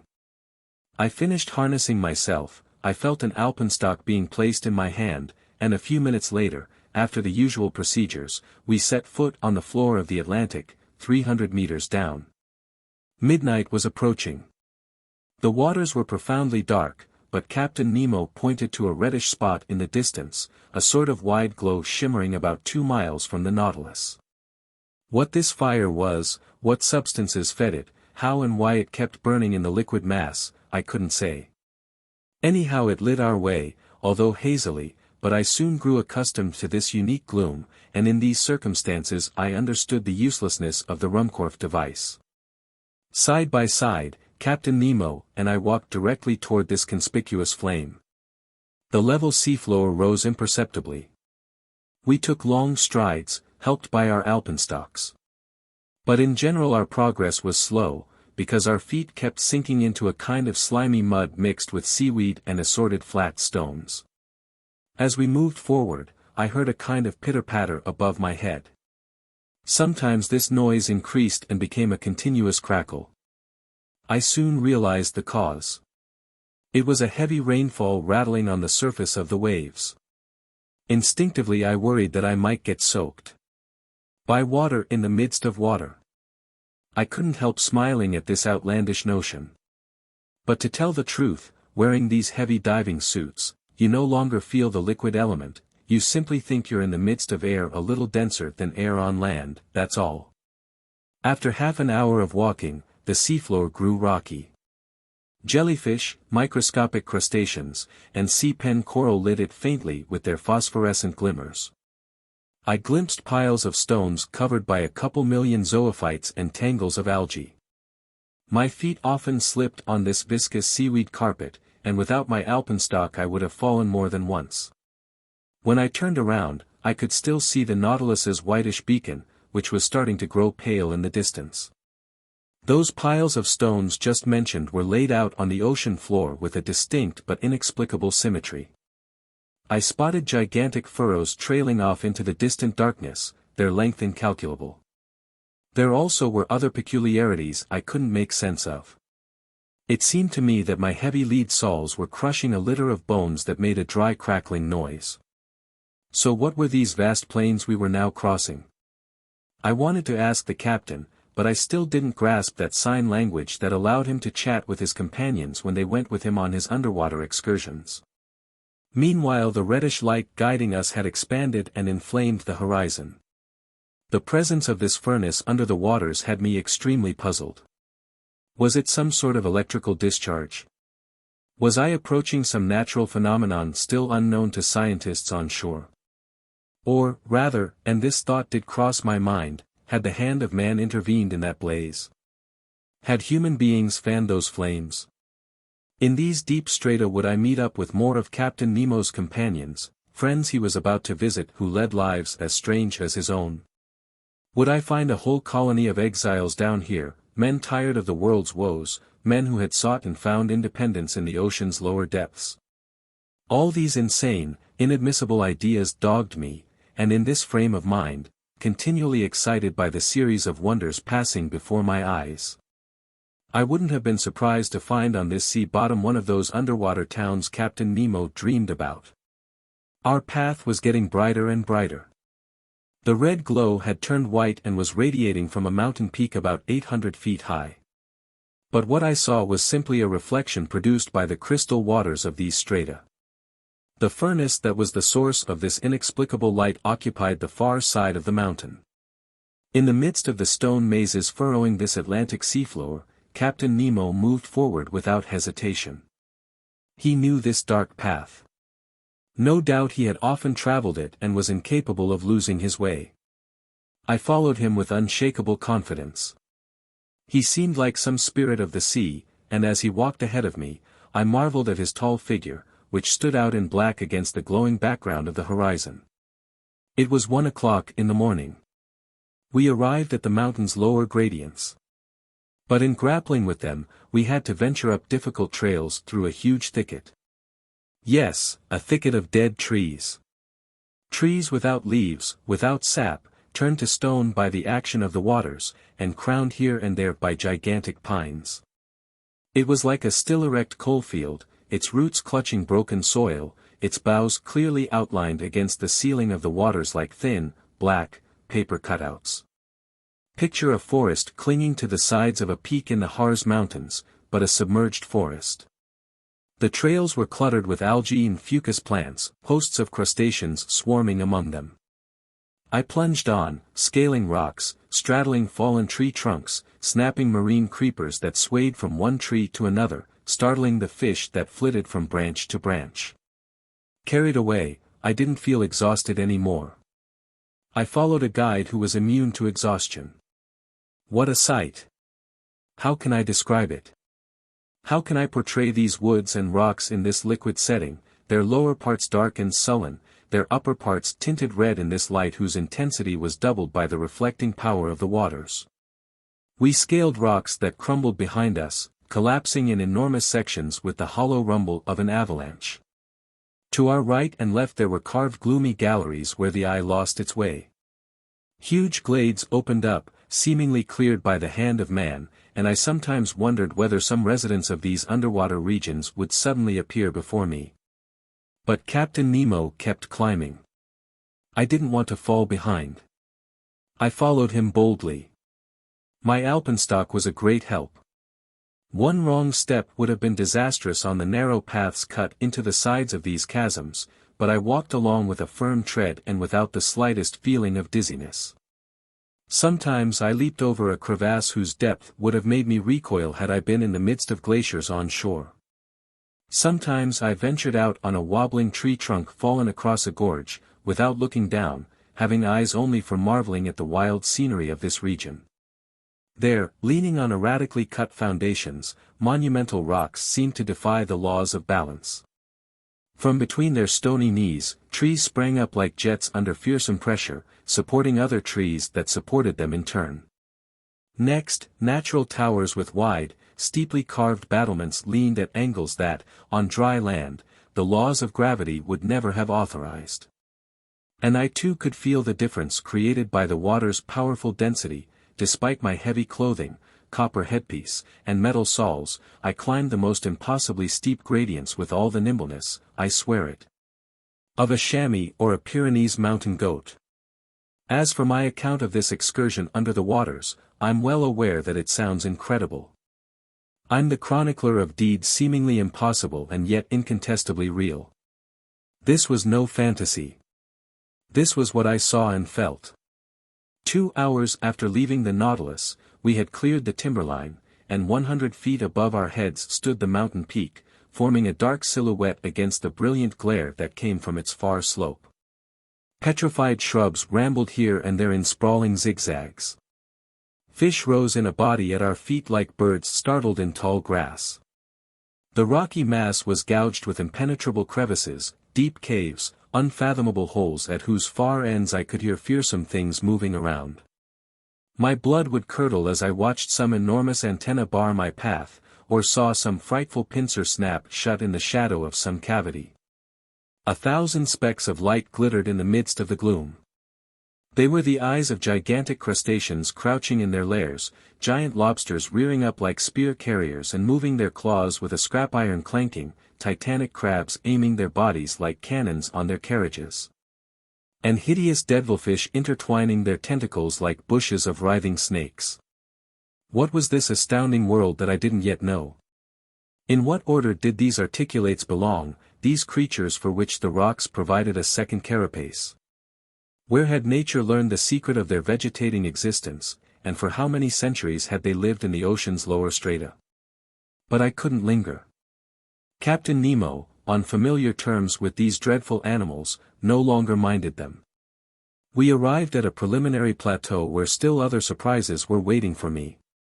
Their picturesque ruins took shape, betraying the hand of man, not our creator. They were huge stacks of stones in which you could distinguish the indistinct forms of palaces and temples, now arrayed in hosts of blossoming zoophytes, and over it all, not ivy but a heavy mantle of algae and fucus plants. But what part of the globe could this be, this land swallowed by cataclysms? Who had set up these rocks and stones like the dolmens of prehistoric times? Where was I, where had Captain Nemo's fancies taken me? I wanted to ask him. Unable to, I stopped him. I seized his arm. But he shook his head, pointed to the mountain's topmost peak, and seemed to tell me. Come on. Come with me. Come higher. I followed him with one last burst of energy, and in a few minutes I had scaled the peak, which crowned the whole rocky mass by some 10 meters. I looked back down the side we had just cleared. There the mountain rose only 700 to 800 feet above the plains, but on its far slope it crowned the receding bottom of this part of the Atlantic by a height twice that. My eyes scanned the distance and took in a vast area lit by intense flashes of light. In essence, this mountain was a volcano. 50 feet below its peak, amid a shower of stones and slag, a wide crater vomited torrents of lava that were dispersed in fiery cascades into the heart of the liquid mass. So situated, this volcano was an immense torch that lit up the lower plains all the way to the horizon. As I said, this underwater crater spewed lava, but not flames. Flames need oxygen from the air and are unable to spread underwater. But a lava flow, which contains in itself the principle of its incandescence, can rise to a white heat, overpower the liquid element, and turn it into steam on contact. Swift currents swept away all this diffuse gas, and torrents of lava slid to the foot of the mountain, like the disgorgings of an empty Vesuvius over the city limits of a second Torre del Greco. In fact, there beneath my eyes was a town in ruins, demolished, overwhelmed, laid low, its roofs caved in, its temples pulled down, its arches dislocated, its columns stretching over the earth. In these ruins you could still detect the solid proportions of a sort of Tuscan architecture, farther off, the remains of a gigantic aqueduct, here, the caked heights of an acropolis along with the fluid forms of a Parthenon. There, the remnants of a wharf, as if some bygone port had long ago harbored merchant vessels and triple-tiered war galleys on the shores of some lost ocean. Still farther off, long rows of collapsing walls, deserted thoroughfares, a whole Pompeii buried under the waters, which Captain Nemo had resurrected before my eyes. Where was I? Where was I? I had to find out at all cost. I wanted to speak, I wanted to rip off the copper sphere imprisoning my head. But Captain Nemo came over and stopped me with a gesture. Then, picking up a piece of chalky stone, he advanced to a black basaltic rock and scrawled this one word. Atlantis. What lightning flashed through my mind. Atlantis, that ancient land of Meropes mentioned by the historian Theopompus. Plato's Atlantis, the continent whose very existence has been denied by such philosophers and scientists as Origen, Porphyry, Iamblichus, D'Anville, Maltebrun, and Humboldt, who entered its disappearance in the ledger of myths and folk tales. The country whose reality has nevertheless been accepted by such other thinkers as Posidonius, Pliny, Ammianus Marcellinus, Tertullian, Engel, Scherer, Tournefort, Buffon, and D'Avezac. I had this land right under my eyes, furnishing its own unimpeachable evidence of the catastrophe that had overtaken it. So this was the submerged region that had existed outside Europe, Asia, and Libya, beyond the Pillars of Hercules, home of those powerful Atlantean people against whom ancient Greece had waged its earliest wars. The writer whose narratives record the lofty deeds of those heroic times is Plato himself. His dialogues Timaeus and Critias were drafted with the poet and legislator Solon as their inspiration, as it were. One day Solon was conversing with some elderly wise men in the Egyptian capital of Sais, a town already 8,000 years of age, as documented by the annals engraved on the sacred walls of its temples. One of these elders related the history of another town 1,000 years older still. This original city of Athens, 90 centuries old, had been invaded and partly destroyed by the Atlanteans. These Atlanteans, he said, resided on an immense continent greater than Africa and Asia combined, taking in an area that lay between latitude 12 degrees and 40 degrees north. Their dominion extended even to Egypt. They tried to enforce their rule as far as Greece, but they had to retreat before the indomitable resistance of the Hellenic people.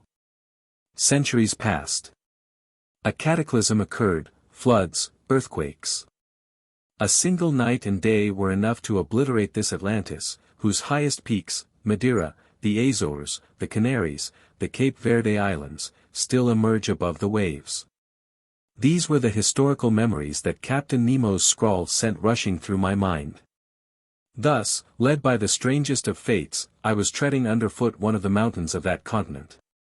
My hands were touching ruins many thousands of years old, contemporary with prehistoric times. I was walking in the very place where contemporaries of early man had walked. My heavy soles were crushing the skeletons of animals from the age of fable, animals that used to take cover in the shade of these trees now turned to stone. Oh, why was I so short of time? I would have gone down the steep slopes of this mountain, crossed this entire immense continent, which surely connects Africa with America, and visited its great prehistoric cities. Under my eyes there perhaps lay the warlike town of Makimos or the pious village of Eusebes, whose gigantic inhabitants lived for whole centuries and had the strength to raise blocks of stone that still withstood the action of the waters. One day perhaps, some volcanic phenomenon will bring these sunken ruins back to the surface of the waves. Numerous underwater volcanoes have been sighted in this part of the ocean, and many ships have felt terrific tremors when passing over these turbulent depths. A few have heard hollow noises that announced some struggle of the elements far below, others have hauled in volcanic ash hurled above the waves. As far as the equator this whole seafloor is still under construction by plutonic forces. And in some remote epoch, built up by volcanic disgorgings and successive layers of lava, who knows whether the peaks of these fire-belching mountains may reappear above the surface of the Atlantic. As I mused in this way, trying to establish in my memory every detail of this impressive landscape, Captain Nemo was leaning his elbows on a moss-covered monument, motionless as if petrified in some mute trance. Was he dreaming of those lost generations, asking them for the secret of human destiny? Was it here that this strange man came to revive himself, basking in historical memories, reliving that bygone life, he who had no desire for our modern one? I would have given anything to know his thoughts, to share them, understand them. We stayed in this place an entire hour, contemplating its vast plains in the lava's glow, which sometimes took on a startling intensity. Inner boilings sent quick shivers running through the mountain's crust. Noises from deep underneath, clearly transmitted by the liquid medium, reverberated with majestic amplitude. Just then the moon appeared for an instant through the watery mass, casting a few pale rays over this submerged continent. It was only a fleeting glimmer, but its effect was indescribable.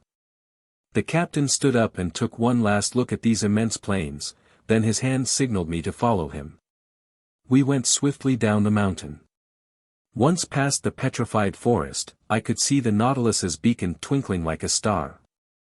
The captain walked straight toward it, and we were back on board just as the first glimmers of dawn were whitening the surface of the ocean. 10. The underwater coalfields. The next day, February 20th, I overslept. I was so exhausted from the night before, I didn't get up until 11 o'clock. I dressed quickly. I hurried to find out the Nautilus's heading. The instruments indicated that it was running southward at a speed of 20 miles per hour and a depth of 100 meters. Conseil entered. I described our nocturnal excursion to him, and since the panels were open, he could still catch a glimpse of this submerged continent. In fact, the Nautilus was skimming only 10 meters over the soil of these Atlantis plains. The ship scudded along like an air balloon borne by the wind over some prairie on land, but it would be more accurate to say that we sat in the lounge as if we were riding in a coach on an express train. As for the foregrounds passing before our eyes, they were fantastically carved rocks, forests of trees that had crossed over from the vegetable kingdom into the mineral kingdom, their motionless silhouettes sprawling beneath the waves. There also were stony masses buried beneath carpets of Excidia and sea anemone, bristling with long, vertical water plants, then strangely contoured blocks of lava that testified to all the fury of those plutonic developments. While this bizarre scenery was glittering under our electric beams, I told Conseil the story of the Atlanteans, who had inspired the old French scientist Jean Bailly to write so many entertaining, albeit utterly fictitious, pages. 17 I told the lad about the wars of these heroic people. I discussed the question of Atlantis with the fervor of a man who no longer had any doubts. But Conseil was so distracted he barely heard me, and his lack of interest in any commentary on this historical topic was soon explained. In essence, numerous fish had caught his eye, and when fish pass by, Conseil vanishes into his world of classifying and leaves real life behind. In which case I could only tag along and resume our ichthyological research. Even so, these Atlantic fish were not noticeably different from those we had observed earlier. There were rays of gigantic size, 5 meters long and with muscles so powerful they could leap above the waves. Sharks of various species including a 15-foot glaucous shark with sharp triangular teeth and so transparent it was almost invisible amid the waters, brown lantern sharks, prism-shaped human-tin sharks armored with protuberant hides. Sturgeons resembling their relatives in the Mediterranean, trumpet-snout pipefish a 1.5 feet long, yellowish-brown with small gray fins and no teeth or tongue, unreeling like slim, supple snakes. Among bony fish, Conseil noticed some blackish marlin 3 meters long with a sharp sword jutting from the upper jaw, bright-colored weavers known in Aristotle's day as sea dragons and whose dorsal stingers make them quite dangerous to pick up. Then dolphin fish with brown backs striped in blue and edged in gold, handsome dorados, moon-like opahs that look like azure discs but which the sun's rays turn into spots of silver, finally 8-meter swordfish from the genus Iphias.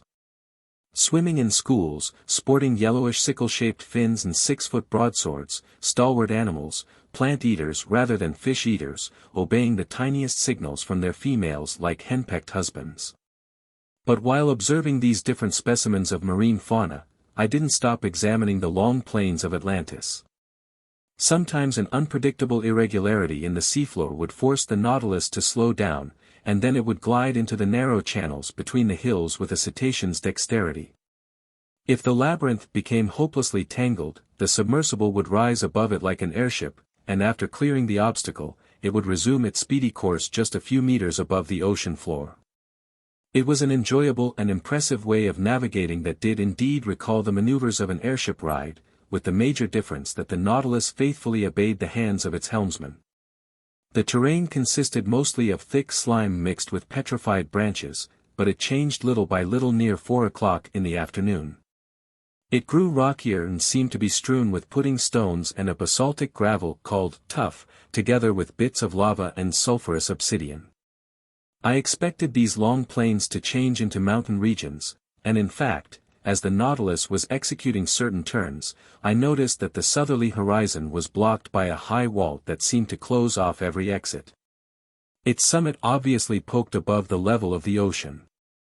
It had to be a continent or at least an island, either one of the Canaries or one of the Cape Verde Islands. Our bearings hadn't been marked on the chart, perhaps deliberately, and I had no idea what our position was. In any case this wall seemed to signal the end of Atlantis, of which, all in all, we had crossed only a small part. Nightfall didn't interrupt my observations. I was left to myself. Conseil had repaired to his cabin. The Nautilus slowed down, hovering above the muddled masses on the seafloor, sometimes grazing them as if wanting to come to rest, sometimes rising unpredictably to the surface of the waves. Then I glimpsed a few bright constellations through the crystal waters, specifically 5 or 6 of those zodiacal stars trailing from the tail end of Orion. I would have stayed longer at my window, marveling at these beauties of sea and sky, but the panels closed. Just then the Nautilus had arrived at the perpendicular face of that high wall. How the ship would maneuver I hadn't a guess. I repaired to my stateroom. The Nautilus did not stir. I fell asleep with the firm intention of waking up in just a few hours. But it was 8 o'clock the next day when I returned to the lounge. I stared at the pressure gauge. It told me that the Nautilus was afloat on the surface of the ocean. Furthermore, I heard the sound of footsteps on the platform. Yet there were no rolling movements to indicate the presence of waves undulating above me. I climbed as far as the hatch. It was open. But instead of the broad daylight I was expecting, I found that I was surrounded by total darkness. Where were we? Had I been mistaken? Was it still night? No.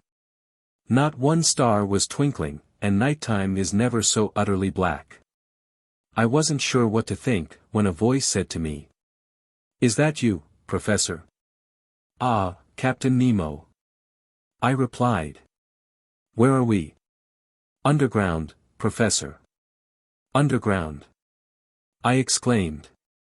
"And the Nautilus is still floating?" "It always floats." "But I don't understand." "Wait a little while. Our beacon is about to go on, and if you want some light on the subject, you'll be satisfied." I set foot on the platform and waited. The darkness was so profound I couldn't see even Captain Nemo. However, looking at the zenith directly overhead, I thought I caught sight of a feeble glimmer, a sort of twilight filtering through a circular hole. Just then the beacon suddenly went on, and its intense brightness made that hazy light vanish. This stream of electricity dazzled my eyes, and after momentarily shutting them, I looked around. The Nautilus was stationary. It was floating next to an embankment shaped like a wharf. As for the water now buoying the ship, it was a lake completely encircled by an inner wall about 2 miles in diameter, hence 6 miles around. Its level, as indicated by the pressure gauge, would be the same as the outside level, because some connection had to exist between this lake and the sea. Slanting inward over their base, these high walls converged to form a vault shaped like an immense upside-down funnel that measured 500 or 600 meters in height. At its summit there gaped the circular opening through which I had detected that faint glimmer, obviously daylight. Before more carefully examining the interior features of this enormous cavern, and before deciding if it was the work of nature or humankind, I went over to Captain Nemo. "Where are we?" I said.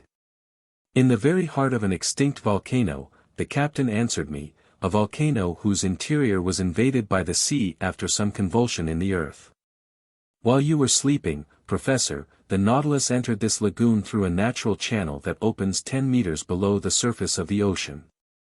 This is our home port, secure, convenient, secret, and sheltered against winds from any direction. Along the coasts of your continents or islands, show me any offshore mooring that can equal this safe refuge for withstanding the fury of hurricanes." "Indeed," I replied, "here you're in perfect safety, Captain Nemo. Who could reach you in the heart of a volcano? But don't I see an opening at its summit?" "Yes, its crater, a crater formerly filled with lava, steam, and flames, but which now lets in this life-giving air we're breathing." "But which volcanic mountain is this?" I asked. "It's one of the many islets with which this sea is strewn. For ships a mere reef, for us an immense cavern. I discovered it by chance, and chance served me well. But couldn't someone enter through the mouth of its crater?" "No more than I could exit through it. You can climb about 100 feet up the inner base of this mountain, but then the walls overhang, they lean too far in to be scaled. I can see, Captain, that nature is your obedient servant, any time or any place. You're safe on this lake, and nobody else can visit its waters. But what's the purpose of this refuge? The Nautilus doesn't need a harbor." "No, Professor, but it needs electricity to run, batteries to generate its electricity, sodium to feed its batteries, coal to make its sodium, and coalfields from which to dig its coal. Now then, right at this spot the sea covers entire forests that sank underwater in prehistoric times, today, turned to stone, transformed into carbon fuel, they offer me inexhaustible coal mines." "So, Captain, your men practice the trade of miners here?" "Precisely. These mines extend under the waves like the coalfields at Newcastle. Here, dressed in diving suits, pick and mattock in hand, my men go out and dig this carbon fuel for which I don't need a single mine on land. When I burn this combustible to produce sodium, the smoke escaping from the mountain's crater gives it the appearance of a still active volcano." "And will we see your companions at work?" "No, at least not this time, because I'm eager to continue our underwater tour of the world. Accordingly, I'll rest content with drawing on my reserve stock of sodium. We'll stay here long enough to load it on board, in other words, a single workday, then we'll resume our voyage. So, Professor Aronnax, if you'd like to explore this cavern and circle its lagoon, seize the day. I thanked the captain and went to look for my 2 companions, who hadn't yet left their cabin. I invited them to follow me, not telling them where we were. They climbed onto the platform. Conseil, whom nothing could startle, saw it as a perfectly natural thing to fall asleep under the waves and wake up under a mountain. But Ned Land had no idea in his head other than to see if this cavern offered some way out. After breakfast near 10 o'clock, we went down onto the embankment. "So here we are, back on shore," Conseil said. "I'd hardly call this shore," the Canadian replied. "And besides, we aren't on it but under it." A sandy beach unfolded before us, measuring 500 feet at its widest point between the waters of the lake and the foot of the mountain's walls. Via this strand you could easily circle the lake. But the base of these high walls consisted of broken soil over which there lay picturesque piles of volcanic blocks and enormous pumice stones. All these crumbling masses were covered with an enamel polished by the action of underground fires, and they glistened under the stream of electric light from our beacon. Stirred up by our footsteps, the mica-rich dust on this beach flew into the air like a cloud of sparks. The ground rose appreciably as it moved away from the sand flats by the waves, and we soon arrived at some long, winding gradients, genuinely steep paths that allowed us to climb little by little. But we had to tread cautiously in the midst of pudding stones that weren't cemented together, and our feet kept skidding on glassy trachyte, made of feldspar and quartz crystals. The volcanic nature of this enormous pit was apparent all around us. I ventured to comment on it to my companions. "Can you picture," I asked them, "what this funnel must have been like when it was filled with boiling lava, and the level of that incandescent liquid rose right to the mountain's mouth, like cast iron up the insides of a furnace?" "I can picture it perfectly," Conseil replied. "But will Master tell me why this huge smelter suspended operations, and how it is that an oven was replaced by the tranquil waters of a lake?" "In all likelihood, Conseil, because some convulsion created an opening below the surface of the ocean, the opening that serves as a passageway for the Nautilus. Then the waters of the Atlantic rushed inside the mountain. There ensued a dreadful struggle between the elements of fire and water, a struggle ending in King Neptune's favor. But many centuries have passed since then, and this submerged volcano has changed into a peaceful cavern." "That's fine," Ned Land answered. "I accept the explanation, but in our personal interests, I'm sorry this opening the professor mentions wasn't made above sea level." "But Ned my friend," Conseil answered, "if it weren't an underwater passageway, the Nautilus couldn't enter it." "And I might add, Mr. Land," I said, "that the waters wouldn't have rushed under the mountain, and the volcano would still be a volcano. So you have nothing to be sorry about." Our climb continued. The gradients got steeper and narrower. Sometimes they were cut across by deep pits that had to be cleared. Masses of overhanging rock had to be gotten around. You slid on your knees, you crept on your belly. But helped by the Canadian's strength and Conseil's dexterity, we overcame every obstacle. At an elevation of about 30 meters, the nature of the terrain changed without becoming any easier. Pudding stones and trachyte gave way to black basaltic rock, here, lying in slabs all swollen with blisters. There, shaped like actual prisms and arranged into a series of columns that supported the springings of this immense vault, a wonderful sample of natural architecture. Then, among this basaltic rock, there snaked long, hardened lava flows inlaid with veins of bituminous coal and in places covered by wide carpets of sulfur. The sunshine coming through the crater had grown stronger, shedding a hazy light over all the volcanic waste forever buried in the heart of this extinct mountain. But when we had ascended to an elevation of about 250 feet, we were stopped by insurmountable obstacles. The converging inside walls changed into overhangs, and our climb into a circular stroll. At this topmost level the vegetable kingdom began to challenge the mineral kingdom. Shrubs, and even a few trees, emerged from crevices in the walls. I recognized some spurges that let their caustic, purgative sap trickle out. There were heliotropes, very remiss at living up to their sun-worshipping reputations since no sunlight ever reached them, their clusters of flowers drooped sadly, their colors and scents were faded. Here and there chrysanthemums sprouted timidly at the feet of aloes with long, sad, sickly leaves. But between these lava flows I spotted little violets that still gave off a subtle fragrance, and I confess that I inhaled it with delight. The soul of a flower is its scent, and those splendid water plants, flowers of the sea, have no souls. We had arrived at the foot of a sturdy clump of dragon trees, which were splitting the rocks with exertions of their muscular roots, when Ned Land exclaimed. "Oh, sir, a hive." "A hive?" I answered, with a gesture of utter disbelief. "Yes, a hive," the Canadian repeated, "with bees buzzing around." I went closer and was forced to recognize the obvious. At the mouth of a hole cut in the trunk of a dragon tree, there swarmed thousands of these ingenious insects so common to all the Canary Islands, where their output is especially prized. Naturally enough, the Canadian wanted to lay in a supply of honey, and it would have been ill-mannered of me to say no.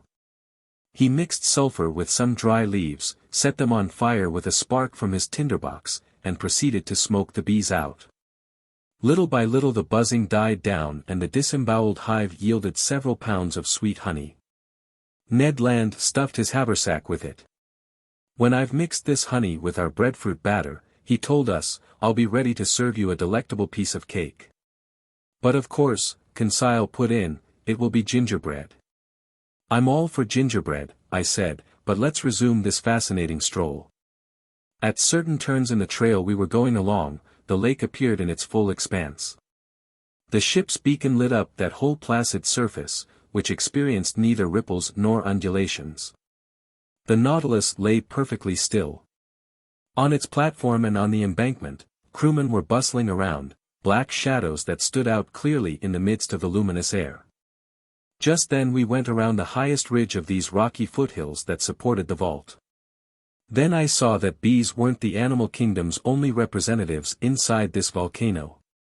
Here and in the shadows, birds of prey soared and whirled, flying away from nests perched on tips of rock. There were sparrow hawks with white bellies, and screeching kestrels.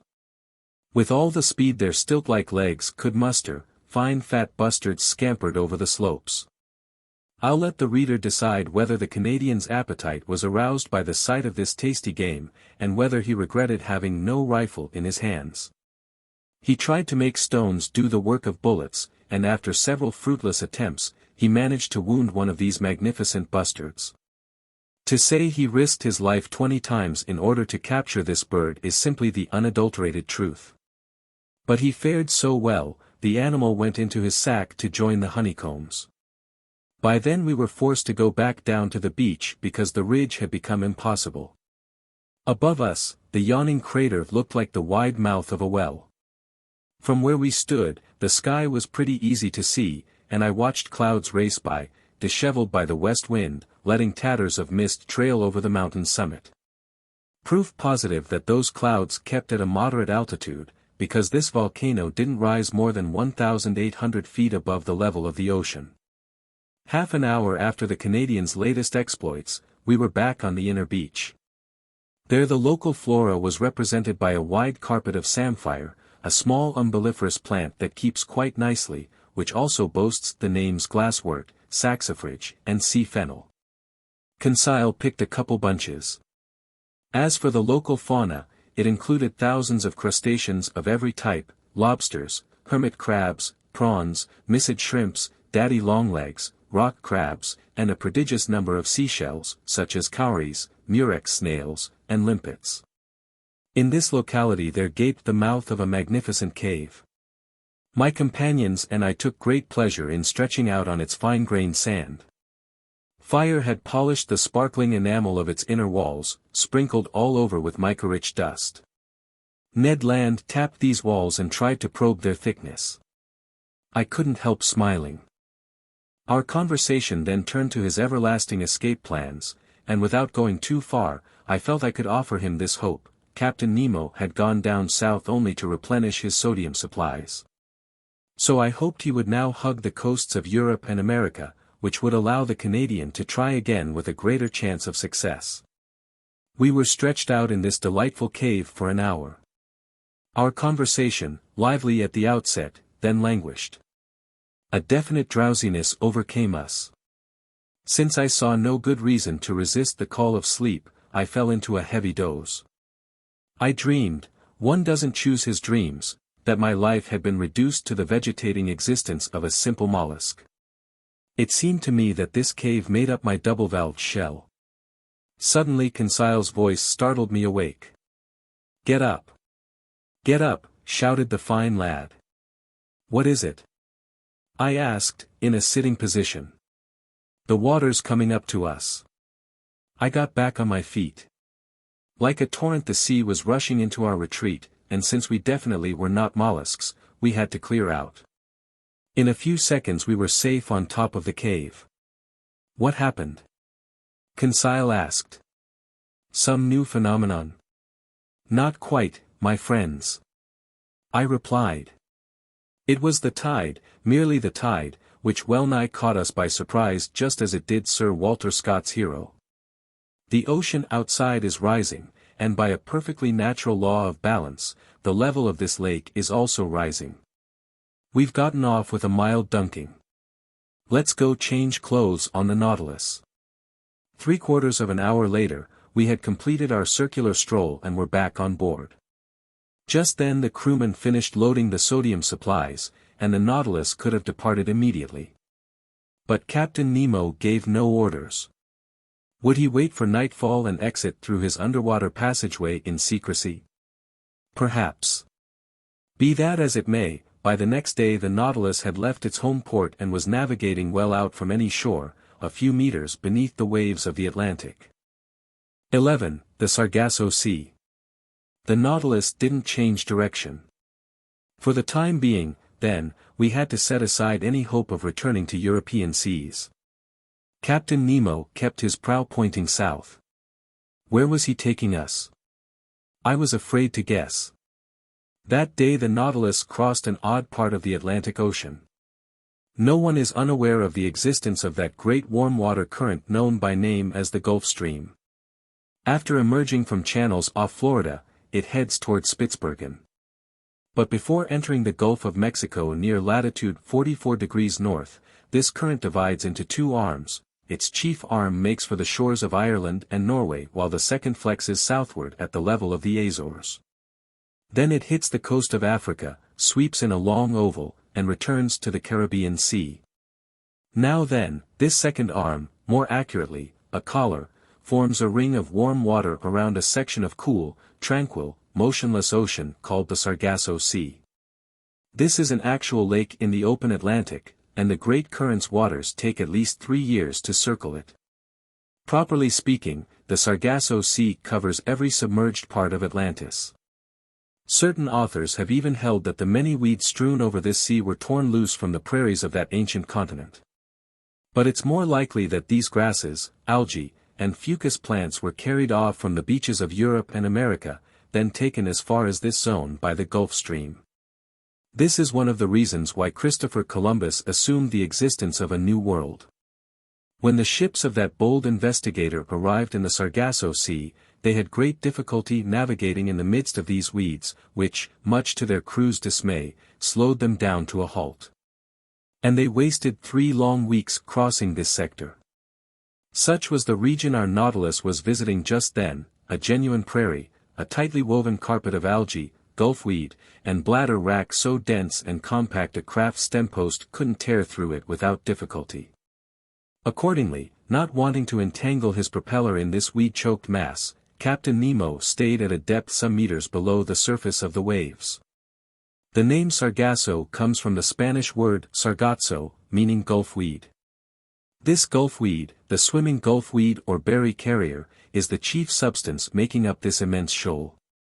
And here's why these water plants collect in this placid Atlantic basin, according to the expert on the subject, Commander Maury, author of the Physical Geography of the Sea.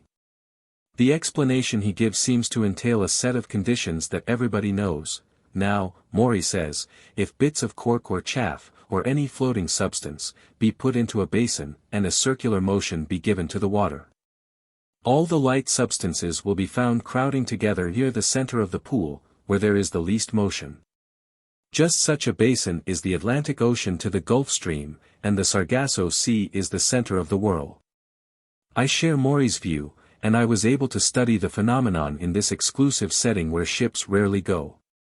Above us, huddled among the brown weeds, there floated objects originating from all over, tree trunks ripped from the Rocky Mountains or the Andes and sent floating down the Amazon or the Mississippi, numerous pieces of wreckage. Remnants of keels or undersides, bulwarks staved in and so weighed down with seashells and barnacles, they couldn't rise to the surface of the ocean. And the passing years will someday bear out Maury's other view that by collecting in this way over the centuries, these substances will be turned to stone by the action of the waters and will then form inexhaustible coalfields. Valuable reserves prepared by far-seeing nature for that time when man will have exhausted his mines on the continents. In the midst of this hopelessly tangled fabric of weeds and fucus plants, I noted some delightful pink-colored, star-shaped Alcyon coral, sea anemone trailing the long tresses of their tentacles, some green, red, and blue jellyfish.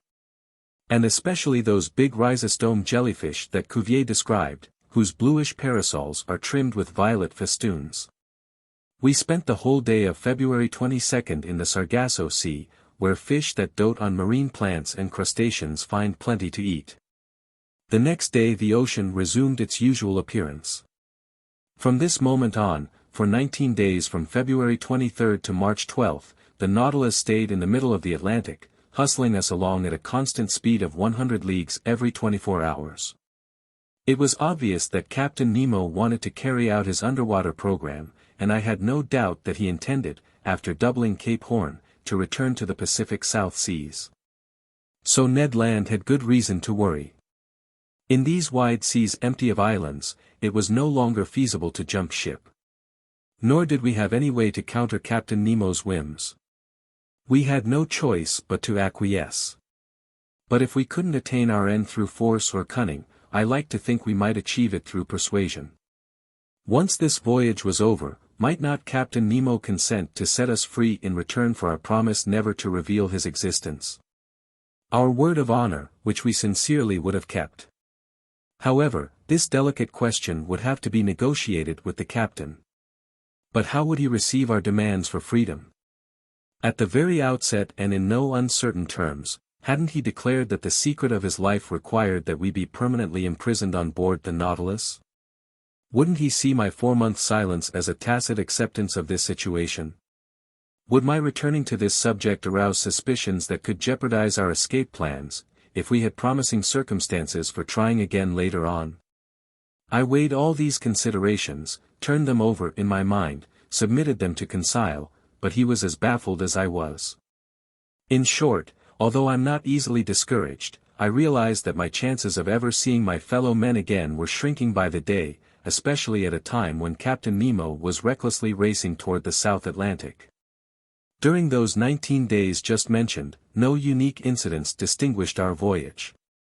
I saw little of the captain. He was at work. In the library I often found books he had left open, especially books on natural history. He had thumbed through my work on the great ocean depths, and the margins were covered with his notes, which sometimes contradicted my theories and formulations. But the captain remained content with this method of refining my work, and he rarely discussed it with me. Sometimes I heard melancholy sounds reverberating from the organ, which he played very expressively, but only at night in the midst of the most secretive darkness, while the Nautilus slumbered in the wilderness of the ocean. During this part of our voyage, we navigated on the surface of the waves for entire days. The sea was nearly deserted. A few sailing ships, laden for the East Indies, were heading toward the Cape of Good Hope. One day we were chased by the longboats of a whaling vessel, which undoubtedly viewed us as some enormous baleen whale of great value. But Captain Nemo didn't want these gallant gentlemen wasting their time and energy, so he ended the hunt by diving beneath the waters. This incident seemed to fascinate Ned Land intensely. I'm sure the Canadian was sorry that these fishermen couldn't harpoon our sheet-iron cetacean and mortally wound it. During this period the fish Conseil and I observed differed little from those we had already studied in other latitudes. Chief among them were specimens of that dreadful cartilaginous genus that's divided into 3 subgenera numbering at least 32 species, striped sharks 5 meters long, the head squat and wider than the body, the caudal fin curved. The back with 7 big, black, parallel lines running lengthwise. Then purlain sharks, ash gray, pierced with 7 gill openings, furnished with a single dorsal fin placed almost exactly in the middle of the body. Some big dogfish also passed by, a voracious species of shark if there ever was one. With some justice, fishermen's yarns aren't to be trusted, but here's what a few of them relate. Inside the corpse of one of these animals there were found a buffalo head and a whole calf, in another, 2 tuna and a sailor in uniform. In yet another, a soldier with his saber, in another, finally, a horse with its rider. In candor, none of these sounds like divinely inspired truth. But the fact remains that not a single dogfish let itself get caught in the Nautilus's nets, so I can't vouch for their veracity. Schools of elegant, playful dolphins swam alongside for entire days. They went in groups of 5 or 6, hunting in packs like wolves over the countryside. Moreover, they're just as voracious as dogfish, if I can believe a certain Copenhagen professor who says that from one dolphin's stomach, he removed 13 porpoises and 15 seals. True, it was a killer whale, belonging to the biggest known species, whose length sometimes exceeds 24 feet. The family Delphinia numbers 10 genera, and the dolphins I saw were akin to the genus Delphinarhynchus, remarkable for an extremely narrow muzzle 4 times as long as the cranium. Measuring 3 meters, their bodies were black on top, underneath a pinkish-white strewn with small, very scattered spots. From these seas I'll also mention some unusual specimens of croakers, fish from the order Acanthopterygia, family Cyanidia. Some authors, more artistic than scientific, claim that these fish are melodious singers, that their voices in unison put on concerts unmatched by human choristers. I don't say nay, but to my regret these croakers didn't serenade us as we passed. Finally, to conclude, Conseil classified a large number of flying fish. Nothing could have made a more unusual sight than the marvelous timing with which dolphins hunt these fish. Whatever the range of its flight, however evasive its trajectory, even up and over the Nautilus, the hapless flying fish always found a dolphin to welcome it with open mouth. These were either flying gurnards or kite-like sea robins, whose lips glowed in the dark, at night scrawling fiery streaks in the air before plunging into the murky waters like so many shooting stars. Our navigating continued under these conditions until March 13th. That day the Nautilus was put to work in some depth-sounding experiments that fascinated me deeply. By then we had fared nearly 13,000 leagues from our starting point in the Pacific high seas. Our position fix placed us in latitude 45 degrees 37 foot south and longitude 37 degrees 53 west. These were the same waterways where Captain Denham, aboard the Herald, paid out 14,000 meters of sounding line without finding bottom. It was here too that Lieutenant Parker, aboard the American frigate Congress, was unable to reach the underwater soil at 15,149 meters. Captain Nemo decided to take his Nautilus down to the lowest depths in order to double-check these different soundings. I got ready to record the results of this experiment. The panels in the lounge opened, and maneuvers began for reaching those strata so prodigiously far removed. It was apparently considered out of the question to dive by filling the ballast tanks. Perhaps they wouldn't sufficiently increase the Nautilus's specific gravity. Moreover, in order to come back up, it would be necessary to expel the excess water, and our pumps might not have been strong enough to overcome the outside pressure. Captain Nemo decided to make for the ocean floor by submerging on an appropriately gradual diagonal with the help of his side fins, which were set at a 45 degrees angle to the Nautilus's waterline. Then the propeller was brought to its maximum speed, and its 4 blades churned the waves with indescribable violence. Under this powerful thrust the Nautilus's hull quivered like a resonating cord, and the ship sank steadily under the waters. Stationed in the lounge, the captain and I watched the needle swerving swiftly over the pressure gauge. Soon we had gone below the livable zone where most fish reside. Some of these animals can thrive only at the surface of seas or rivers, but a minority can dwell at fairly great depths. Among the latter I observed a species of dogfish called the cow shark that's equipped with 6 respiratory slits, the telescope fish with its enormous eyes. The armored gurnard with gray thoracic fins plus black pectoral fins and a breastplate protected by pale red slabs of bone, then finally the grenadier, living at a depth of 1,200 meters, by that point tolerating a pressure of 120 atmospheres. I asked Captain Nemo if he had observed any fish at more considerable depths. Fish? Rarely, he answered me. But given the current state of marine science, who are we to presume, what do we really know of these depths? Just this, Captain. In going toward the ocean's lower strata, we know that vegetable life disappears more quickly than animal life. We know that moving creatures can still be encountered where water plants no longer grow. We know that oysters and pilgrim scallops live in 2,000 meters of water, and that Admiral McClintock, England's hero of the polar seas, pulled in a live sea star from a depth of 2,500 meters. We know that the crew of the Royal Navy's Bulldog fished up a starfish from 2,620 fathoms, hence from a depth of more than 1 vertical league. Would you still say, Captain Nemo, that we really know nothing? No, Professor, the captain replied, I wouldn't be so discourteous. Yet I'll ask you to explain how these creatures can live at such depths. I explain it on 2 grounds, I replied. In the first place, because vertical currents, which are caused by differences in the water's salinity and density, can produce enough motion to sustain the rudimentary lifestyles of sea lilies and starfish. True, the captain put in. In the second place, because oxygen is the basis of life, and we know that the amount of oxygen dissolved in salt water increases rather than decreases with depth, that the pressure in these lower strata helps to concentrate their oxygen content. Oh ho! We know that, do we? Captain Nemo replied in a tone of mild surprise. Well, Professor, we have good reason to know it because it's the truth. I might add, in fact, that the air bladders of fish contain more nitrogen than oxygen when these animals are caught at the surface of the water, and conversely, more oxygen than nitrogen when they're pulled up from the lower depths. Which bears out your formulation. But let's continue our observations. My eyes flew back to the pressure gauge. The instrument indicated a depth of 6,000 meters. Our submergence had been going on for an hour. The Nautilus slid downward on its slanting fins, still sinking. These deserted waters were wonderfully clear, with a transparency impossible to convey. An hour later we were at 13,000 meters, about 3¼ vertical leagues, and the ocean floor was nowhere in sight. However, at 14,000 meters I saw blackish peaks rising in the midst of the waters.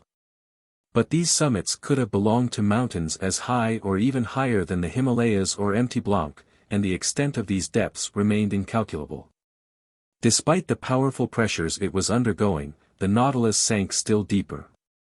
I could feel its sheet iron plates trembling down to their riveted joins, metal bars arched, bulkheads groaned, the lounge windows seemed to be warping inward under the water's pressure.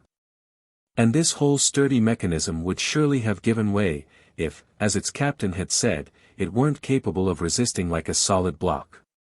While grazing these rocky slopes lost under the waters, I still spotted some seashells, tube worms, lively annelid worms from the genus Spirorbes, and certain starfish specimens.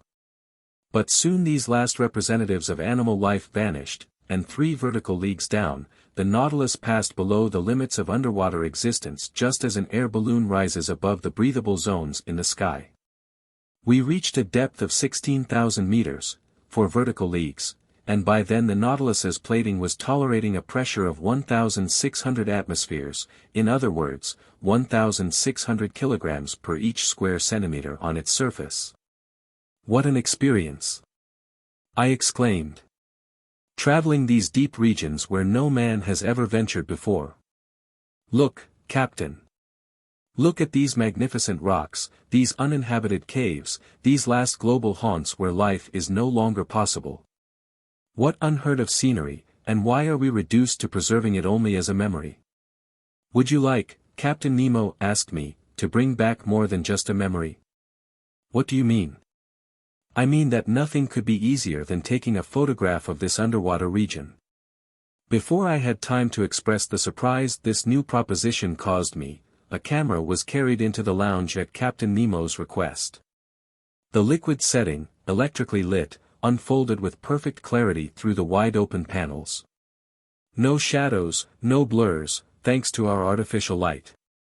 Not even sunshine could have been better for our purposes. With the thrust of its propeller curbed by the slant of its fins, the Nautilus stood still. The camera was aimed at the scenery on the ocean floor, and in a few seconds we had a perfect negative. I attach a print of the positive. In it you can view these primordial rocks that have never seen the light of day, this nether granite that forms the powerful foundation of our globe, the deep caves cut into the stony mass. The outlines of incomparable distinctness whose far edges stand out in black as if from the brush of certain Flemish painters. In the distance is a mountainous horizon, a wondrously undulating line that makes up the background of this landscape. The general effect of these smooth rocks is indescribable, black, polished, without moss or other blemish, carved into strange shapes, sitting firmly on a carpet of sand that sparkled beneath our streams of electric light. Meanwhile, his photographic operations over, Captain Nemo told me. Let's go back up, Professor. We mustn't push our luck and expose the Nautilus too long to these pressures. Let's go back up. I replied. Hold on tight. Before I had time to realize why the captain made this recommendation, I was hurled to the carpet. Its fins set vertically, its propeller thrown in gear at the captain's signal, the Nautilus rose with lightning speed, shooting upward like an air balloon into the sky. Vibrating resonantly, it knifed through the watery mass. Not a single detail was visible. In 4 minutes it had cleared the 4 vertical leagues separating it from the surface of the ocean, and after emerging like a flying fish, it fell back into the sea, making the waves leap to prodigious heights. 12. Sperm whales and baleen whales. During the night of March 13th to 14th, the Nautilus resumed its southward heading. Once it was abreast of Cape Horn, I thought it would strike west of the Cape, make for Pacific seas, and complete its tour of the world. It did nothing of the sort and kept moving toward the southernmost regions. So where was it bound? The pole? That was insanity. I was beginning to think that the captain's recklessness more than justified Ned Land's worst fears. For a good while the Canadian had said nothing more to me about his escape plans. He had become less sociable, almost sullen. I could see how heavily this protracted imprisonment was weighing on him. I could feel the anger building in him. Whenever he encountered the captain, his eyes would flicker with dark fire, and I was in constant dread that his natural vehemence would cause him to do something rash. That day, March 14th, he and Conseil managed to find me in my stateroom. I asked them the purpose of their visit. To put a simple question to you, sir, the Canadian answered me. Go on, Ned. How many men do you think are on board the Nautilus? I'm unable to say, my friend. It seems to me, Ned Land went on, that it wouldn't take much of a crew to run a ship like this one. Correct, I replied. Under existing conditions some 10 men at the most should be enough to operate it. All right, the Canadian said, then why should there be any more than that? Why? I answered. I stared at Ned Land, whose motives were easy to guess. Because, I said, if I can trust my hunches, if I truly understand the captain's way of life, his Nautilus isn't simply a ship. It's meant to be a refuge for people like its commander, people who have severed all ties with the shore. Perhaps, Conseil said, but in a nutshell, the Nautilus can hold only a certain number of men, so couldn't Master estimate their maximum? How, Conseil? By calculating it. Master is familiar with the ship's capacity, hence the amount of air it contains. On the other hand, Master knows how much air each man consumes in the act of breathing, and he can compare this data with the fact that the Nautilus must rise to the surface every 24 hours. Conseil didn't finish his sentence, but I could easily see what he was driving at. I follow you, I said. But while they're simple to do, such calculations can give only a very uncertain figure. No problem, the Canadian went on insistently. Then here's how to calculate it, I replied. In 1 hour each man consumes the oxygen contained in 100 liters of air, hence during 24 hours the oxygen contained in 2,400 liters. Therefore, we must look for the multiple of 2,400 liters of air that gives us the amount found in the Nautilus. Precisely, Conseil said. Now then, I went on, the Nautilus's capacity is 1,500 metric tons, and that of a ton is 1,000 liters, so the Nautilus holds 1,500,000 liters of air, which, divided by 2,400. I did a quick pencil calculation. Gives us the quotient of 625. Which is tantamount to saying that the air contained in the Nautilus would be exactly enough for 625 men over 24 hours. 625. Ned repeated.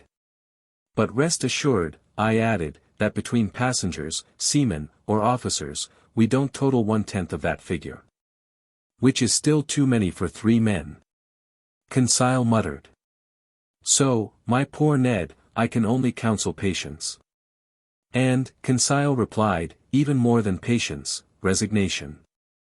Conseil had said the true word. Even so, he went on, Captain Nemo can't go south forever. He'll surely have to stop, if only at the ice bank, and he'll return to the seas of civilization. Then it will be time to resume Ned Land's plans. The Canadian shook his head, passed his hand over his brow, made no reply, and left us. With master's permission, I'll make an observation to him, Conseil then told me. Our poor Ned broods about all the things he can't have. He's haunted by his former life. He seems to miss everything that's denied us. He's obsessed by his old memories and it's breaking his heart. We must understand him. What does he have to occupy him here? Nothing. He isn't a scientist like master, and he doesn't share our enthusiasm for the sea's wonders. He would risk anything just to enter a tavern in his own country. To be sure, the monotony of life on board must have seemed unbearable to the Canadian, who was accustomed to freedom and activity. It was a rare event that could excite him.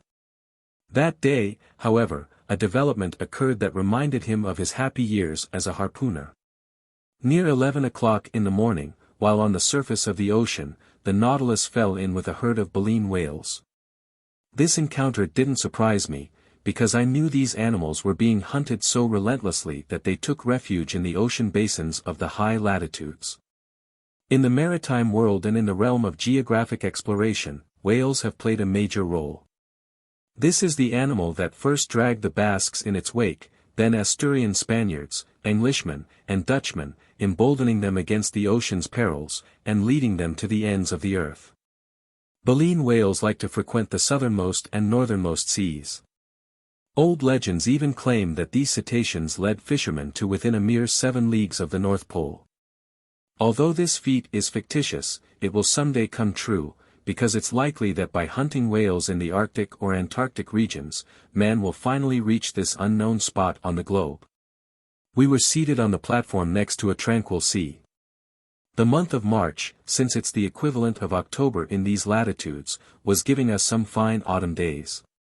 It was the Canadian, on this topic he was never mistaken, who sighted a baleen whale on the eastern horizon. If you looked carefully, you could see its blackish back alternately rise and fall above the waves, 5 miles from the Nautilus. Wow! Ned Land exclaimed. If I were on board a whaler, there's an encounter that would be great fun. That's one big animal. Look how high its blowholes are spouting all that air and steam. Damnation! Why am I chained to this hunk of sheet iron? Why, Ned? I replied. You still aren't over your old fishing urges. How could a whale fisherman forget his old trade, sir? Who could ever get tired of such exciting hunting? You've never fished these seas, Ned. Never, sir. Just the northernmost seas, equally in the Bering Strait and the Davis Strait. So the southern right whale is still unknown to you. Until now it's the bowhead whale you've hunted, and it won't risk going past the warm waters of the equator. Oh, Professor, what are you feeding me? The Canadian answered in a tolerably skeptical tone. I'm feeding you the facts. By thunder. In 65, just 2.5 years ago, I to whom you speak, I myself stepped onto the carcass of a whale near Greenland, and its flank still carried the marked harpoon of a whaling ship from the Bering Sea. Now I ask you, after it had been wounded west of America, how could this animal be killed in the east, unless it had cleared the equator and doubled Cape Horn or the Cape of Good Hope? I agree with our friend Ned, Conseil said, and I'm waiting to hear how Master will reply to him. Master will reply, my friends, that baleen whales are localized, according to species, within certain seas that they never leave. And if one of these animals went from the Bering Strait to the Davis Strait, it's quite simply because there's some passageway from the one sea to the other, either along the coasts of Canada or Siberia. You expect us to fall for that? The Canadian asked, tipping me a wink. If Master says so, Conseil replied. Which means, the Canadian went on, since I've never fished these waterways, I don't know the whales that frequent them. That's what I've been telling you, Ned. All the more reason to get to know them, Conseil answered. Look! Look, the Canadian exclaimed, his voice full of excitement. It's approaching. It's coming toward us. It's thumbing its nose at me. It knows I can't do a blessed thing to it. Ned stamped his foot. Brandishing an imaginary harpoon, his hands positively trembled. These cetaceans, he asked, are they as big as the ones in the northernmost seas? Pretty nearly, Ned. Because I've seen big baleen whales, sir, whales measuring up to 100 feet long. I've even heard that those rorqual whales off the Aleutian Islands sometimes get over 150 feet. That strikes me as exaggerated, I replied. Those animals are only members of the genus Balænoptera furnished with dorsal fins, and like sperm whales, they're generally smaller than the bowhead whale. Oh, exclaimed the Canadian, whose eyes hadn't left the ocean. It's getting closer, it's coming into the Nautilus's waters. Then, going on with his conversation. You talk about sperm whales, he said, as if they were little beasts. But there are stories of gigantic sperm whales. They're shrewd cetaceans. I hear that some will cover themselves with algae and fucus plants. People mistake them for islets. They pitch camp on top, make themselves at home, light a fire. Build houses, Conseil said. Yes, funny man, Ned Land replied. Then one fine day the animal dives and drags all its occupants down into the depths. Like in the voyages of Sinbad the Sailor, I answered, laughing. Oh, Mr. Land, you're addicted to tall tales. What sperm whales you're handing us. I hope you don't really believe in them. Mr. Naturalist, the Canadian replied in all seriousness, when it comes to whales, you can believe anything. Look at that one move. Look at it stealing away. People claim these animals can circle around the world in just 15 days. I don't say nay. But what you undoubtedly don't know, Professor Aronnax, is that at the beginning of the world, whales traveled even quicker. Oh really, Ned? And why so? Because in those days their tails moved side to side, like those on fish, in other words, their tails were straight up, thrashing the water from left to right, right to left. But spotting that they swam too fast, our Creator twisted their tails, and ever since they've been thrashing the waves up and down, at the expense of their speed. Fine, Ned, I said, then resurrected one of the Canadian's expressions. You expect us to fall for that? Not too terribly, Ned Land replied, and no more than if I told you there are whales that are 300 feet long and weigh 1 million pounds. That's indeed considerable, I said. But you must admit that certain cetaceans do grow to significant size, since they're said to supply as much as 120 metric tons of oil. That I've seen, the Canadian said. I can easily believe it, Ned, just as I can believe that certain baleen whales equal 100 elephants in bulk. Imagine the impact of such a mass if it were launched at full speed. Is it true, Conseil asked, that they can sink ships? Ships? I doubt it, I replied. However, they say that in 1820, right in these southern seas, a baleen whale rushed at the Essex and pushed it backward at a speed of 4 meters per second. Its stern was flooded, and the Essex went down fast. Ned looked at me with a bantering expression. Speaking for myself, he said, I once got walloped by a whale's tail, in my longboat, needless to say. My companions and I were launched to an altitude of 6 meters. But next to the professor's whale, mine was just a baby. Do these animals live a long time? Conseil asked. 1,000 years, the Canadian replied without hesitation. And how, Ned, I asked, do you know that so? Because people say so. And why do people say so? Because people know so. No, Ned. People don't know so, they suppose so, and here's the logic with which they back up their beliefs. When fishermen first hunted whales 400 years ago, these animals grew to bigger sizes than they do today. Reasonably enough, it's assumed that today's whales are smaller because they haven't had time to reach their full growth. That's why the Count de Buffon's encyclopedia says that cetaceans can live, and even must live, for 1,000 years. You understand? Ned Land didn't understand. He no longer even heard me. That baleen whale kept coming closer. His eyes devoured it. Oh, he exclaimed. It's not just one whale, it's 10, 20, a whole gam. And I can't do a thing. I'm tied hand and foot. But Ned my friend, Conseil said, why not ask Captain Nemo for permission to hunt? Before Conseil could finish his sentence, Ned Land scooted down the hatch and ran to look for the captain. A few moments later, the two of them reappeared on the platform. Captain Nemo observed the herd of cetaceans cavorting on the waters a mile from the Nautilus. They're southern right whales, he said. There goes the fortune of a whole whaling fleet. Well, sir, the Canadian asked, couldn't I hunt them, just so I don't forget my old harpooning trade? Hunt them? What for? Captain Nemo replied. Simply to destroy them. We have no use for whale oil on this ship. But, sir, the Canadian went on, in the Red Sea you authorized us to chase a dugong.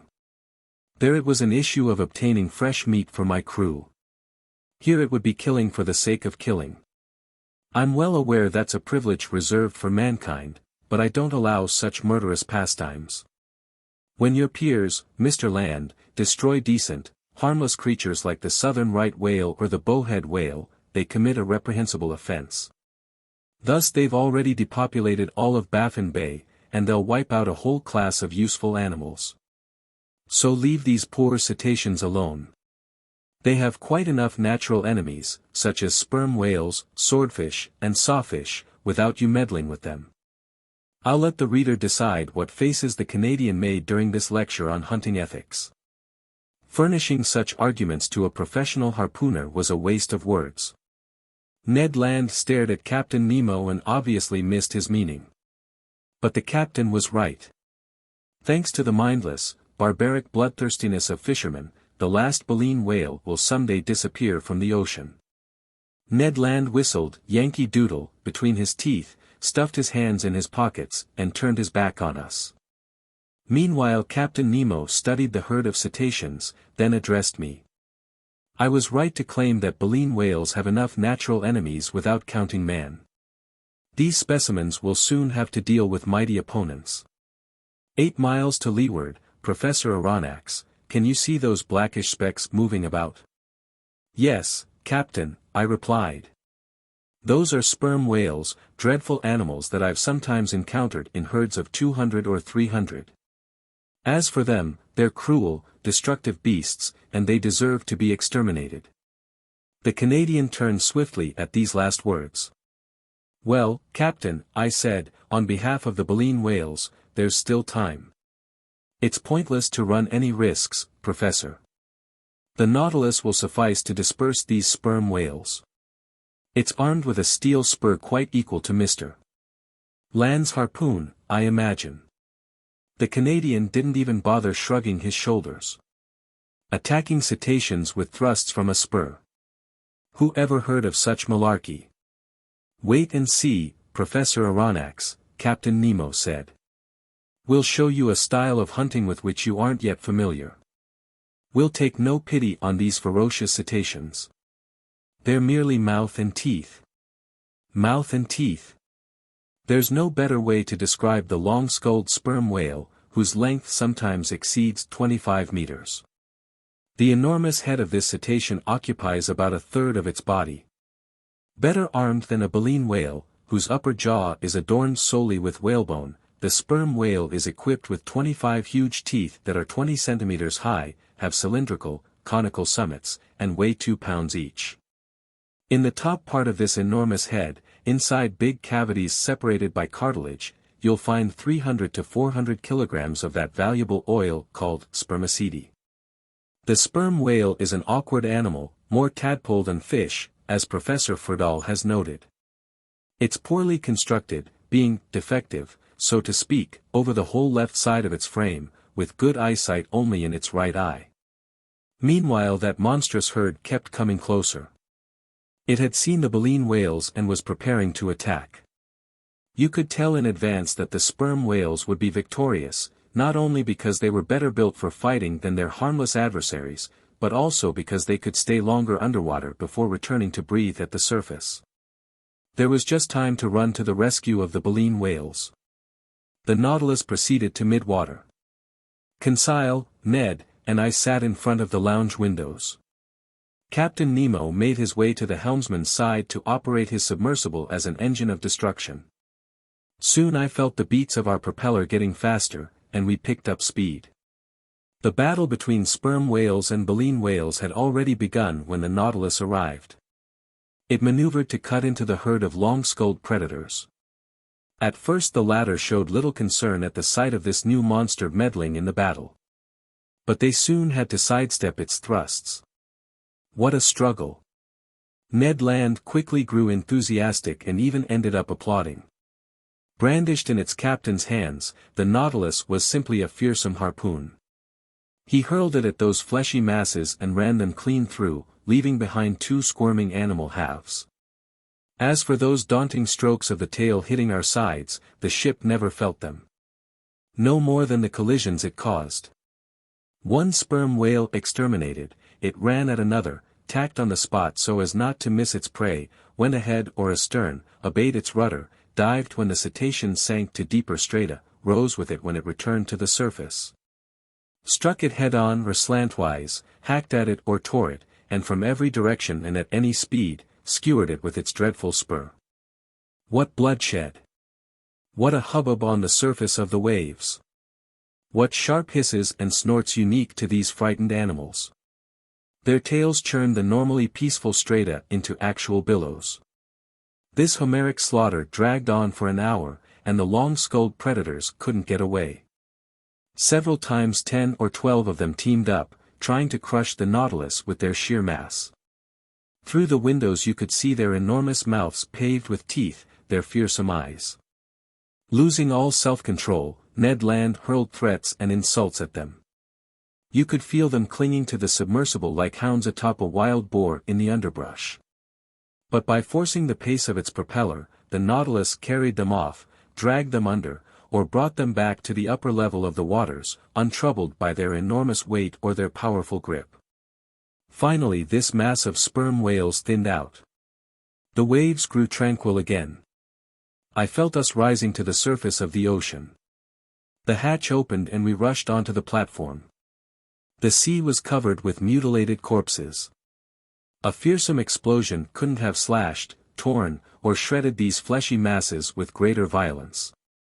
We were floating in the midst of gigantic bodies, bluish on the back, whitish on the belly, and all deformed by enormous protuberances. A few frightened sperm whales were fleeing toward the horizon. The waves were dyed red over an area of several miles, and the Nautilus was floating in the middle of a sea of blood. Captain Nemo rejoined us. "Well, Mr. Land," he said. "Well, sir," replied the Canadian, whose enthusiasm had subsided, "it's a dreadful sight for sure. But I'm a hunter not a butcher, and this is plain butchery." "It was a slaughter of destructive animals," the captain replied, "and the Nautilus is no butcher knife." "I prefer my harpoon," the Canadian answered. "To each his own," the captain replied, staring intently at Ned Land.